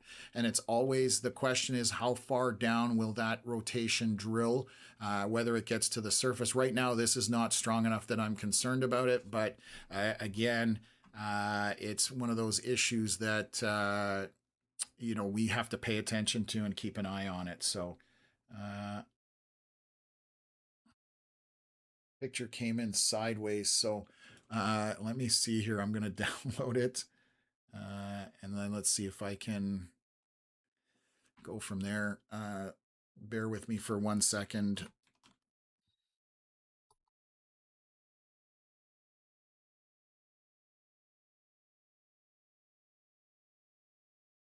I've got a picture from Warren on Highway 17. I'm just going to try and pull this up. Bear with me for a second. We are going to see if I can open it. There we go. Why can't, there we go. Wow, that's a great picture. This is what we call a whale's mouth. So this is from Warren. Let me bring this up and share it with you folks across the railroad tracks here. So again, you Me, thank you very much for the donation. Marathon Weatherman, you can do this. I appreciate that. Definitely feeling like one today. So let me share this this photo. Again, this is from Warren along Highway 17. Back to as this line went through. So I'm going to show you on radar. Let's take a look at it. So that's looking back at the line. So you're looking kind of in behind, and that's what we call a whale's mouth, meaning it is becoming outflow dominant. So I'm just going to share that back up here and show my mouse. So right here where you have that cloud deck that's there, and then this kind of hangs over it. That is the wind coming out from behind those clouds and pushing forward with them, and the air in front of it is rising. So we call this a whale's mouth, very outflowy, but this is looking at Warren back towards kind of Sturgeon Falls area. So thank you very much for this photo. Really appreciate that when people are sharing it with us. So I can share it on the screen. That was from Colton. Thank you very much, Colton, for sharing that. Thank you. What else? What time is this? 6:38. I've got another one here. Let me see. This is a video. Okay, it's going to ask me to download it, so bear with me.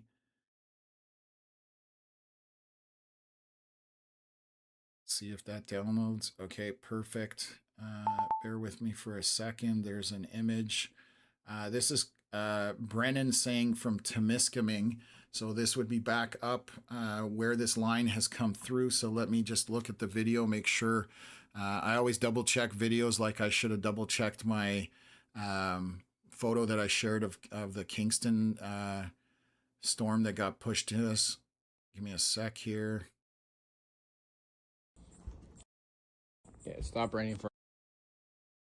Okay, let me mute that for a second till I know exactly what we're dealing with here, but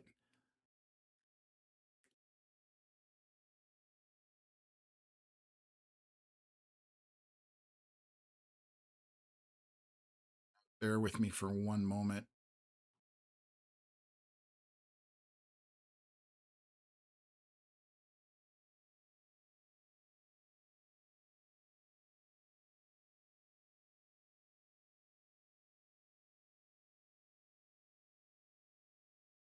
Okay, let me bring this up. I can share it. Like I said, we just verify that everything's cool. I've had some weird things sent to me before, so just want to make sure I'm not sharing anything I shouldn't be. So let me bring that up. Here we go. So this is, again, this is from the Temiskaming area. So again, another video submitted to us. For a minute, but it's still coming. The camera doesn't really do it justice, but that's all light blue. And over there you got your darker, and you got your light blue over there, and over there. Lightning's coming from there, thunder over there.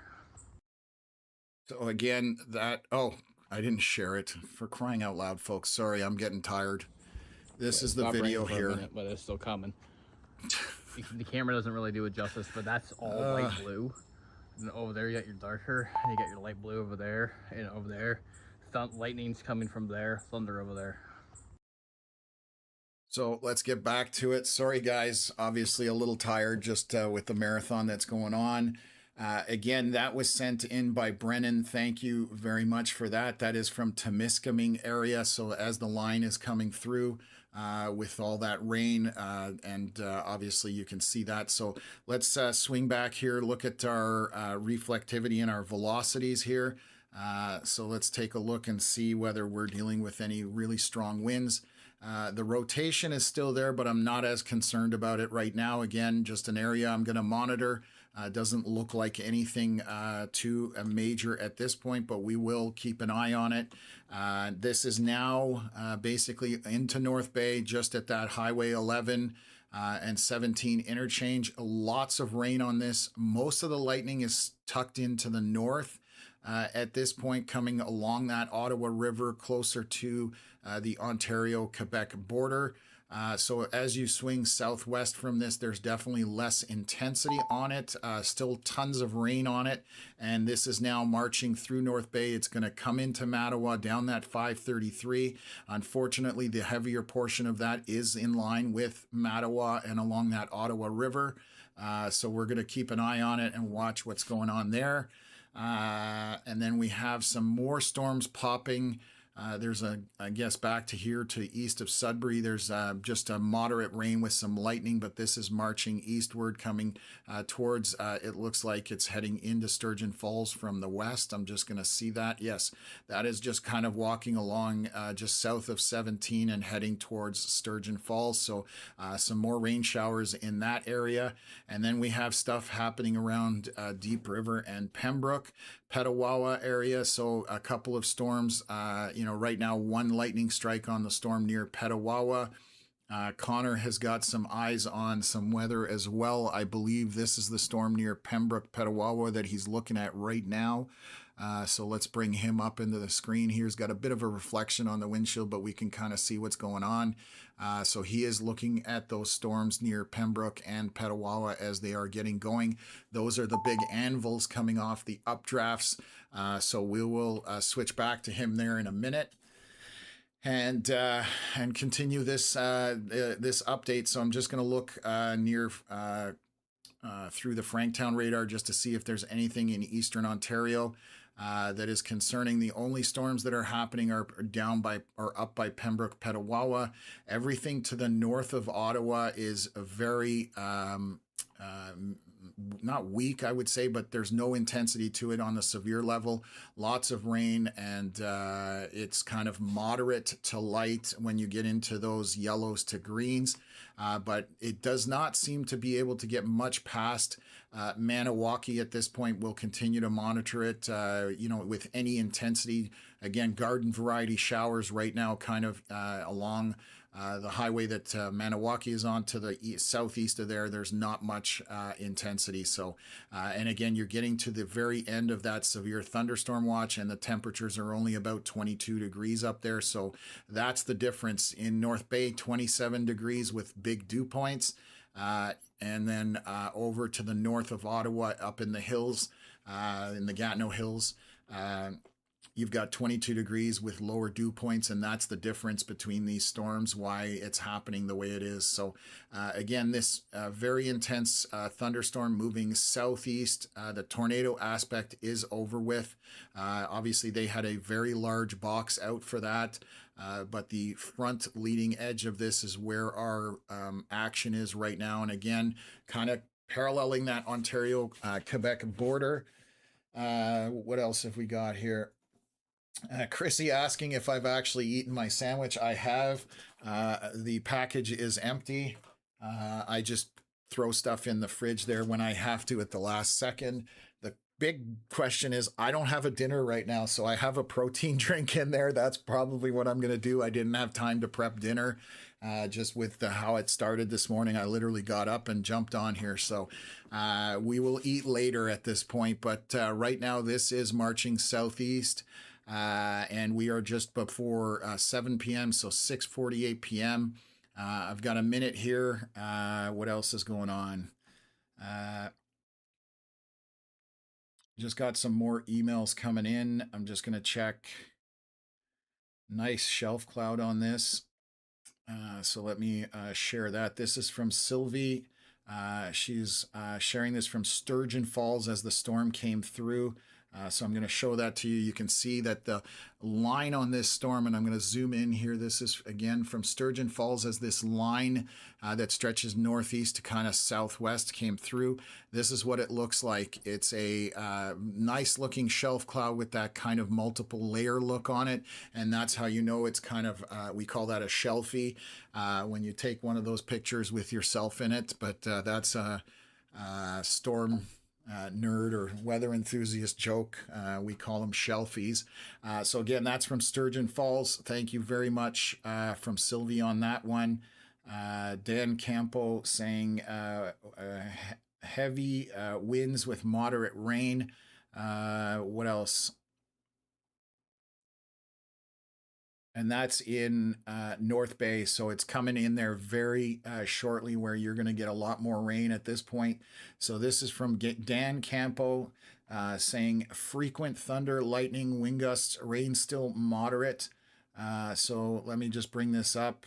And you can see the heavy precipitation here, so I'll share that so you can see clearly that through those backyards there's a bunch of rain. Obviously nobody outside at this point, and visibility is at a premium, that's for sure. So that's the problem with this heavy rainfall as it comes through. If you're driving, you're going to lose visibility very quickly, and it's going to saturate things very fast as well. So where you see those bright reds, that's where that peak precipitation is. So it stretches kind of southeast to Temiskaming, going back through North Bay to the north of North Bay at this point on the scan. It's 6:47 p.m.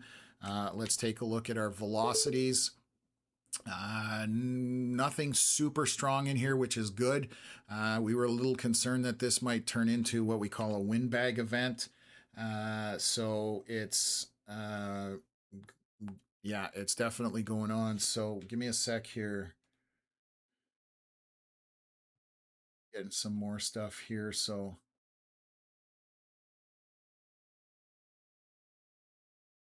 is this? I'm just getting some pictures. This looks like it's from North Bay as it's coming in. Curtis is sharing this here. The cam is on North Bay City Hall facing southwest. So let me share this with you folks. I'm going to bring it up. I just had to figure out where we were talking about. So again, you can see this line coming in and it is very intimidating. So I'm just going to bring that up here and you can see as that comes in. This is a short while ago. And then you can see that is looking southwest over, it looks like Lake Nipissing. So you can see how elevated this is. Lots of clouds to the right, and then this would be the next frame as it's moving through. And again, you can see how those clouds are overhanging. That is that whale's mouth look. So again, the storm is becoming outflow dominant, which means it could turn into what we call a windbag straight line event. So it's definitely one of those things that you're seeing all the earmarkings of that. So Curtis, thank you for sharing that. Thank you for letting me know, Rick, as well. So again, we have so many channels going here just to keep up with things. Connor's got a nice view there on his live stream. These are the storms by Pembroke. So this is further down the Ottawa River Valley. Right here in the center, that is Pembroke and Petawawa. So he is looking at those. They are, you know, small showers, but obviously out the window you can see that.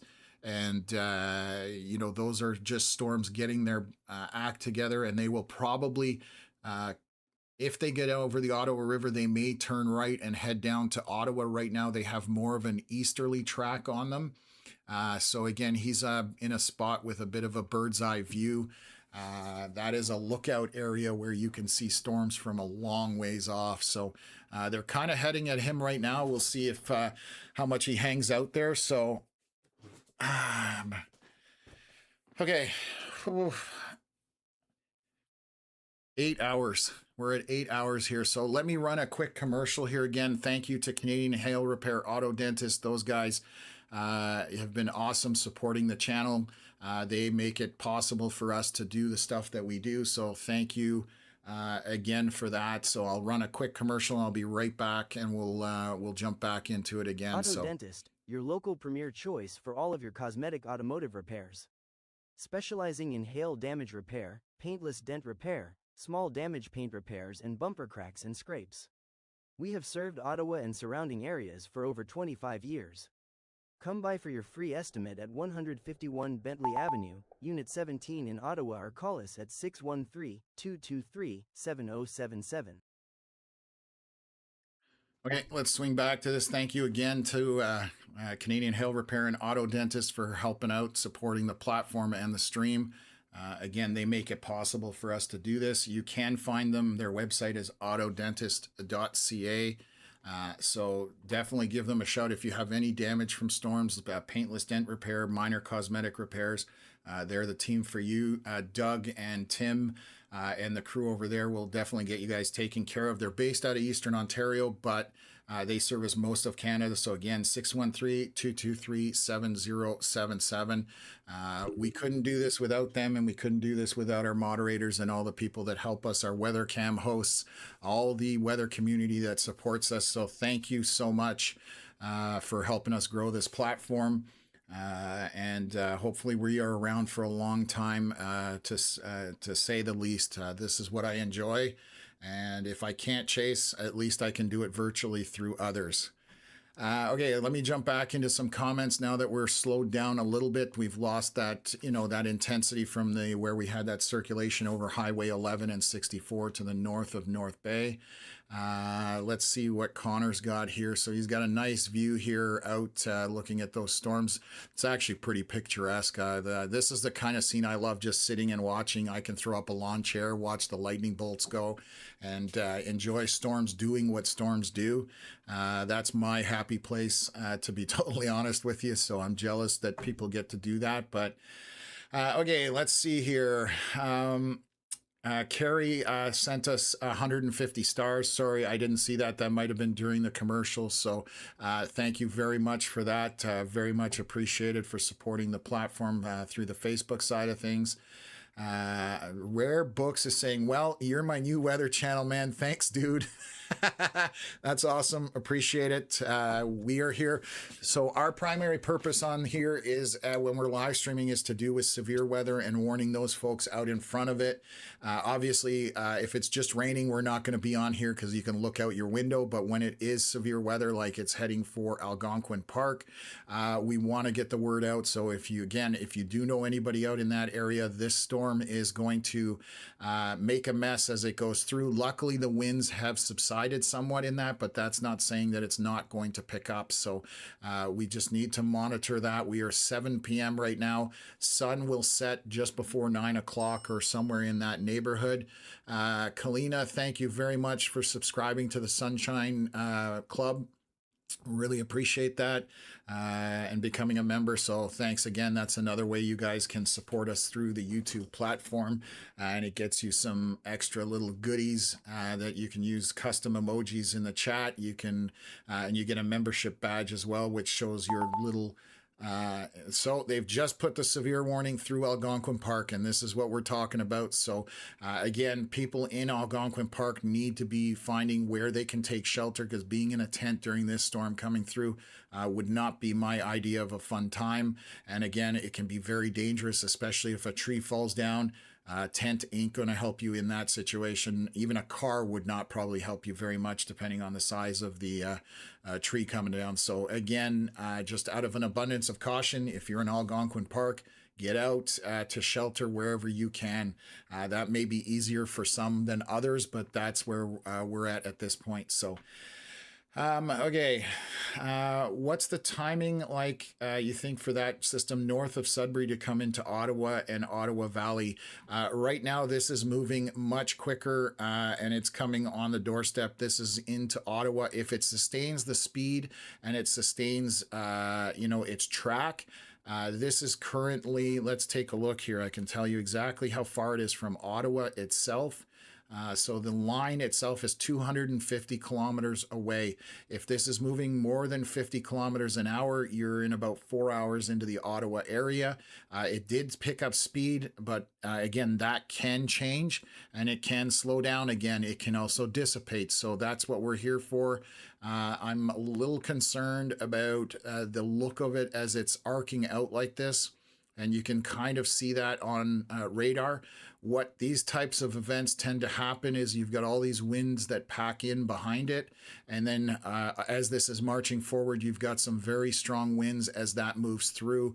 Obviously on the back side of it, as that leading edge moves through, that could be indicative of what we call a straight line wind event. But we'll see if that unfolds at this point. So right now, just a bunch of heavy rain associated with it and lightning closer to the Ontario-Quebec border. That's where that lightning is kind of hanging out at this point. So what else have we got here? I'm going to try and go through some more comments here. Actually, I'm going to check if this should have expired.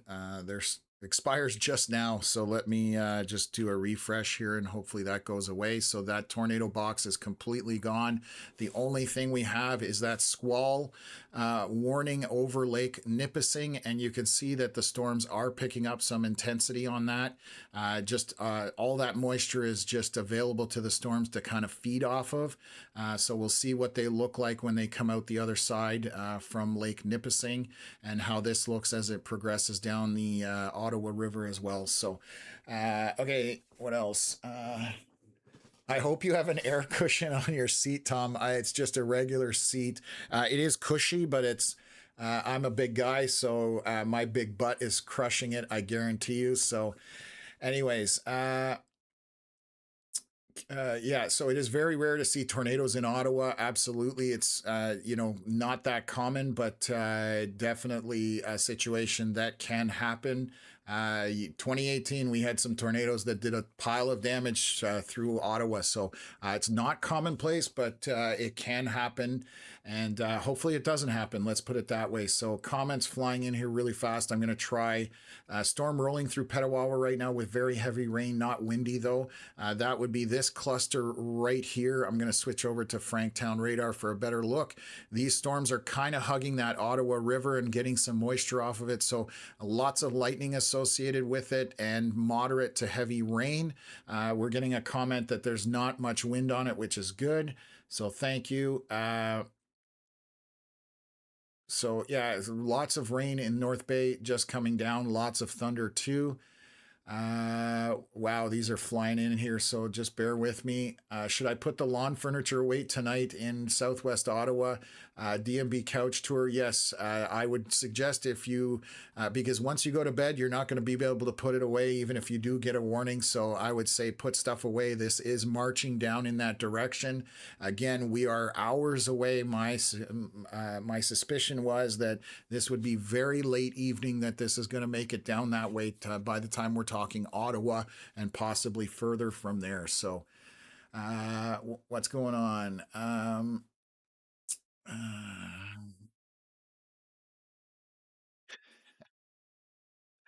Oh man. Canada chick, good Lord, I left, ordered a pizza, ate a slice, had a glass of wine, walked the dog, come back to the stream, and you're still going. Yeah, we're 8 hours, 5 minutes into this, and I don't see an end for at least another 4 hours. So this is going to be an absolute marathon as far as things are going on. So this is, again, heading down the river. This storm system coming through North Bay has made it all the way from Timmins at this point and is leaving quite a bit of wind damage in its path and stuff like that. So lots of precipitation. This is coming down southeast at this point, going to go through Algonquin Park. so I can show you how this is progressing right now. So right now, just about to get into Mattawa, it is moving fairly quickly. So it could be down to Ottawa in about 3 to 4 hours if it does sustain the speed or even increases the speed, but I will monitor it step by step. We are literally looking one frame at a time. Right now, there are storms popping out ahead of it. We have one here just to the southeast of Mattawa along south of the Highway 17. That one is a lot of precipitation in it and some lightning. And then we have some more minor storms again through all along that Ottawa River. You can see how they're hugging that. So right on the edge of Pembroke, kind of to the north down into Deep River is where we have that. We do have some cameras in Pembroke, so let me see if I can pull that up right now, and we'll take a look at those Pembroke cameras. I was hoping to have a camera in North Bay at my brother's place, but that didn't work out for me to be able to install that, but let's bring up Pembroke. So this is, wow, you can see how much this is moving. So let me share this. This is one of our weather cams. This is looking west, I believe, but let me pull up my app here and we'll take a look at it. So this is a live camera. Canada Chick, thank you so much for the donation. Yeah, definitely the channel needs to grow, and I appreciate the community we've already built on this. And again, all the people that support it, including our WeatherCam hosts. These are sites that we use to be able to track the storms. So I've spun the camera back west here, so you can see the storms back to the essentially to the west and to the north. This is a phenomenal view. You're seeing that precipitation kind of more north at this point. So this is, again, a live view, and I am controlling this camera. We have, again, some awesome hosts up that way. Let me see if the east camera will come up. So let me switch over back to that. And then switch over here. So those are the showers in Pembroke. You can see them approaching. This is another great view of those showers. So again, WeatherCam in Pembroke area. Thank you to our host there. So you can see the showers are about to get into Pembroke. This is more north at this point. So we're kind of spinning back towards the east. So it's phenomenal that we get to use this tool compared to our 511 cameras. And this is why I'm so passionate about it, because it's instant information, and it's also a video, not a still image that updates every 30 minutes or whatever the case may be. So we do have, again, showers along the Ottawa River down to, from Deep River down to Pembroke roughly. And this is that line looking through North Bay coming into Mattawa. We should have an update here any moment, and I expect it to be right in Mattawa at this point. This will be the traffic circle. Hey, the OPP driving by. 6:46. This is 20 minutes old. So that is the difference between our live weather cams versus this 511 network that you're hopefully getting, an image every 30 minutes. So before we get our next scan here, I'm going to switch over. Sorry, looking for Connor. I just saw lightning on the stream here. Connor's been sitting there chillaxing, watching this storm develop. Again, that's my happy place, especially with a bird's eye view like this. You're super elevated, and you can just watch those lightning bolts fly out of the storm.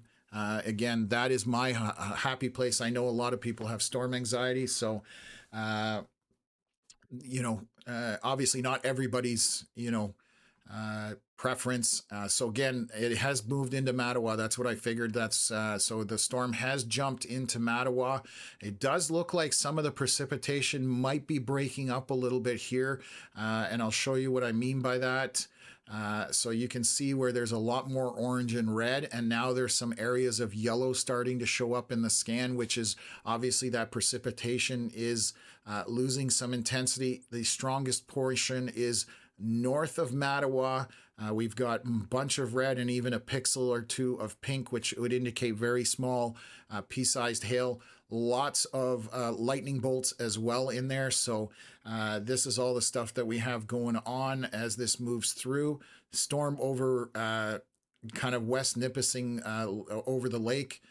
Some intense precipitation. This is going to move all the way across The lake, it looks like it's moving eastward south of Sturgeon Falls, and it's going to kind of follow this through. And we'll see what the track here is as this continues to move southeast. I do have a question here, Veronica asking if the storm will die after sunset. I can't say whether it's going to die, but the thing that we traditionally have happen once sunset goes, once the sun goes over the horizon, we lose diurnal heating, and that is just extra energy for those storms to sustain. Now, if this was a really strong storm, it may be able to sustain with the temperatures that are out in front of it and the dew points that are in front of it.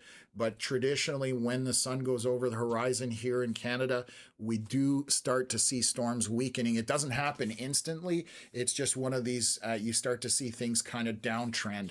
So that very likely will happen. So the closer to dark we get, once we pass that point, then you will start to see possibility of this kind of weakening at times. And I'm going to bring up our visual satellite. You can actually see this is the storm coming down from that top left corner. So Ottawa kind of right in the middle here. You can see our lines. Those are rivers and the borders. And so you can see the storm as it's coming through. And notice the picture's getting darker, and that's because the sun is starting to go over the horizon. So we're losing that maximum heating. And I'm watching an updraft that popped here, and this is over. I want to see if that's, oh, wow, that's the storm over West Nipissing. So I'm noticing the updraft. I wish I could point it out on here. Unfortunately, I can't, but I can switch to something that will. So that is the visible satellite. So I'm going to look at this storm here, and it looks like it's suddenly decided to pack a punch. So let's just take a look here. Let me come in here. So yeah, that's intense. Okay, give me one sec. I'm going to switch this. Actually, I don't need to. We'll go full screen on this just so I can show that. So I'm watching the storm. There's an updraft that happens to the east of Greater Sudbury, and you can see it exploding upwards. That's this area right in the center here. So this is what I'm watching. This is an updraft, and we're seeing that on satellite imagery. That is at 6:46 p.m. And that has my attention because it's rather explosive, and that could be another area that we have to pay attention to as this kind of gets developed. So that's why I saw that on the radar scan and immediately kind of jumped to it. So let me switch something up here, and we'll come back to our main screen and channel here. I'm going to delete out. Sorry, give me a sec here. Delete that out. Some glitchiness to that. And let's switch from satellite, go back to radar, and you can see the storm. That is this storm here near West Nipissing that's kind of getting its act together. So we'll keep an eye on that to see how that intensifies. And that updraft could be just feeding off the available moisture there near near Lake Nipissing, I should say. So an area of concern. That's kind of a heads up when we see that. So we'll see where we're going from there. Connor's earpiece has died. And the stream phone just died because he forgot to plug it in. So Connor's having technical difficulties as well. So we'll hopefully get his stream back here shortly. We've been online for 8+ hours. So definitely a long stream here. Algonquin Park webcam. Let me take a look here.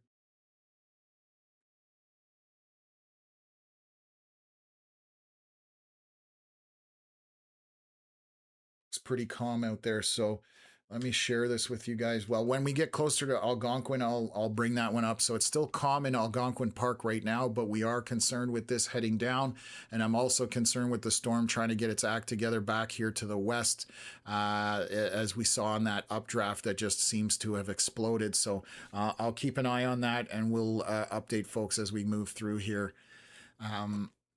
So right now, this is moving southeast somewhat. So I'm going to show you how this is coming through. It looks to track basically hugging the Ontario and Quebec border and straddling it either side at this point.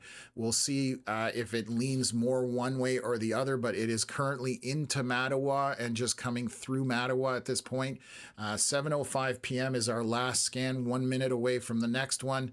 I suspect it's going to be quite a bit further south of Mattawa, just because there is quite a bit of speed on this storm system now. Before there wasn't. So it's moved out of Mattawa and is along Highway 17. Let's take a look at some wind velocities in there. So far, the winds aren't too bad. Just taking a look, we're getting far from radar here. We're 10,000 feet off the ground, so those wind speeds look bright, but that's because we're going up higher into the storm itself. Out in front of it, the winds so far look pretty reasonable. Somewhere in the 50-60 kilometer-hour range. So that's not terrible. Thank you very much for Curtis for giving us that donation. Really appreciate it. Thank you for supporting the channel. Means a lot to Connor and myself. So I'm just watching this storm here by over the lake essentially, and now it is showing some hail on that. So again, this is that updraft I noticed on satellite imagery. So we are going to watch. If you are out over the lake, you have no business being on the lake today, especially with these storms. And this one is tracking eastward. So I'm going to show you that the main line of storms is moving southeast, but this storm behind it is essentially more eastward motion than southeastward motion, but it's kind of trying to hug that lake with all that available moisture for it. So let me jump back into the chat. Hopefully I haven't missed anything too much. And again, we still have storms down by Petawawa, Pembroke area. Let's see if there's anything else in the Ottawa area. Right now, to the north of Ottawa, these are regular showers. So you're seeing that yellow with a bit of orange and then green and blue. That is just regular showers. There's not even any lightning in that.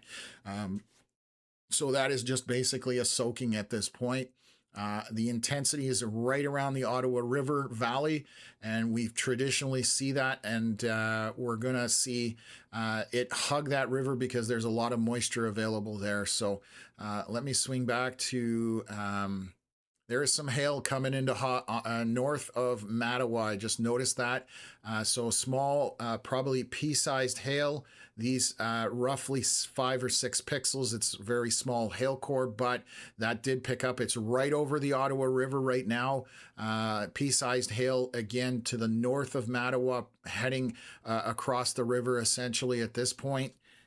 So that area is something to pay attention to in the storm. And again, over the water here by Nipissing or Lake Nipissing, we do have some hail in that as well, because it's just absorbing all that moisture and launching it really high up into the atmosphere, which then cools it off and then it starts falling back down again. It's this awesome little cycle. What else have I got here? Okay.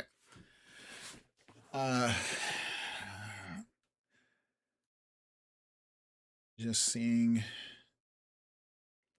again, heading into Algonquin Park. This is on the northern edge of Algonquin Park already. So that storm is just edging into there. And obviously Algonquin Park is very big, very remote. And hopefully people are taking shelter and taking this seriously, as it's a serious storm still at this point, even without the rotation. It's still, according to this camera, it's still sunny in Mattawa. We know it's not. That's a 15-minute-old image. So I'm just giving up on those 511 cameras. They're just more frustrating than anything at this point. So again, we've got some cameras in Pembroke. We'll continue to monitor that. And as this marches down the line, we have additional cameras, which I'm going to highlight and turn on here so I know where they are exactly. So this is our, again, private weather cam network that we're establishing through Canadian Weather Live, obviously, and our weather cam hosts. So we have that one in Pembroke, and then we have a whole bunch of them here around Eastern Ontario. That's where we've started to install them. Again, thank you to all our weather cam hosts for being able to put out this information and help provide folks with accurate live videos, basically, at this point. So, okay. Let's switch back over here. I'm going to jump into the chat and see if I can answer some questions here. Connor looks like he's relocated a bit. Sandrine asking if this is going to hit Hawkesbury area. Still a long ways off from Hawkesbury at this point. So it's hard to tell if this will continue all the way. But Hawkesbury would be somewhere right here, and from that line you are still 300 kilometers away, so it has to move. It has to continue to progress. Right now, if it tracks the way it's tracking, if it maintains its intensity, yes, it's coming into Hawkesbury, but that is a long time between now and then, and a lot can change. So again, I don't want to give you false hope. I also don't want to give you a false narrative. Either way, there are also some more storms further ahead of this. So again, the Pembroke Petawawa storms, those ones could make it there even sooner than that, depending on which way they track. So I'm going to flip back to our cameras and take a look how those are intensifying there. So let's take a look at Pembroke East. Let me pull that up. Big donut in the sky, basically. This is kind of cool. So this is looking eastward, and it just looks like a giant donut in the sky. There is literally a hole in this storm. That's kind of cool, actually. So this is looking eastward. We have two cameras on the roof of this house. You can see there's not much wind here in Pembroke. It is raining lightly. However, not a ton of wind, which is great news. Obviously, wind can cause quite a bit of damage. And let's just take a look at this. So I can swing it around and we can take a look at that.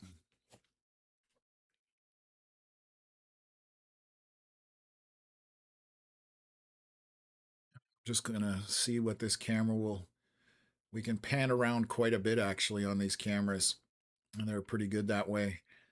Definitely dark skies, some rain, but again, we are looking east here, and I'm gonna have to get myself another screen to be able to control these as well. So I'm running out of screen space. I have 4 running right now. I'm probably gonna need another one at some point. So let's just take a look here.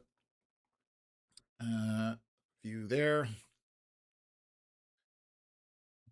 Nolan wants you to let him know that North Bay is okay. So yes, Nolan is my nephew. Nolan, I'm glad you're watching this. Let's bring up everything up that way. So North Bay right now is good. You are actually out of the rain. The storm has passed. Thank you, Veronica, for letting me know that. That's my youngest nephew up in the North Bay area, so they get VIP treatment. And right now there is another storm that is going to be heading. I just want to see how this is going to progress before I answer the question. There might be a little bit more rain coming into North Bay, but nothing like what you've seen so far. But I'll continue to monitor it. And if you're watching, Nolan, that's so cute. Oh my God, I just saw the comment in the chat. That's awesome. Anyways, that's my nephew. So you're good to go right now, Nolan. And again, the storm has moved off. The main part of it has moved southeast. But I'm watching a storm back to your left. There may be a little more rain coming there, but it is a small storm compared to what just went through here. So I'll let you know if anything's happening. And if it does come into North Bay, I'll tell you on the stream. So keep watching. Hail is moving down 17 right now, so this is east of Mattawa. Let me just reset this and go from there. Oops. My brain is gonna be mush by the end of this. So right in here, we've got that hail. This is going to be pea-sized hail, maybe up to grapes, tracking along Highway 17. So it's following the river, which again makes sense. This is what we see from storms. They do track that Ottawa River Valley. Let's take a look and see if there's any intense rotation or winds in there. There is some mixing, but it's nothing that's too dangerous at this point. So everything is good there. What else is going on? Storm's still popping down south, but I am watching that storm over West Nipissing, or Lake Nipissing, I should say. Question here: do you, Connor, or anyone ever offer weather photography clinics? I'm only good enough to get into trouble when it comes to photography. I shoot more video than anything. If you want to, she doesn't offer clinics that I know of, but a phenomenal photographer to follow is Shannon Bileski out of Manitoba. She's a storm chaser, really good friend to, as well. And yeah, you can follow her in terms of, like I said, the ability to see some phenomenal photography from her. I don't think she does clinics, but maybe if you're really nice, you can sweet talk her into it. But myself nor Connor do that I know of. I'm speaking for myself, obviously, but I'm sure if I dig deep enough, I'll figure out somebody that does. So there are people that do photography clinics, but right off the top of my head right now, I can't remember. But if I do, I will definitely get that to you because you're consistently here in the chat and supporting the channel. So I know I will see you in the channel, or you can email us as well, and I'll respond to that as well. Lisette, thank you for joining the Sunshine Club and becoming a member. That supports us, so appreciate that very much. Again, huge help to us there. Tanya saying, asking about Cornwall. So again, long ways off. This is all to the northwest of Ottawa. We still don't have an exact path on the storm system. It looks to be going southeast. If it is going to get into Cornwall, this is going to be very late tonight or overnight at this point, unless this thing suddenly turns into a rocket ship and starts flying down, which can happen in certain situations. And we do have additional storms happening back to the west here. So it's 7:17 p.m. We're waiting for our next scan here. So I'm going to update things and take a look at it and kind of go from there. So,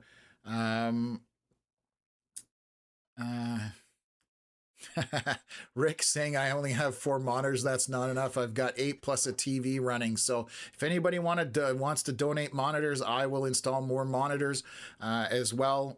Like I said, it all comes down to budget and everything that we're trying to accomplish. So again, all this support that we're seeing helps us to get to that goal. So that's phenomenal. Again, we appreciate it and thank you very much. The storm over Lake Nipissing definitely is picking up some intensity. We even have a tiny bit of rotation over the water, so I'm going to monitor that. It is nothing to get excited about. However, that's the updraft that we were seeing on radar. We're going to watch that one as it moves forward. Right now, I'm liking what I'm seeing with this storm. So I'm going to back it up here, folks, just so you understand. And we see this, all those dark reds and oranges in there. Watch what happens. There's far more orange, less red, less red, less red. And then we're getting into a lot more yellow and a lot more orange as I move this up. So this is indicative of a storm that is losing its precipitation. That doesn't mean it's going to die out. It could be cycling down. Your girl, Frank, thank you very much for sending out 5 membership. That's amazing. Again, thank you so much for supporting the platform. That is basically how this is going to survive and be able to grow. So thank you, thank you, thank you. So again, what I was saying is it looks like this storm might be weakening, which would be a good thing. However, we have storms out in front of it, and we have to pay attention to those around Petawawa right now. We definitely saw the donut in the sky here from our Pembroke camera, and you can see that on radar at this point. So the storms by Petawawa and on the Quebec side, those could come into Ottawa obviously sooner, and they could sustain possibly as well. So right now it's a step-by-step at this point, and we will see what's going on. I'm going to take a look from Franktown radar here around Eastern Ontario. We have a small storm trying to get organized. This is just moderate to light rain at this point with 2 lightning bolts southeast of Bancroft.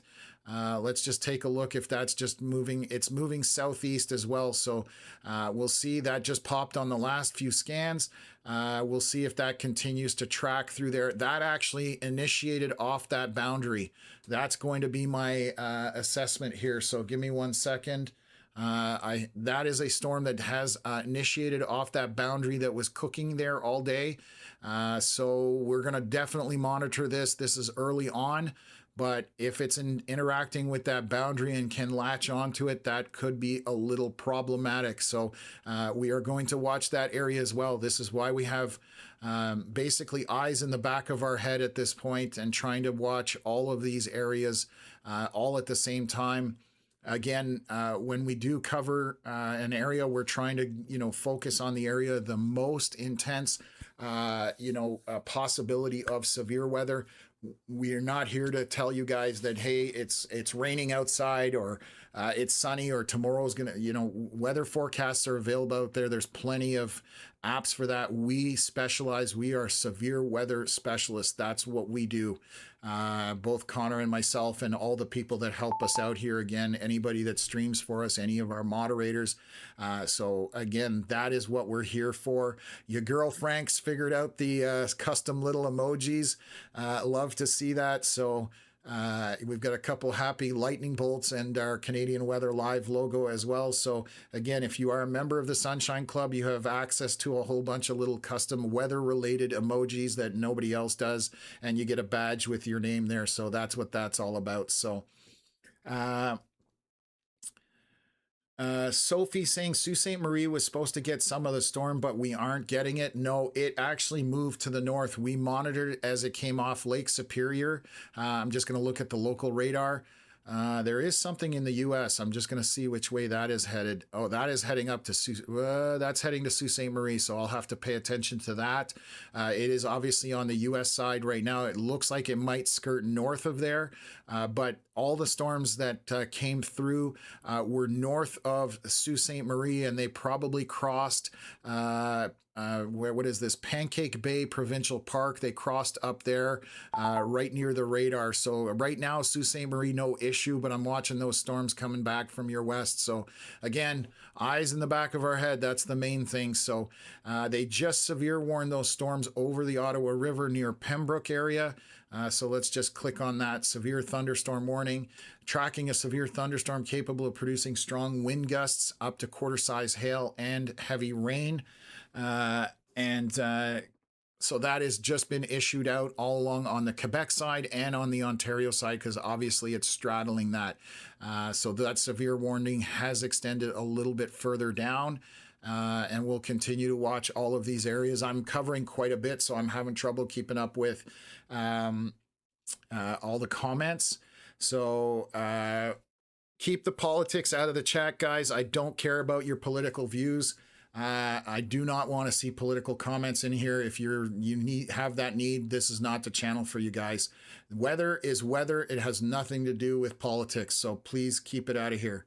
And I will only warn you once. After that, we will kick you to the curb. So we don't worry about that. So anyways, we want a weather community here where we can have accurate information, and we're giving the goods as far as weather is concerned. So just keep that out of it again. So what else have we got going on here? So again, we're waiting for another scan, which I think just popped up here.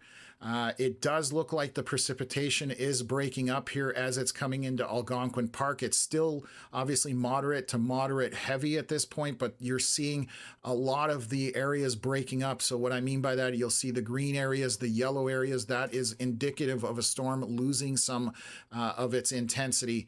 I'm going to take a look at this storm over Lake Nipissing and to the south. Let's take a look at that. There is some rotation here, still not concerned about it. But again, I haven't said in a long time because we've been here for so long today. Rotation in storms is normal to a certain degree. It's a normal part of the process. So there's platforms that will go, oh, we're seeing rotation. The problem is you need to know how high that rotation is off the ground, how intense it is, and how tight the couplet is. Those are all three parameters that you have to understand before you can say anything has any potential. Just rotation doesn't mean bupkis. For the most part, you have to understand multiple parameters before you can do that. So I'm keeping an eye on that storm again over to the south of basically over Lake Nipissing, and to the south of it, you can see how much lightning is out over the water. There are dozens and dozens of lightning strikes there. It is moving southeast at this point, should miss North Bay. And then we've got this storm continuing to travel down this Ottawa River Valley, and maybe a little bit of hail to the north here, just where we see this pink pixel. That would be the only area that would be pea-sized or even smaller than that. Nothing to be concerned about. Let's observe what's going on here over the river. A little pixel of pink again, right over the Ottawa River area, right to the east of Petawawa. So again, not surprised to see that out over the water. I'm going to take a look at my camera in Pembroke. Let's take a look here at the west camera there. They're updating that warning. I'll get to that in 1 second, and then we'll go. Wow! Oh, this is a crazy view in Pembroke. Holy cow. This is coming into Pembroke, so this is the storm marching. We are looking west, so this is dropping south. The camera is starting to shake, which means it's windy there. This is up on a roof, but that is a view and a half of that storm coming in. I just saw a lightning strike on the right-hand side, so this is heavy precipitation. And again, I'm going to take a look just to see what the winds look like in this down there. Some stronger winds in there, and you can see the camera starting to shake more. So definitely windy as this is approaching. This is almost perfect timing for us to watch this storm come through. We are looking west from Pembroke across towards Highway 17, and you can see how that is marching through. So we are essentially experiencing this real time at this point, and that is the whole point of this WeatherCam network that we're building. So there's going to be some precipitation coming in behind this, so it's pretty awesome in that regards. Connor's asking me to turn his audio on, so I'm turning Connor up. You're on the stream. I've got the video from Pembroke right now because that thing is blasting through there.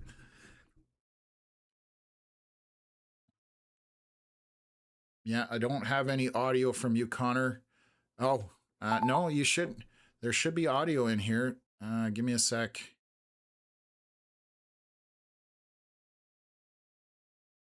Let me check something out here. Let me go back to the mainstream. I don't have your stream up. Let me see if that's the issue, Connor, because it may have gone out. So that's the initial problem. So bear with me for 1 second. Let me do a refresh here. Yeah, we don't have any audio, Connor. Oh, yeah, I'm just going to say that. Just letting know his stream is down. So we have no audio, obviously, if the stream is down. So anyways, that's what we are looking at coming into Pembroke. Now the rain is moving in there. So let me just see if Connor is back here. Oh, there we go. Yes, I've got your audio and I've got your stream up, sir. It's hard to see there on the camera. I'm going to see if I can focus it. Large wall cloud just near Cobden. It is on this severe warning storm. It doesn't look good on radar because it's got some interference involved with the storm from the radar, but that is a large wall cloud directly in front of me on this developing storm just at Cobden. So that's, folks, just for anybody that's looking at the stream, that's up the center of it. I'm going to bring him up full screen here. So the lowering that you're seeing straight out in front of him above his nameplate, that's the area of concern. So he's going to watch that. We will continue to monitor it. So Connor, just update me when you see something there. I'll keep your stream there and we'll focus on it. So again, this is a storm developing on 17, essentially kind of to the north. It's between Pembroke and Cobden, I would say, correct? Yes, correct. Yeah, it says you're sitting at Haley Station, and it's 29 degrees Celsius there. So I'm going to show folks where this is. You can see that on the center of the screen here, again, between Cobden. So Cobden down here in the center and Pembroke, this is the storm in question that's just getting going. So we are going to monitor that storm. Connor's obviously live on that right now. And I'm going to keep him on the stream and we'll watch that. So I'll turn his audio off here for a second and then we'll get back to him as well. So the camera in Pembroke is absolutely getting blasted at this point. In fact, I think it may have just cut off, but maybe the internet just went down in Pembroke on this camera because it was just shaking pretty bad. as well. So anyways, we'll flip back to things. So things are picking up around the Ottawa River area up in Pembroke and Petawawa. So we still have to pay attention to all of this.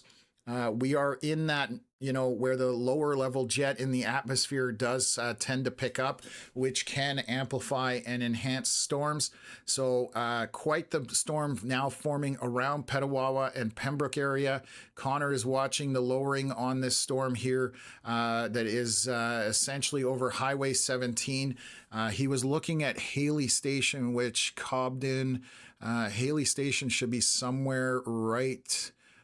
where is it? That's 24. This is going to be Whitewater Road. Why am I kind of discombobulated? That's Pembroke. I know where Haley Station is, and why am I struggling to find it? Let me just take a look here. That's not it. Anyways, so this is the storm in question. I'm not going to keep hunting around for it. Quite the intense precipitation on the Quebec side with lots of lightning to the north. So these are just getting going as well. We are monitoring the storm coming down from Mattawa. It looks like it's losing its intensity. You're seeing a lot more orange, a lot more yellow. It is losing its intensification. There is some hail still in the front leading edge of this as it's coming into Algonquin Park, but this is a very good thing. There are some winds still associated with this, but that storm definitely looks a lot worse than it did, and I'll highlight that for folks here. Sorry. So we can see here how, oh, sorry, that's the wrong, let me switch over, load this up. There's some strong winds at the end there, but here is where the storm came down towards North Bay. You can see all that orange, all that red, very tight, sharp cutoff, and now you're getting all this kind of breakup in there. So LBX Fox sent $6.99. Thank you very much. I appreciate the donation. Right now, North Bay has a slight little storm to the south of it. The main storm has moved through. The only area we are monitoring is this storm over Lake Nipissing, but it is drifting southeast, so it should just skirt to the south of North Bay. There are no further storms back there at this time. So the good news is with this initial storm that was coming down, this started all the way in Timmins, and part of it started Sault Ste. Marie, and they've now come down the Ottawa River. So that's the amazing part about weather, but it looks like it's losing a little intensity. However, the storm by Pembroke and Petawawa looks to be picking up intensity. So I'm just looking from Franktown radar just to see if there's anything additional coming. Nothing in that area. I am going to swing back and look at Sault Ste. Marie. I'm going to take a look from the U.S. radar. These are still far to the west, but those storms are packing a punch precipitation-wise, and they are moving northeast, so they'll probably go just to the north of Sault Ste. Marie, but I'll do my best to update you folks on that one as well. So let me switch back over here and we can just watch how this is going. So most of the intense precipitation and lightning is on the Ontario side still. Still a lot of lightning to the north here, but less precip. That yellow, green, and blue is on the light end of the scale. So it's basically, dropping down in terms of the intensity on this storm there. So yeah, give me a break there, Tall Paul. I've been on here for 8.5 hours on 9 hours. So yes, that doesn't make as much sense as it should, but I guess we understood the purpose of my statement, that is losing its intensity. This is my 4th day live streaming for, again, 9 hours today. So cut me a bit of a break there, boss. Anyways, so Pembroke, let's just take a look here. Again, this storm is getting its act together around the Pembroke area. There's a nice donut hole right in the middle of this over the river for whatever reason. So we do have some rotation possible, but that looks like noise in the radar. So I'm going to keep an eye on it.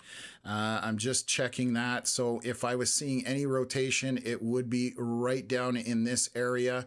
But we'll continue to monitor that. We do have Connor out there if anything happens. he'll get back to me and let me know. And these are, again, moving closer, much closer to the Ottawa area than those storms up in the Mattawa area. So watching this drift southeast and going from there. What else? So Stormy Boy asking about this coming to Ottawa now that we have storms in the Pembroke area. There, you can see how this is lining up, and this is heading towards Ottawa at this point. Because these storms fired sooner than that initial line back to the northwest, it is definitely cut that time significantly, and we're probably into Ottawa in the next few hours again.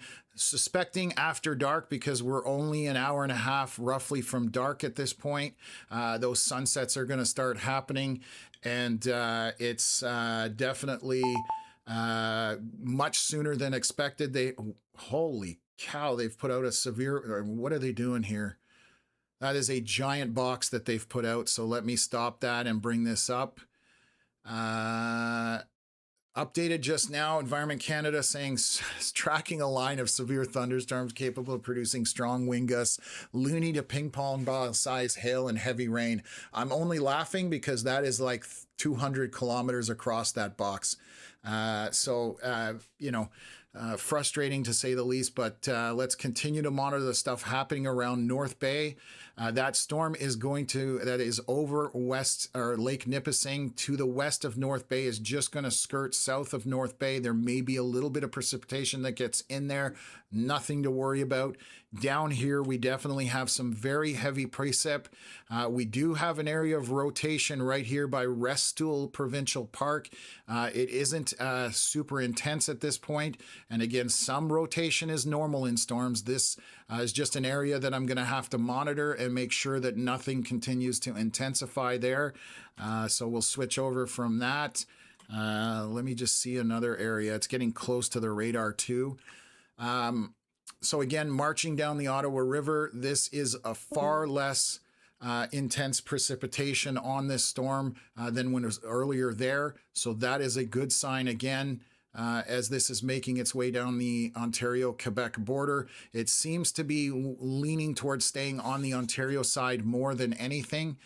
So we will update as those scans come in.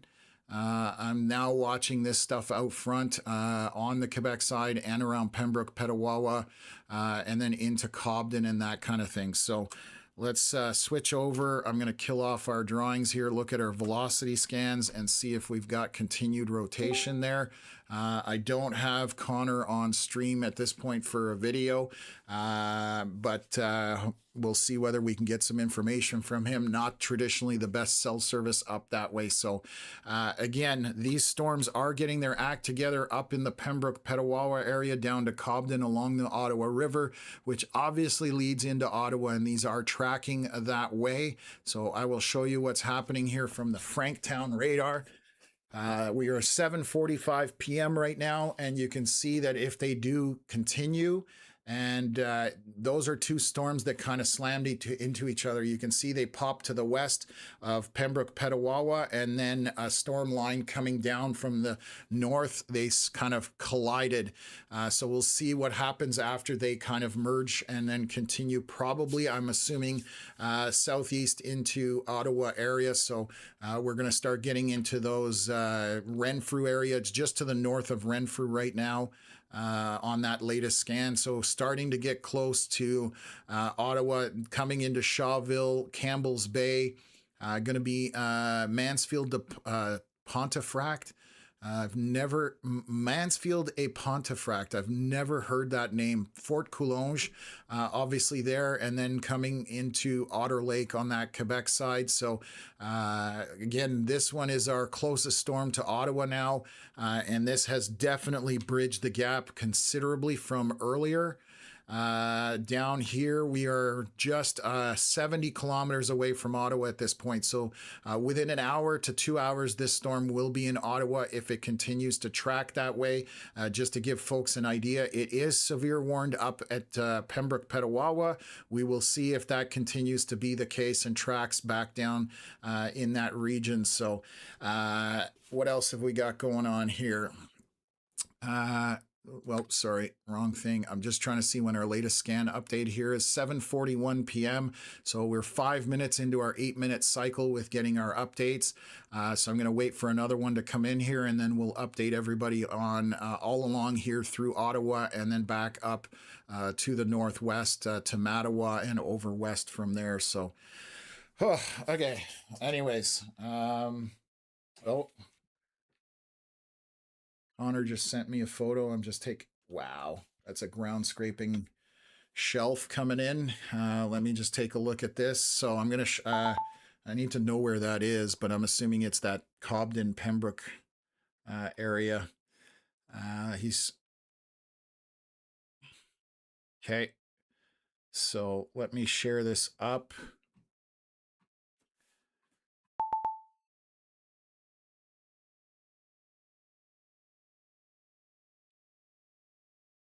Zoom in here. So this is probably in this area right here. I'm going to take a look at our velocity scans on that. They're very dirty, so it's hard to see. We get stuff like corruption in the data. Let me share this photo that he just sent. This is a visual of that storm, so you can see where we've got, I'll highlight it here, essentially where this crosshatch from here over, it's drawing up Scud, which is the area where that updraft is happening. So obviously very large lowering right now on the storm. This is obviously just an image, but Connor reporting that in again on the storm. If I switch over here, this is where that area should be, and it's moved on. There's a bit of a kind of an appendage in that back corner. So bear with me for a second. I'm going to delete that. We're going to take a look at our velocity scans. So we do have a bit of rotation kind of right in this area here. And Connor has that photo that we were just sharing as well. So thanks, Connor, for that. Obviously, our live stream not working as well, just of his footage, or not his footage, his data up there, cell service isn't as good. So hopefully we'll be able to get what am I talking about? A Starlink, and improve the coverage for Connor as well. So anyways, we're getting that right now. That is on the storm, intensifying here. Back by Beachburg and along Highway 17. So we are going to monitor that for rotation. Strong storm going through Pembroke. We witnessed that. I think we lost either power or internet possibly there because the camera was shaking and all of a sudden there was nothing. So that's usually indicative of power or internet outage. And I'm not surprised if that's the case. Let's take a look at the storm south of Lake Nipissing. Just going to see the rotation has gone down. There's still some in there, but it is very minor. Heavy precipitation as this moves southeast as it continues to track. So you'll see that development here. But you will notice as it's gotten off the water, those dark reds have now been replaced with a lot of orange. So also possibly the intensity dropping on that storm as well. So lots happening right now. Storm weakening that was originally through Mattawa, coming through Algonquin Park, breaking up quite a bit here on this scan. Still heavy precipitation in it, but you'll notice the lightning isn't as intense on the front leading edge of it. We still have lightning behind it, but those are lightning strikes that happen. They stay on the map for a little while, so you can kind of track where that lightning has come from. And then we are dealing with these storms that are to the northwest of Ottawa, and 7:47 p.m. here, 3 minutes ago. So let's take a look at our velocities. They're still there because that's the previous scan. So this is coming into Forester Falls, Bryson, Campbell's Bay, Otter Lake on the Quebec side. This is Fort Coulonge. Obviously very heavy precipitation. Let's see what the winds are like. There are some stronger winds in this as well. We've got about 70 kilometers an hour above 5,000 feet. So we're probably 40 to 50 kilometers an hour. Connor Stream has rematerialized. Wow, that's a serious lowering on that. It almost looks shelf-like to a certain extent, but that's on the far corner, Connor's saying. So we'll continue to see if that is drawing up Scud into it. But Definitely getting a look like it's a little bit outflowy, but I'm not sure about that. We're still showing that rotation on radar. It was minor, so we'll see when the next scan comes in. I'm just showing that in the center of the screen here, but I'll bring Connor back into the chat as far as showing his camera here. So what's going on?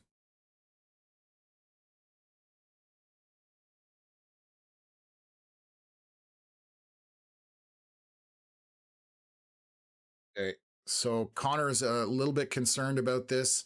Again, the storm is right near Highway 17, and we're going to see if we can get this going here. So give me 1 second. I'm going to update.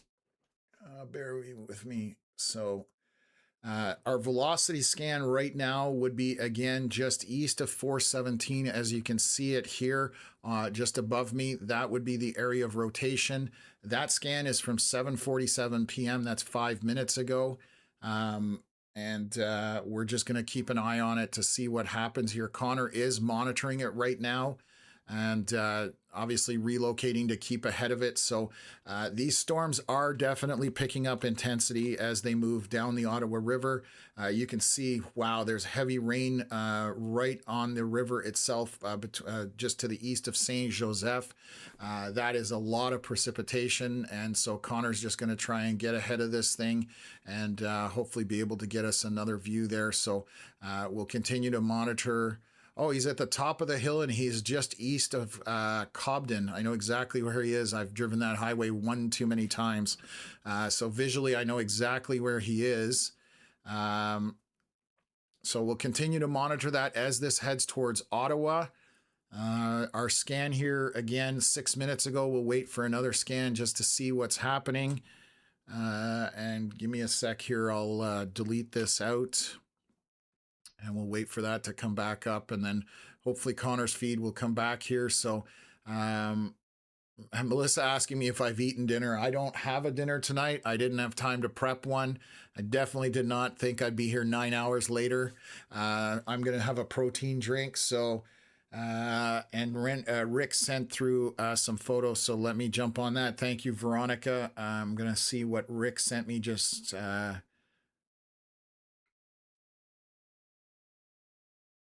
okay.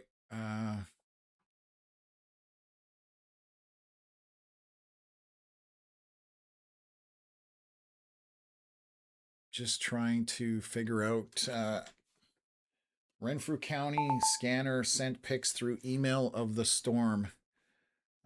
Okay, I'm just trying to, that's 7:42 p.m. That's about 12 minutes ago. I'm just trying to, we have several of them here, so I'm trying, oh, there we go. Found it. Okay.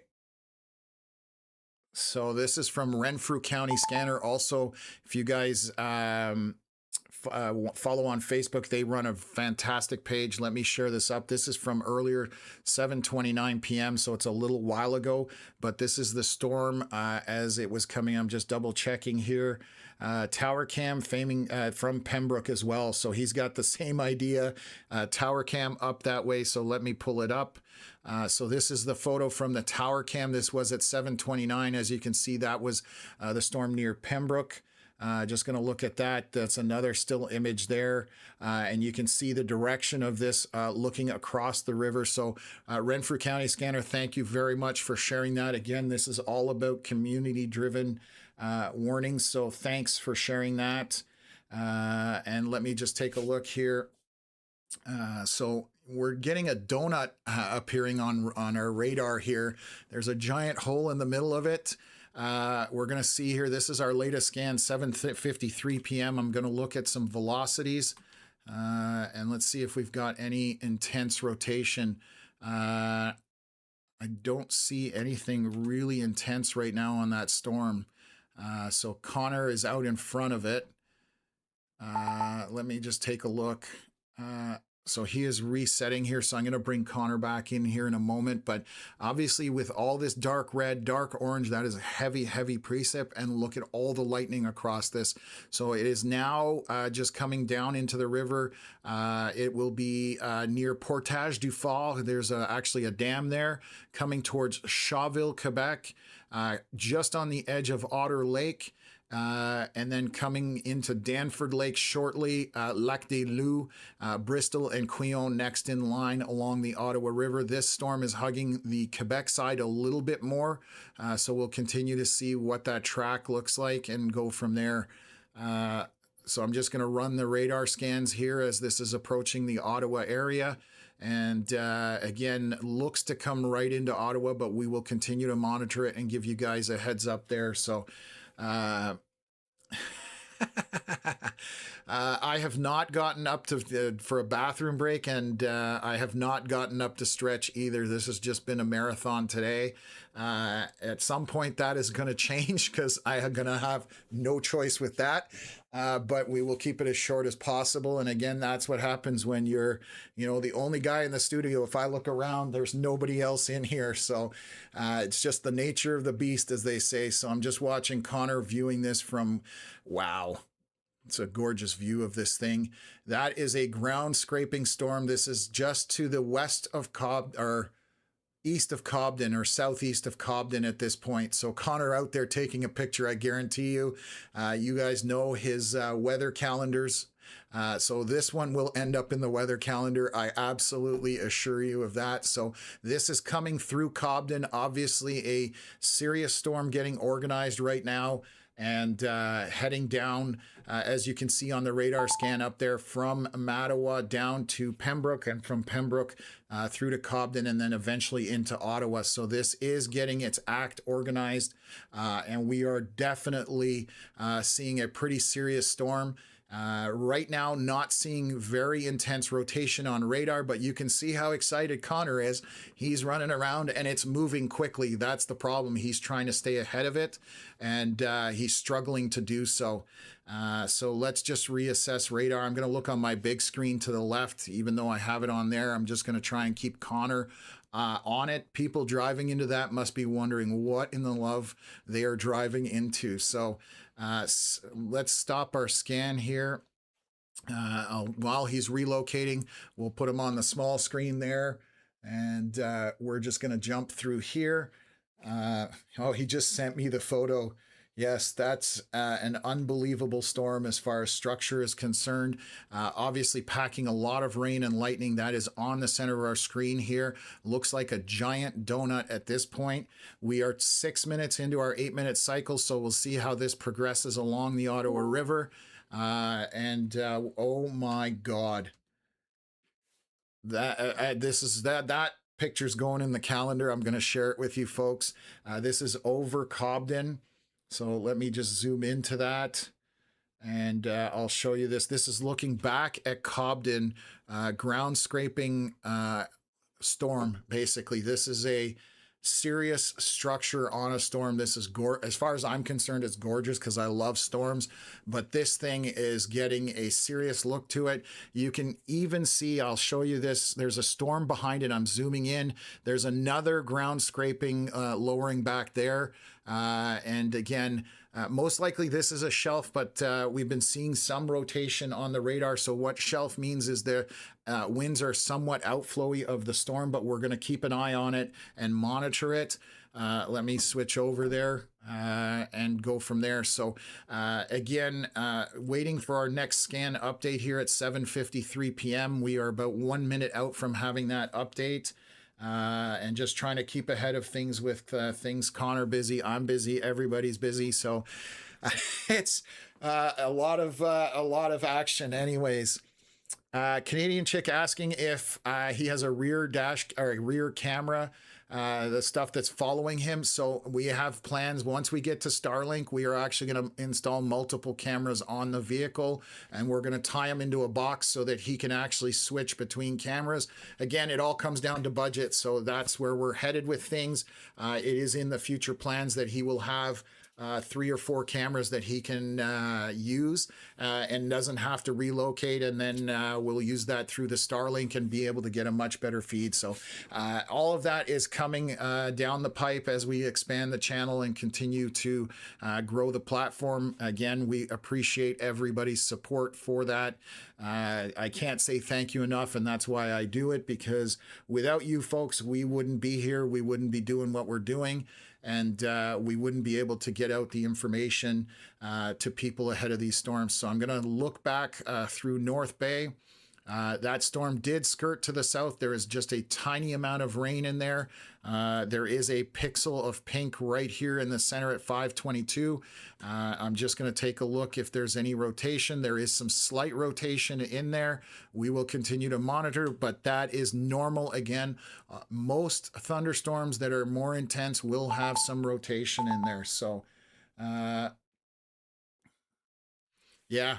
So, we are possibly seeing another nudger situation happening here with this storm that is out by Cobden, which we were just looking at. So let me look at my velocities in there. We are seeing some winds feeding into this. So storm from behind kind of slamming into it, but we are seeing some winds feeding into it. So I'm going to take a look at this, and we are going to monitor it. This is definitely picking up intensity. Give me a sec here. Connor just messaged me. He says absolutely insane inflow tail on this storm. So this is into Otter Lake, and you can see how this has grown significantly.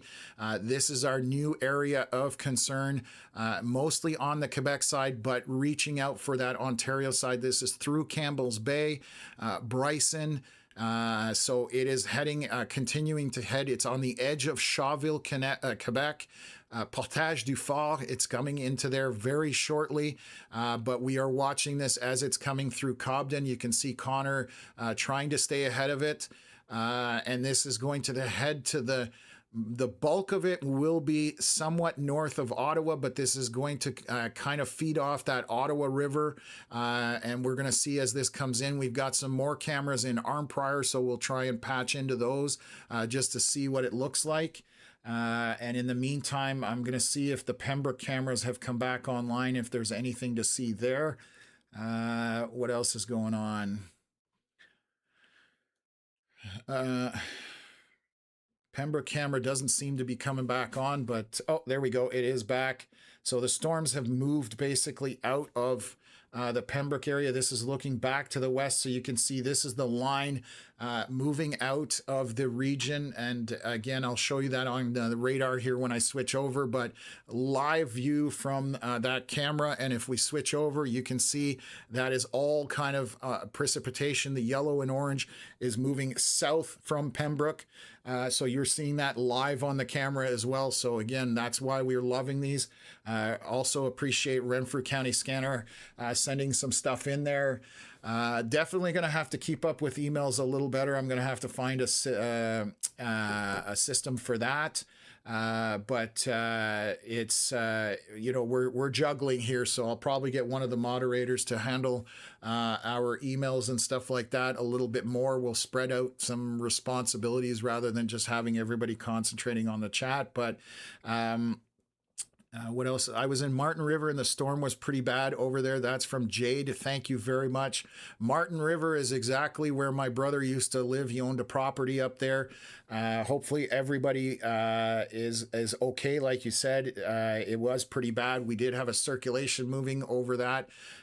Martin River is a very small town along Highway 11 and 64, right up north of North Bay. So I know it very well. Thank you for subscribing as well. Again, we appreciate everybody that has subscribed to the channel, who has donated, who has supported us. It definitely makes these extremely long streams worthwhile. We just crossed hour 9 for this. So we'll just see where things end up at this point. I'm probably going to get a little delirious, folks. I'm not going to lie. This is day 4 at this point. So, asking if people should be prepared in Ottawa. Yes, this is heading to Ottawa. This is a strong storm. The photos we've been seeing, the videos we've been seeing from our cameras, this is marching down the river. So we're going to see if this intensifies, and you can continues to intensify, I should say, because right now it is a very strong storm, and you can see that is marching towards Ottawa. So prepare. I'd rather you be prepared than not be prepared at this point. We are not seeing any strong rotation on a radar at this point, but this storm has the capability of doing, some crazy stuff if things parameters meet. And we do have a notch forming, and we have some rotation, folks. So in this area right here, just around the Cobden area, that is rotation. It is not tight yet, but that is the first indicators that we have some rotation happening with this storm. So we're going to watch that. This is on the Ontario side. This is a strong storm that has developed in the last hour or so. We have been on it since the beginning. Connor has been watching it as it has developed.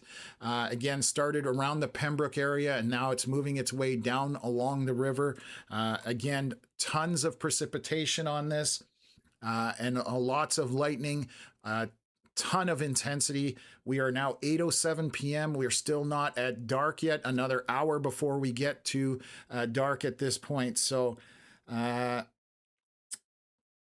Rick just saying that the Whitewater Fire Department has some flooding in the Beachburg stations, which is where this is right over, because there's so much precipitation falling out of this storm, and it's not moving out of the area super fast. So again, flooding an issue, winds are an issue, lightning, and we now have a bit of rotation as well. So we could have this ramping up and a situation developing. We are going to monitor it, and again, it's going on. So anyways, let's swing over here. I'm going to see Connor stream. I forgot that I didn't have him on there.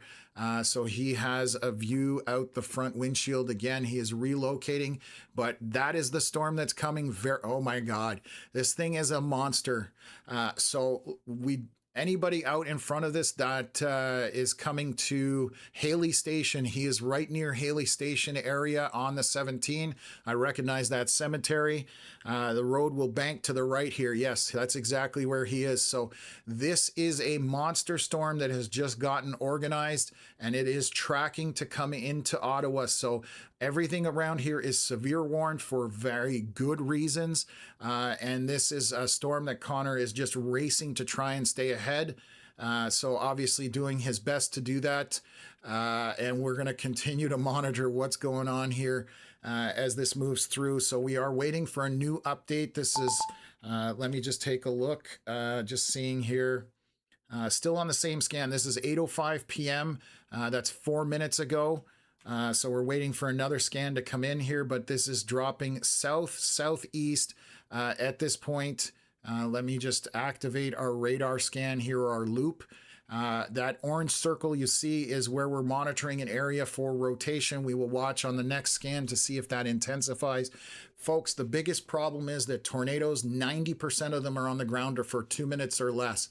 So because our scans are 8 minutes long or wide, you can have an event happen and we wouldn't even see it on radar because, again, you're 8 minutes long. So one of those situations that these things can spin up quickly. That's why we are warning people in advance rather than waiting till the last second. Again, we have minor rotation on this last scan. We will continue to monitor that. It's the same kind of scenario that happened when coming from Caladar to Kingston earlier when I started this stream.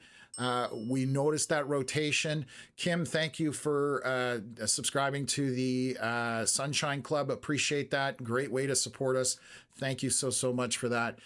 So I'll continue, Connor, while he's relocating. We're going to bring up radar a little bit bigger so we can maintain that. And I am focusing on this storm only at this point, just because we are developing a very, very strong thunderstorm. And it's getting very organized at this point. So we'll see if that continues to be the case. And we'll wait for our next scan here within about 2 to 3 minutes. So again, thank you to everybody that's tuned in to the channel, that's been here for whether you've been here for a minute or 5 hours. It's one of those situations that we truly appreciate you guys being on here. So what else?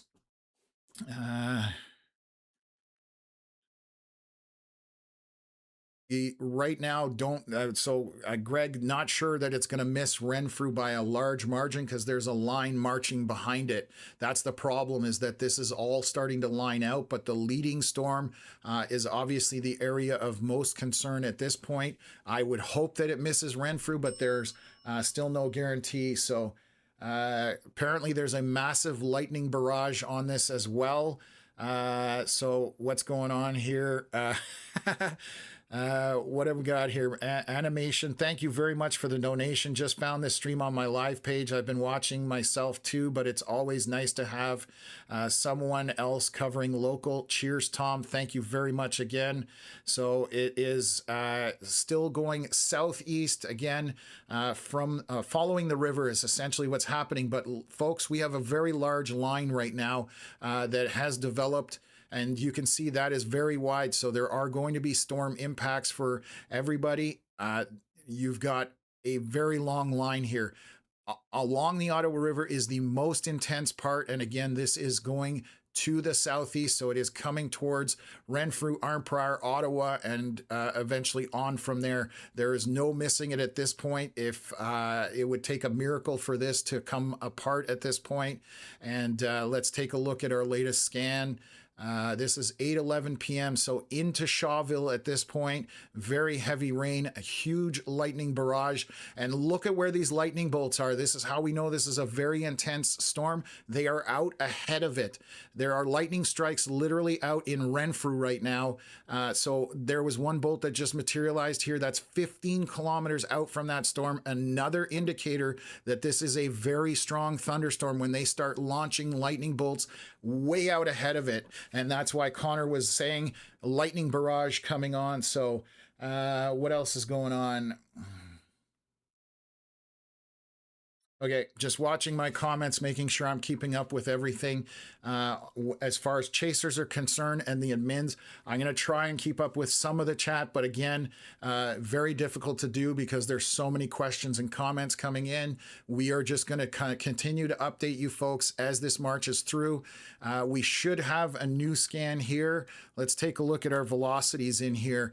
There is a rotation tightening up here, folks. This definitely needs attention. Right in this area right here. Let me take a look how that looks. We do have the pixelation you see to the south, which I call Christmas confetti, is corrupted data or noise in the radar. And that's right in the area I would expect. So this rotation is starting to tighten up. It is currently to the north of Haley Station. It will move south along the river, so towards Portage du Fort and Chanot. It's kind of heading in that direction. Right now, the wind's in there. Let me get you an idea. 65 kilometers an hour across from 32 kilometers an hour. So just around 100 kilometers an hour in terms of couplet. So still room, like obviously that's not high end, but it is giving us the indicators that we have rotation in there and we need to pay attention to this storm. So I just got a question about Montreal. Right now, I don't think anything's coming into Montreal. Those storms are dying off. This is heading for Ottawa currently. And you can see towards Montreal, back to the west, those are just regular showers. So for now, nothing coming to Montreal. We'll see what unfolds here as this moves through. So very serious storm coming along. 17. It will definitely be raining very heavy and windy in Renfrew, along with Arnprior. That's another area that's going to have this coming through. Constance Bay, Shawville on the 148, Quillon. You guys start battening down the hatches. Lac des Loups coming into Gatineau Park, Constance Bay as well. So this is just riding that river, and we talked about it. These storms love latching onto that Ottawa River and just going bonkers at times, and this is nothing abnormal at this point. So again, mostly along the Ottawa River. Back here to the west, we have far more sporadic showers. Through Algonquin Park, it is just regular showers, barely any lightning. We do have a storm here going on Highway 11 that has a barrage of lightning on it. I'm just going to make sure it's not rotating, and it isn't. So that's just a very heavy rainmaker with lots of lightning. But we are concentrating on this storm coming into the Ottawa area very soon, and it looks like to come straight from the northwest at this point. So we will monitor it. We should have a new scan here in about 2-3 minutes, and again coming down the river at this point. So I will back this up. Pembroke just kind of marching down the river, and you can see how that is organizing itself. So we'll see whether this picks up any rotation. Connor's got his stream here looking at that. I'm not exactly sure where he is, but he's out in front of it. And we will continue to see. This is a monster storm, folks. I'm not trying to scare people. This just has all the visuals of a storm that will pack a punch. Even if there's no rotating winds in this thing will blow stuff around, rain like crazy, and obviously a barrage of lightning. So you don't want to be outside as far as that's concerned. What else? I'm just monitoring my chat with Connor here as well, just trying to take an eye on, keep an eye on that when he's sending messages. For now, he's just doing his best to stay out in front of it. We can see lightning strikes on that storm. I'm seeing constant flashes surrounding this storm, and we're seeing them on the live stream. So waiting for another scan here. We're about 2 minutes out from our next radar scan. And this is dropping southeast into Ottawa. So again, thank you to our stream sponsor, Canadian Hail Repair Auto Dentist. I'm not breaking away from this right now to play a commercial, but just wanted to give them a shout out. There's a big bolt that just got thrown on the live stream there. So thank you for them. They're huge supporters of the platform. Please give them a check if you need anything as far as paintless dent repair from hail, minor damages, cosmetic stuff. They are why we are able to do this. And again, the people that support us on the platform, we thank everybody as well. So what else? There we go. There's more severe. They threw us massive severe warning. Oh, good Lord. This goes back. Christina, thank you again for your donation. Really appreciate that. Again, that all goes towards helping us, folks. So super happy about that. We do have this lining out, or it's starting to line out somewhat. I'm just looking, the big storm by South River, that's the only thing back there that's an issue. But the rest of it would be kind of on the east side of Algonquin Park, Barry's Bay, cutting over there, Pembroke, Petawawa, heavy rain in there. But where you're seeing that red and all the lightning, that is the area that we're watching. Give me a sec. Once I'm looking at velocities here, that velocity is continuing to be there. So I'm going to bring it up on the main screen here while Connor is doing that. Let me delete it and show you guys. So broad rotation, but it is picking up on the velocities here. So again, right over, where are we? Chenot. That's where I was saying it's headed. It is marching down the river, so it's going to continue southeast from Chenot. Again, 70 kilometers an hour across from about 36 kilometers is the highest I'm seeing here. So still a strong enough couplet that we're paying attention to it. It hasn't tightened up, but the problem is this could tighten up in between scans and something happens and we won't even see it on radar. So if you are southeast of this, it's not tornado warned yet, but I suspect Environment Canada might tornado warn this very soon. We will keep an eye on it and just continue to update folks. I'm only concentrating on this area. Obviously with rotation, can be very dangerous and life safety type thing. So let's bring Connor back. Okay, he's turning away right now. Sorry. So I'll go back to him when he's got a better view of it. Connor just, oh God. Oh, I know where he took that picture. So this is another photo. I'll bring it up here. Just juggling a lot of stuff, but we'll see if we can get that here. They're updating the severe warning. I'll bring that up as well. So this is from just a little while ago from Connor. You can see the storm over those trees. Huge. Like I said, this is a huge storm. So I will update folks as we get that. Let's take a look at these severe thunderstorm warnings. So a bunch of people getting them in Ottawa, rightfully so, heavily populated area. Environment Canada tracking a line of severe thunderstorms capable of producing strong wind gusts, loony to ping pong ball size hail and heavy rain. That has been updated for basically both the Ontario side and the Quebec side. Right now in Shawville, very heavy rain. And we are 8:17, so we got a few minutes out there. So coming in Lac des Loups and coming through Otter Lake, very heavy rain. But our area of intensification is right along the Ottawa River on both sides, Quebec and Ontario. That's where it needs to be taken care of or taken seriously. There is also some heavy precipitation and wind to the back here.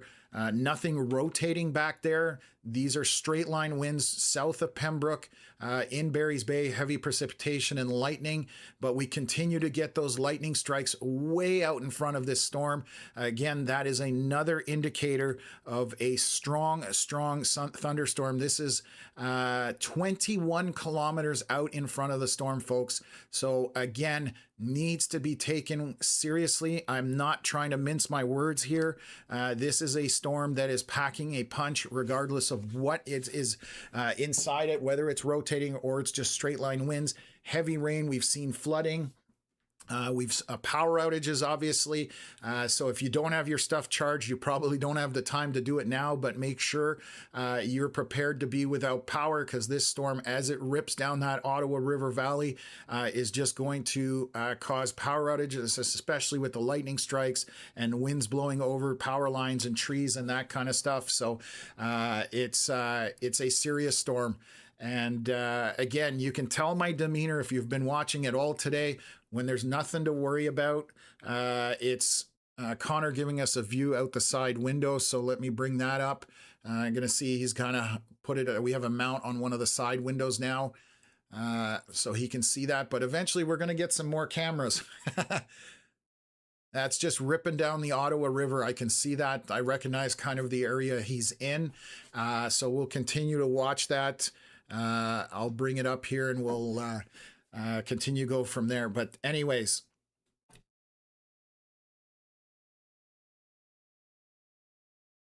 okay, just checking some comments, making sure.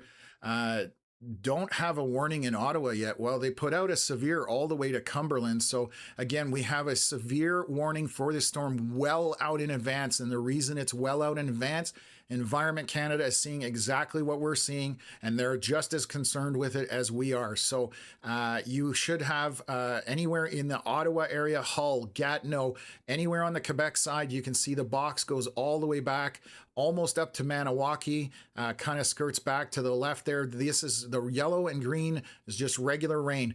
We are worried about this part here, and most specifically along the Ottawa River. This is torrential downpour, and it's sustained for quite some time.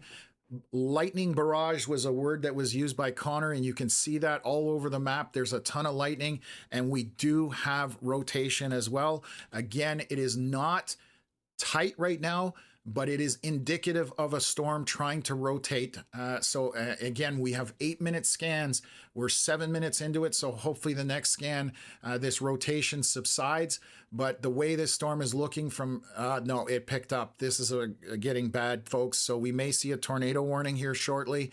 And I'm going to show you why. We are getting closer to the radar and these wind speeds are picking up. So our rotation is right in this area here. I'm going to see what kind of, we're seeing 80 kilometers an hour in that couplet starting to feed into there. So I've got 81 kilometers an hour, and this is only a couple thousand feet off the ground. So starting to pick up there. And then we've got a little less on the opposite side of it, but 20 to 30 kilometers an hour. So this is definitely still intensifying and heading just to the skirting along the river is essentially what it's doing. And it's on that corner of the storm. So again, all of this makes sense. So if we are probably going to see a tornado warning here very soon from Environment Canada. This is to the north of Renfrew. It should skirt kind of northeast of Renfrew, but it's going to follow that river essentially. But these don't necessarily just go in a straight line, folks. They can deviate depending on the interaction with the storms around it. The view out of Connor's window, oh my God. This, again, I cannot reiterate enough. This is a monster storm. Huge. You are in the path of this. You can't avoid it. Look at the size of this thing. Absolutely incredible what we're seeing right now from this storm. I'm not trying to scare people, but Connor is showing from the right side, probably going to pan over to the left. Look at the lightning bolts in that thing. This is a gigantic storm. I would not drive into this. I will be honest with you. If you were a regular commuter, I would definitely not jump into this. So again, Plumber the Princess, thank you very much for the donation. Really appreciate that. Connor's out there taking a photo. I know what he's doing right now. This storm will probably be every page in his calendar at this rate. And you can see him running. That's the only time you see Connor running, is when he's about to take a photo of a crazy storm. And you can see that kind of bluish tint to it. So there may be some hail in this as well. Again, our rotation area, I'm zooming in here, is basically southeast or south of Chenot. We're seeing these red and greens next to each other. For anybody that's new, red is moving away from radar, green is moving towards radar. The brighter those get, the stronger the velocities are, and the crazy lightning you're seeing on the stream right now. Absolutely incredible storm, and it is heading for Ottawa and surrounding areas. It is on the Quebec side. This thing is straddling Ontario and Quebec border and that Ottawa River. So let me just change this up here. And that's our storm. And there's, again, back to the west, there is still tons of precipitation in that lightning. So again, we're going to see this continue to march down that river. And this is historically what happens with these storms. So let me update our velocities here and take a look at this. Still tight rotation in there. This is the same area, so we were about 5 minutes into that 8-minute cycle. But what else has got going on here? Connor. Anyways, let me jump back here. Just multiple chats going on, so we're trying to keep up with things. I'm going to switch here. Why is my thing not working? There we go. So again, our velocity couplet is tucked into this area. That is at 8:23 p.m. It has moved southeast from there. Again, following that Ottawa River Valley. So kind of paralleling Highway 17. We will see where it is on the next scan. I am going to take a look. I do have a camera coming up, an arm prior. So we'll see whether that has any visual right now ahead of this line as it's coming through. Folks, if you... give me a sec here. I'm just going to pull it up. Bear with me for a second. Arm prior. It's kind of tucked in a little bit lower, but we'll see if it's seeing any of these clouds coming in. On the horizon. So this is what it looks like out front of it. Very calm, very docile, but this is the calm before the storm, and this is the epitome of that. You can't even see a leaf moving basically on this camera. You'd almost think that there's no video coming in. That is the camera on the horizon. We are looking from arm prior, still quite a ways away, but that storm is marching here. So give me a sec here. Okay, I'm just going to take a look here. Let me see here. Sorry, bear with me for a second, folks. Connor sent me something, and I'm just trying to determine. There's a there's a lowering in it. We're just trying to figure out if it's rotating enough. Possible rotation on it. So I'm just trying to get a look of it. I've lost Connor's stream there, but I'm just looking to see on that image if there's anything. So let me take a look.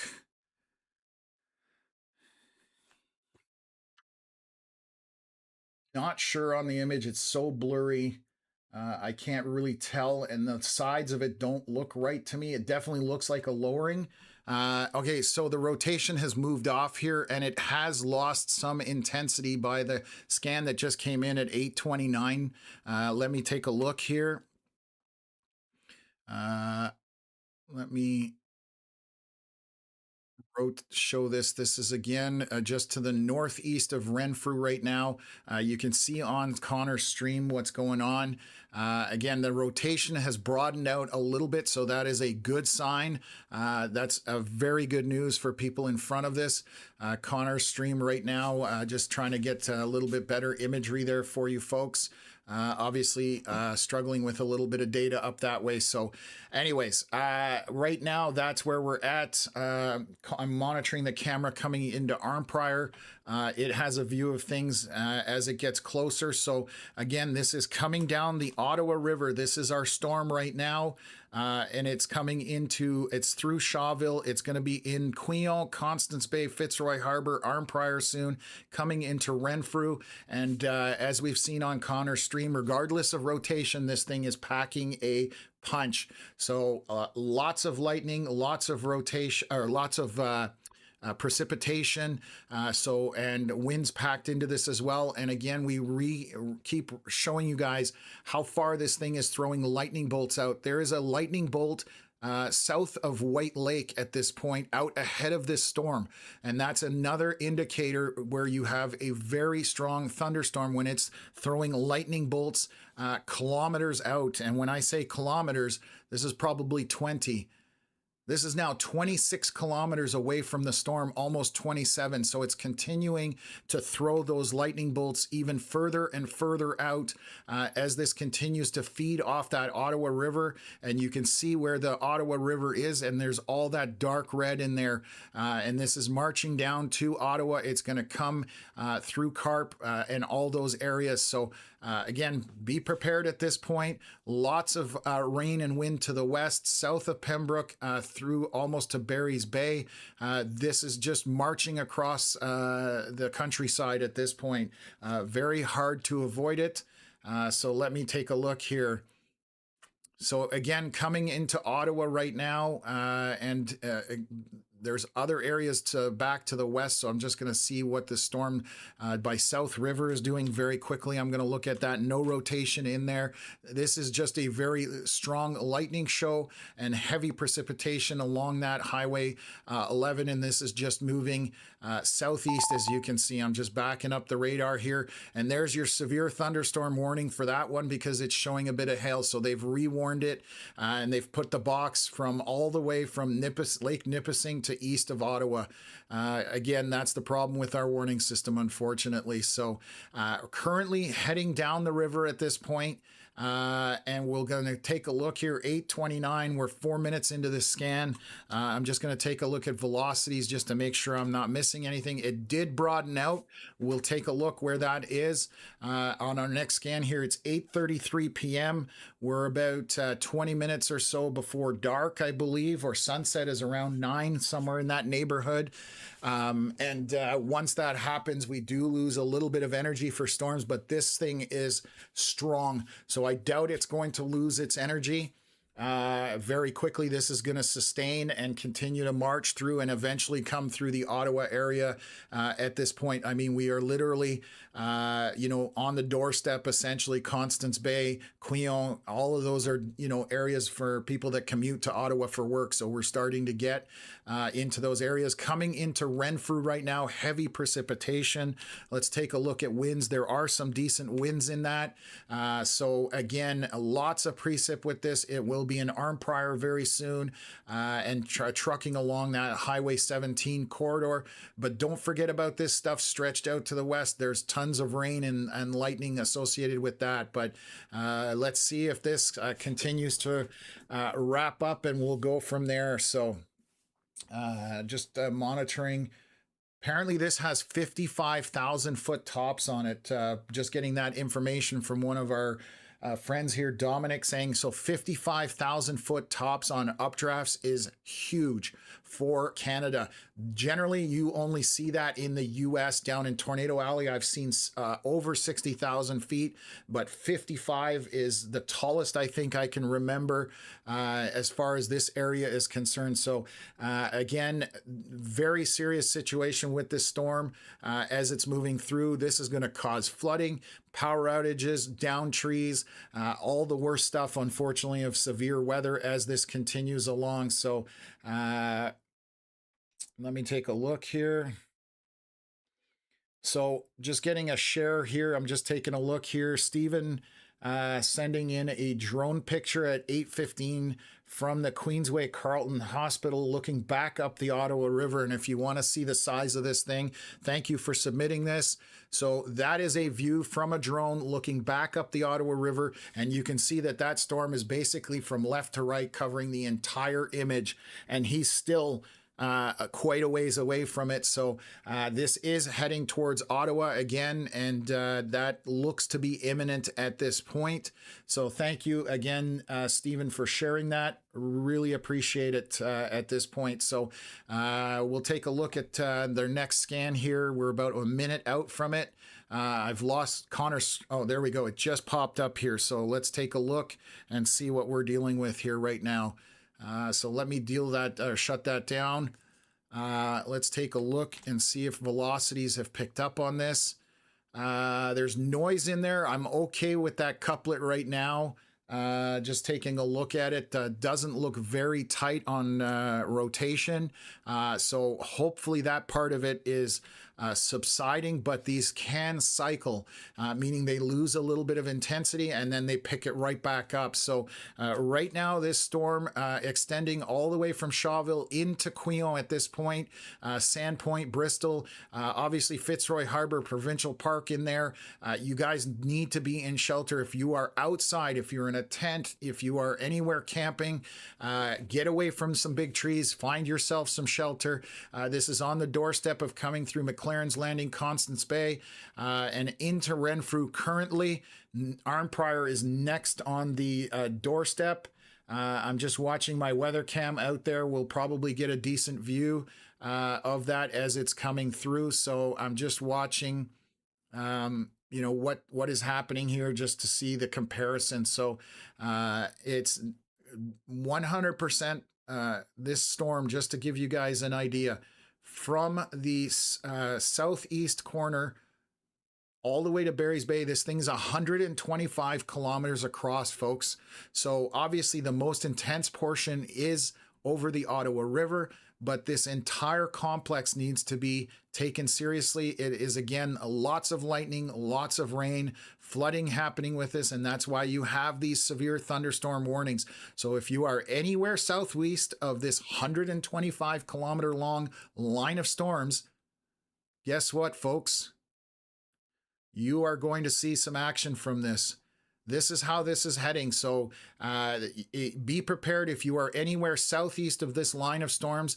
Again, you know, right now we don't have any rotation that is imminent or anything like, oh, sorry, I deleted that. Will it come back? It will. There we go. So the only area that we are really concentrating on is by the river, because there was some rotation and strong winds associated with that. So we're going to keep an eye on that. But this is 125 kilometers across. I can't keep reiterating that more than enough. And basically heading down southeast. So what are the odds you're going to dodge this if you're south of this? Very little. And again, the most important portion is along the Ottawa River. Hopefully it just goes straight and that misses, you know, most of downtown Ottawa, but it is looking like this is going to end up in the Ottawa area, almost not head on, but essentially, you know, getting right through the meat of Ottawa at this point. And it will continue south through Eastern Ontario and then on to the St. Lawrence Seaway and all of that kind of stuff. So a lot going on right now, and we are going to try and keep up with it and keep ahead of it and keep everybody up to date as possible. I'm just going to check if Connor Stream, if I can get that back. He obviously poor cell service up that way. Let me see here. Okay. Let's do a refresh and see if I can get Connor's stream back, but he may not. Yeah, it's not back yet. So anyways, bad cell service, and then awesome if towers get knocked out or if cell service drops as well. That's another issue. It's already becoming visible on some of our cameras way south. I'm just going to bring this up. Bear with me for 1 second. This is a view from the GG's Tree Care weather cam that is in. This is at the St. Lawrence Seaway, and it already can see these storms. So this, obviously the shaking is because it's at top of a grain elevator. Unfortunately, we are working on getting that fixed, but it's got the shakes at this point because the motor is running. I'm going to measure how far that camera is from this storm. That camera is 130 kilometers from that storm, and it's already visible on the horizon. So that gives you an idea of the size of the storm, the impact of what this is going to have. If you are anywhere along that, again, this camera sees all the way up there. So we will watch it as it approaches this on the GG's Tree Care weather cam. Sorry. So let's swing back here. Connor's stream has come back up now. So let's see if we can. Bear with me, I'm hitting all sorts of buttons, folks, just keeping up with this. So again, that's 130 kilometers away from those storms. So you can imagine the size of the storm when you can see it that far away from that height. Again, so let me just hit the measuring tool, kill that off, and we'll see if our new scan is coming in here any moment. We're 7 minutes into an 8-minute cycle, so we'll see where this finds itself in a moment here. And again, we've got Connor. We are starting to lose daylight. Obviously, Connor's camera getting darker. If I switch over to our satellite imagery, you can see how dark that is getting because we are getting towards sunset. In fact, sunset should be very shortly. Okay, just getting a note from Connor here. So thank you, Connor. And so again, this whole entire line has to be taken seriously, and if you disregard it, that's on you. We are giving you guys the warning of that. Right over Sand Bay, we have 1 pixel of hail, so I'm just going to look here to see what's going on with our velocities. Still some rotation in here, but again, not tight. I'm not as concerned about the rotation aspect of it, but let's delete our... I'm just taking a look at it. Let's delete our image or drawing here and reset. So right now into Constance Bay, basically just on the doorstep there, going through Gatineau Park on the Quebec side all along. So Eardley, Quillon, getting pummeled with rain, Caldwell, all of this is heavy rain, Shawville, and then all along the river, you can see that dark red. So again, tucked in both Ontario, Quebec side. And this is coming into Arnprior. So let me take a look at the comparison of the Arnprior camera. Still on the edge of it very soon, but I'll bring that up here. This weather cam still showing. You can see the leaves in the trees are slowly starting to move here. So this is just, again, that leading edge, calm before the storm, essentially. So what else? Okay, so this is what's going on. Again, heading south into Ottawa, into Arnprior, obviously in through Renfrew right now. This will get into Almont, Carleton Place. Again, very unlikely that you are going to dodge this storm if you are anywhere southeast of it. Just look at the sheer size of it. We do have 1 storm here, Highway 11, that is just southeast of there, South River, heavy rainmaker. That's why that was severe warned, but lots of lightning on that. I do want to quickly pan back towards Sault Ste. Marie. I just realized that no storms coming into Sault Ste. Marie right now. I've been monitoring that, trying to keep up, but obviously our concentration right now is with this storm as it is rocking and rolling towards Ottawa. Batten down the hatches again. You've got time right now. It is still out a bit, but Constance Bay, what, maybe 50 kilometers from from downtown Ottawa. This is right from downtown Ottawa. It's only 32 kilometers, so I'm completely wrong on that. The leading edge on the Ottawa River is 32 kilometers from downtown, so this is knocking on the doorstep of Ottawa. Connor's been bringing us great footage, great videos. So it's... this is what we do, and our weather cams, like I said, those are unique to us. Nobody else has that, and I'm very proud of that project and very passionate about it because it is giving us live footage so that we can show you guys what is going on. So we have several cameras, all these dots where we have Arnprior, Almont, Munster, Carleton Place, Manotick. All of those are cameras. Hopefully they will maintain power. That's the other issue, but we will do our best to bring that footage and those videos to you. This is a strong thunderstorm at this point. So we are crossing almost the 10-hour mark for this live stream.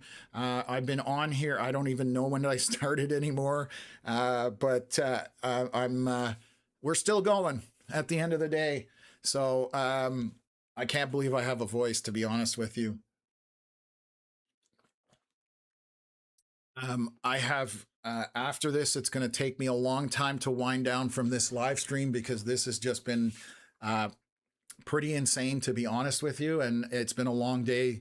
Started again around, I want to say 10:30, 10:45, somewhere in that neighborhood, maybe. So this is going to be the longest stream here very shortly. Seeing lots of lightning strikes on my Arnprior camera, which is tucked in here. Obviously the storm just skirting in behind it, but it is knocking on the doorstep there shortly. So let's swing over to that camera so I can show it to you guys. And this is the lightning that we're seeing. So just now we're starting to see prolific lightning making its way into Arnprior, multiple strikes every minute, even every few seconds. That house with the blue and red lights, that looks like you'd think that was a police car sitting out front, but that's just somebody's lights there. Anyways, and you can see the wind picking up. Look at that. This is quickly going to change as this gets into Arnprior. You're going to start to see the winds pick up. And this is as the storm is approaching. So if you are in front of this storm, this is what you can expect. You're going to have that nice calm right in front of it. Lots of lightning strikes on the horizon. And you're going to see how quickly this is going to turn from calm to, oh my God, what's going on? So anyways, we will continue to watch this portion of the stream. I'll flip back to Connor's just to make sure he is still relocating, but I'm going to bring up that weather cam just to give you an idea. This is in Arnprior again. This is hosted by one of our weather cam hosts.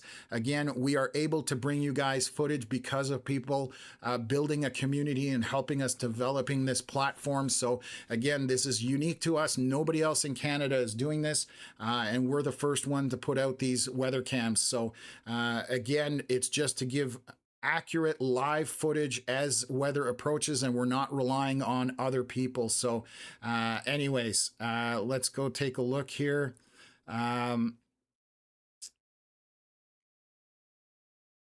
Yeah, so just looking here, just trying to... Okay. Anyways, just keeping up with comments, trying to keep everybody in check here. This camera looks like it's frozen. Oh, yeah, we lost that camera as the weather coming in. Lightning strike probably killed the power, so I'll monitor that camera. I was a little worried that might happen. We'll see whether the internet went out or whether... oh, it might be back here, so give me a sec. Well, we'll take a look here. I'm just going to pan back to the rest of my cameras. If it does come back live, I will bring it back up. We've got Connor out front. I don't like this curly cue here, so give me a second here. Come on.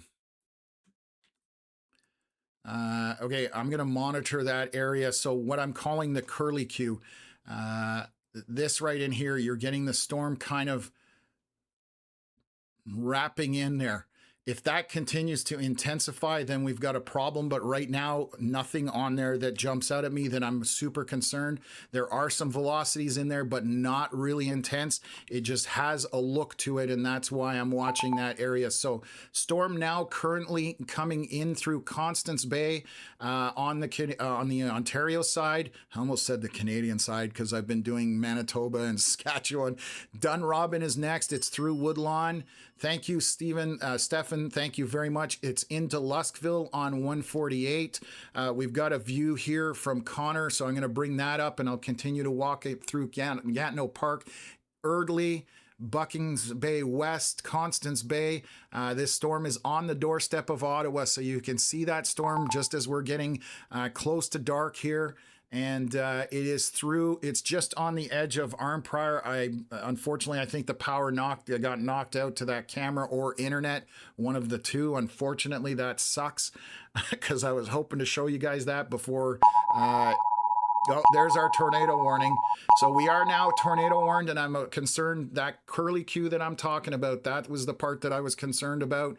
So this is now officially a tornado warned storm. You see it live on the camera out through Connor's footage there. We have it on the radar here. So southeast between Renfrew and Arnprior, that curly Q that I was talking about is the concern, because that's indicative of a storm trying to wrap up. Again, that was 8:47 p.m. 4 minutes ago. We are basically another 4 minutes before we get an update on that. So it is got that presentation on radar that is indicative of a storm trying to wrap up. So if you are anywhere, this is near Burnstown and heading southeast at this point. So if you are southeast of this rotation, you need to be in shelter out of an abundance of caution. This is a very strong storm. Again, get into shelter, get into a basement. If you do not have a basement, interior room with as many walls between you and the outside as possible. You need to, a bathroom is ideal if you can get into the bathroom, because you can be in the bathtub.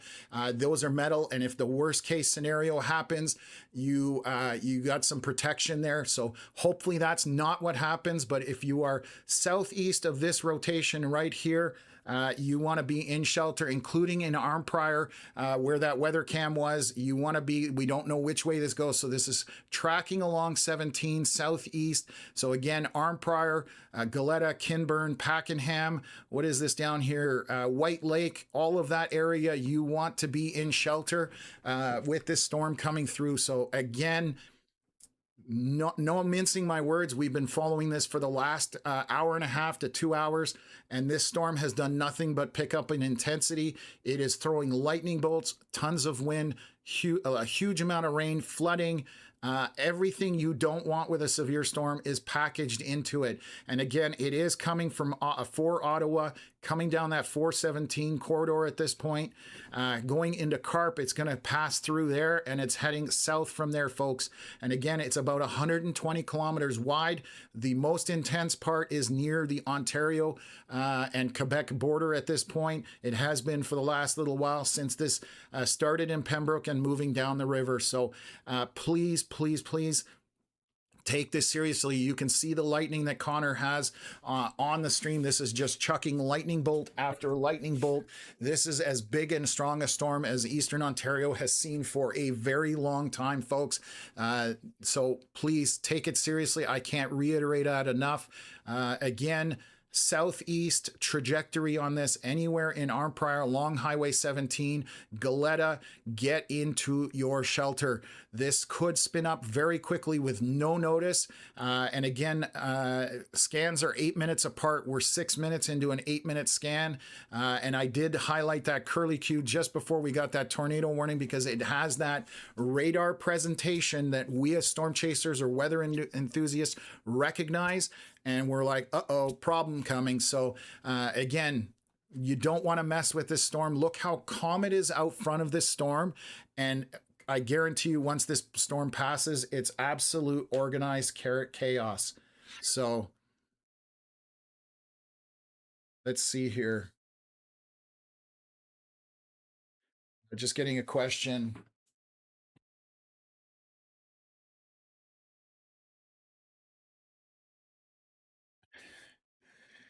825, 954. Marks on the ball as always. Love it. So again, we are dealing with a severe thunderstorm that is tornado warned, has some rotation on it. We are waiting for the scan here. I'm going to bring it up. Let's go full screen just so I can highlight that. This is near Burnstown, heading towards Arnprior. Again, if you are southeast of this location, be in your shelter. Like I said, get to basement if you can. If you don't have that option, as many walls between you and the outside as possible. Bathroom is a great location to get in the bathtub. They're metal that will protect you. So this is a serious situation as it gets. Again, we've been doing this for 4 days straight now, and I've been unfortunately talking about this for a little while here. So let me just do a refresh. Okay, and we've got a couple of chasers out there. I'm just going to see if Connor's back. Yeah, Connor is back live streaming, relocating to another spot. So again, along 17 near Arnprior, you need to be in shelter. I'm waiting for the next scan, so give me a sec. It just came up, bouncing around here. So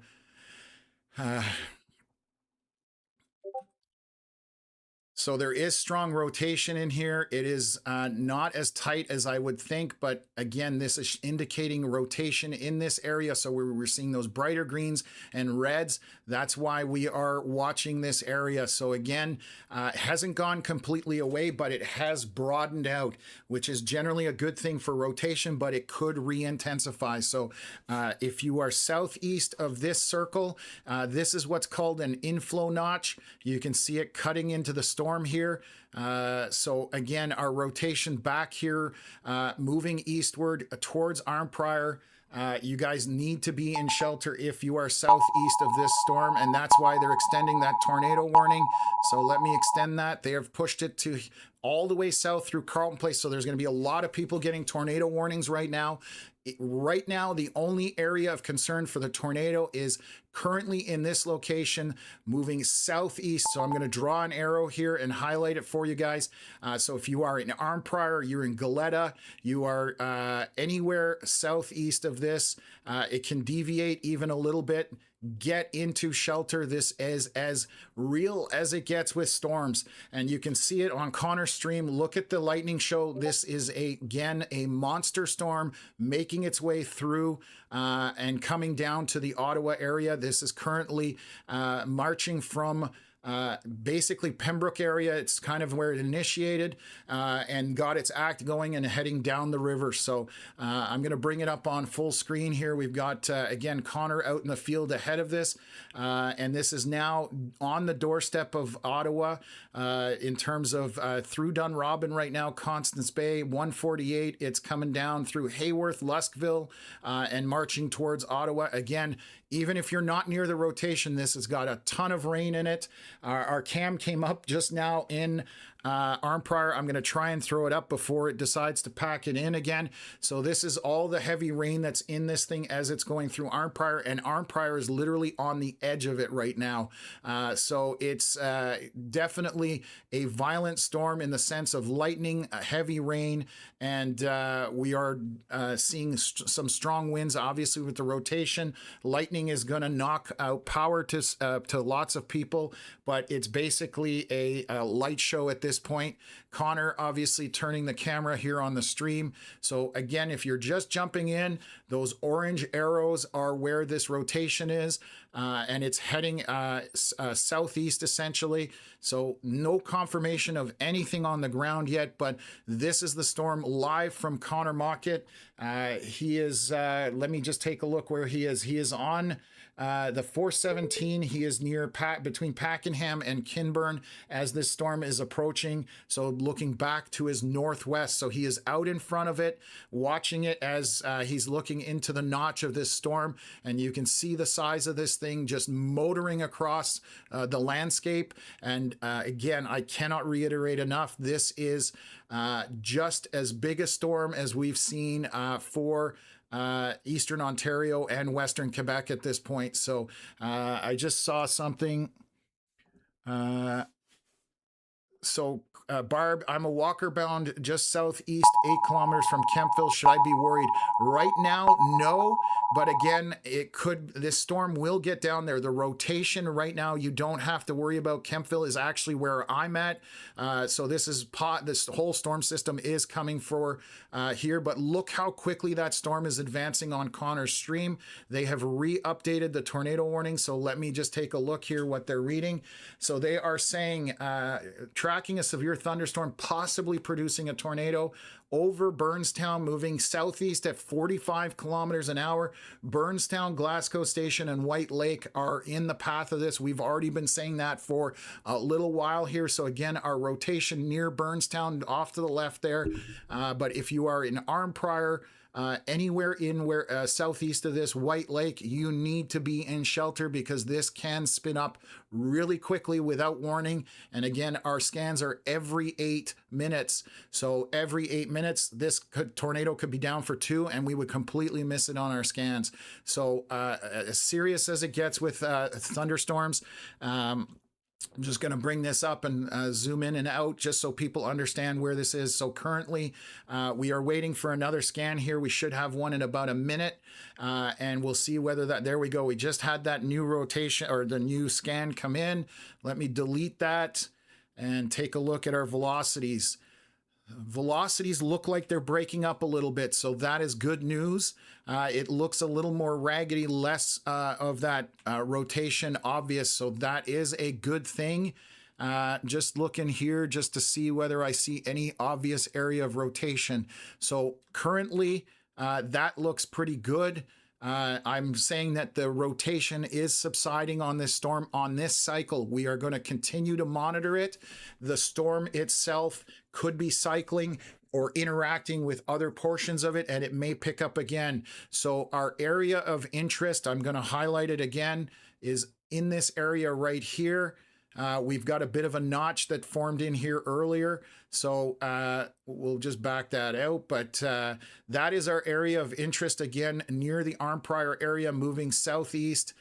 It was near Burnstown, kind of tracking east-southeast direction. So very, very strong storm. It is now on the edge of, where are we right now? Just coming into Elmer shortly, obviously getting into a more populated area on the Quebec side.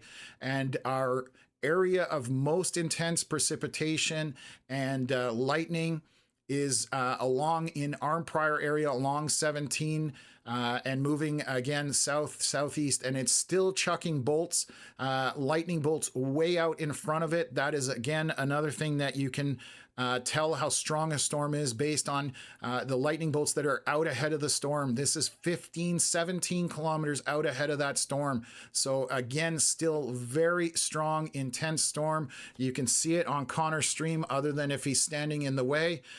So we will just bring it up there. He's rotating the camera around and I'm just giving him a hard time for it. But you can see the constant lightning show that is happening. He's relocating, or it slid or something, but that's the storm live basically from Connor Mockett. So again, serious storm. Anybody who has gotten a tornado warning down to Perth, Smith Falls, Merrickville, Carleton Place, even Almont, you're not in the area of concern at this point. Back to the west of Calabogie, those are all areas that are not in this at this point. It's just a giant box that gets put out. Storm is actually located right here where we're concerned, near White Lake, and heading kind of east southeast at this point. So again, if you're out in front of it, the velocity scans will look much better, and I will show you what I mean by that. I'm going to bring it to the latest one. Bear with me. So if you look back to the northwest, you see that bright green and bright red, some more noise in there, and then we had that curly Q. So this is why we are tornado warned on this storm with Environment Canada, and not at all surprised at this point, but I think we are doing very well with the rotation in the sense it has subsided. So we'll wait for another scan to confirm. We are 8:59, which 5 minutes into our 8-minute cycle, folks. So we are just waiting to see where this goes. Again, Connor out in front of it. We do have some weather cams. I'm going to pull up the one in Arnprior to see if it's showing anything. Arnprior is getting out of that heavier rain at this point. So things looking pretty good. A lightning show, this thing is putting on a fireworks display as it moves through. So again, our biggest concern was this area right to the north of Waba, or White Lake, and basically that was where the rotation was situated. So we'll keep going and go from there. Again, we're watching this closely. So back down to the south, we've got a huge tornado warning all the way down to Perth. Right now, there is no chance of anything ending up in Perth, Smith Falls, Merrittville, and anywhere along Highway 7, but we are continuing to monitor it. The reason it got put out is this circulation will cut through the corner of it at the top. So again, we will update where this rotation is. And we'll continue to see if anything happens. If there are any more circulations, we will highlight them. We've had a very good track record over the last 4 days to be on top of the rotation for the most part before the warnings go out. Just watching them develop. There have been some quick ones that just spawned really quickly. Those are harder to pick up on radar at times. So again, this is moving towards Ottawa at this point. It's on to the west. We are 8:59 p.m., 6 minutes into our 8-minute cycle for data. So we're hoping to get a new one here very shortly. So again, this is marching south-southeast. It's 120 kilometers wide, this storm. And the most intense portion is right around the Arnprior area, as you can see. So I will drag this and walk it out so you can see that along here. Very intense thunderstorm or line of storms, but the area where that orange circle is where the most intense portion is located. So again, coming down towards Ottawa, going to be through Arnprior, Almont, Nepean, obviously Canada, Stittsville, all of those areas, Carp. And so we are just watching this area here. This is 9:05 p.m. So let's take a look at our velocities. There's some strong winds in the back of this. So let me just wipe out that image. Still a bit of rotation on it, but not as tight a couplet as I would have thought. But this storm is packing a punch. There are winds embedded in this behind it. We're talking 70, 80 kilometers an hour just off the surface here. So those bright spots are heavy winds. And by heavy winds, I mean strong 80 plus kilometers an hour back here and almost 90. So again, even if we're not dealing with rotation, this has got lots of wind, lots of rain in it, and lightning going to knock power out. As we've seen right on the live stream with our weather cams. So they just updated the thunderstorm warning, just saying that a line of severe thunderstorms capable of producing damaging wind, loony to ping pong ball sized hail, and heavy rain. I haven't seen very much in terms of hail signatures or any reports from anybody on this, but now it is starting to edge in. It is obviously less intense over here on the Elmer side. Near Kingsmuir, Hayworth, Camp Fortune, all of those areas coming into, Gatineau through that area and then into Hull. So we are definitely going to see stuff happening there. I'm just looking on one of my chats. Okay, so, Rick is streaming as well, apparently, but I didn't know that. So let me see if I can refresh Rick's stream. So we have a couple of guys out there. So bear with me for a second here. And I'll see if I can get Rick's stream back up. There we go. I clicked it and it was already there. So we now have two chasers out there. Rick is streaming as well. So he's showing this storm, and you can see the lightning show that this is putting on. Obviously very intense right now around the Arnprior area and south of there. Again, a bit of a notch on this storm, so I'm still not sold on the fact that we're done. As far as this storm is concerned, that's a notch right in there. You can kind of see it carving that out.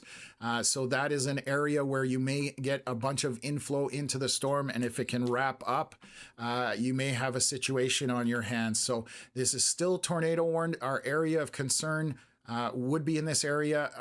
The velocity scan, which we were just looking at, does not look as tight, but out of an abundance of caution as to how strong this storm is and what it's doing, you should be in shelter if you are east and southeast of this. So towards Pakenham, in direct line with it right now, but out front of this, anywhere east and southeast of it, you need to be in shelter out of an abundance of caution.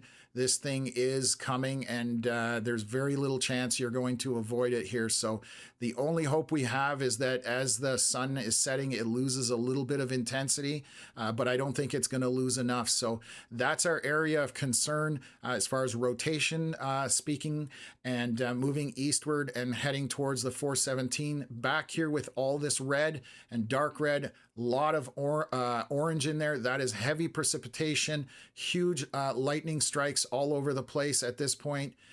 Just keeping an eye on it right now. So I'm going to try and see if I've got a view from our Almont camera.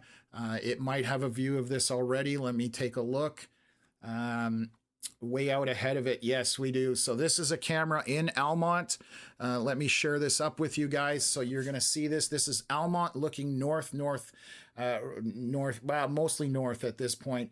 And you're going to see the lightning strikes in this storm as it's moving through. This is obviously, Almont is still quite far away from it. So this is all on the horizon, but you can see all the lightning bolts being thrown out of this storm. Could knock out power. Obviously, when it moves through the region, there are going to be power outages. I can tell you, I'm going to measure while you guys are looking at that.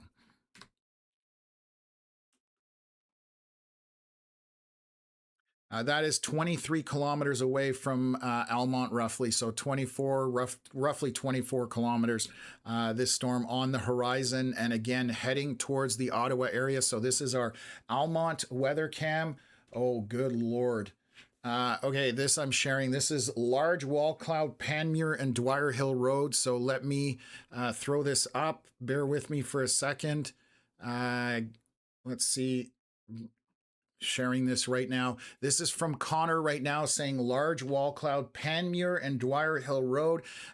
Wall cloud is usually an indicator of storm trying to rotate and trying to get down to the surface. So again, Panmure and Dwyer Hill Road, wall cloud. So again, this is not over and done with. We need to pay attention to this. I'm just going to take a second here. Again, large wall cloud. So let's just take a look here. I'm waiting for our next scan, 9:05 p.m. We should see one here any second. And I'm just going to take this camera, get rid of it. Just going to look where Connor is sitting. So yeah, this is right in line with what Connor is looking at. Circulation, Connor is right out in front of it. He would be roughly where my handprint is here circulating. He's looking back up at the storm. So again, this is an old radar scan. This is this just updated, sorry. So this is actually the new one that just came in. So let me take a look at some things here. Let me delete that. Let's look at velocity. And take a look. I don't spot any obvious rotation. We're getting into some radar noise here, but I would suspect that maybe rotation right in this area, but there's not some big bright numbers in terms of those pixels. So let me just go back to reflectivity and take a look at that. So again, this is moving southeast, coming to the west side of Ottawa. Part of the storm has already reached Ottawa. However, that is more moderate rain to light rain at this point. Currently, all our precipitation is tucked in from Queen, Fitzroy Harbor, Goleta, off to Kinburn, through Arnprior, and then back to White Lake, Burnstown, Calabogie, and then stretching all the way back to the west. So right now, this is how this storm is advancing at this point. So again, Ottawa might skirt the heaviest of the stuff. It is tracking kind of to stay south to the west of Ottawa as far as the heavy precipitation is concerned. This is our area of concern, and I'm trying to keep up with chats, folks. So yeah, definitely that is the most significant wall cloud I've seen on a storm so far. Connor, I don't know if you can kill your lights on the car because it's washing out the camera a little bit. But I know maybe, yeah, there we go. So let me see if I can help share that here. You're going to see we're losing daylight, obviously. So we're looking for lightning flashes and that kind of stuff. But storm is marching basically to the southeast. I'm just going to see if Rick is back online here. Let me bear with me for a second. Looks like he's not, so we'll continue with Connor at this point.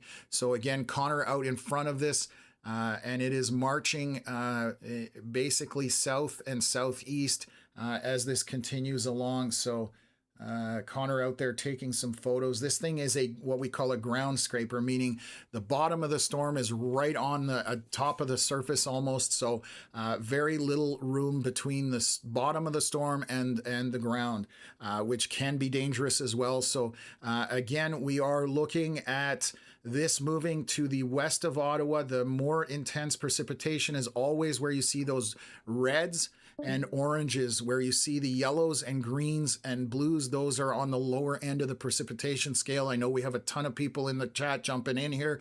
I cannot look at comments, unfortunately, folks. We are just going to warn as we go through here. So they've updated the tornado warning box here, so let's take a look at it. Let's see here. There's a bunch of them. Did they just update the size of it is my question. France, thank you very much for the 99 stars. Really appreciate the support we're seeing today. That's amazing. So they have updated the tornado warning box, but they haven't put any new information. That was at 8:50 p.m. 25 minutes ago. So they've maybe changed the size of the box, because what happens is when they reduce the size of the box, the tornado warning goes back out, unfortunately, so you get multiple warnings. So where this orange circle is, that's where our concern is. I've lost Connor there for a bit, so we'll swing back to this way. Again, lots of lightning with this storm, and again we are seeing lightning bolts way out in front of it, and that is indicative of a very strong thunderstorm. When you see lightning bolts 10, 15, 20 kilometers out in front of it, it's one of the cheat codes for us to know, hey, listen, this thing is still intense and picking up and continuing to go. Luckily, it looks like this is just going to skirt Ottawa, but it is going to go kind of west of Ottawa and southeast from there. So we'll continue to update you folks as this is moving along. We are 9:11 p.m. so we get our scans from Environment Canada every 8 minutes. So this is how it has progressed as it's come down the river, and you can just see how that line is absolutely spreading out. And again, east of the 417, essentially more moderate to light rain in there, but again, anything red, dark red, orange is where that heavy precipitation is, and we have a ton of lightning strikes as well with it.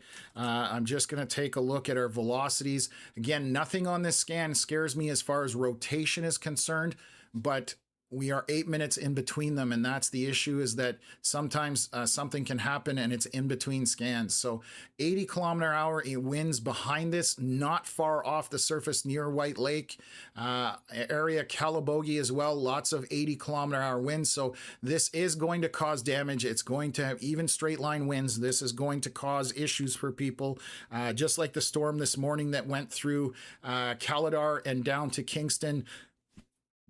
Knocked the power out, did all sorts of tree damage, all that kind of stuff. So that's the standard thing that you can expect with this. Appreciate everybody who's tuned in here. So it's basically the meat of this storm is currently to the west. We're waiting for another scan here.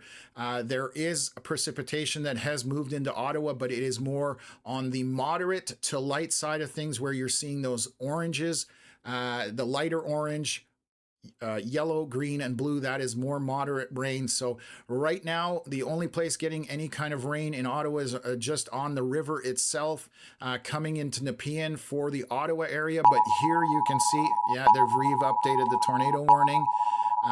Let me take a look here. Tornado warning.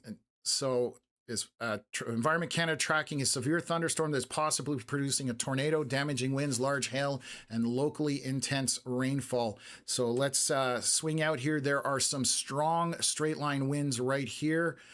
So bear with me. These are 80-kilometer-hour winds just off the surface. So this is definitely blowing stuff around. I am going to eliminate my old circle there. I'm definitely seeing less rotation at this point. So again, that is a good sign. I'm not seeing any. If we had these bright green or almost light blue with a bunch of pink next to it, then we've got a problem. That's where you have a velocity couplet that is definitely getting its act together. Just trying to determine what is happening with the storm here in that notch. There's a bit of rotation back here, but these are very dark colors, so not as concerning. I am watching this area around Pakenham, so we're still not out of the woods yet, but the rotation has, it does look like it's broadened out, which is a good thing, but I'm going to continue to monitor it. If we have to really take this seriously, I will highlight that area. Earlier, we definitely had a couplet that was indicating rotation and all that kind of stuff. So let me just swing over here and take a look at reflectivity. So again, most of that intensity of the storm looks to be kind of Constance Bay, not even into Carp, but right now Kinburn, and working its way down there. So Pakenham right now about to get hit really hard with the winds, rain, lightning, obviously still are already there. Coming into Mississippi Mills, that's another one. I'm going to take a look at my Almont camera just to see what it is seeing right now. And out front of it, it is just a fireworks show at this point. So Connor's stream is down, but let me see if I can get it back. I'm going to show you guys from Almont anyways while we wait for Connor's stream to come back. This is the Almont weather cam, and you can see the lightning that is just constant in this storm. Again, lightning indicates strength of that thunderstorm, and you can see all the precipitation in there as well. And obviously we do have areas of rotation, so this is what we're watching right now. And we definitely have a very active thunderstorm, line of thunderstorms, I should say, heading into eastern Ontario and continuing southeast from there. We are 9:20 p.m., but you can just see the constant lightning barrage. So again, this is going to knock out power. You're going to have all sorts of issues with flooding. This is just putting out the worst of the worst at this point. So I'll see if I can get Connor's stream back, but it's not. I'm just going to message him. And again, we are multitasking here as far as multitasking gets. So this is the strongest storm I have seen in Eastern Ontario in a very long time. We have now crossed 10.5 hours on this live stream. So I don't know if we're going to break that 12-hour mark, but this is definitely a crazy day so far. Let me take a look here. I'm just going to see if I can get Connor's stream back. We're obviously fighting a bit of a data issue right now, but still not coming back right now. So anyways, right now, Mississippi Mills, Almont, this is all heading towards you. It's going to be through Pakenham by the time we get the next update. So Pakenham will be in it. We have 9:17, so we are 6 minutes into that 8-minute scan again, and we're going to watch where this is marching. Right now, looks like Ottawa may have dodged this. We are going to address that in shortly, but again, the most intense part looks to be sticking to the west of Ottawa, which is good news for everybody tuning in. This thing is just a prolific lightning show. I'm going to swing it back here. This is out of Almont. This thing just keeps throwing one lightning bolt after another. So let me come back here and get back to the main screen. We'll see if, just give me a sec here. I'm just getting a comment from one of the guys here.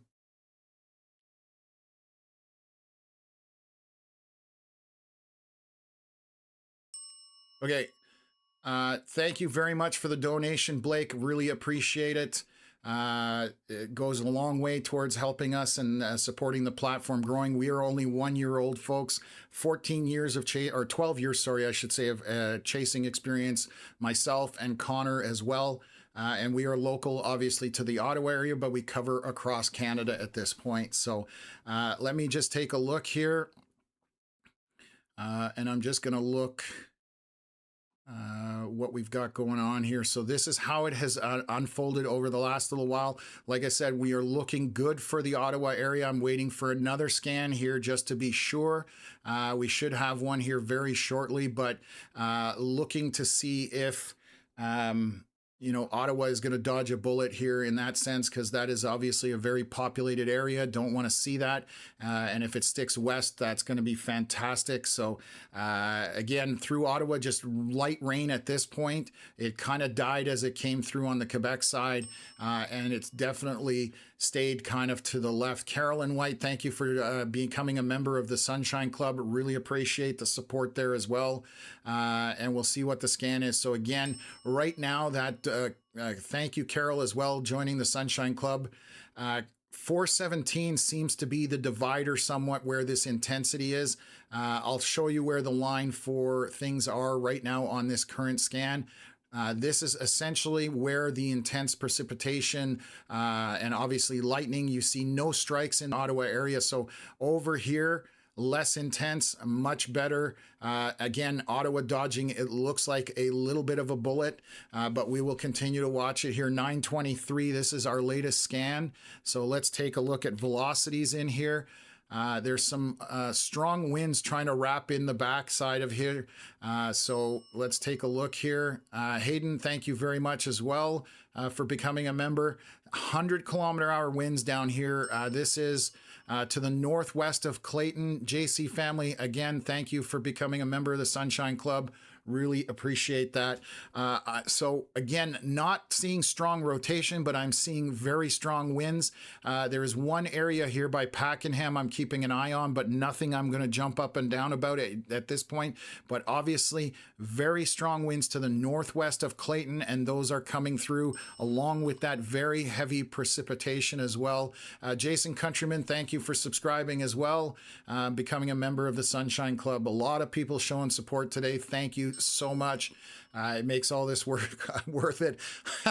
Hybrid Pisces, thank you again for being a member of the club as well. Folks, I really appreciate it. I'm going to show you the camera in Almont. This is coming to Almont right now. And it is just, look at that. It's a constant lightning show. That camera can't even keep up with it. What was I going to say here? So yeah, this is again, Nick Touchette, thank you for being a member as well. Connor is typing, too dark for the camera on the live stream, so we've lost visibility on the live stream, unfortunately, from Connor Mockett, but he is, okay, we're updating here, so let me swing back. They are updating the tornado warning. I'm just going to see if they've put anything else out. Saying they're tracking 9:26 p.m., tracking a severe thunderstorm, possibly producing a tornado damaging winds. Sandra Clark, thank you very much for being a member as well. So storm right over Pakenham right now.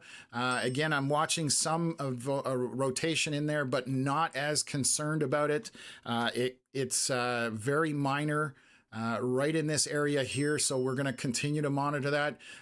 Cam Seabane, thank you very much. You sent out 5 gifted memberships, so really appreciate you sharing that with everybody. Again, we are a weather community, and that's what it's built on, so it's definitely one of those days where we appreciate all the love that's being shown to us. You know, we're putting in the hard work to get this platform to where it is. And oh, here we go. They're re-updating the warning again. I'm not sure what they're updating here. Still possibly producing a tornado, damaging winds, large hail, and locally intense rainfall. So again, Ottawa looks to have dodged this for the most part. Everything is staying to the west of Ottawa at this point. So that is great news for people in the Ottawa area. And I can't keep up with all the people subscribing. Huge thank you, folks. I really appreciate it. So does Connor. So Connor is saying not to be outdoors anywhere in front of this. It's a huge danger right now. The storm, if you're going out to shoot photography or anything, Black's Corners has a lightning strike from this storm. And I'm going to tell you how far that is from the storm right now. 20 kilometers away from the storm, we have a lightning strike, folks. Do not be outside with this, because this will throw a lightning strike, and they are so unpredictable. That is the one thing in storm chasing that scares me, other than the other drivers on the road. Those are the two things that absolutely scare the crap out of me with storm chasing, is lightning, because it is extremely unpredictable. Swing back to the weather cam. Again, Sherry and Pierre, thank you for subscribing. Really appreciate that. Becoming members of the Sunshine Club. This is absolutely insane, this camera in Almont, and we've got some more further behind it. So I've got another one in Carlton Place that we'll take a look at.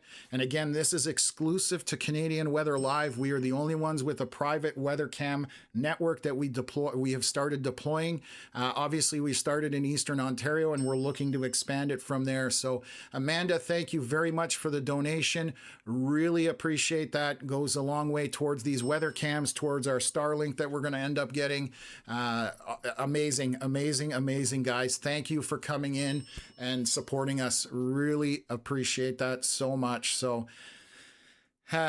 yeah, Tornado Pro, Grayson saying, as Ryan Hall says, don't be scared, be prepared. And that's the whole point of this channel, letting people know out in advance as this thing is moving through. So yes, again, I can say it's very safe that Ottawa, even Nepean, is going to skirt this for the most part. So that's the good news right now. The most intense precipitation would be around here, and obviously back to the west. So anything east of that line towards Ottawa into Gatineau in the Quebec side, very little to deal with there. That is just moderate to light rain, very little lightning. You can see where all that lightning is tucked in and where that bright red is at this point. So let me just again update this. And let's take a look at our velocity scans. So again, I'm not seeing tight rotation as it's coming into Almont. We do have strong winds over here to the west of Clayton. Let's just take a look. These are only 800 feet off the ground, and they're almost 100 kilometers an hour. That is going to blow trees down. It's going to damage stuff. Again, this is on Highway 9 west of Clayton. These bright spots are very strong winds. And I'm not seeing tight rotation at this point where I'm concerned. There are some red and greens close to each other, but again, not concerning. Bad Andy, thank you very much for the donation. Again, thank you to everybody that's become a member of the Sunshine Club. Absolutely amazing, fantastic. And we've been waiting for these weather cams. They have been deployed for 2 months, and this is their entire purpose, so that we can tell you exactly what's going on. And this is, again, still in Almont. We haven't lost power there, so that's good. And you can just see the prolific lightning that is out in front of this storm. Almont is about to see that storm go overhead, but it is just constant lightning. Brenda, thank you for the 99 stars. Really appreciate that. Sean, thank you for subscribing. I'll talk till midnight if I have to. Thank you very much for these all these donations. Okay. Apparently there's a whole bunch of people leaving Pakenham, which I don't blame them. Kelsey, thank you very much for the donation as well. Really appreciate that. Let's get back to the radar screen here. Again, if you do end up with damage to your vehicle, Auto Dentist is one of our sponsors. They've been around since day one a year ago. So we really appreciate being partnered up with them. So Canadian Hail Repair and Auto Dentist, they deal with paintless dent repair. So if anybody has damage from this storm, minor cosmetic repairs, they are basically out of Eastern Ontario. The crew there will take care of you.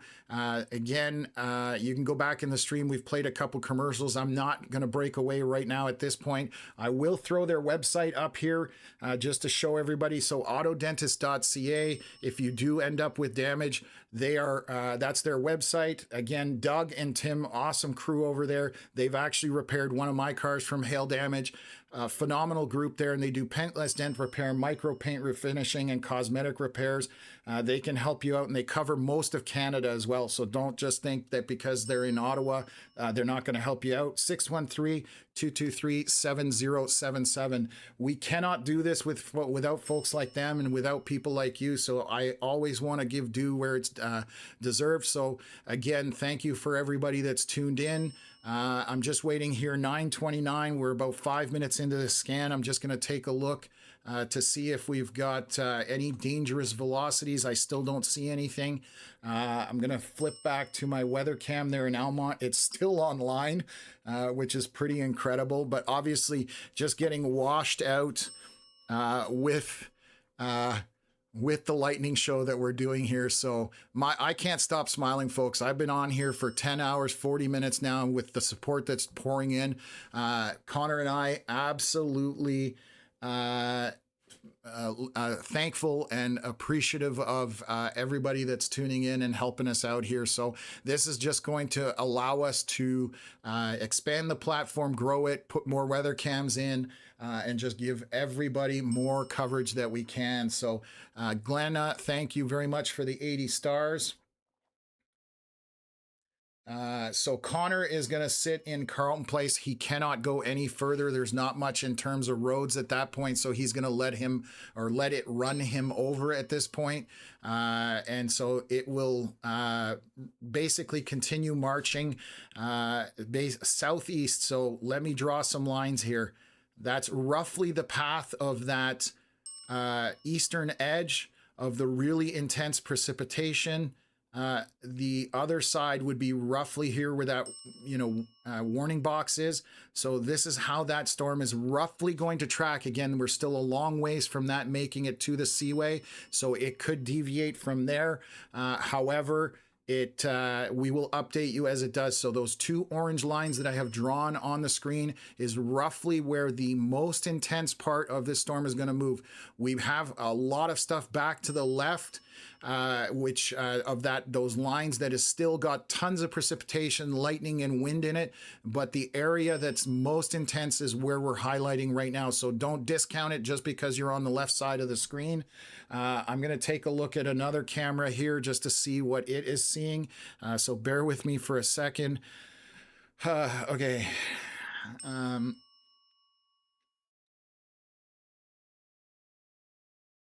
I'm just bringing this online. Hopefully it's working here.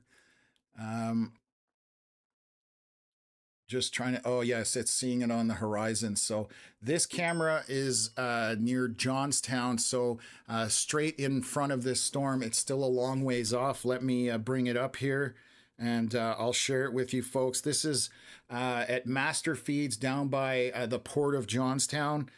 So let me bring that up on the stream here. And there's a lot of bugs in front of it right now. This is the craziest amount of bugs I've ever seen. Give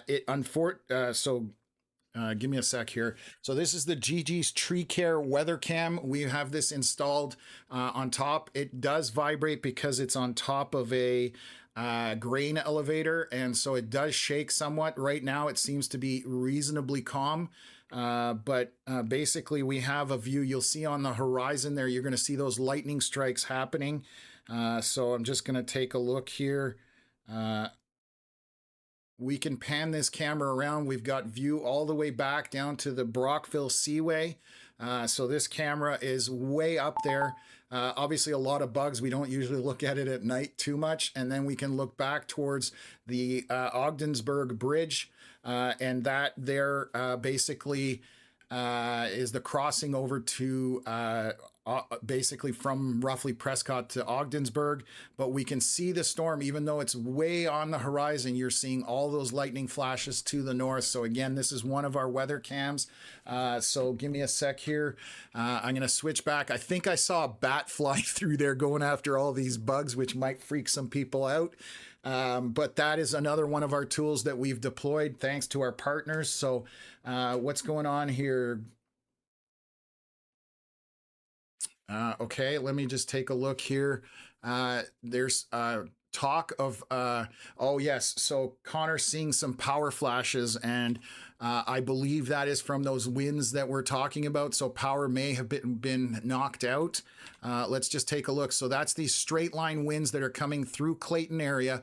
Connor is sitting in Carleton Place saying northwest. He's seeing some power flashes, not lightning. So more than likely trees getting knocked down onto power lines with these strong winds in behind the line. This is what we were talking about. So you've got some 80 plus kilometer-hour winds registering on the scan here, only 500 feet off the ground. So again, very strong winds behind this as it's moving through. I'm not seeing a tight rotation, which is good news. And again, not as concerned about it. But let me just take a look from our Almont camera. That one's getting close there. So let's see if I can switch that up. And it's still online. So this again, just constant lightning show on that Almont camera. We will switch over to our Carleton Place camera here very shortly. So again, we have anybody jumping in from the Ottawa area. I'm just adjusting a few things here. We're looking at the weather cam. I'll bring up the radar full screen and I'm going to show you where the intensity is. So this has missed Ottawa to the west for the most part. I have drawn this orange line. That's roughly the track of where all this red, which is the intensity, is tracking through. That is heading southeast along the path that it is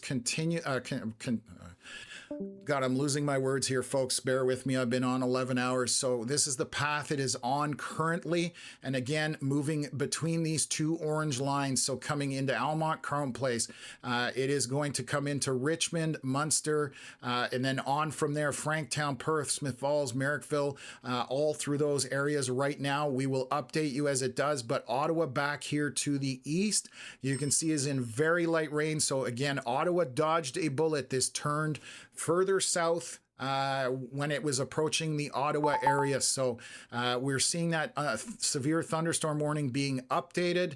Just going to pull that up. 9:39 p.m. Environment Canada tracking a severe thunderstorm capable of producing damaging wind, loony to ping pong ball sized hail and heavy rain. So Facebook is down again. So give me a sec, folks. I'm going to reset it.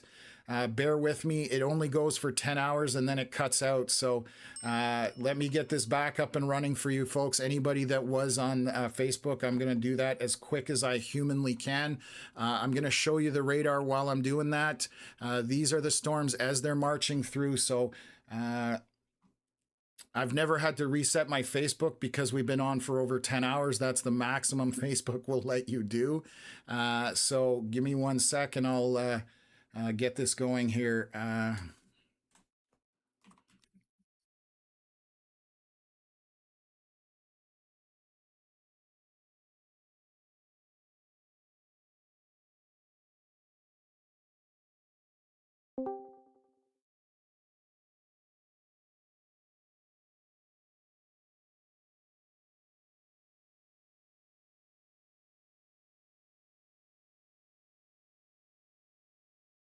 It's done.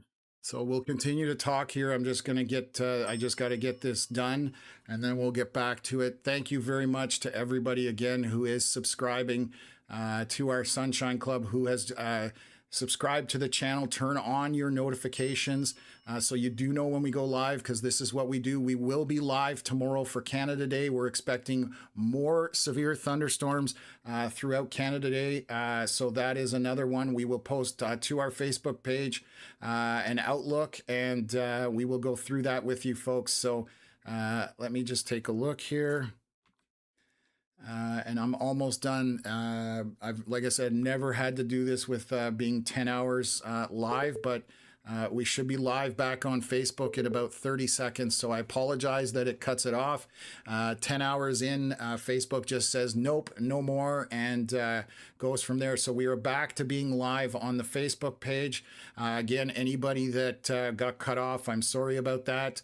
But that's out of my hands, unfortunately. Never thought it would be an issue, but here we are. Okay, let's look back at this radar, folks. Again, right now, where you see those two orange lines, that's the extent of where the heaviest of severe weather is going to be. It is currently in Almont right now, coming into Carleton Place. I'm going to take a look at our wind velocities here, so let me switch that over. Still some strong winds through Mississippi Mills. Again, and I'm starting to hear the thunder here in Kempville. Obviously, this storm is packing a punch. So let me just take a look if our camera is still working in Almont. It's absolutely flooded at this point in terms of rain. But that trooper of a camera is still going. Gonna switch over to Carleton Place, so bear with me. So those bright green, green colors, those are 80 to 90 kilometers wind, and they are getting very close to our radar. The radar is going to get run over by this storm. It's in Franktown, so we will see how things go. It does get blind a little bit as far as when it gets on top of the radar, because when we look at radar, the beams don't go out in a straight line because of the curvature of the earth. So if I tilt our software, you're going to see how this reads, and that's basically, those are the beams going out. So as that storm goes over top of it, the radar isn't going to see it as easily because it creates like a bowl effect. So just want to explain that to folks as we approach that radar near Franktown. So again, heavy precipitation, lots of flooding going to be happening here through Mississippi Mills, kind of south of the 417, Pakenham, through Almont, into Carleton Place is on the edge of it right now, and heading into Franktown. Gonna get into Ashton, and we just lost the Carleton Place camera. I bet you lightning strike happened there, so I was just watching it to see what was going on. But obviously, internet or power or something. Connor just typed power out in Carleton Place. So these cameras are a great way of being able to monitor the power grid as well. Didn't think that would be a thing, but here we are. So again, let's take a look here. So Ottawa, again, dodging a bullet. It is all staying to the west, but unfortunately other places are taking an impact here, and it's definitely a strong thunderstorm. I'm actually going to show you the camera right outside my studio attached to my house. It is now seeing the camera, and I'm also, it's seeing the storm, and I'm hearing it as well with the thunder and lightning that's going on. So I'm going to angle the camera towards the storm. So let me just do that. Obviously some bugs with my lights going on. I'm going to shut those off actually, because I can do that remotely. Bear with me for a second, just so it doesn't impede the view on the camera.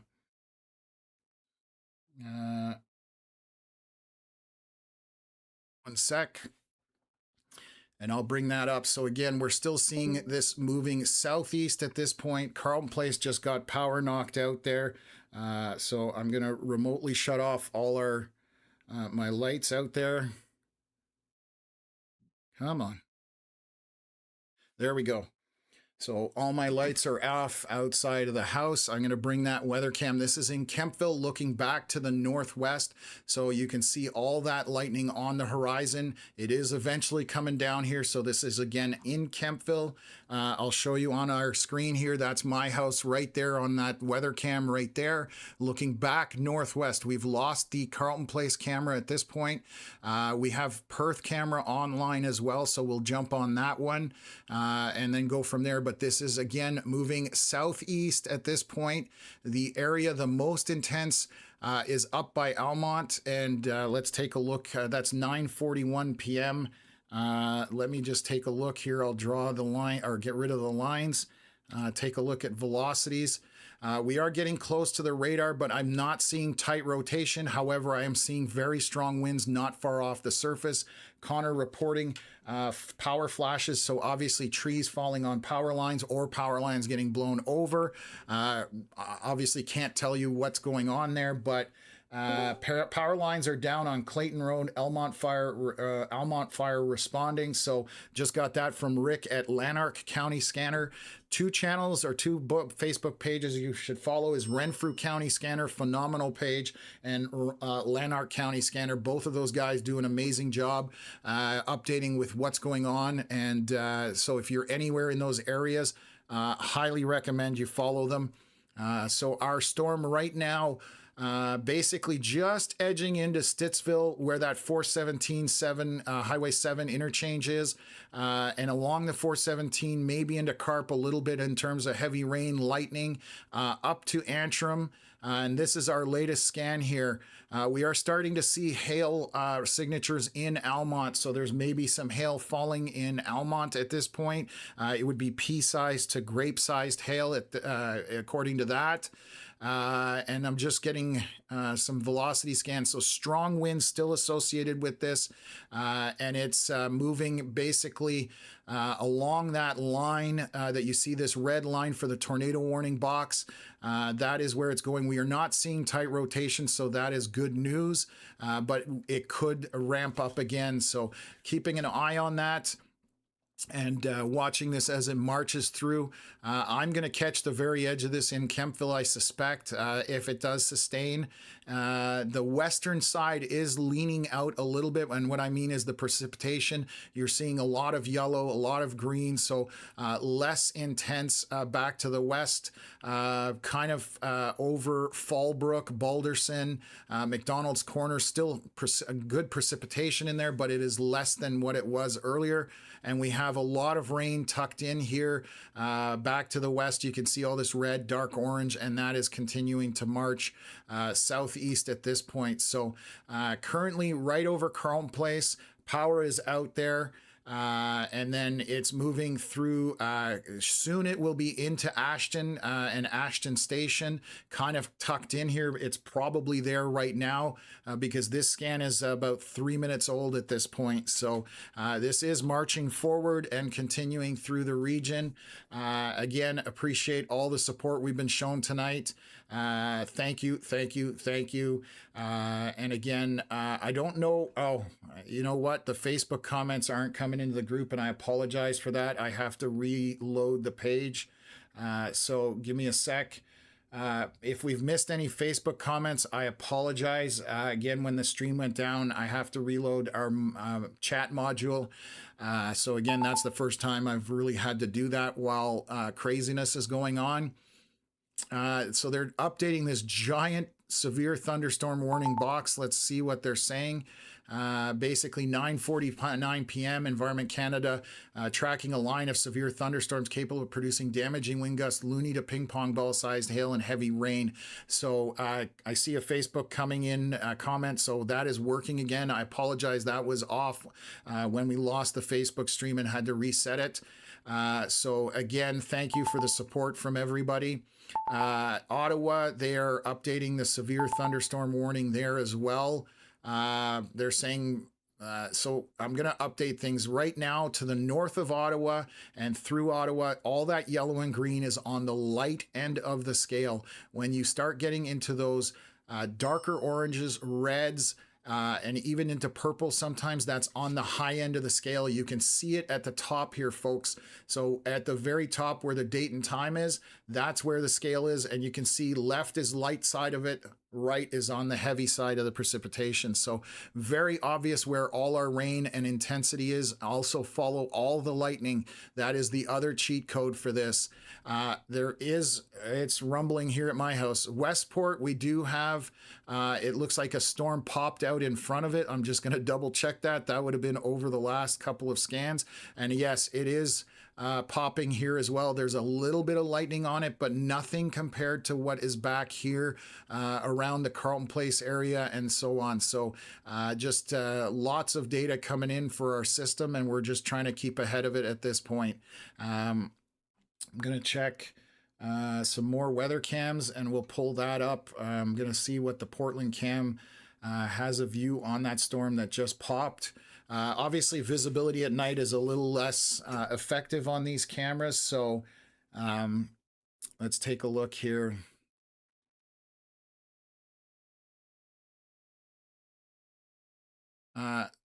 So let's zoom in out here, and again, you can see how this storm has progressed, moving down the river, and it's now kind of moving southeast. The southwest corner is curling around a little bit, but this is basically moving southeast towards the Seaway, coming into Kempville, Merrittville, Smith Falls, Perth, currently going through Carleton Place at this time.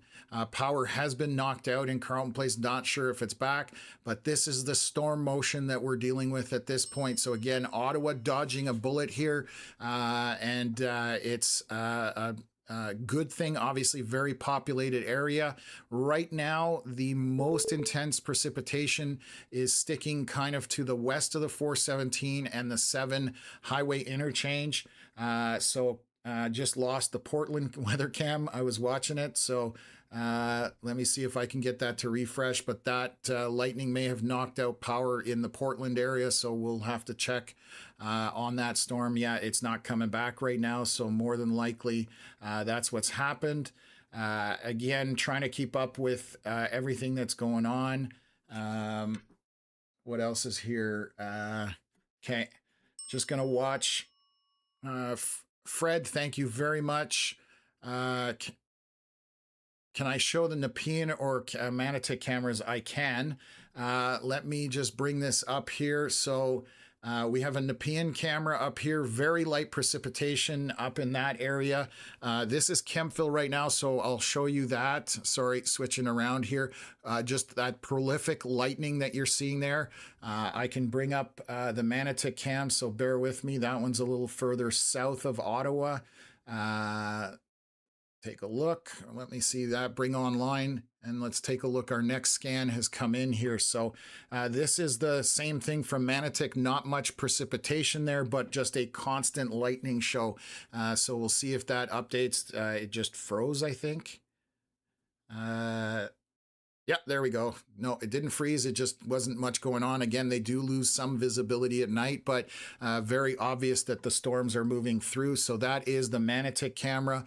And again, we are not expecting much down that way. Right now, 417 and 7 is the closest that the more intense precipitation and lightning is getting to Ottawa. So just edging into Stittsville, kind of through that area back to the west and southwest. Right here, you can see the storm is over the radar, but it looks less intense because the beams can't read it properly. So it's just because of the way those beams work, as I was showing you earlier. I'm going to see if I can get some more cameras up and running here. So just checking a few more as we go through this. But again, Ottawa dodging a bullet. That's the good news out of this. So let me give me a sec here. Okay, perfect. I'm going to share Melissa, one of our moderators who works very hard, just sent me some videos. So let me pull that up. Where have we got that? So let me bring that to full screen here. I'm going to try and do this and then unmute it, and I'll share it with you guys. So this is in Carleton Place as the storm came through. So let me share that. I'll pull that up. And here you can see the torrential rainfall that's associated with this storm. All the lightning that's happening with it. So again, this is from Melissa, one of my moderators. So what you can expect as you're going through these storms. So very heavy rain, very quick accumulation on that rain. Obviously some pockets of very heavy wind and just non-stop lightning. And also power getting knocked out by these lightning strikes as well. So it's going to be a busy night for the Ontario Hydro Crews, and the Ottawa Hydro Crews might get a bit of more of a break because it's missing there. But you can just see that this thing is basically non-stop at this point. So Melissa, thanks for sending that in. What else? Okay. So let's back out here. We still got that one active tornado warning. I'm just going to see if oh, it's gone actually. So I've just refreshed and it's gone now. So the tornado warning, again, we haven't seen any rotation. Nothing has jumped out at me on the velocity scans, but this is the winds that we are talking about, folks. So this is tucked in just south of Almont, coming into Appleton. We are seeing 100-kilometer-hour winds coming in through that area. This is 400 feet off the ground, so not much difference between that and the surface. Big pocket of strong winds heading towards the radar. So these are green comes towards the radar, which is to the south. Red is moving away from the radar. So a very broad area of 80 plus kilometers up to 100-kilometer-hour winds. This is going to cause power outages and wreck things. Thank you very much, Easy Breezy. Really appreciate that. Daniel, thank you very much as well for the donation.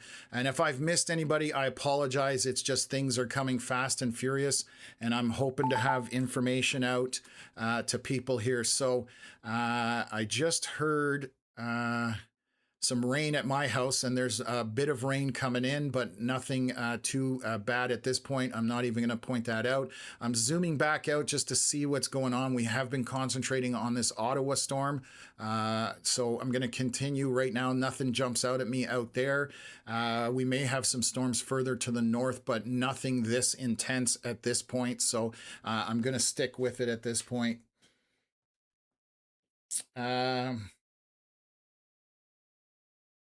Melissa reporting that winds are getting pretty crazy in Carleton Place, so that's not good, saying trees are moving other way.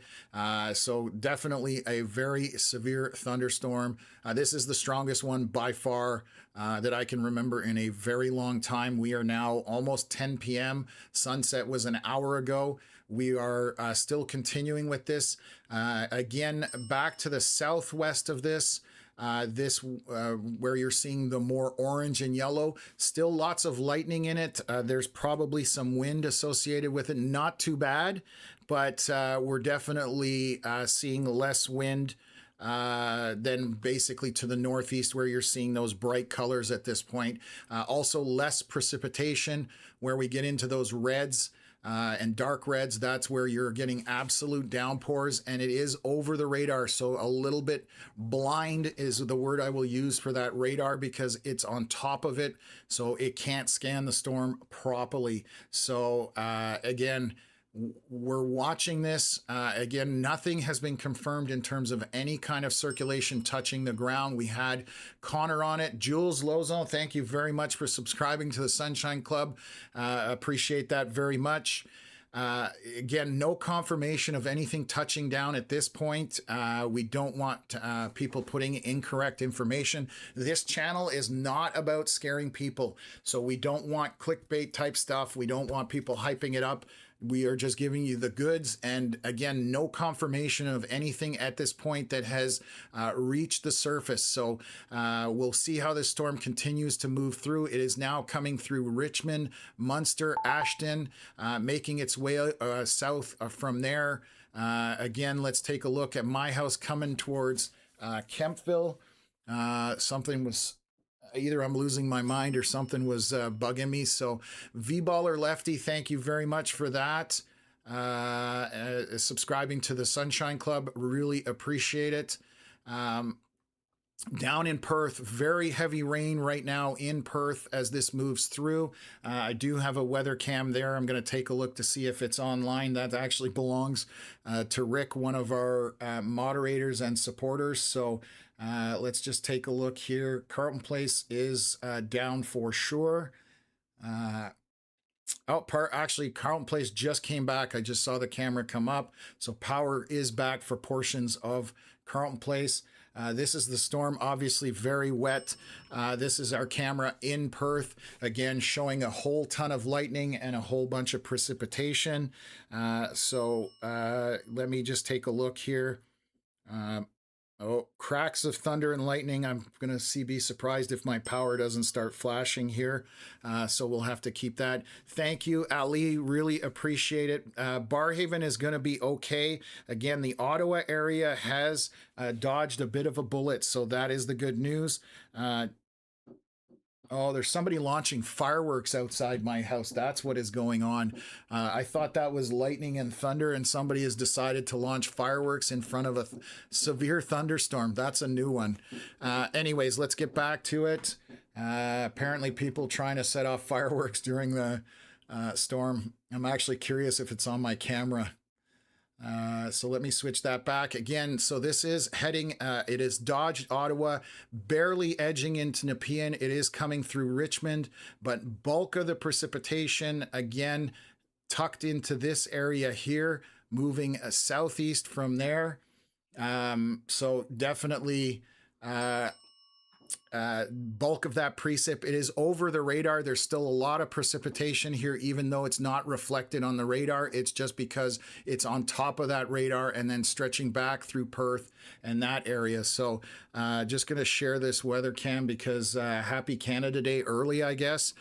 These people are blowing up fireworks at my house just on the top left there, as you can see, as this storm is approaching, which I think is we're just trying to get our fireworks out sooner than the rain comes. The Fiona, thank you very much for the donation there. Really appreciate that as well. So let's get back to the precipitation. What else is going on? Connor's just experiencing some very strong winds, he's saying, in Carleton Place. Let me take a look at our velocity scans. Come on.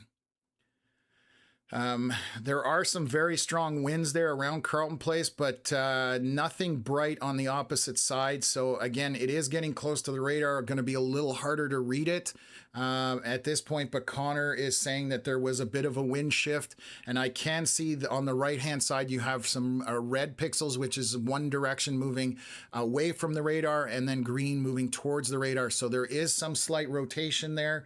But very strong winds in behind that right now. Again, no tornado warning at this point, and we'll continue to monitor that as we go along. So let me swing this back out. We are over the radar, but this storm basically right from Almont over to Richmond, down into Ashton, Carleton Place, through Franktown, then back to Perth at this point. So Gabs a lot, thank you. I bet you I can beat you at gabbing a lot. I'm 11 hours, 8 minutes into this, but thank you very much for the donation. Never knew I could talk this long, I'll tell you that much. So I'm just watching what is unfolding here on the radar, and let me assess something here. We had this happen quite early on today. So bear with me for 1 second. I'm going to switch over to this. I'm taking a look here at how the line is kind of, let's just take a look here, draw. There's an arc forming here. Oh, Jesus. There's an arc forming here, and it kind of goes that way. So I'm just trying to see what are wind velocities in there, and you can see that the wind kind of shifts around that. So I'm hoping that this doesn't turn into what we call a windbag event, where the backside of this starts blowing really hard. Obviously up here by Almont, Carleton Place, Ashton, very strong winds up there. Sorry, thank you for keeping me calm during these warnings. I really appreciate y'all and what you do. Thank you for that, and appreciate the donation very much. Super appreciate that. Again, it'll allow us to improve things. So this line is what I'm paying attention to, because you can see that obvious arc on our radar, and that is heading south towards Sophia. Thank you very much. You're welcome, and I'm glad you found the channel too. So there, it's step forward. So in one scan, you can see how much this storm is moving in that 8-minute time frame. So it is coming into Smith Falls right now. Let me see what my camera in Smith Falls is showing. Again, we've got these all over the place, so just trying to keep up with them. Hopefully power is still on. Blue-eyed Floozy, thank you very much for that $20 donation. So this camera is out over water. This one's got a bit of a creepier look to it, but you can just see, obviously very dark because there's nothing out there. This is looking over the water west of Smith Falls, but again, you can see that prolific lightning continuing, just telling you that this is a very serious storm. Okay, so going to read that comment back here. Just thank you for the donation. Audio Hill saying, in Appleton, just south of Almont, wind isn't terrible right now, but tons of lightning and rain. I've lived in monsoon areas, and this is bad. So that's coming from somebody who's been in monsoons, which obviously is torrential downpour. Thank you very much for that donation. Let's continue here with the, oh, sorry. Let's switch over. Brain is short-circuiting, folks, a little bit, so just going on. Oh, my God. Thank you very much for that, Fuzzy Rich. That's a very generous donation, Connor, and I appreciate that very much. Winds made it to Carleton Place. Rick just submitted a video here, so let me pull that up. I know we had one there earlier, but let me update this first before I pull up the video. So right now the storm is back to the south of Nepean, going through Richmond, Munster, Carleton Place. It is over the radar, so it's a little blind there, but you can see as it's coming out the other side, those dark orange and red colors, still heavy precipitation coming into Smith Falls. There's our Smith Falls weather camera coming through Perth already. It is making its way down south from there, coming into Portland as well. Westport on the doorstep there. And again, lots and lots of precipitation and wind in this. So we will monitor that. Again, it is moving southeast. I'm going to shorten up our frames that we have here. Instead of having 30, I'm going to put 15 on here, and let's reload that. So you can see how this has progressed over the last hour and 20 minutes roughly. So that's what's happened. You can see how this is marching. Again, Ottawa mostly dodging a bullet. There's just on the western edge a little bit of precip, obviously a lot of lightning. Steve, thank you very much for the donation as well. And anybody who's joined the channel, thank you for subscribing. This is what we do, and we're very passionate obviously about it. So thanks for all the subscriptions today. To the Sunshine Club, if you became a member, that also helps us out. And anybody who has sent donations, other ways that we can't thank you enough. We will reply to as many as we can once we can get, out from underneath this live stream. So again, thank you so much to everybody. So, what do we got here? We got, so it is, I can hear the thunder and lightning outside my door at this point in Kemptville, coming through Smith Falls, and it's about to come into my studio here. Let me take a look. If the worst case scenario happens and we lose the live stream, we will come back. I don't think it'll happen. I've worked very hard to prep things so that if the power does go out, we are good. If it lasted for a while, I would have to go out and start up the generator. But I have some UPSs in place to keep things going. So just watching this, this is on the doorstep of Kemptville. So let me stop this cycle. And you can see right here coming again into Smith Falls, Portland, and there are storms popping out ahead of it. So that Johnstown camera, we'll look at that one next. This is outside the studio right now. Still no rain and wind. Thank you, Diane, for the 99 stars, but this is coming at us right now. Neighbors are standing on the porch there. Obviously a very intense thunderstorm, lots of wind, lots of lightning, lots of rain on this coming in. Calgary Tech, man, thank you very much. Appreciate the donation. Always good to see you on the stream as well. So this is coming at things. So oh God, there's a tree on fire in Perth that got hit by lightning, and we may have that on camera. So bear with me, just trying to switch over here. We are flipping around as much as we can. So obviously it causes damage. I'm going to see if this camera will see it in Perth. Maybe the power's out because that tree did get hit by lightning. Right now, again, thank you. The donations just keep coming in. Love is music. I've been running you all, I've been with you all day. Thank you for your intense dedication. Again, thank you for your donation. XDES rock, and the Perth camera won't come up. I suspect there's a power issue there. So we'll switch to that. I'm going to take a look here and switch back to the Kemptville camera. This storm is rocking and rolling. My monitor's trying to shut off on me because it's got a timer. So again, we're just going to continue this. I'm going to switch over to our, I think I just had the power flicker here. Weird noises coming from my UPS and stuff. So I'm going to keep an eye on that. Those brownouts, Christopher, thank you very much. Appreciate that donation. That's so generous. I'm just looking to see how the Johnstown camera is looking right now. I'm going to bring that back up here, so bear with me. Oh my God, another Don Liquors. Wow. So story from an elder in my community, having trouble remembering it. Between the flash or lightning and the sound of thunder is a time that there is a smaller barrier, and if children listen carefully, you can hear singing. So Let me thank you again for that donation. I'm just pulling up our weather cam, the GG's Tree Care weather cam, just watching it as the storm is approaching. We're just seeing constant lightning on the horizon there. So this is the GG's Tree Care Weather Cam. Again, one of our awesome sponsors. If you have tree damage, they are based out of North Gower. The phenomenal reviews for this company. Everybody I've referred them to has had glowing reviews on their service. So definitely, if you have damage from these storms, they service all of Eastern Ontario. Devin and crew will help you out. They are phenomenal. As I said, I can't say that enough. So they are sponsoring this camera. And again, you can see those, obviously the smokestack is flashing. That's just light, but look at the lightning on the horizon from this. And again, I'm kind of panning it over just to take a look. But this is basically what we've got coming at us. So I'll tune back into that one in a bit. And I'm going to try getting back to the live stream here. So again, thank you for their support. Seeing more donations coming in here. Kempville is flickering power. That's the JC family. Thank you for the donation.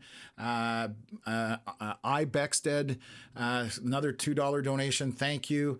And Claudie as Chanel, another donation. Thank you very much. I love some of the usernames. They're obviously amazing. So they're now putting out a squall warning. Nobody should be on the St. Lawrence Seaway today at this point. But if you are there, get off the Seaway. They have put out a squall warning for it, obviously with this storm approaching, calling for 50-knot winds, which is 90 kilometers an hour roughly.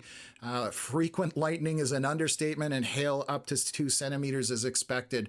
But now we are walking through Portland, Smith Falls, coming into Merrickville, just edging into Kempville again. Obviously my camera outside my studio there.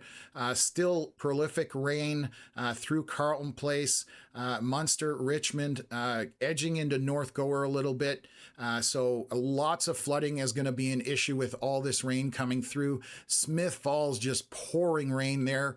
Also down to Murphy's Point, the Portland weather cam also seeing a lot of stuff. So you can see what we're showing on those weather cams, live footage. And again, back to Ottawa, just on the Nepean side of things, moderate to light rain, and then a little bit of light rain in Orleans as well. Nothing too prolific there.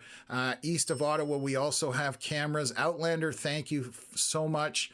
Let me take a look. I don't think there's anything behind this right now. That's a great question. Appreciate the donation, and I'm just looking further back.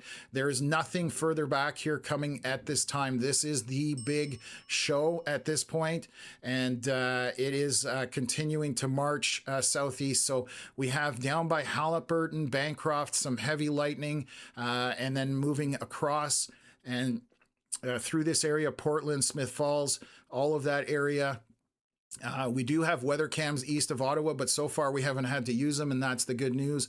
We are just seeing a ton of rain and lightning. Ali, again, thank you.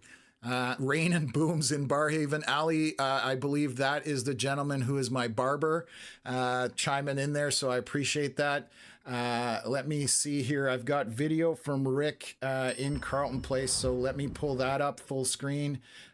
He is, again, Lanark County Scanner, one of the great channels you should follow on Facebook if you live out that way. And let's bring this up onto the screen. I'm going to share that. This is a short while ago. These are the winds going through Carleton Place, and this is obviously what's going to blow stuff over, especially with that heavy precipitation. So again, we are not mincing words here. This is the strongest storm to come through Eastern Ontario in a very long time. And obviously the scale of it is the other issue. So thank you very much for doing that, Rick, and sending it in. I still can't connect to your camera in Carleton Place, but Rick are saying that the tree got hit on camera and the fire department is responding because it's on a fire. So that was in the Perth area. So all these hazards that you don't think about with these storms are very realistic and possible outcomes. So Again, thank you for everybody that's donating and subscribing. Renee, thank you so much for that donation.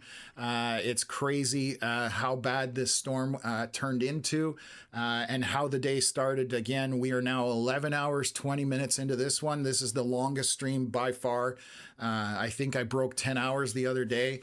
I haven't been to the bathroom in 11 and a half hours. I just realized that. Anyways, so far I'm like a camel sometimes. This is why I have fun storm chasing. I don't have to make pit stops. But anyways, let's continue to update you folks. Enough stories about bathroom breaks, but this is how it's marching. It is going to swing a little bit towards Kempville. It is going to get into Winchester, I believe. It might skirt into Manotick a little bit as we're seeing this. So yeah, definitely a lot of stuff going on here. You know what I'm going to do? I'm sure people are getting a little annoyed with those dings. I'm going to try and mute those. So we'll see if those stop coming into the stream. I don't know. They're still there. I don't think I can turn them off. Let me see. Yeah, I stopped. I appreciate everybody tuning in. I just want to be able to, for people to hear me. Obviously, so happy about all of the stuff coming in, all the support. This is just going to allow us to expand this platform. So thank you for that. So you can see how this storm is progressing. We are stretching basically from Nepean. At this point, roughly in this area up by Nepean, that is the tip of the storm. And then it is stretching, kind of curving back to the southwest. And anywhere you are seeing that bright orange is heavy precipitation. I'm going to look at winds there, but this goes all the way back to Flinton, Northbrook, almost to Tweed, basically from Nepean is where this is stretching out. So huge distance of rain. And it's, again, continuing on. We will monitor this up until it leaves Ontario and goes into upstate New York. So, C. Troy, thank you very much for the donation as well. Patty says, donation for my bladder. Yeah, it's holding on at this point. So, thank you again for that. What else? So again, we have some storms now over the 416, kind of near that Johnstown area. No lightning on those, but heavy rain. Still the main intensity is still back to the west here. Let me move that back and hit stop. And let's take a look at some wind velocities. So you can see where those winds are packed in, where it changes color from green to red. This has probably got a giant shelf on it out front of it. Unfortunately, it's dark at this point, but we do have those very strong winds coming in, and you can literally see the line where it is on our wind velocity readings as well. So again, still ongoing, coming south. It's going to get into North Gower right now, a little bit into Cars, coming into my house here in Kempville. I'm just listening to see if the rain is coming because that's on the doorstep here. Let me just take a look. Still not, yeah, it started raining here, excuse me, in Kempville. Again, Chris, thank you for the donation. Awesome. Dan, my old neighbor who used to live next door to me. Thanks, Amanda and Dan. Appreciate that. This is literally, they were right next door to me. So thank you for that. Good to see you that you're on the stream. Again, we just broke 100,000 views on this stream, which is mind blown. Power flash here in Kempville right now. My UPSs are kicking in. So again, hopefully I don't have to go out and start the generator. But if I do, I will run out and take care of that and keep the stream going for as long as we can here. But hopefully that's not the situation at this point. What else have we got going on? So again, our most intense precipitation is kind of from Westport through Portland, up arcing into Merrickville, soon coming into Kempville, up to North Gower, back into Richmond. That is where the meat of this storm currently is, those heavy winds, and you follow all of that lightning through there. That's what you're seeing as far as that's concerned. So let me see if I've got any other cameras I can pull up. We just have so many of them at this point that I can hopefully access as long as the power is still on for some of them. So just looking here. I'm just watching my camera. This is It's very dark, but this is the Portland weather cam, which is straight in the middle of it. I can bring that up and share that with you folks. So this is out over water, but you're just seeing those really bright lightning strikes. There's an island to the right there. Amazing that this is still working in, in this lightning storm. And again, these are phenomenal little cameras that we're using, and I'm again very proud of that project. So let's take a look at the Johnstown camera. I'm going to bring that one back up and just look. There's a storm going through right now, so it's actually I'm gonna turn it towards it.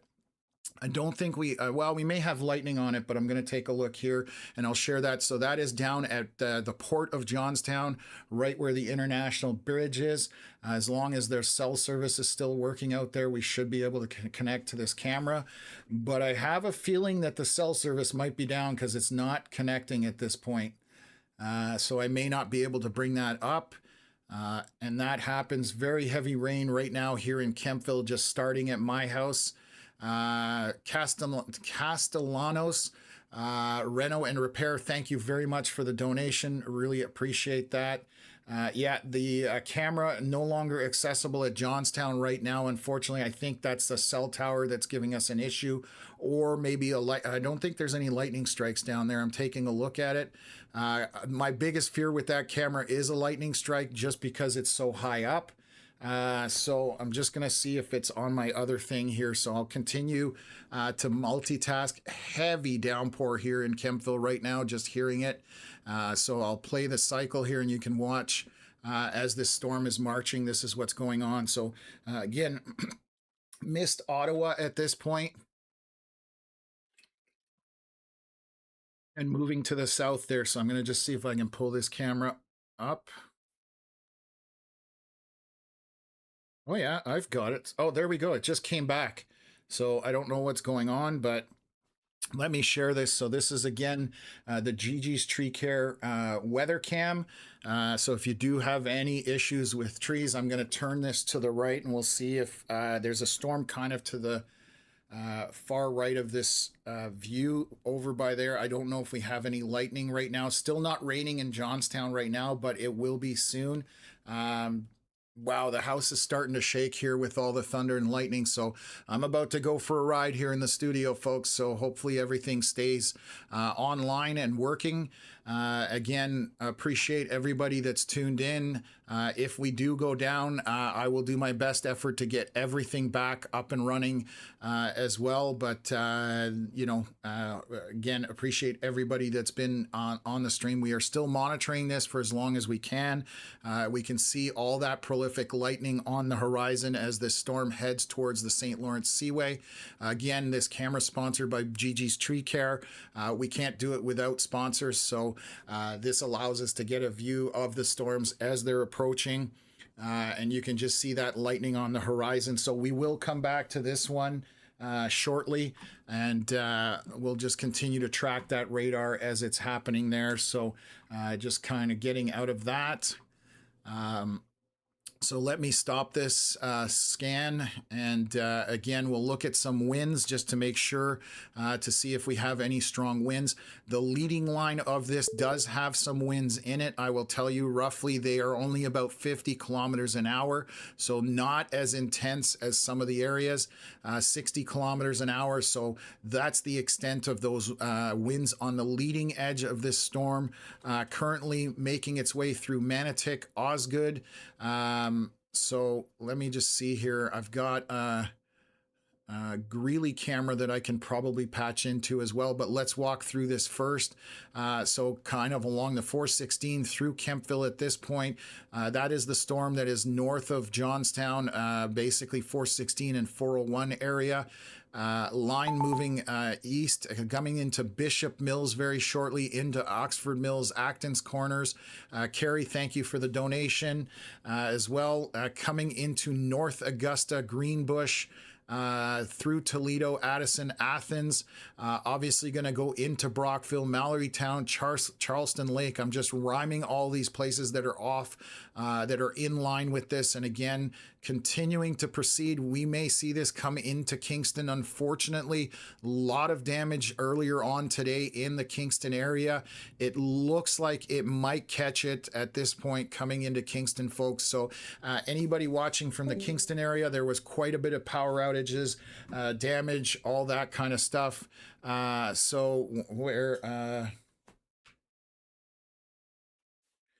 Where did I miss this donation? Apparently we got a very sizable donation and I may have missed it, but just trying to look here to see. And if I did, again, I'm so sorry, folks. Just multitasking. Oh my God, Stefan, thank you so much for that donation. Really, really appreciate that. This is going to go a long way towards being able to help us get Starlink.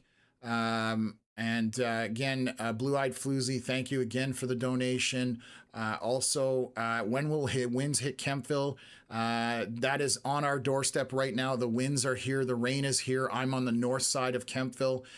So that is at this point there. So now would be the answer. And again, hopefully they're only about 60 kilometers an hour at this point. So Melissa, thank you very much for telling me about that donation. I definitely missed it. Well, I don't think you need to bring your plants in and they'll get a good watering. But right now, just going through Kempville at this point, you can see that on our radar here where we have the Kempville weather cam. It is through Kempville, more precipitation back to the west, so that is going to pick up. Let me show you. Let's see if my camera will bring that up, and we'll give you some visibility. I can hear it's absolutely pouring outside the window here. So I'll see if I can bring that up on camera just so you folks can see what's going through Kempville. This should connect a little quicker than that, but yeah, torrential downpour. This is right outside the studio right now. Obviously constant lightning happening on this, and it's been an insane night as far as this is concerned. Let me see this here. I'm going to pan the camera over because I can look kind of back to the other side. So you can see that rainfall landing on all those vehicles. So heavy rain. The wind is not bad, which is good. Once the line passes, the wind is very mild behind it, which is good. It's just that leading edge of that line that is causing all of that wind coming through. And then after that, Nick, thank you very much for the donation as well. So let me get back to the main channel here and look at the radar stream. We are, give me a sec here, 11 and a half hours on this live stream, folks. This is a marathon, literally.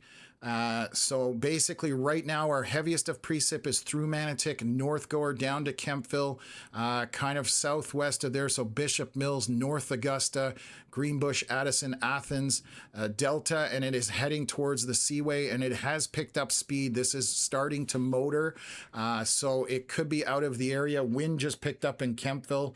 Rain is hitting my window pretty hard here, so there is a burst of wind right now. I'll share that with you guys. You can see those trees moving around, and the rain is definitely coming in sideways. So again, there are areas that are going to have wind gusts with this. So Brockville, Ogdensburg, definitely batten down the hatches. Mallory Town, Gananoque very soon going to be there as well. And then into Kingston, I think is going to be the same thing here. I gotta stretch my legs, folks. I've been sitting for so long. Anyways, okay. So coming into Kingston, possibly again, we had a very strong circulation move through there, and Wolf Island caused a lot of damage, knocked out power, all that kind of stuff. So again, coming into that area, giving you the heads up, so you can see that arc on this storm has it's formed here. And just curling back around.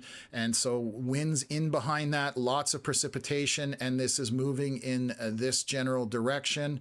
That's roughly what we're going to expect. Actually, that last one's probably not correct. So more in this general direction again. just to be more accurate. There are some storms back to the west of this. They basically south of Halliburton, but mostly heavy precipitation with lightning. Not a ton of wind in that. I'm just going to pan around and take a look here. So we do have a storm right now over Georgian Bay, another one going over Lake Huron from Michigan. We will see if that was going to do anything.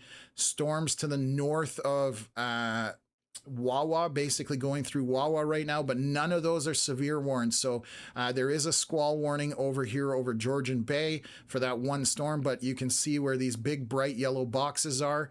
That is the only area of concern. Going to look into Montreal. Nothing happening in Montreal. Light rain on the east side of Ottawa. So just giving you folks kind of a rundown of what's going on. There are some showers. Again, yellows, greens, and blues are just very light showers. It's very obvious right now where our storm is and where it's heading. So again, we are getting close to this being out of, starting to make its way out of Eastern Ontario into upstate New York. And that will be it for tonight. For those watching tomorrow, Canada Day, we are expecting to be live again. Severe weather is expected for the area. Tune in to our Facebook page. I'm going to throw it up there quickly where you can find us. You can always play back the stream and look at this. Facebook page, we put up our outlooks, warnings, text information, obviously. Instagram, X. You can reach us by email anytime, folks, if it's weather related, whether we're on stream or not. And then the merch store, cwlstore.ca. If you want to pick up a shirt, we have tank tops, mugs, stickers for like $4. It all helps to support the platform and allow us to expand it. So, yeah, that's where you can find us again. Tomorrow we expect to be live again for Eastern Ontario, Western Quebec, and possibly Southern Ontario. We will see how that unfolds. And we will update you and walk you through this like we did today. Whether it's an hour, whether it's 10 hours, or at this point, 11 hours, 40 minutes, we will be here to help people through this. Again, we know a lot of people have storm anxiety, so we know that helps people. I don't know if you can hear that thunder outside my house through the mic, but definitely rocking and rolling here as we go through this line. But the initial portion of the line is the most intense. For the most part, I just wrote it out here. That's where we are in Kemptville. This is at 10:29 p.m. We're going to get back into that bit of that lighter rain. So thankfully, it doesn't last super long, and this is moving very quickly at this point. When you get this kind of structure on a line of storms, it's just that bowing out effect, and it's basically pushing out and blowing through. So it accelerates essentially as it's doing that. So I can't even imagine how many messages I have to get to after this, but we will do our best to get there. And again, anybody who's supported us, anybody who's watched, anybody who's subscribed, thank you, thank you, thank you from us. This has obviously been the longest live stream, but it's also been our best live stream at this point. We've actually been waiting for this to use these weather cams. They've been sitting and waiting for months. So thank you again. Cindy, appreciate being a member of the Sunshine Club. Really appreciate that. I haven't heard from Connor in a while. He's still sitting in Carleton Place. So his dot updated, looks like just now. So he's still alive. That's the good news, I hope. We're in Kemptville. Thanks for everything you do. Long day. Hopefully everyone is safe from this one.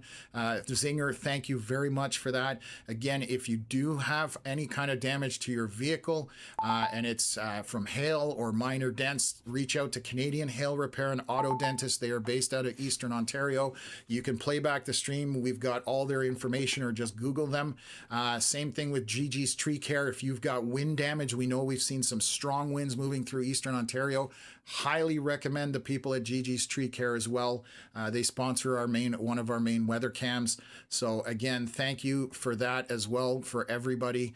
Let's take a look. This is our latest scan here. So I'm going to delete that out and let's zoom in here. Okay, so we do have this arc of rain and the storm moving through.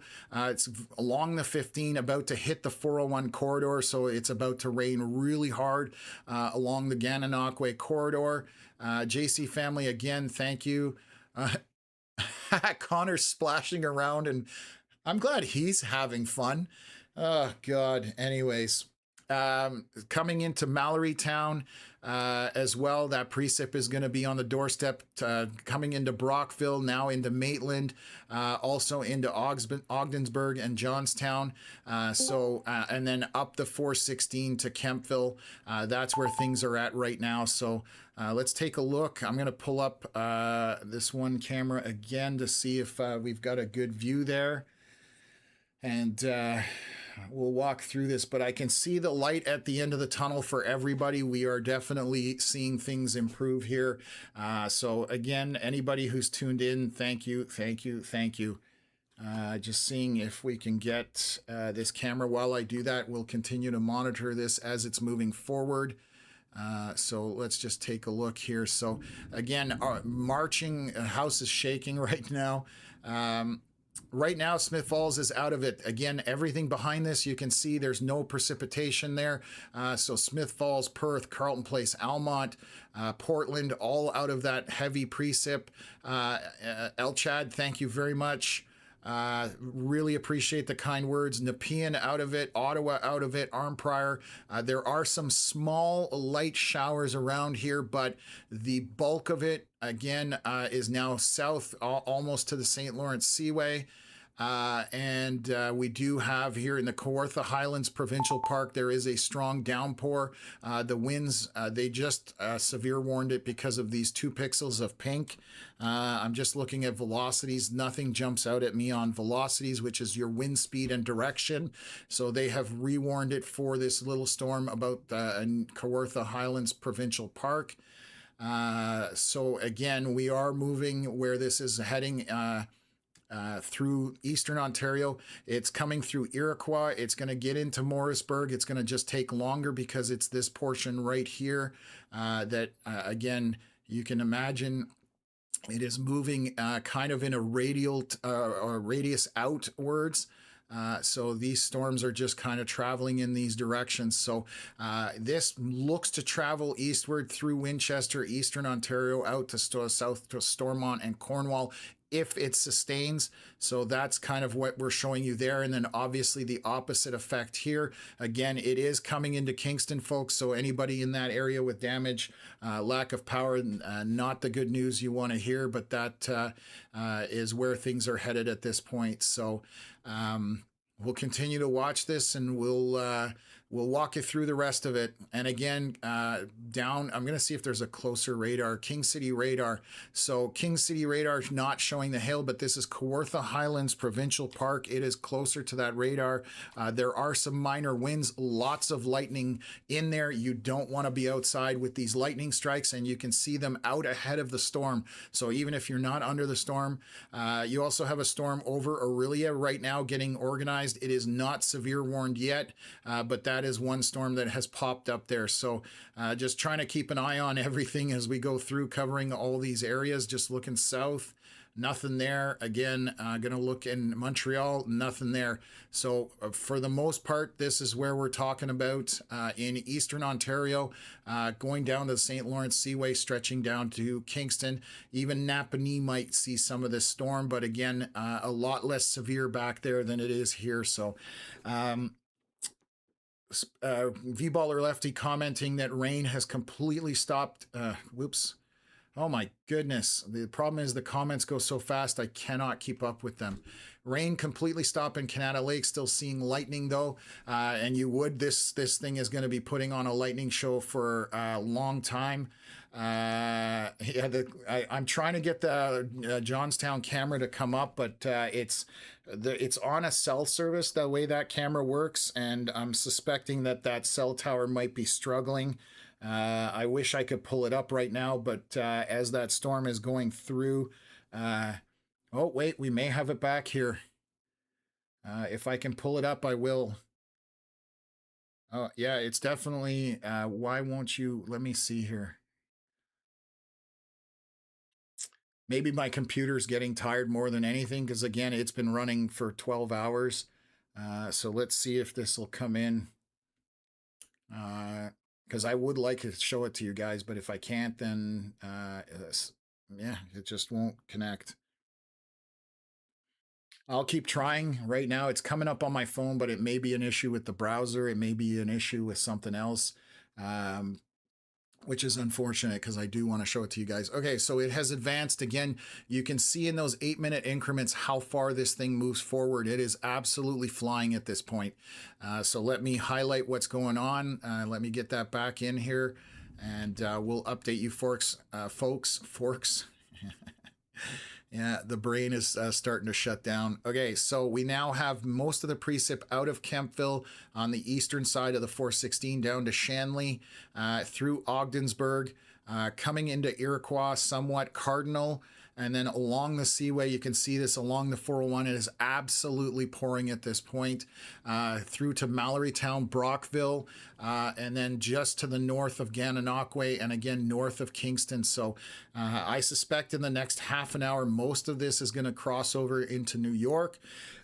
And then we'll be left with remnants near Kingston, and then kind of south of Ottawa. We'll still have this patch right here over the 416. So that's basically where things are at this point. So let me switch back here. And awesome.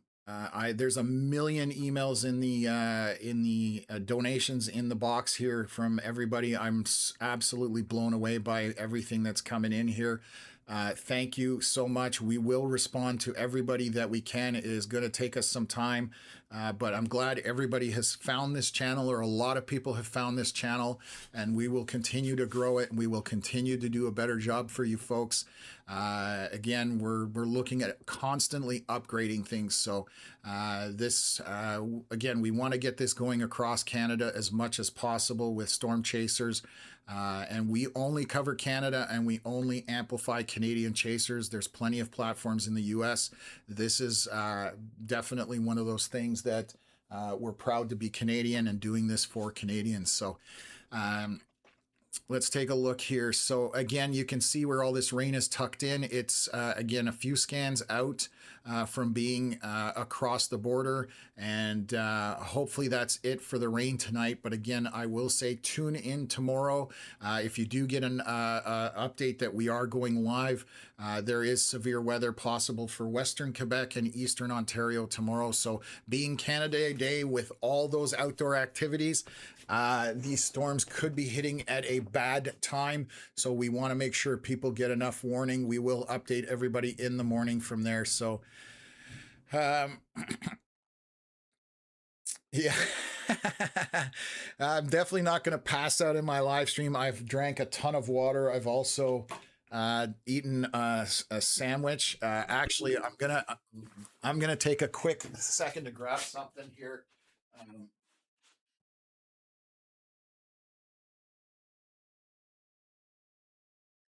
I've got a protein drink that I can have here as a supplement, so I'm going to grab that.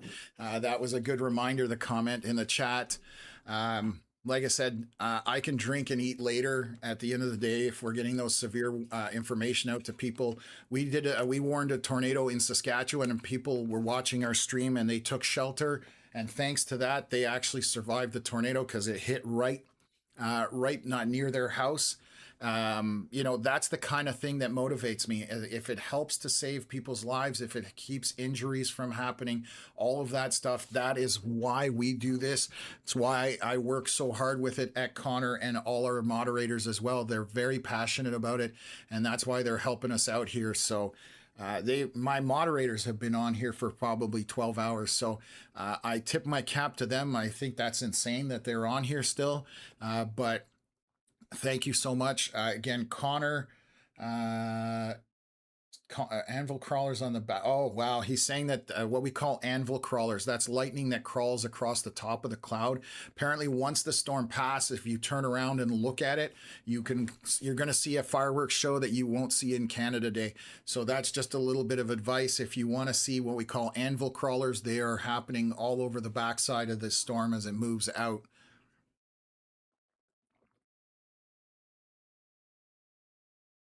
like I said, I'm just super happy that the information is getting out there. So,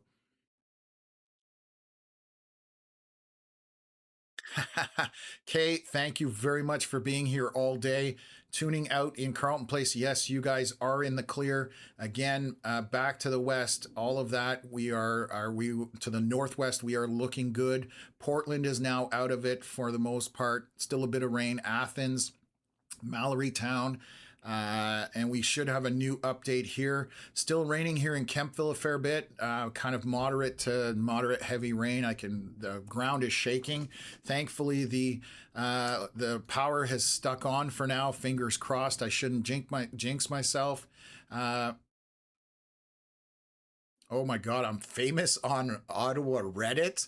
My goodness, I don't know. Is that how you know you've made it? Appreciate the donation. Thank you very much for that as well, Claudia as Chanel. So I really appreciate that. Again, Connor and I, we are storm enthusiasts. We make a great team. He's out there chasing, getting the live views from the storms themselves and reporting from them. And I'm the guy in the studio. And again, we are supported by awesome team of moderators. I can't thank them enough. And then we also have other chasers. Andrew was on the stream today showing us from his drone. Thank you again, Andrew. I don't know if you're watching or not, but really appreciate your contribution today. Rick also doing that as well. So few things I'm going to have to work on because I've noticed that when we're busy, I can't keep up with certain things, but we'll figure that out. So again, all the chasers that live stream for us, Shannon, Curtis has helped us with a whole bunch of stuff. We have so many friends in the weather community, storm chaser wise, and it's paying off dividends now because people are finding us and people are seeing what we can do for them and help them out. So again, this is awesome, and I'm glad so many people have found the channel, whether it's on Facebook, whether it's on YouTube. Again, all of that will get you the information that you need. So starting to cross into upstate New York, so heavy rain through Brockville, Ogdensburg, Johnstown, Iroquois, and then kind of up the east side of the 416 to about Kempville. After that, towards Osgood, Manotick, Metcalfe, into Ottawa, Orleans. You guys have nothing to worry about. Again, it's cleared out of that area. Down Perth, Smith Falls, and Athens just on the edge of it. Just coming into Gananoque at this point through Mallory Town. So this is just marching its way eastward there. Like I said, the light is at the end of the tunnel. Obviously, when this leaves, I am going to be stopping the stream because it's now almost 11 p.m. I'm going to crash harder than I think I've ever crashed in my life. So again, I'm so happy I'm tired from doing this because this is why we built the platform. So this has proven this is what is this? There's a saying. Anyways, this has proven what we've been doing made sense. And again, apologize. My brain isn't exactly at 100% at this point, just from going all day and just covering all of this. But like I said, I always like to show my gratitude. So, okay. What else have we got going on here? Hopefully we're still live on Facebook. I don't know if we are. Oh yeah, I've seen a comment from Facebook. So we are still live on there. We've had to restart the stream twice. But again, let's take a look here. We are very close to the end here, 10:47 p.m. So 4 minutes ago, we got our last scan. We should see this. Again, it is picking up speed. So as it's going into New York, if you're in upstate New York, we have Chris McDonald, I believe, is in Messina. It's sort of heading that way, but it should miss you for the most part. So again, we have lots of people who watch from all over the place. And we